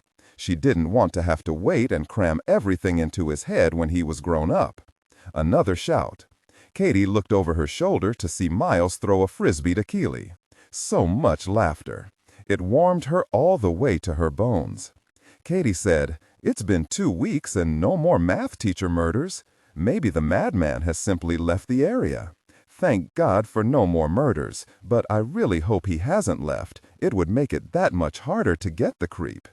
Dillon hasn't said much, just told me he's doing good old-fashioned police work, and then he smiles. We'll see. I'm busy on other cases, so it's really pretty much in his bailiwick. Calls on the hotline have dropped over the past 2 weeks to only about 50 a day. You wouldn't believe how many man-hours it takes to check just 50 calls, and all for nothing. I can't begin to imagine. I never had to do anything like that." Katie shaded her eyes and looked over the park, always coming back to Keely, who was chasing Sam, Sean running as fast as he could behind them. She didn't realize she'd stopped walking and was staring at nothing in particular when Sherlock said, "What's up, Katie?" Katie gave a start. She looked down at the small woman who could probably knock her on her butt. "Do you fight dirty, Sherlock?" "Dirty? Warm, resonant, naturally sensual. As in, would I do anything at all, no matter how rotten, to disarm a bad guy? Oh yeah. Why?" Katie shrugged. "I was just wondering, that's all. Would you look at this gorgeous day? Can you believe this Indian summer? In early December." Sherlock raised her face to the sun that was bright and warm. A crisp breeze rustled through the nearly naked tree branches, ruffled her hair. Winter was lurking just around the corner, but not today. Thank God all that interminable rain has stopped. I swear I was starting to grow mold. At least we've got a couple of beautiful days before that snowstorm hits on Monday. Mom says it's finally stopped raining in Jespro. Everything is still soggy, but things are getting back to normal. Do you know what she sent me for a wedding present? A whip? To Sherlock's surprise, Katie looked like she would burst into tears. "What is it, Katie? What did she send you?" Katie wiped her hand across her eyes and shook her head. "I didn't mean to lose it like that. What you said about the whip, that's funny, but it's just that every time I think about it, how much it means to me, and how she knew how much it means. She sent me copies of all her family photos, put them in 3 big albums. You know I lost everything when the house burned down, but now I have Keely's first 5 years again. Oh my, that was nice of her. Your mom is the greatest, Katie. Sam's a lucky little boy to have such a wonderful grandmother. You said you guys are going back to Jespero for Christmas? And there'll be a religious ceremony this time for your mom and all your friends?" Katie nodded. She didn't want to come here right away. She wanted to give the 4 of us time to get settled in with each other. Katie sucked in a deep breath. "You know, Sherlock, it just doesn't smell like Eastern Tennessee here." "No," Sherlock said. "Here, there's always the underlying scent of car exhaust." "No, it's more than that. Okay, There's also the scent of politicians, and that's worse than car exhaust. But you know, springtime in Washington is really beautiful, if you just forget politics. Katie laughed, but to Sherlock's keen ears, it was forced. She said, Miles mentioned yesterday that as soon as Savich was up for it, they were going to work out together. Sherlock said, that'll end up in lots of insults and bruises. I hope you're good with the Bengay tube. Oh yeah, I am. I told Miles you'd take on the winner. Sherlock looked very pleased at that. You've been married 13 days, Katie, which means that you and Miles have known each other for, wow, a grand total of 3 weeks. Now, how are things going between you? Katie arched an eyebrow. I don't sleep in the guest room, if that's what you mean. Well, no, I would certainly hope that you don't. As I told Dillon, Miles is not only a really good guy, he has this marvelous flat stomach. So he does. And who could turn that down? Not I. And I'll tell you something else, Sherlock. Miles is also the sexiest guy on earth. Sherlock was too kind to point out the obvious, that Katie was wrong. Dead wrong. Dillon was the sexiest guy. Period. Anywhere. Maybe she would tell Katie when she knew her better. Sherlock said, her brow furrowed. I would think that intimacy between two people who really like each other, who are committed to each other and to a family, well, it would help move things more quickly, take away the artificialness of the situation. Hey, you see a guy in his boxers, whiskers on his face, and the embarrassment factor goes down fast. It's still tough, both of us dancing around, afraid to hurt the other's feelings or piss the other off or do something that might upset one of the kids. And Sam and Keely are settling in together? Or is there a problem? There are kid squabbles, but yeah, they're incredible together.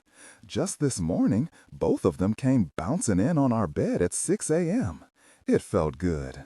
Sometimes I wonder how Keely could not have known Sam all her life. They're very close. As for Cracker, I haven't a clue what's going on in her head. She leaves us alone for the most part, spends lots of time in her attic suite, or is out with friends for the evenings. Movies, I think. She's pleasant enough when we cross paths. I really hope she'll start dating, if she's not already. Sherlock picked a twig off a maple tree and chewed on it. She wanted to marry Miles, you know. I figured that. Still, she's trying to be nice to me. Talk about a shock for her. The thing is that after her sister died, she moved in to take care of Sam, which was a great thing for her to do. Both Sam and Miles were devastated, and she provided stability. But it's been over 2 years now, and you're here. It's time for her to get her own life and find a good guy that isn't Miles. All right, Katie, what's really wrong? If you want the truth, well then, I'm itchy, restless. The first week, I walked every inch of that very lovely house, raked leaves until I had blisters on my palms, spoke to my mom twice a day, played with the kids until I was too tired to stand. Then, this last week, okay, I whined, not to Miles, to Dr. Raines, my good friend Sheila in Jessbro. She can take it. She told me lots of things that just depressed me more. She just ended up telling me to be patient, that it'll take time to settle in, and metaphorically patted me on the head. As you know, I'm on a leave of absence from the Jessboro Sheriff's Department, and that puts Wade temporarily in charge, and that's okay, don't get me wrong. But Katie shrugged, sighed, and continued after clearing her throat once, then again. Sorry. Of course, both kids started back to school a week and a half ago. Sam was a hero to his classmates. Unfortunately, Keely's a year behind Sam, but she appears to be doing okay. She misses her friends in Jessbro, but she has Sam, and that makes up for it.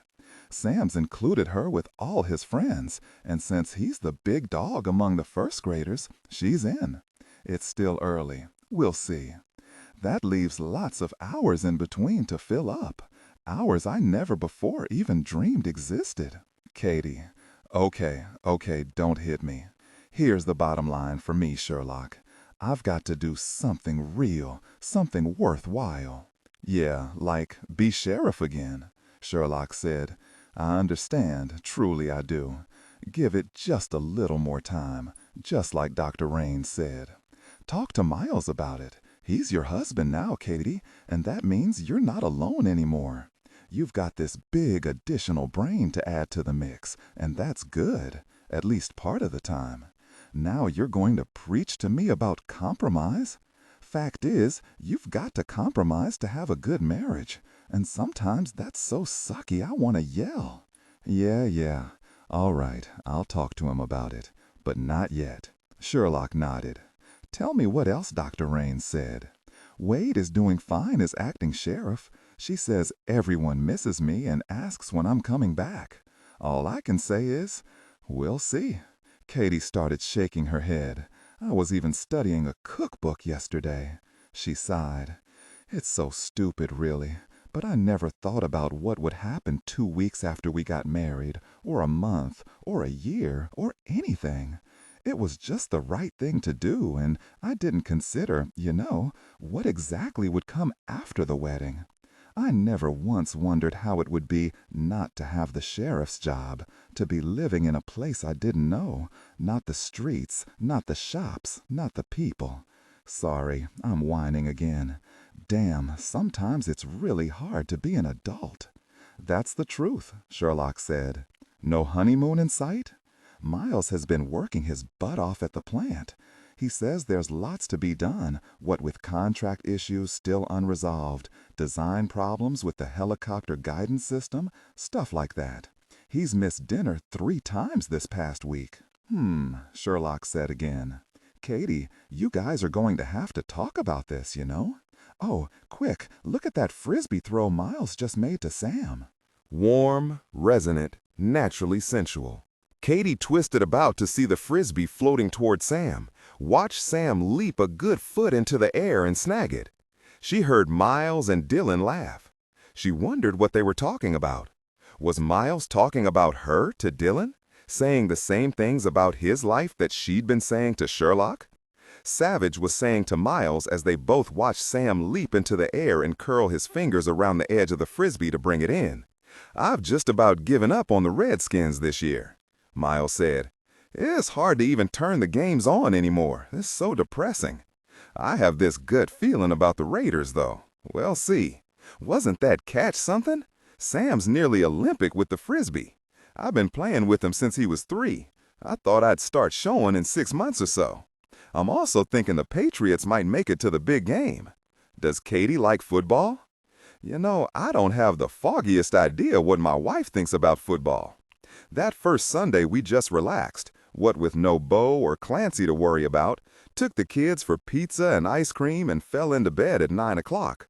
We'll see if she perks up at kickoff time tomorrow. Hey, Sean, come back here." Savich was off, scooping up his son, swinging him over his head, letting his shrieks of laughter flow over him. Miles said to Savich once he trotted back, Sean under one arm, "I sure like the sound of your Porsche engine. You get it tuned up recently?" "Oh, yeah. God's creation gets checked if it hiccups once. Sounds really good, huh?" "You know it does. Sherlock was telling me that Sean loves that car, that you've promised to give it to him when he's 18. "Yep, I did. By that time, the Porsche will be in a museum." Savich grinned. "How about that? Hey, all you've got left from McCamey is just a faint line down your cheek. It looks like it just might stay with you." Miles touched his face. "A good thing. It'll fit my image." Savich smiled. "How's Crocker dealing with your marriage?" "Oh, she's fine with it. She's always a brick. No problem at all." Savich wondered if Miles really didn't have a clue as to his sister-in-law's feelings for him, or if he was just in denial. He sincerely doubted that Cracker was a happy camper with another woman in the house, and this one Miles' wife. Suddenly they heard a shot, sharp and clear in the still air, not at all close. It was up ahead, near Katie and Sherlock. For a brief instant they both froze, then Miles whirled about. "Oh, damn! What's happening?" Savich yelled. "Sherlock! Katie! Gunfire! Hurry! Get down!" "Savich, get Sean behind that tree. I'll get the kids." There were 2 more shots in rapid succession, closer to them. Savich would swear that he felt the heat of that second bullet as it tunneled past his head before he dropped to his knees behind a huge oak tree, Sean clutched against his chest. Sean was crying, and his father was shaking so badly he couldn't do anything except rock his boy, holding him close, trying to cover every bit of him with his body. He saw Sherlock crouched down behind a square garbage receptacle some 30 feet beyond them, looking all around, waiting. Katie was on her hands and knees, her cell phone out. He heard a car door slam, but couldn't see where. He whispered nonsense to Sean, heard his boy sob, felt his small body heave, pressed very tightly against his father's body. God, that bastard could have shot his son. He called out, "Miles?" Miles' voice was out of breath. "I've got Keely and Sam. We're down, about 12 feet behind you. Is Sean all right?" "Yes, just scared to his bones, like I am." Savich heard voices, lots of them, some screams. Not all that many people in the park, thank God, but enough. Savich was sitting on the ground, his back against the oak tree, rocking Sean back and forth in his arms, holding him as close as he could. Not 30 seconds later, Sherlock was in his arms, Sean sandwiched between them, and she was whispering against his chin. "Thank God you're all right." "I'm fine, sweetheart." He sounded all calm again, but he didn't let her go. Savich heard Katie say, even as she clutched Keely tightly against her, "Hey, Sam, that was the sort of excitement I'd hoped we'd seen the last of in Jasboro, wasn't it? Did you dive behind a garbage can?" "There sure are lots of bad guys, Katie," said Sam, who was plastered against his father's side, and blinked at her. He shook his head. "There wasn't a garbage can close. Papa grabbed up me and Keely. We were over behind that big tree." He paused a moment, his forehead wrinkled. "Who's after me this time?" "Someone who heard you were bad," Keely said, and, bless her heart, she reached out and punched him.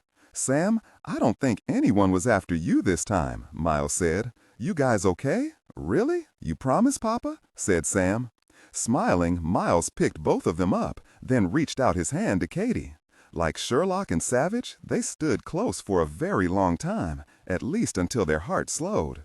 Katie said, "I called 911. They'll be here any minute now." Sherlock said, "I spotted a late model white Camry screech out of here. I got 4 numbers off the license plate. WT27. That's it." Miles and Savich looked at each other.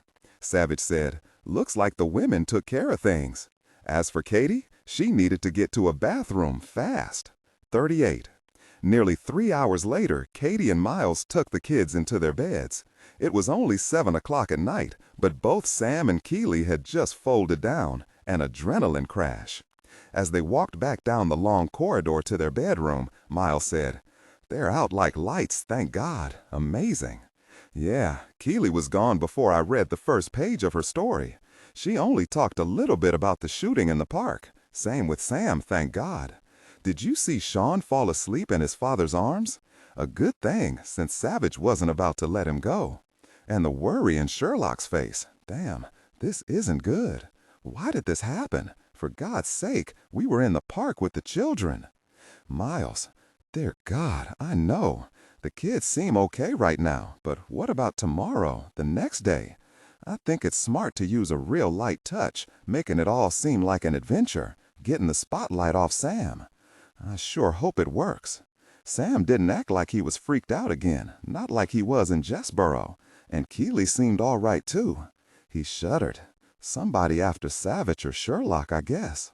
He began emptying his pants pockets on the dresser top. Since they weren't after Sam, it's just got to shove away at least some of the fear, don't you think? "Yes, I think you're right." Miles, "You know, Katie, I've never seen Savich freak like this before. He was white as a sheet and didn't even want to give Sean over to Sherlock.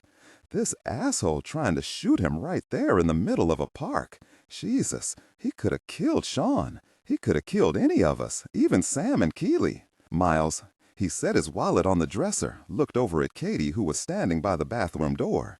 "Yes? Maybe the asshole wasn't necessarily just after Savich or Sherlock." "What do you mean?" Katie slowly slid her arms out of her leather jacket, pulled it down, and let it slide to the floor. She lifted up her long gray sweatshirt, and he saw the blood covering her upper thigh. "It could be that the asshole was after me."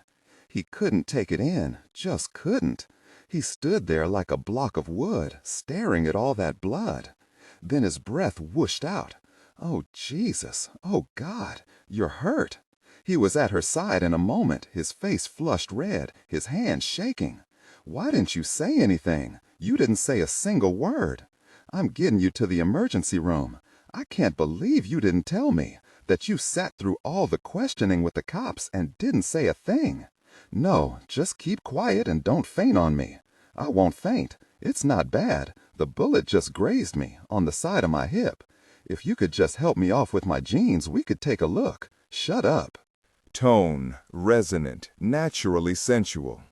So that's why you excused yourself to that public bathroom in the park. That's why you left Keeley with me. Oh, damn! He came down on his hands and knees in front of her and unzipped her jeans. He eased them down real slow and easy. She'd ripped off the bottom of her sweatshirt and wrapped it around her upper thigh.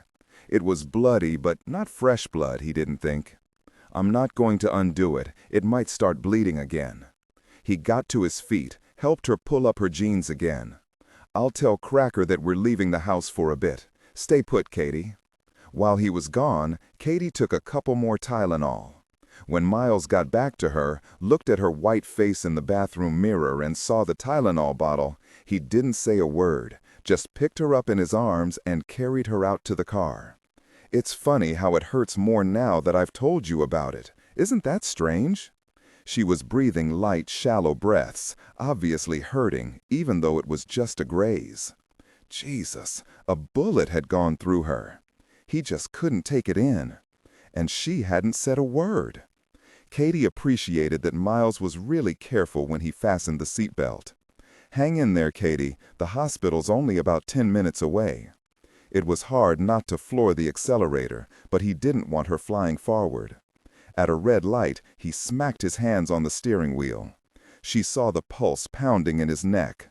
He was angry, very understandable. "Okay, I can't stand it any longer. Give me one good reason, Katie, just one good reason why you didn't tell me." His voice was low and perfectly cold, not a bit of inflection. She wondered if he ever yelled. She felt a sharp stab of pain that held her quiet until it eased. "Well, are you going to say anything?" Now, she thought, that was close to a yell. She nearly smiled, but couldn't. She got hold of herself and said, "The children. I just couldn't let Sam and Keeley see that I'd been shot. They've been through so much, particularly Sam. I just couldn't do that to them. If I'd been shot bad, Miles, I would have hollered, but it's just not that bad. I figured it could wait until we took care of the kids. I know it was unfair of me to spring this on you." Yeah, right, real unfair. Sarcasm was good, she supposed. She said, "I went to the women's room in the park, tore off some of my sweatshirt, pulled down my jeans, and wrapped it tight around my hip. Really, it looked to me like a flesh wound. The bullet went right through me. I'm not going to die, Miles. You'd better not, or I'll really be pissed. So would Sam. So would Keeley. I don't want them to know about this." He gunned the Mercedes into the hospital parking lot and swerved into the circular turnabout in front of the emergency room, figuring they'd get instant attention, and so they did. He held her hand when the nurse pulled down her jeans and untied the strips of sweatshirt she'd wrapped around herself. The piece of sweatshirt that was directly over the wound was soaked with blood. She didn't touch it. Miles was ready to yell when Dr. Pierce came barreling into the cubicle in the next instant, out of breath. "Hey, I hear we got a gunshot wound," he said, and looked down at Katie's hip. "Would you look at that? I heard about the shooting, Mr. Kettering, but they said it had to do with the FBI. They didn't say anyone was injured. I don't understand why she didn't see a doctor right away." "We'll talk about it later, Dr. Pierce," Katie said. "Please, just clean me up." "This is going to hurt a bit, Mrs. Kettering." He managed to get the rest of the sweatshirt off the wound, but of course it had stuck, and Katie almost yelled at the pain. But she hung in there, squeezing Miles' hand really hard when the nurse used alcohol to clean off all the dried blood.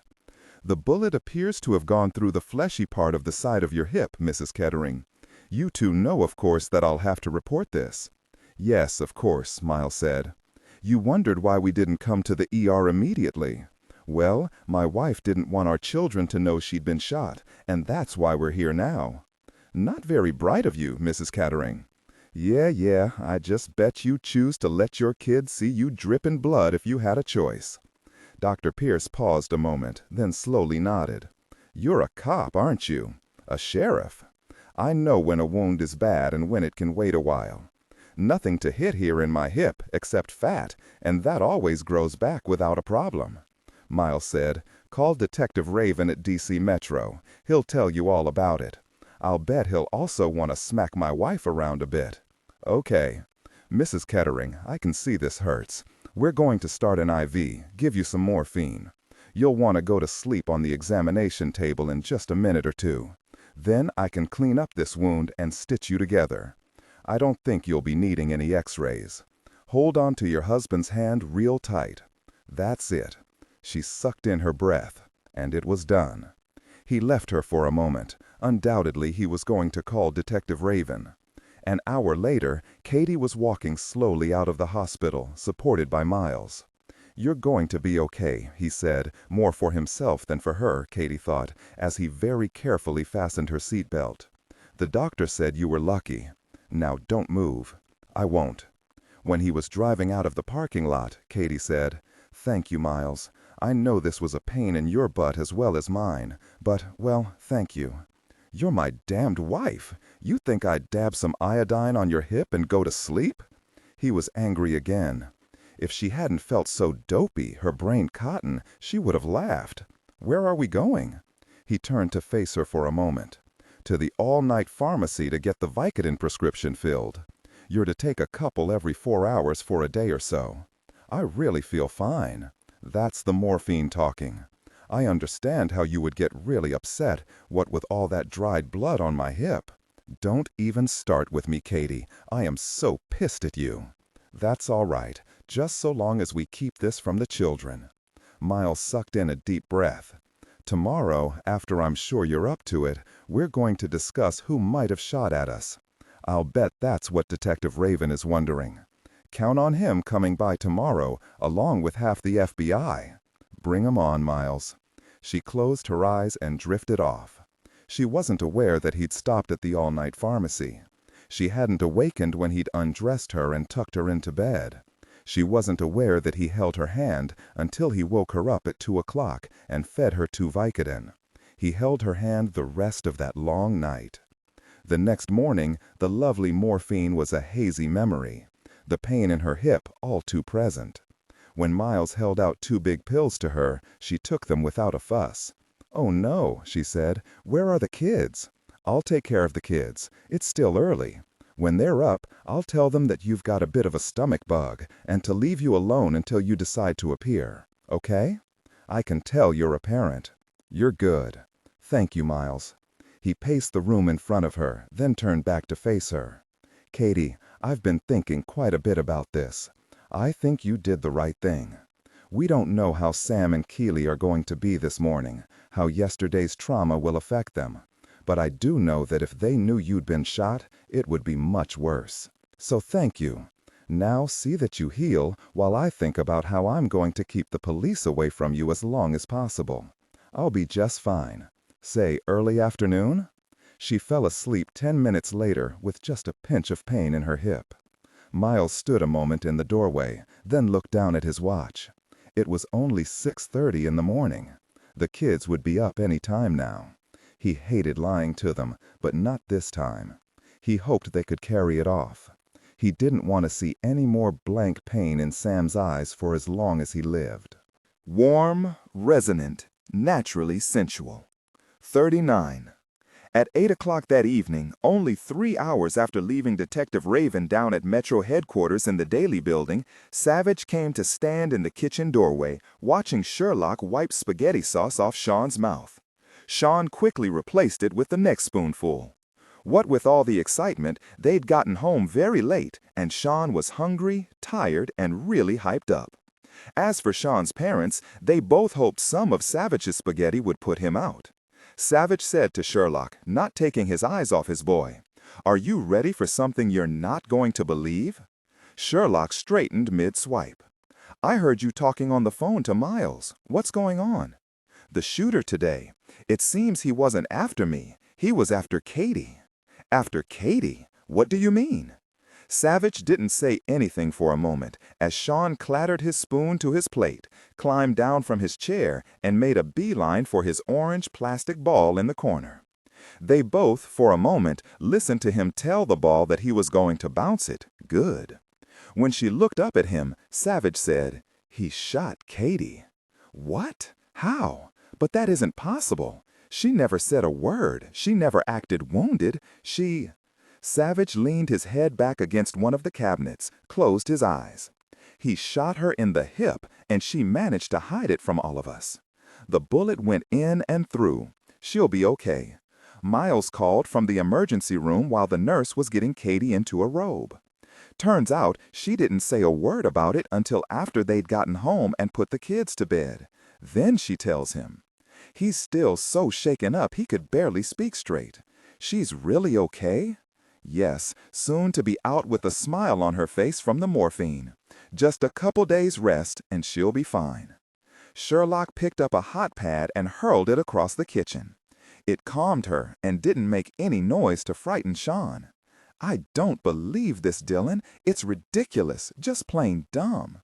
She's wounded and doesn't even let on? No, that can't be right. It can't. She didn't say anything because she didn't want the kids any more frightened than they were. If you think about it, you can see Katie's point. It was an adult decision, hers to make, I guess. Sherlock's heart was still pumping wildly. She threw another hot pad at the wall, calmed herself down. It was brave of her. She drew in a deep breath. I hope I would have the presence of mind to do that. But wait, Dillon, if the shooter hit her, that means I wasn't the target. Or I really was the target, and he could have shot at her first for the fun of it. Savich straightened, shrugged. Maybe he, whoever he is, just wanted to scare us. At this point, any guess is as good as any other. Who knows? It might have been a random shooting. Neither of them believed that for an instant. Savich picked up Sean, who was tightly clutching his orange ball, and walked to the front window in the living room. He stared out into the calm, dark night. A storm was expected to hit Monday, winter coming with a grand announcement. And the temperature would plummet. Sean dropped his ball, watched it roll under an end table. He then spoke in his father's ear and patted his face, telling him things he understood, like good spaghetti. I think Sean just said he wanted a puppy. It was so ridiculous that for a moment Sherlock actually laughed and kissed her son's sleepy face. She saw the strain on Dillon's face, saw the restless movement of his hands, saw the scars on his hands and fingers from his whittling. She knew he'd been caught off guard by the same devastating feeling she had felt when that bullet had come so close to him and to Sean. It made her want to scream and cry at the same time. He said finally, as if he'd been holding the words inside, but they now had to come out. This was too close, Sherlock, far too close. Sean could have been killed. Of course, she agreed. The corrosive fear, the sense of absolute impotence. She nodded, but didn't say anything, just moved closer. San's head now lay on his father's shoulder. Savich lightly smoothed his back, cupped his head. She saw a spasm of fear cross his face. He said quietly, I've been giving a lot of thought today to what I've been doing nearly all my adult life, being a cop. What if, because of me, some crazy kills my son? It would be my fault, Sherlock, no one else, just mine, and it would all be because of what I choose to do for a living. I couldn't live with that. I just couldn't. No, she said slowly, her eyes still on his face. Neither of us could. He plowed forward, the words forcing themselves out of his mouth. Maybe, just maybe, I should think about another line of work. There, he'd said the unimaginable. And the earth hadn't opened up and swallowed him. It was out in the open now, those words between them. And he didn't say anything else, just let the unthinkable settle around him. And he waited. Sean suddenly lurched up against his palm and smiled at his father. He patted his father's face again with wet fingers. Sherlock closed in and put her arms around him, just as they had after the shooting, with Sean between them. Then she began to lightly scratch around the healing wound in his back. They stood there silently together for several minutes. Finally, she raised her face, patted his cheek with her fingers, hers thankfully not wet, and said, "Do you know, Dillon, I agree with you entirely." He nearly fell back against the window with surprise. "You do?" "Yes, I do. But the only thing is, you're the best cop I've ever met in my life." "Maybe, but—" She nodded. "This was so scary that both of us nearly went round the bend. But, you know, if you just stop to think about it, the solution to this isn't difficult." His head came up. "What solution?" He sounded irritated, and she was pleased. She could just imagine how deep he would dig in his heels if she argued with him, what with the worry and guilt that had nearly felled her as well. She went on her tiptoes and kissed him, and again hugged her boy and her husband tight. "Dillon, you're a smart man." "Yeah, well, what's your point? What's this easy solution?" She smiled up at him, kissed both him and Sean again, and said, "As I said, you're smart. But here's your problem. You're just too much of a hero, Dillon. You feel too responsible, like you have to fix every bad thing that happens anywhere around you. It's not just your job, it's who you are." "Yeah, sure, but no buts, no more. You're a cop, Dillon, one of the very best. It's what you are, who you are. What happened in the park? It was scary, that's for sure. But the fact is, there are such things as random shootings. Would you have blamed yourself for being a cop then?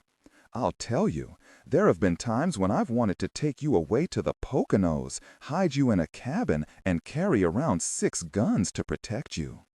And you don't think I've felt the same way about you?" She gave him a big smile, reached up her hand and cupped his cheek. "I think we're both doing exactly what we were meant to do. I plan for Sean to see us both well into old age. Get over it, Dillon. It's time to move on." He kissed her, pulled her hard against him again. Sean burped. "But I know, there's always a but. Let's just work through this one day at a time, all right? You know as well as I do that the time to make a life-altering decision isn't right after a huge scare." Slowly, he nodded. "We've worked through everything else that's come along and hit us in the chops.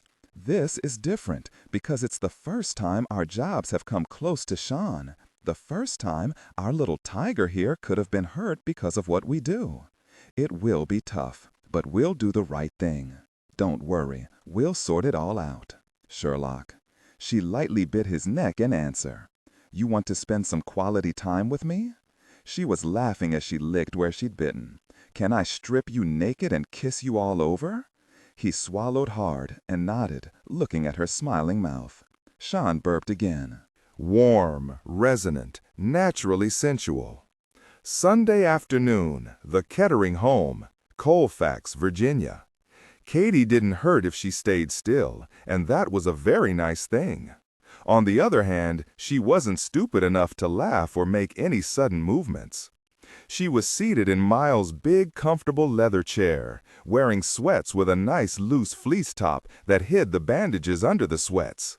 Her feet up on a big ottoman, her legs covered with a ratty afghan Miles' mother had knitted many years before.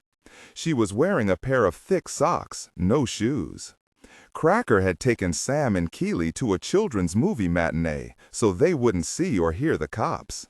Both of them had seemed fine, thank God, neither suspecting that she had something other than the flu. She was thankfully spared enthusiastic hugs that would surely have brought a moan out of her. She smiled over Sherlock and Savich, who'd arrived a few minutes earlier. Miles brought in coffee and tea and a plate of scones he'd picked up at Nathan's Bakery just down on Cartwright Avenue. Detective Benjamin Raven said the moment he sat down on the comfortable sofa in the living room, ignoring both scones and coffee, "I am royally pissed, Mrs. Kettering. That was a really stupid thing to do." To his surprise, she nodded. "I would agree with you, Detective, if I'd been wearing your cop shoes and not the victim's." It was Sunday. His buddies were waiting for him down at the sports bar with peanuts, beer, and the Redskins game. Then Mr. Kettering had called. He'd been nursing his snit for a good half hour now, and he wasn't about to let go without cutting loose on the woman who'd ruined his day. "You're a cop, Sheriff, yet you pulled this stunt. You've come pretty close to obstructing justice." "An interesting point, Detective," Miles said, his voice mild, really quite reasonable now that he'd gotten over his own snit. He turned slightly in his chair and winked at Katie before he turned back. "I think it was pretty dumb too, but we've already discussed why she did it. Can we move on to something helpful?" Detective Raven shouted at all of them indiscriminately. "Are all you people nuts? Your macho sheriff here could have bloody bled to death." "I really prefer matcha, Detective Raven." "Don't you try to jolly me out of this, Sheriff," Miles said. "If she'd been shot bad, she would have yelled. She's not stupid." He paused a moment. "You would have yelled, wouldn't you have, Katie?" "Oh, yes. I've always believed you've got to live to fight another day." She stared at Miles, then gave him such a brilliant smile he blinked. "Enough already," Detective Raven said at last. He snagged a scone off the plate, poured himself a cup of coffee, and said, "If you guys are through praising this crazy woman, why doesn't somebody tell me who you think fired at you?" Katie said, "I made a phone call back home to Jessboro just before you got here, Detective. Miles told you yesterday about all the hoopla we went through there. I asked about the congregation, about what was going on with them. Nothing, evidently. Interesting fact, though. The place has been a disaster area, what with all the storms, but once it started drying out, crews went out to the ruins of the McCamey house to start cleaning everything up and dig out the bodies. It's still really slow going. There's no word yet." Detective Raven said, "You think one of the McCameys survived?" "No one could have survived in that house, Detective," Miles said. "Then what's your point?" Katie said. "I guess maybe I was just surprised that they hadn't cleaned everything up. It's just strange, all of it." "Basically, we ain't got no more diddly than we had yesterday," Detective Raven said, rising and dusting off his jeans. "I've always hated too many possibilities. It sucks, big time." "Yeah," Miles said, "I agree." Savage's cell phone played the 1812 overture. He held up a staying hand, listened, and when he hung up, he said, "That was one of my agents. The white Toyota Camry the shooter was driving was stolen 2 days ago from a Mr. Alfred Morley in Rockville, Maryland, right out of his driveway during the night. He told the local police and they put out an APB on it." "I don't suppose the car's turned up?" Detective Raven said. Savage shook his head. "Not yet." "Well, like my daddy always says, if things come too easy in life, you have more fun than you deserve." "Okay, that's it then. Thanks for the scones." He looked down at his watch.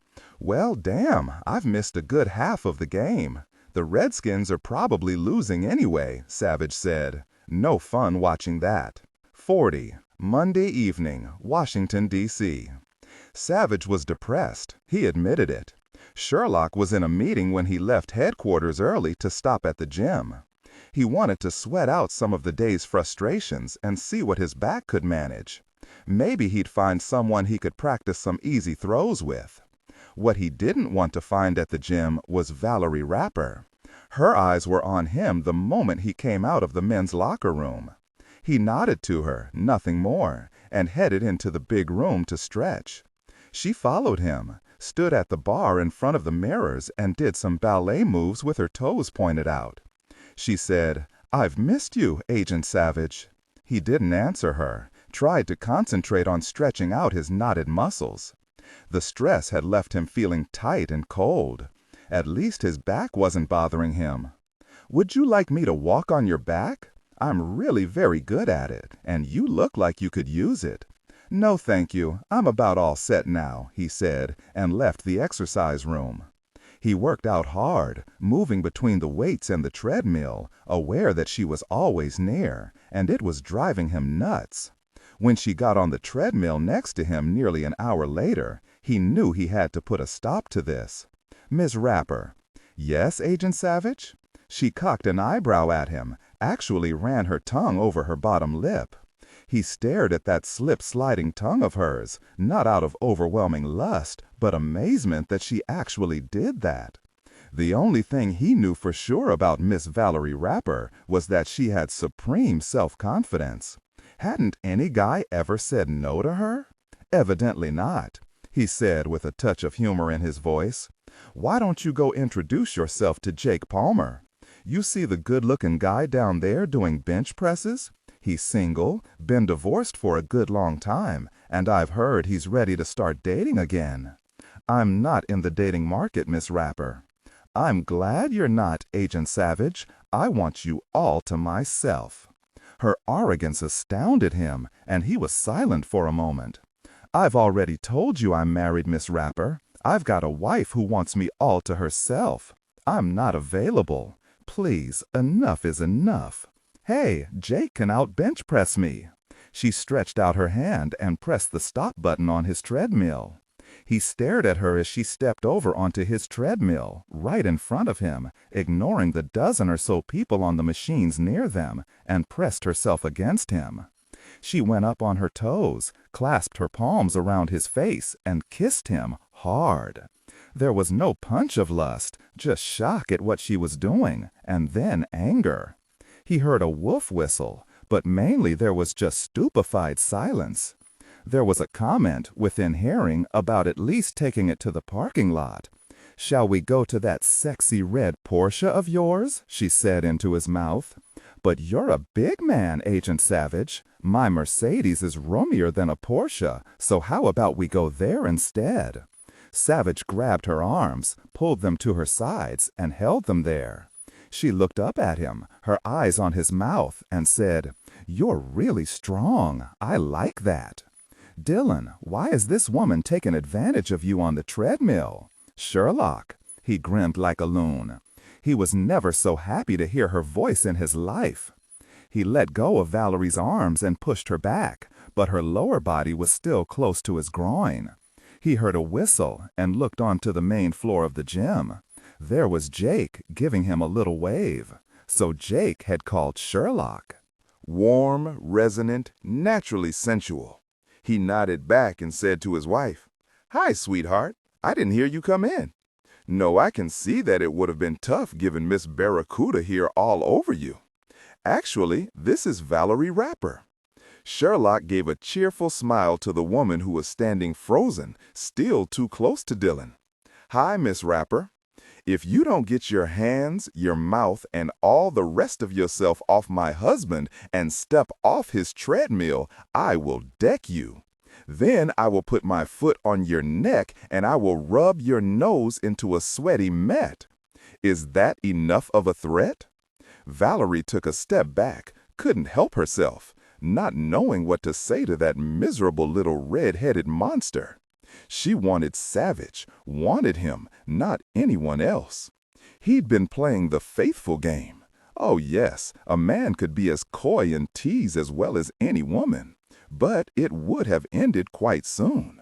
She said to him, "Would you just look at her? I'll bet she dyes all that wild red hair.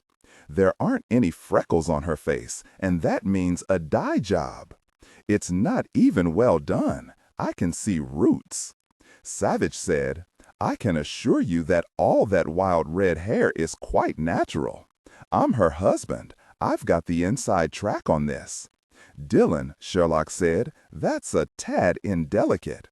Miss Rapper, not all redheads have freckles.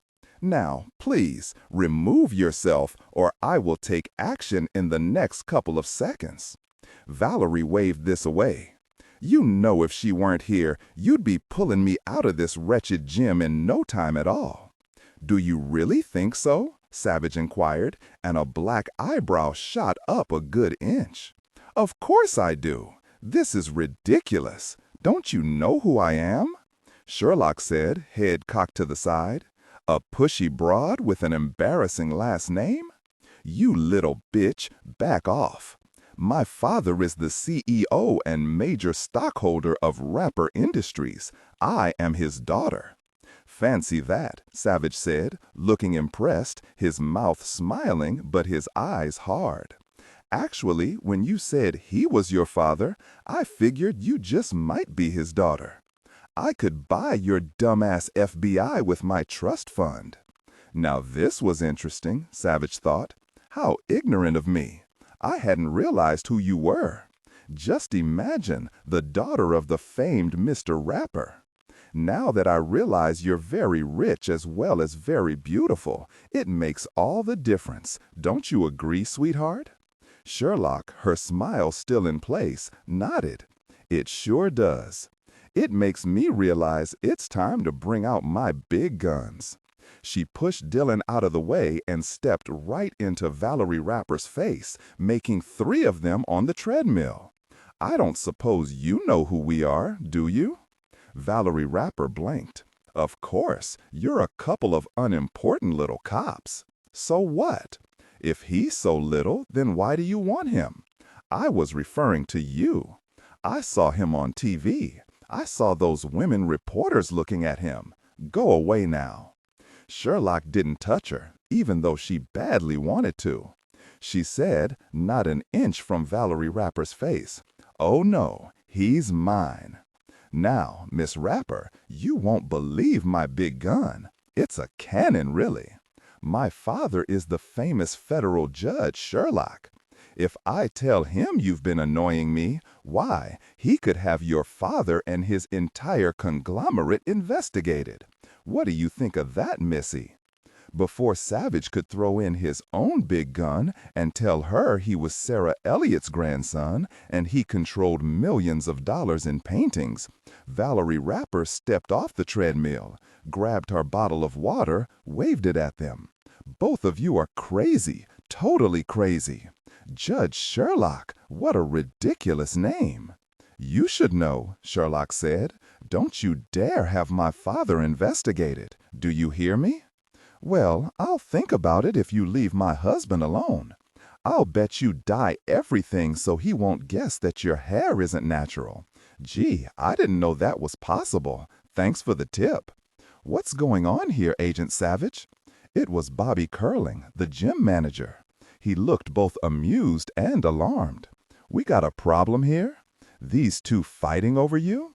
Since when did you become such a sex object? Savich grinned at his wife. Actually, the 3 of us were just comparing our antecedents. It's my considered opinion that Sherlock and I come from the better gene pool.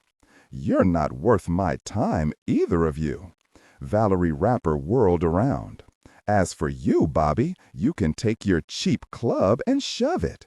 She took the stairs 2 at a time going down, something Savich had never seen anyone do before. Bobby grinned up at him. Savich gave Bobby a thumbs up. No problem now, Bobby. Everything's cool. Yeah, but you guys just lost me a customer. Maybe, Savich said, but we also put on quite a show for everyone else. I'd say we're easier to get along with anyway, Sherlock said. Bobby hunched his huge, muscled shoulders, took a last look at Valerie Rapper stomping into the women's locker room. She sure is pretty, he said, and sighed. I've been watching her go after you, so I guess in the spirit of keeping marriages together, it's okay with me she's leaving. He sighed again and turned away. I'll bet she's really rich, huh? She says she is. Savich turned to his wife, lightly touched his fingertip to her cheek. Thanks for showing up. Good timing as always. The special forces couldn't have moved any faster than I did getting here. I'd hug you, but you're sweaty. Oh, who cares? She plastered herself to him and whispered against his neck. When I saw her pushing against you, I have to admit I nearly lost it. I wanted to heave one of the bicycles at her, or throw her over the railing, or knock her beautiful capped teeth into her tonsils. You were the model of restraint, he said, hugging her. She cupped his face between her hands, pulled him down, kissed him hard. Thank God you're so sweaty. I can't smell her on you. We're a pretty good team." He looked down at her. "From the time I kicked your Sig Sauer out of your hand in Hogan's Alley, I knew we would be." She bit his neck, which tasted like salt. "I called Lily. She came dashing over to watch Sean. You want to go rescue your sister?" "Nah, Lily's always complaining that she doesn't get him to herself enough. Let's give her another hour. Now, I've got to shower. Maybe we could stop off at Dizzy Dan's and get a pizza. We could take a couple of slices home to Sean and Lily. They've both got a big pizza tooth." Sherlock laughed. "A little kid, and he loves his pizza with artichokes on it." She grinned up at him. Yes, everything was under control. "Let's do it. We'll get you the vegetarian nirvana, which sounds scary to me." "Only Sean and I truly appreciate pineapple and broccoli," he said. "You got that right. Me? I'm pure carnivore," she said, and bit his neck again. 41. Nearly midnight, Monday night. Agent Dane Carver said, "Glad you guys made it in time. He just made his move. See him? He's over there by the side of the house, trying to hide in the shadows, but he's too damned big. I was just on my way after him." Sherlock said, "Would you look at that bulky wool coat he's wearing? He looks like a huge black bat." "Let's have a closer look," Savich said. Dane gave Savich his infrared glasses, and Savich saw him clearly, skulking to the side of the small 1940s cottage using the oak trees as cover. Sherlock said, "Did you get her name?" "Miss Aqueen Barton, single, long-time math teacher at Dentonville High School. She's in there alone, Savich." "Okay, Dane, hang back and call the cops when I signal you. We're going to let him heave himself over the windowsill into the cottage, then we'll get him. I don't want him getting close to the teacher. Just close enough so it's the final nail in his coffin. Keep your fingers crossed he doesn't try anything stupid, and keep your gun ready." Savage, Sherlock on his heels, ran bent over, Sig Sauers drawn, to the front of the cottage. "We're being cowboys," she said to the back of his black leather jacket. "Not really. This guy's not going to give us any problems once we confront him. Keep down and stay behind me. Sometimes I hate it that you're the boss."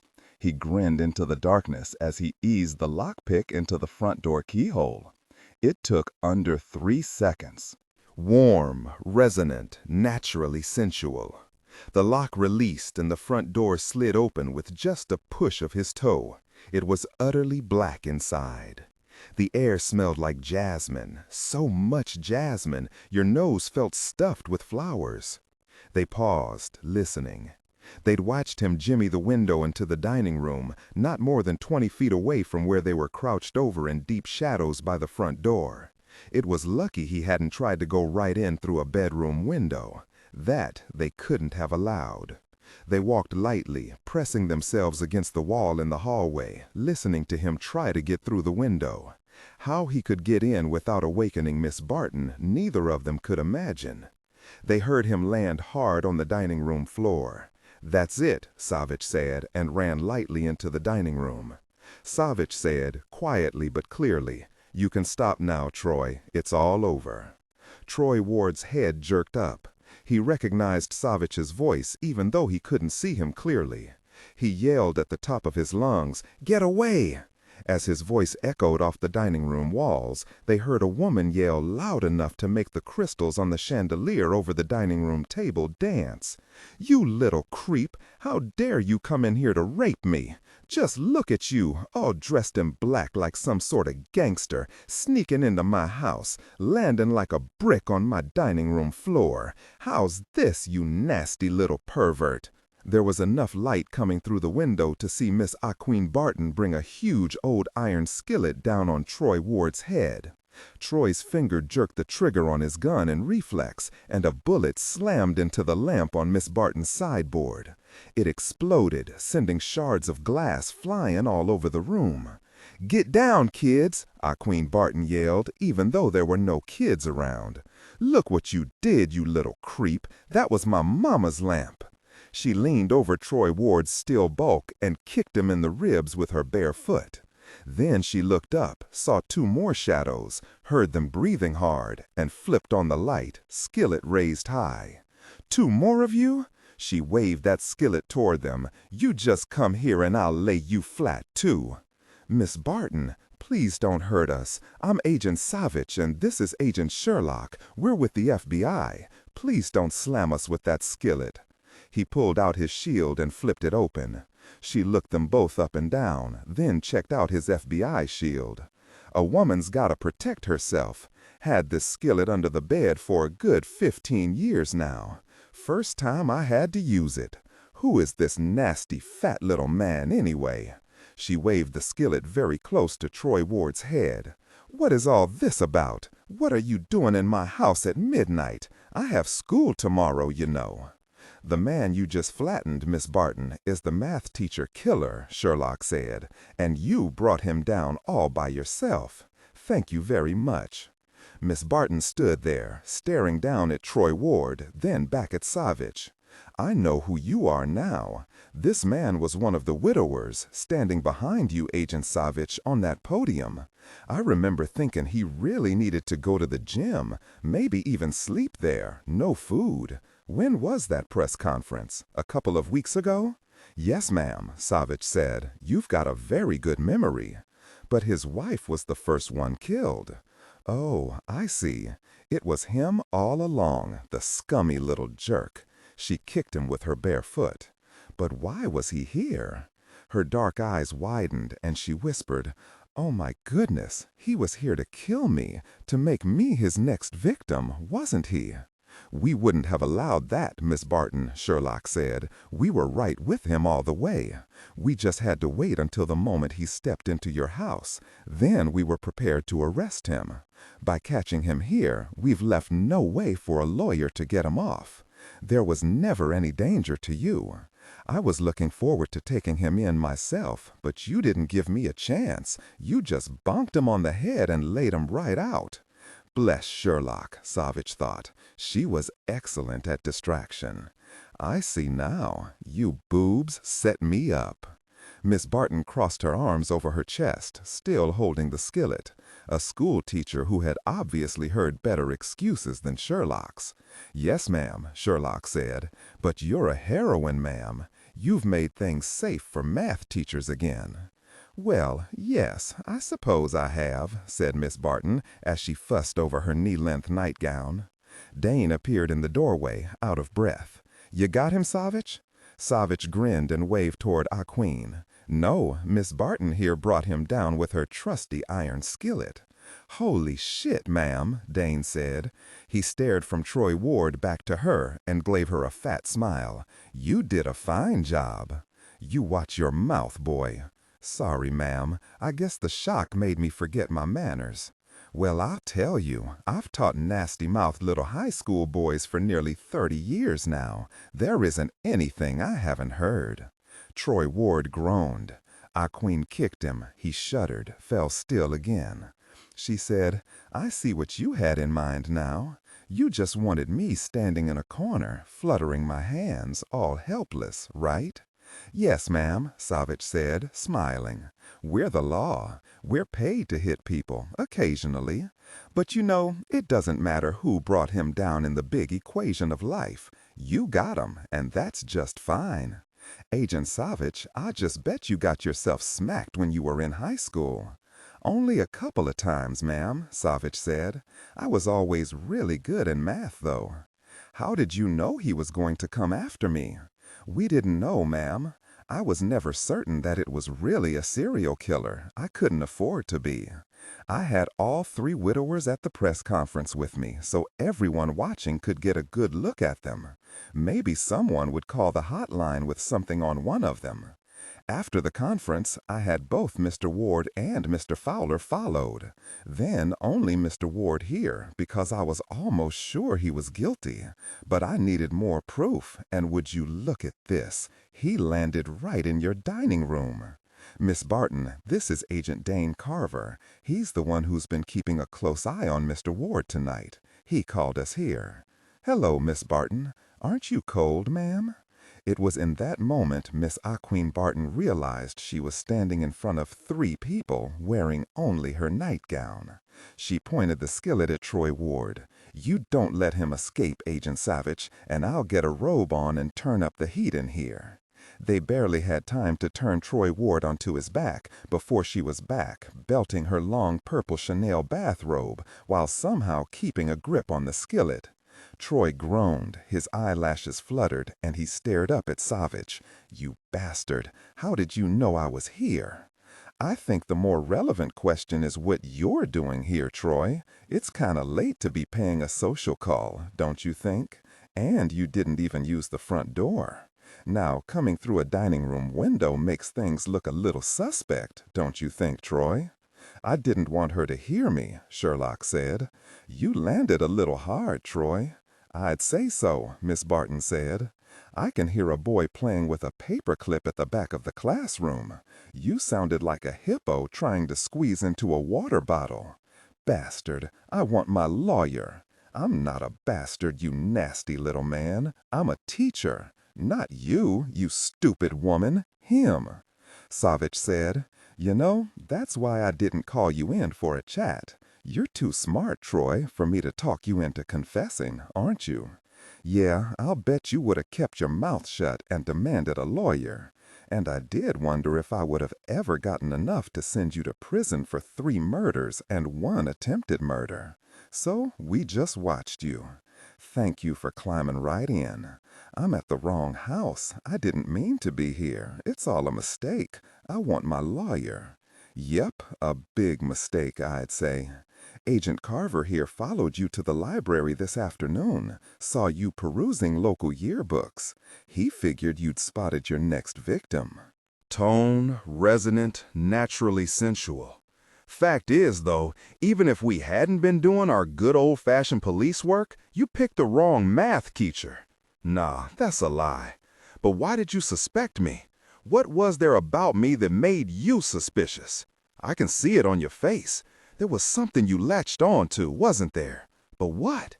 I'm a professional sports announcer. What could have made you suspect me? Savich saw that Aqueen Barton was holding her iron skillet a little tighter. He gave her a slight shake of his head. He said, "I was in an accident several weeks ago, Troy, and they loaded me up with morphine. I was remembering our conversation, but in a morphine haze, everything's different. Maybe some hidden connections came bursting through, things that I'd picked up that you hadn't actually said to me. And what did you pick up on, you bastard? That I wasn't like you because you were just like all those other moron jocks? You knew I was different, didn't you? I listened to you call some of the Ravens game on Sunday. You were very good, just the right mix of play calling, commentary, and sweet silence. Yeah, I'm the best, but it's just not enough, is it? You're just waiting to tell everyone, aren't you?" Savich said, "That Smith & Wesson .38 of yours, Troy. Turns out when I spoke to your wife's sister, she remembered your owning a gun a long way back. A revolver, just like this, .38 you brought here to Miss Barton's house. I know there are lots of .38s in the world, Troy, but the thing is, now we'll get to test yours. I want a lawyer. You'll get your lawyer, but you might as well know we found where you bought the gun way back in 1993 in Baltimore, a small gun shop owned by a Mr. Hanratty on Willoughby Street downtown. He keeps excellent records. I'm sure your lawyer will show you a copy of the sale." "Sounds like you better fess up, Mr. Ward," said Aqueen, who now was sitting on a dining room chair, the skillet in her lap. "Like I said, Miss Barton, Troy here is really smart. You know, I kept worrying about motive, Troy. Just couldn't understand why you'd murder your wife, even if she found out you were gay." "I'm not gay. That's a lie. That's not a motive either." "No, but she wasn't just gonna tell the world about your being gay, Troy. I think some people already knew that and didn't really care. What she was gonna tell the world was that you trade in child pornography, and that you couldn't allow. You can't know about that. You can't? Unless you hacked into my computer without a warrant? I'll sue your ass off, Savich. That's against the law." "You're right, it is. But you know, I have an agent in my unit by the name of Ruth Wernicke, and she used to be a D.C. cop. She has lots of snitches. One of them called her, told her he'd seen you on TV, and knew he'd also seen you one night buying some kiddie porn on the street over on Hollerin'. I went there, and guess what, Troy? We found a witness who recognized your photo, said he'd seen you pay to go into a live shop with little kids parading around naked. Now, I can't prove yet exactly what went on in those shows, and if we find out who the owners of that nasty little business are, we'll nail them right along with you. But how much of that did your wife find out about, Troy? Did she even know you were gay? I want a lawyer. None of that crap means anything. Witnesses are paid off all the time. I don't know anything about child pornography. Leave me alone. You know, Troy, we really don't need your cooperation. Not after you huffed your way over the windowsill and landed in Miss Barton's dining room with the murder weapon in your hand. That's what I'd call catching the perp dead to rights. You're a murderer, Troy, a vicious, cold-blooded murderer, and you're going down for it, all the way down. You got anything else to say? I want a lawyer, Troy Ward whispered and pulled his legs into his chest. Dane Carver hauled Troy Ward to his feet, read him his rights, and cuffed him. They left Miss Aqueen Barton with a fine story to tell the press and her students. 42, Tuesday morning, Washington, D.C. Katie was sore, but she wasn't about to lie in bed and have the kids wonder if there was something else going on other than a brief bout with the flu. She showed up at the breakfast table, trying to stand straight and not limp. "Okay, I'm making waffles this morning. Miles, do you have 20 minutes? He really didn't, but he leaned over and kissed her. "Sure. I've never had your waffles, Katie." "It's the best thing Mama makes," Keely said. "You're lucky. She doesn't make them often." Miles grabbed Keely and tossed her into the air. She was his daughter, he thought, an amazing thing. She was laughing, and Sam joined in, hoping he was next. Miles, not about to let him down, swung him up and around too, nearly crashing into the kitchen table. "Did I hear waffles? And cracker. That was a neat movie yesterday, and the pizza was yummy." "Sure was," she said, reaching out and ruffling Sam's hair, then touching Keely's hair. "See, kids, Katie is just fine today. It wasn't the full-blown flu, was it, Katie? Something not quite so bad, thank God. Maybe just something you ate that didn't agree with you." "Could be," Katie said. "Thank goodness it was nothing much, whatever it was." Katie made the largest batch of waffles ever. Miles fried up bacon, and Cracker made the coffee. The kids laughed and argued and ate until Katie thought they'd both be sick. 45 minutes later, Katie dropped Keely and Sam off at the Hendricks Elementary School, with its attached preschool, only 4 blocks from their home. The last thing she wanted to do was go back to the house and pace and worry and wonder and make herself nuts. So she started driving. Even though she rarely saw them, she knew her 2 bodyguards were following her. 2 FBI agents assigned to protect her after the shooting in the park on Saturday, whenever she left the house. Funny thing, but she was certain to her toes she was the one the shooter had wanted. Not Savich, not Sherlock, certainly not Miles. But who was it? She couldn't think of a single person. For an instant, Cracker's face flashed in her mind. Nah, that was impossible, surely. She decided to call her mother when she got back to the house. Talking to her mother always made her feel better. She wished her mother were with her right now, but nah, that could be dangerous. It was very cold, well below freezing, the sky an iron gray, the wind stiff. Snow was predicted by evening, the weather prediction of the first winter storm only a day late. It would stick and the kids would have a blast. She turned the heater up a bit and kept driving. She drove past Arlington National Cemetery, a place she'd first seen when she'd been not more than 5 years old. All those thousands upon thousands of grave markers had touched her deeply as a child, though she hadn't completely understood what they meant. Now, as an adult, all her own worries disappeared in the moments she stared over those fields of white crosses. So many men, she thought, so many. She drove around Lady Bird Johnson Park, then headed across the Arlington Memorial Bridge that spanned the Potomac. The water below was a roiling gray, moving swiftly, and looked so cold it made her lips tingle. She turned at the Lincoln Memorial when she saw the sign to Roosevelt Memorial Park. She'd first come here as a child, long before the memorial had been built, her small hand tucked in her father's as they walked along the famous cherry tree walk on the tidal basin near the National Mall. She'd brought Keeley here when she'd been a baby, just after Carlo was out of her life, with her mother and father. She shivered. It was getting colder. She turned up the heater again. The sky looked like it would snow much earlier than this evening. She parked her Silverado in the empty parking lot at the memorial and looked around. There was no one here, no killers, no tourists, no workers, just her. She decided to walk through the memorial once again. Warm, resonant, naturally sensual. One started at the beginning, since the memorial was organized chronologically and divided into 4 rooms, which really weren't rooms since it was all outside, each room representing one of Roosevelt's terms in office. There were quotes, displays, and waterfalls everywhere. The place was so huge you could wander around until you dropped, but Katie didn't browse. She found herself walking directly to the 3rd room, depicting Roosevelt's 3rd term, where the waterfall was much larger and much louder. There, just to the left of the waterfall, was a large sculpture of FDR, and beside him sat his dog, Fala. Katie's dad had loved Fala, loved all the stories told about the little black Scottish terrier, who'd even had his own comic strip. She stood looking at the huge sculptured cape that covered Roosevelt, listening to the hammering of the water crashing against huge loose chunks of granite.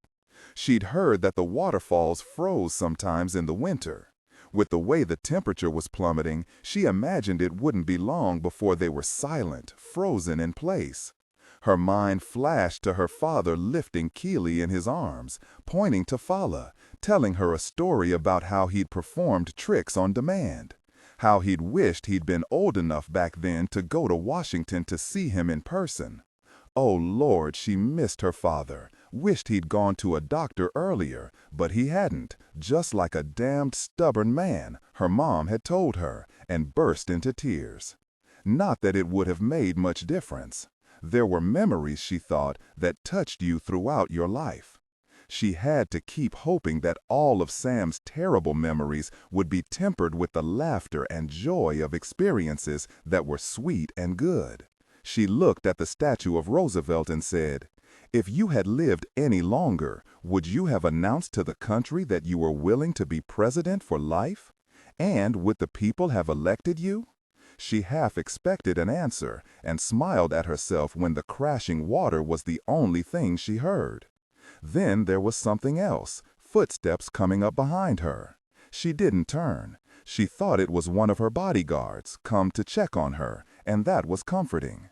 She stood there, wishing something made sense, wishing she was back in Jessboro, with Miles and Sam and Keeley, all of them, in her house that had been magically rebuilt, her mother smiling as she came from the kitchen, carrying a tray of cinnamon buns. She craved another evening filled with tuna casserola and laughter. She nearly jumped straight into the air when a voice behind her said, "There you are, the little princess." Katie froze. "That's right, just stay right where you are. Don't move a muscle." Katie didn't even consider a twitch. "All right, turn around and face me." Katie slowly turned.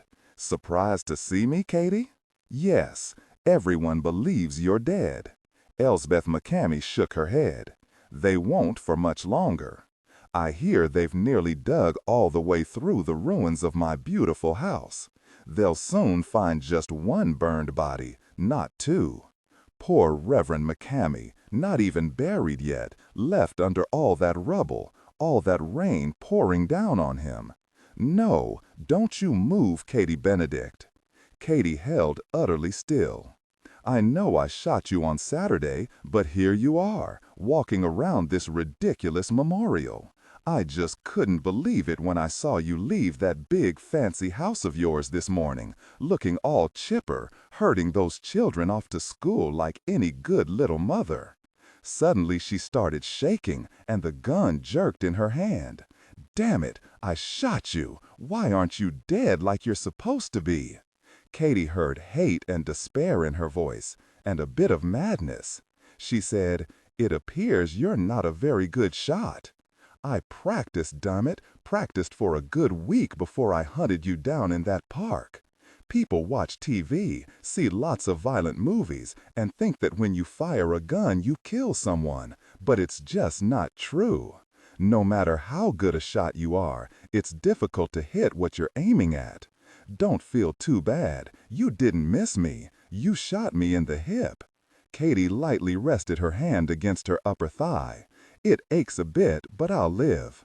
I'm only 2 feet away from you now, Katie. When I shoot you this time, you'll die."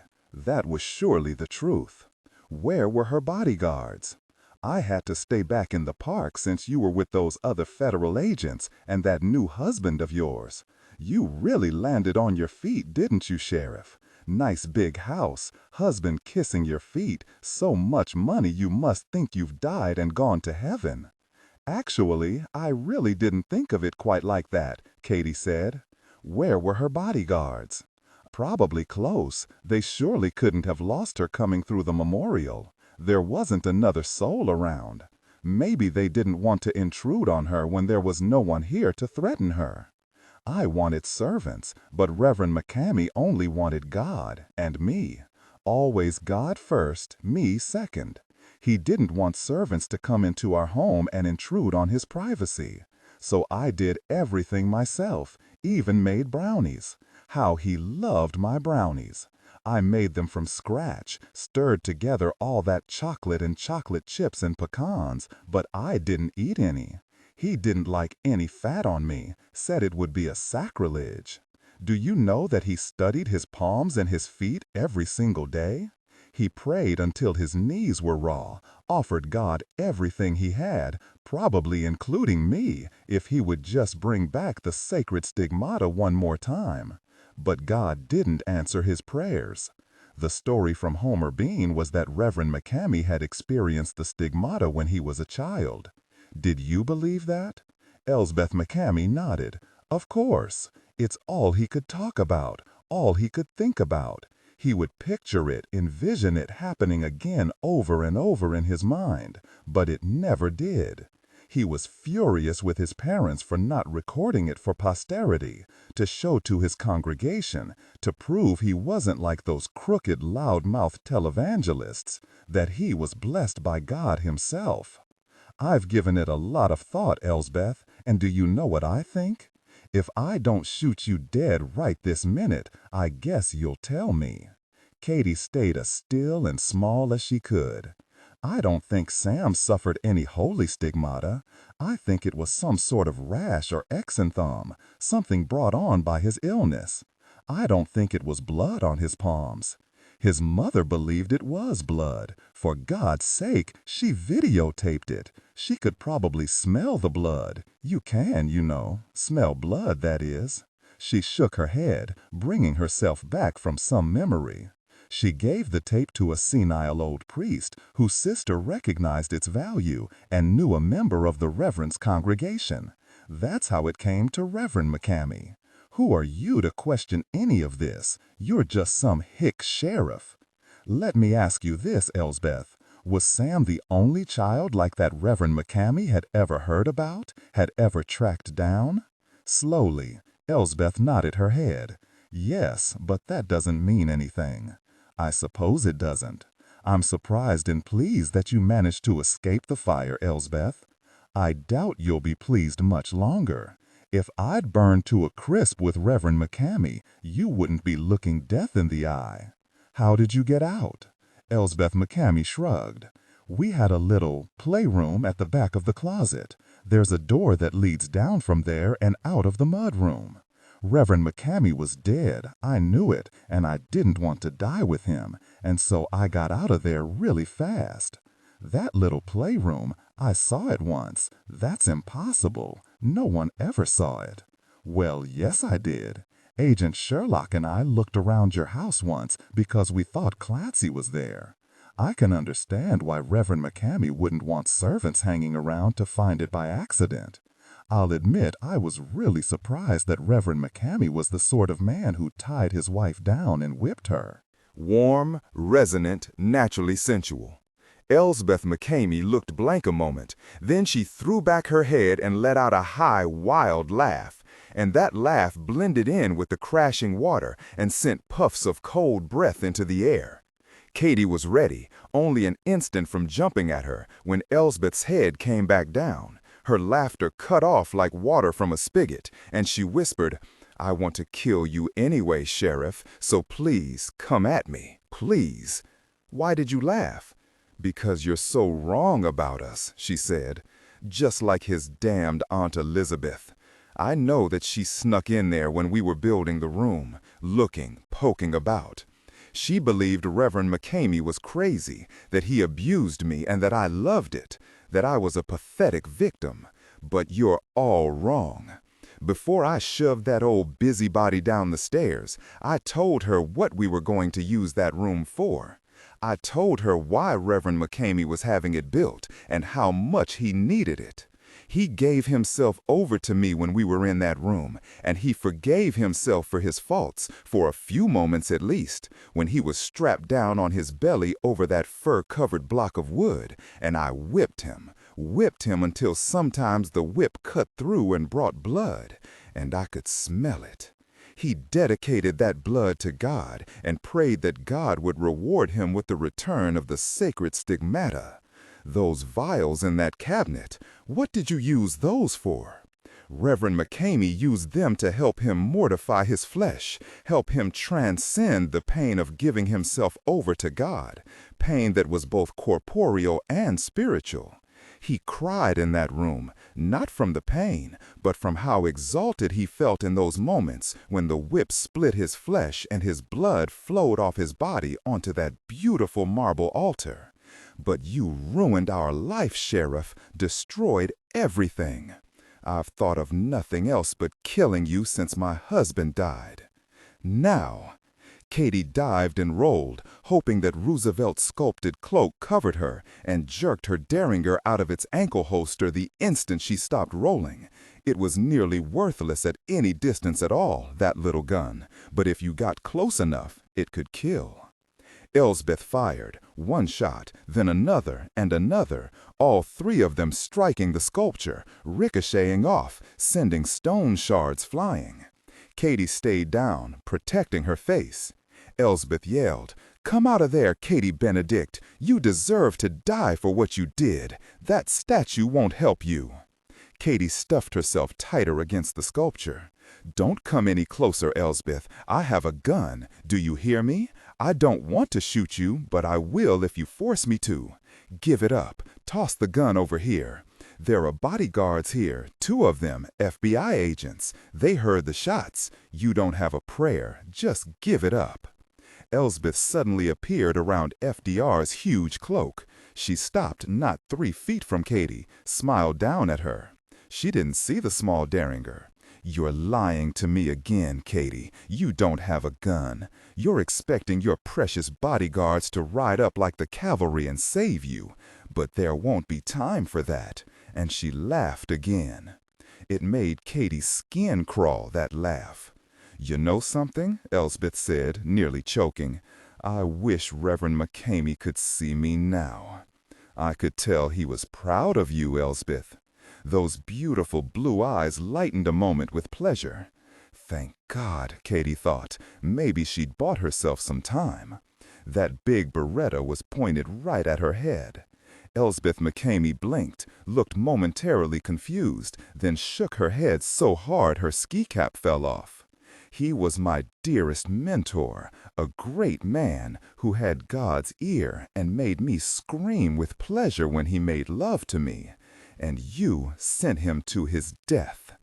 As she flexed her finger around the trigger of the Beretta, Katy brought up her derringer and fired its 2 shots point blank into Elsbeth's chest. Elsbeth stumbled backward, but she didn't go down. "My God, you shot me! You miserable bitch! I won't let you kill me like you did my husband!" Katy threw herself at Elsbeth's knees.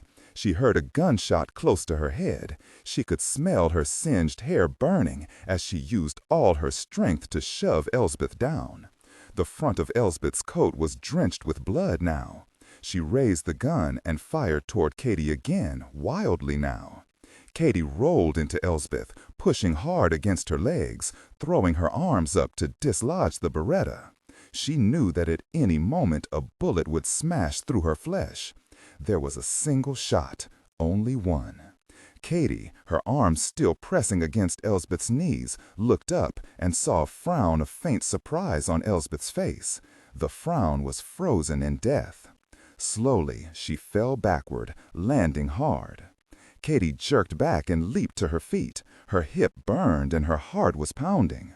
She looked down at Elsbeth McCamey, surely dead this time, her eyes open, staring at nothing at all. Her beautiful hair spilled around her face. She looked very young, innocent even, without any evil or madness about her, just lying there on the ground, the front of her coat soaked with blood and the back of her head ruined. She heard the sound of the cascading water and the wind whipping between the monuments. She heard the water running fast in the tidal basin, not 50 feet away, and her own harsh breathing, so deadened with relief that she couldn't move. She heard running feet. Katy turned to see the 2 FBI agents, panting, their guns still drawn. "You okay, Katy?" "Yes, I am, Ollie. I'm very glad you came when you did. That was an excellent shot. I'm also very glad that you're both all right. I didn't know if she'd killed you." Agent Ollie Hamish shook his head, looking embarrassed and angry at himself. Agent Ruth Warnicki patted his arm. She said to Katy even as she nodded over at Elsbeth, "She did something much smarter than try to kill us. She came right up to us, knocked on the window, and when Ollie here rolled it down, his hand on his gun, mind you, she told us she was your sister-in-law, that she had to speak to you about Sam, and she promised to keep a sharp eye out for anyone suspicious. We didn't think anything of it. You'd think after all our years of being suspicious of anything that walked on 2 feet. But she was so believable, so young and nice-looking. We bolted out of the car when we heard the shots." Ollie Hamish pulled out his cell phone and dialed. "Hello, Savich? We're here at the FDR Memorial. You'll want to get down here real fast. You'll want to call Detective Raven, too. And Miles Kettering, please," Katy said. She looked again at Elsbeth, then slowly sank down to the ground, clasped her hands around her knees, and bowed her head. 43. Detective Raven rose. "You guys like to live on the wild side, don't you?" Katy couldn't move because Miles was holding her so tightly against his side she could barely breathe. "Oh yeah," Katy said, "I live for excitement. This time, though, I think I'd like to just lie in the sun for a good long while and not think about anything but my husband's beautiful body." Detective Raven said, startled. "Not just yet, okay? There'll be more questions, more discussions, particularly with the DA, so check with me before you go off to find a nice white beach." When he was out the door, whistling, Katy realized that Miles was holding her even more tightly, and he was shaking. She was surprised, somehow, despite everything that had happened. She lightly touched her fingers to his face. "I made a small joke, Miles, just for you. It's over now. Really, it's all over." He pulled her so close she could hear his heart pounding against hers. She raised her face and kissed him, and was kissing him a second time when he said into her mouth, "When I got that call from Savich, I was so afraid I nearly passed out. Here we've been worried about the kids, and I guess I know. We've been so worried about them that we didn't stop to think about how all this was affecting us." He was still shaking. She kept holding him tight, kissing him until she felt him relax a bit. She smiled. Tone, resonant, naturally sensual. Do you want to know something, Miles? No, not unless it'll make me want to sing and dance. I can't take any more bad stuff for a while." He pressed his face against her neck. "Don't tell me. Keely wants Sam's room? Oh no, we've made hers even more girly girl now, and I don't think we could get her out if we tried. Just maybe, I hope, it is something that will make you want to dance and maybe hum a tune." She could feel his mouth grinning against her. "Okay, Cracker's found a boyfriend and is moving out this afternoon? Could be, but she hasn't said anything to me about finding a guy and moving. Nope, it's something else entirely. All right, tell me," she said slowly, her voice dead serious now. "When I was facing Elsbeth, and I knew she could raise that Beretta and shoot me just like that," Katie snapped her fingers, "I knew for sure the last thing I wanted was to never see you or Sam or Keely again. I guess the bottom line here is that I love the kids, and I love you, Miles." He was silent as a tomb, didn't so much as flinch. He didn't do anything at all. She couldn't even feel his heart against her chest any longer. She fidgeted, tapping her fingertips on his shoulder. "Miles? Yeah? Does that make you want to dance and sing?" More silence, heavy winter silence. "Miles, if you don't say something, I'm going to have to toss you to the floor and sit on you." "That might be a good start," he said, and bit her earlobe. She pushed away from him to see him grinning like a thief who'd just lifted Bill Gates' wallet. "Sit on me, Katie. Do whatever you like. I don't want to sing or dance right this minute. What I do want to do is strip you naked and do everything I can think of to your injured body. My very serious declaration makes you horny? Let me tell you what it makes me. I'm going to very gently help you upstairs to the bedroom, and then I'm going to feast. I'll set the alarm for about the time Sam and Keely come home from school." As he carried her up the stairs, just like Rhett Butler, he whispered in her ear, "I love you too, Katie."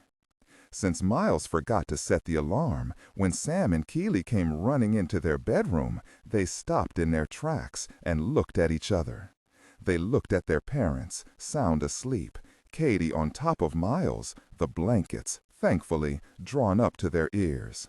"Hey, Papa, why are you home this early?" When Miles mumbled something and waved a hand at them, Sam and Keely jumped onto the bed laughing.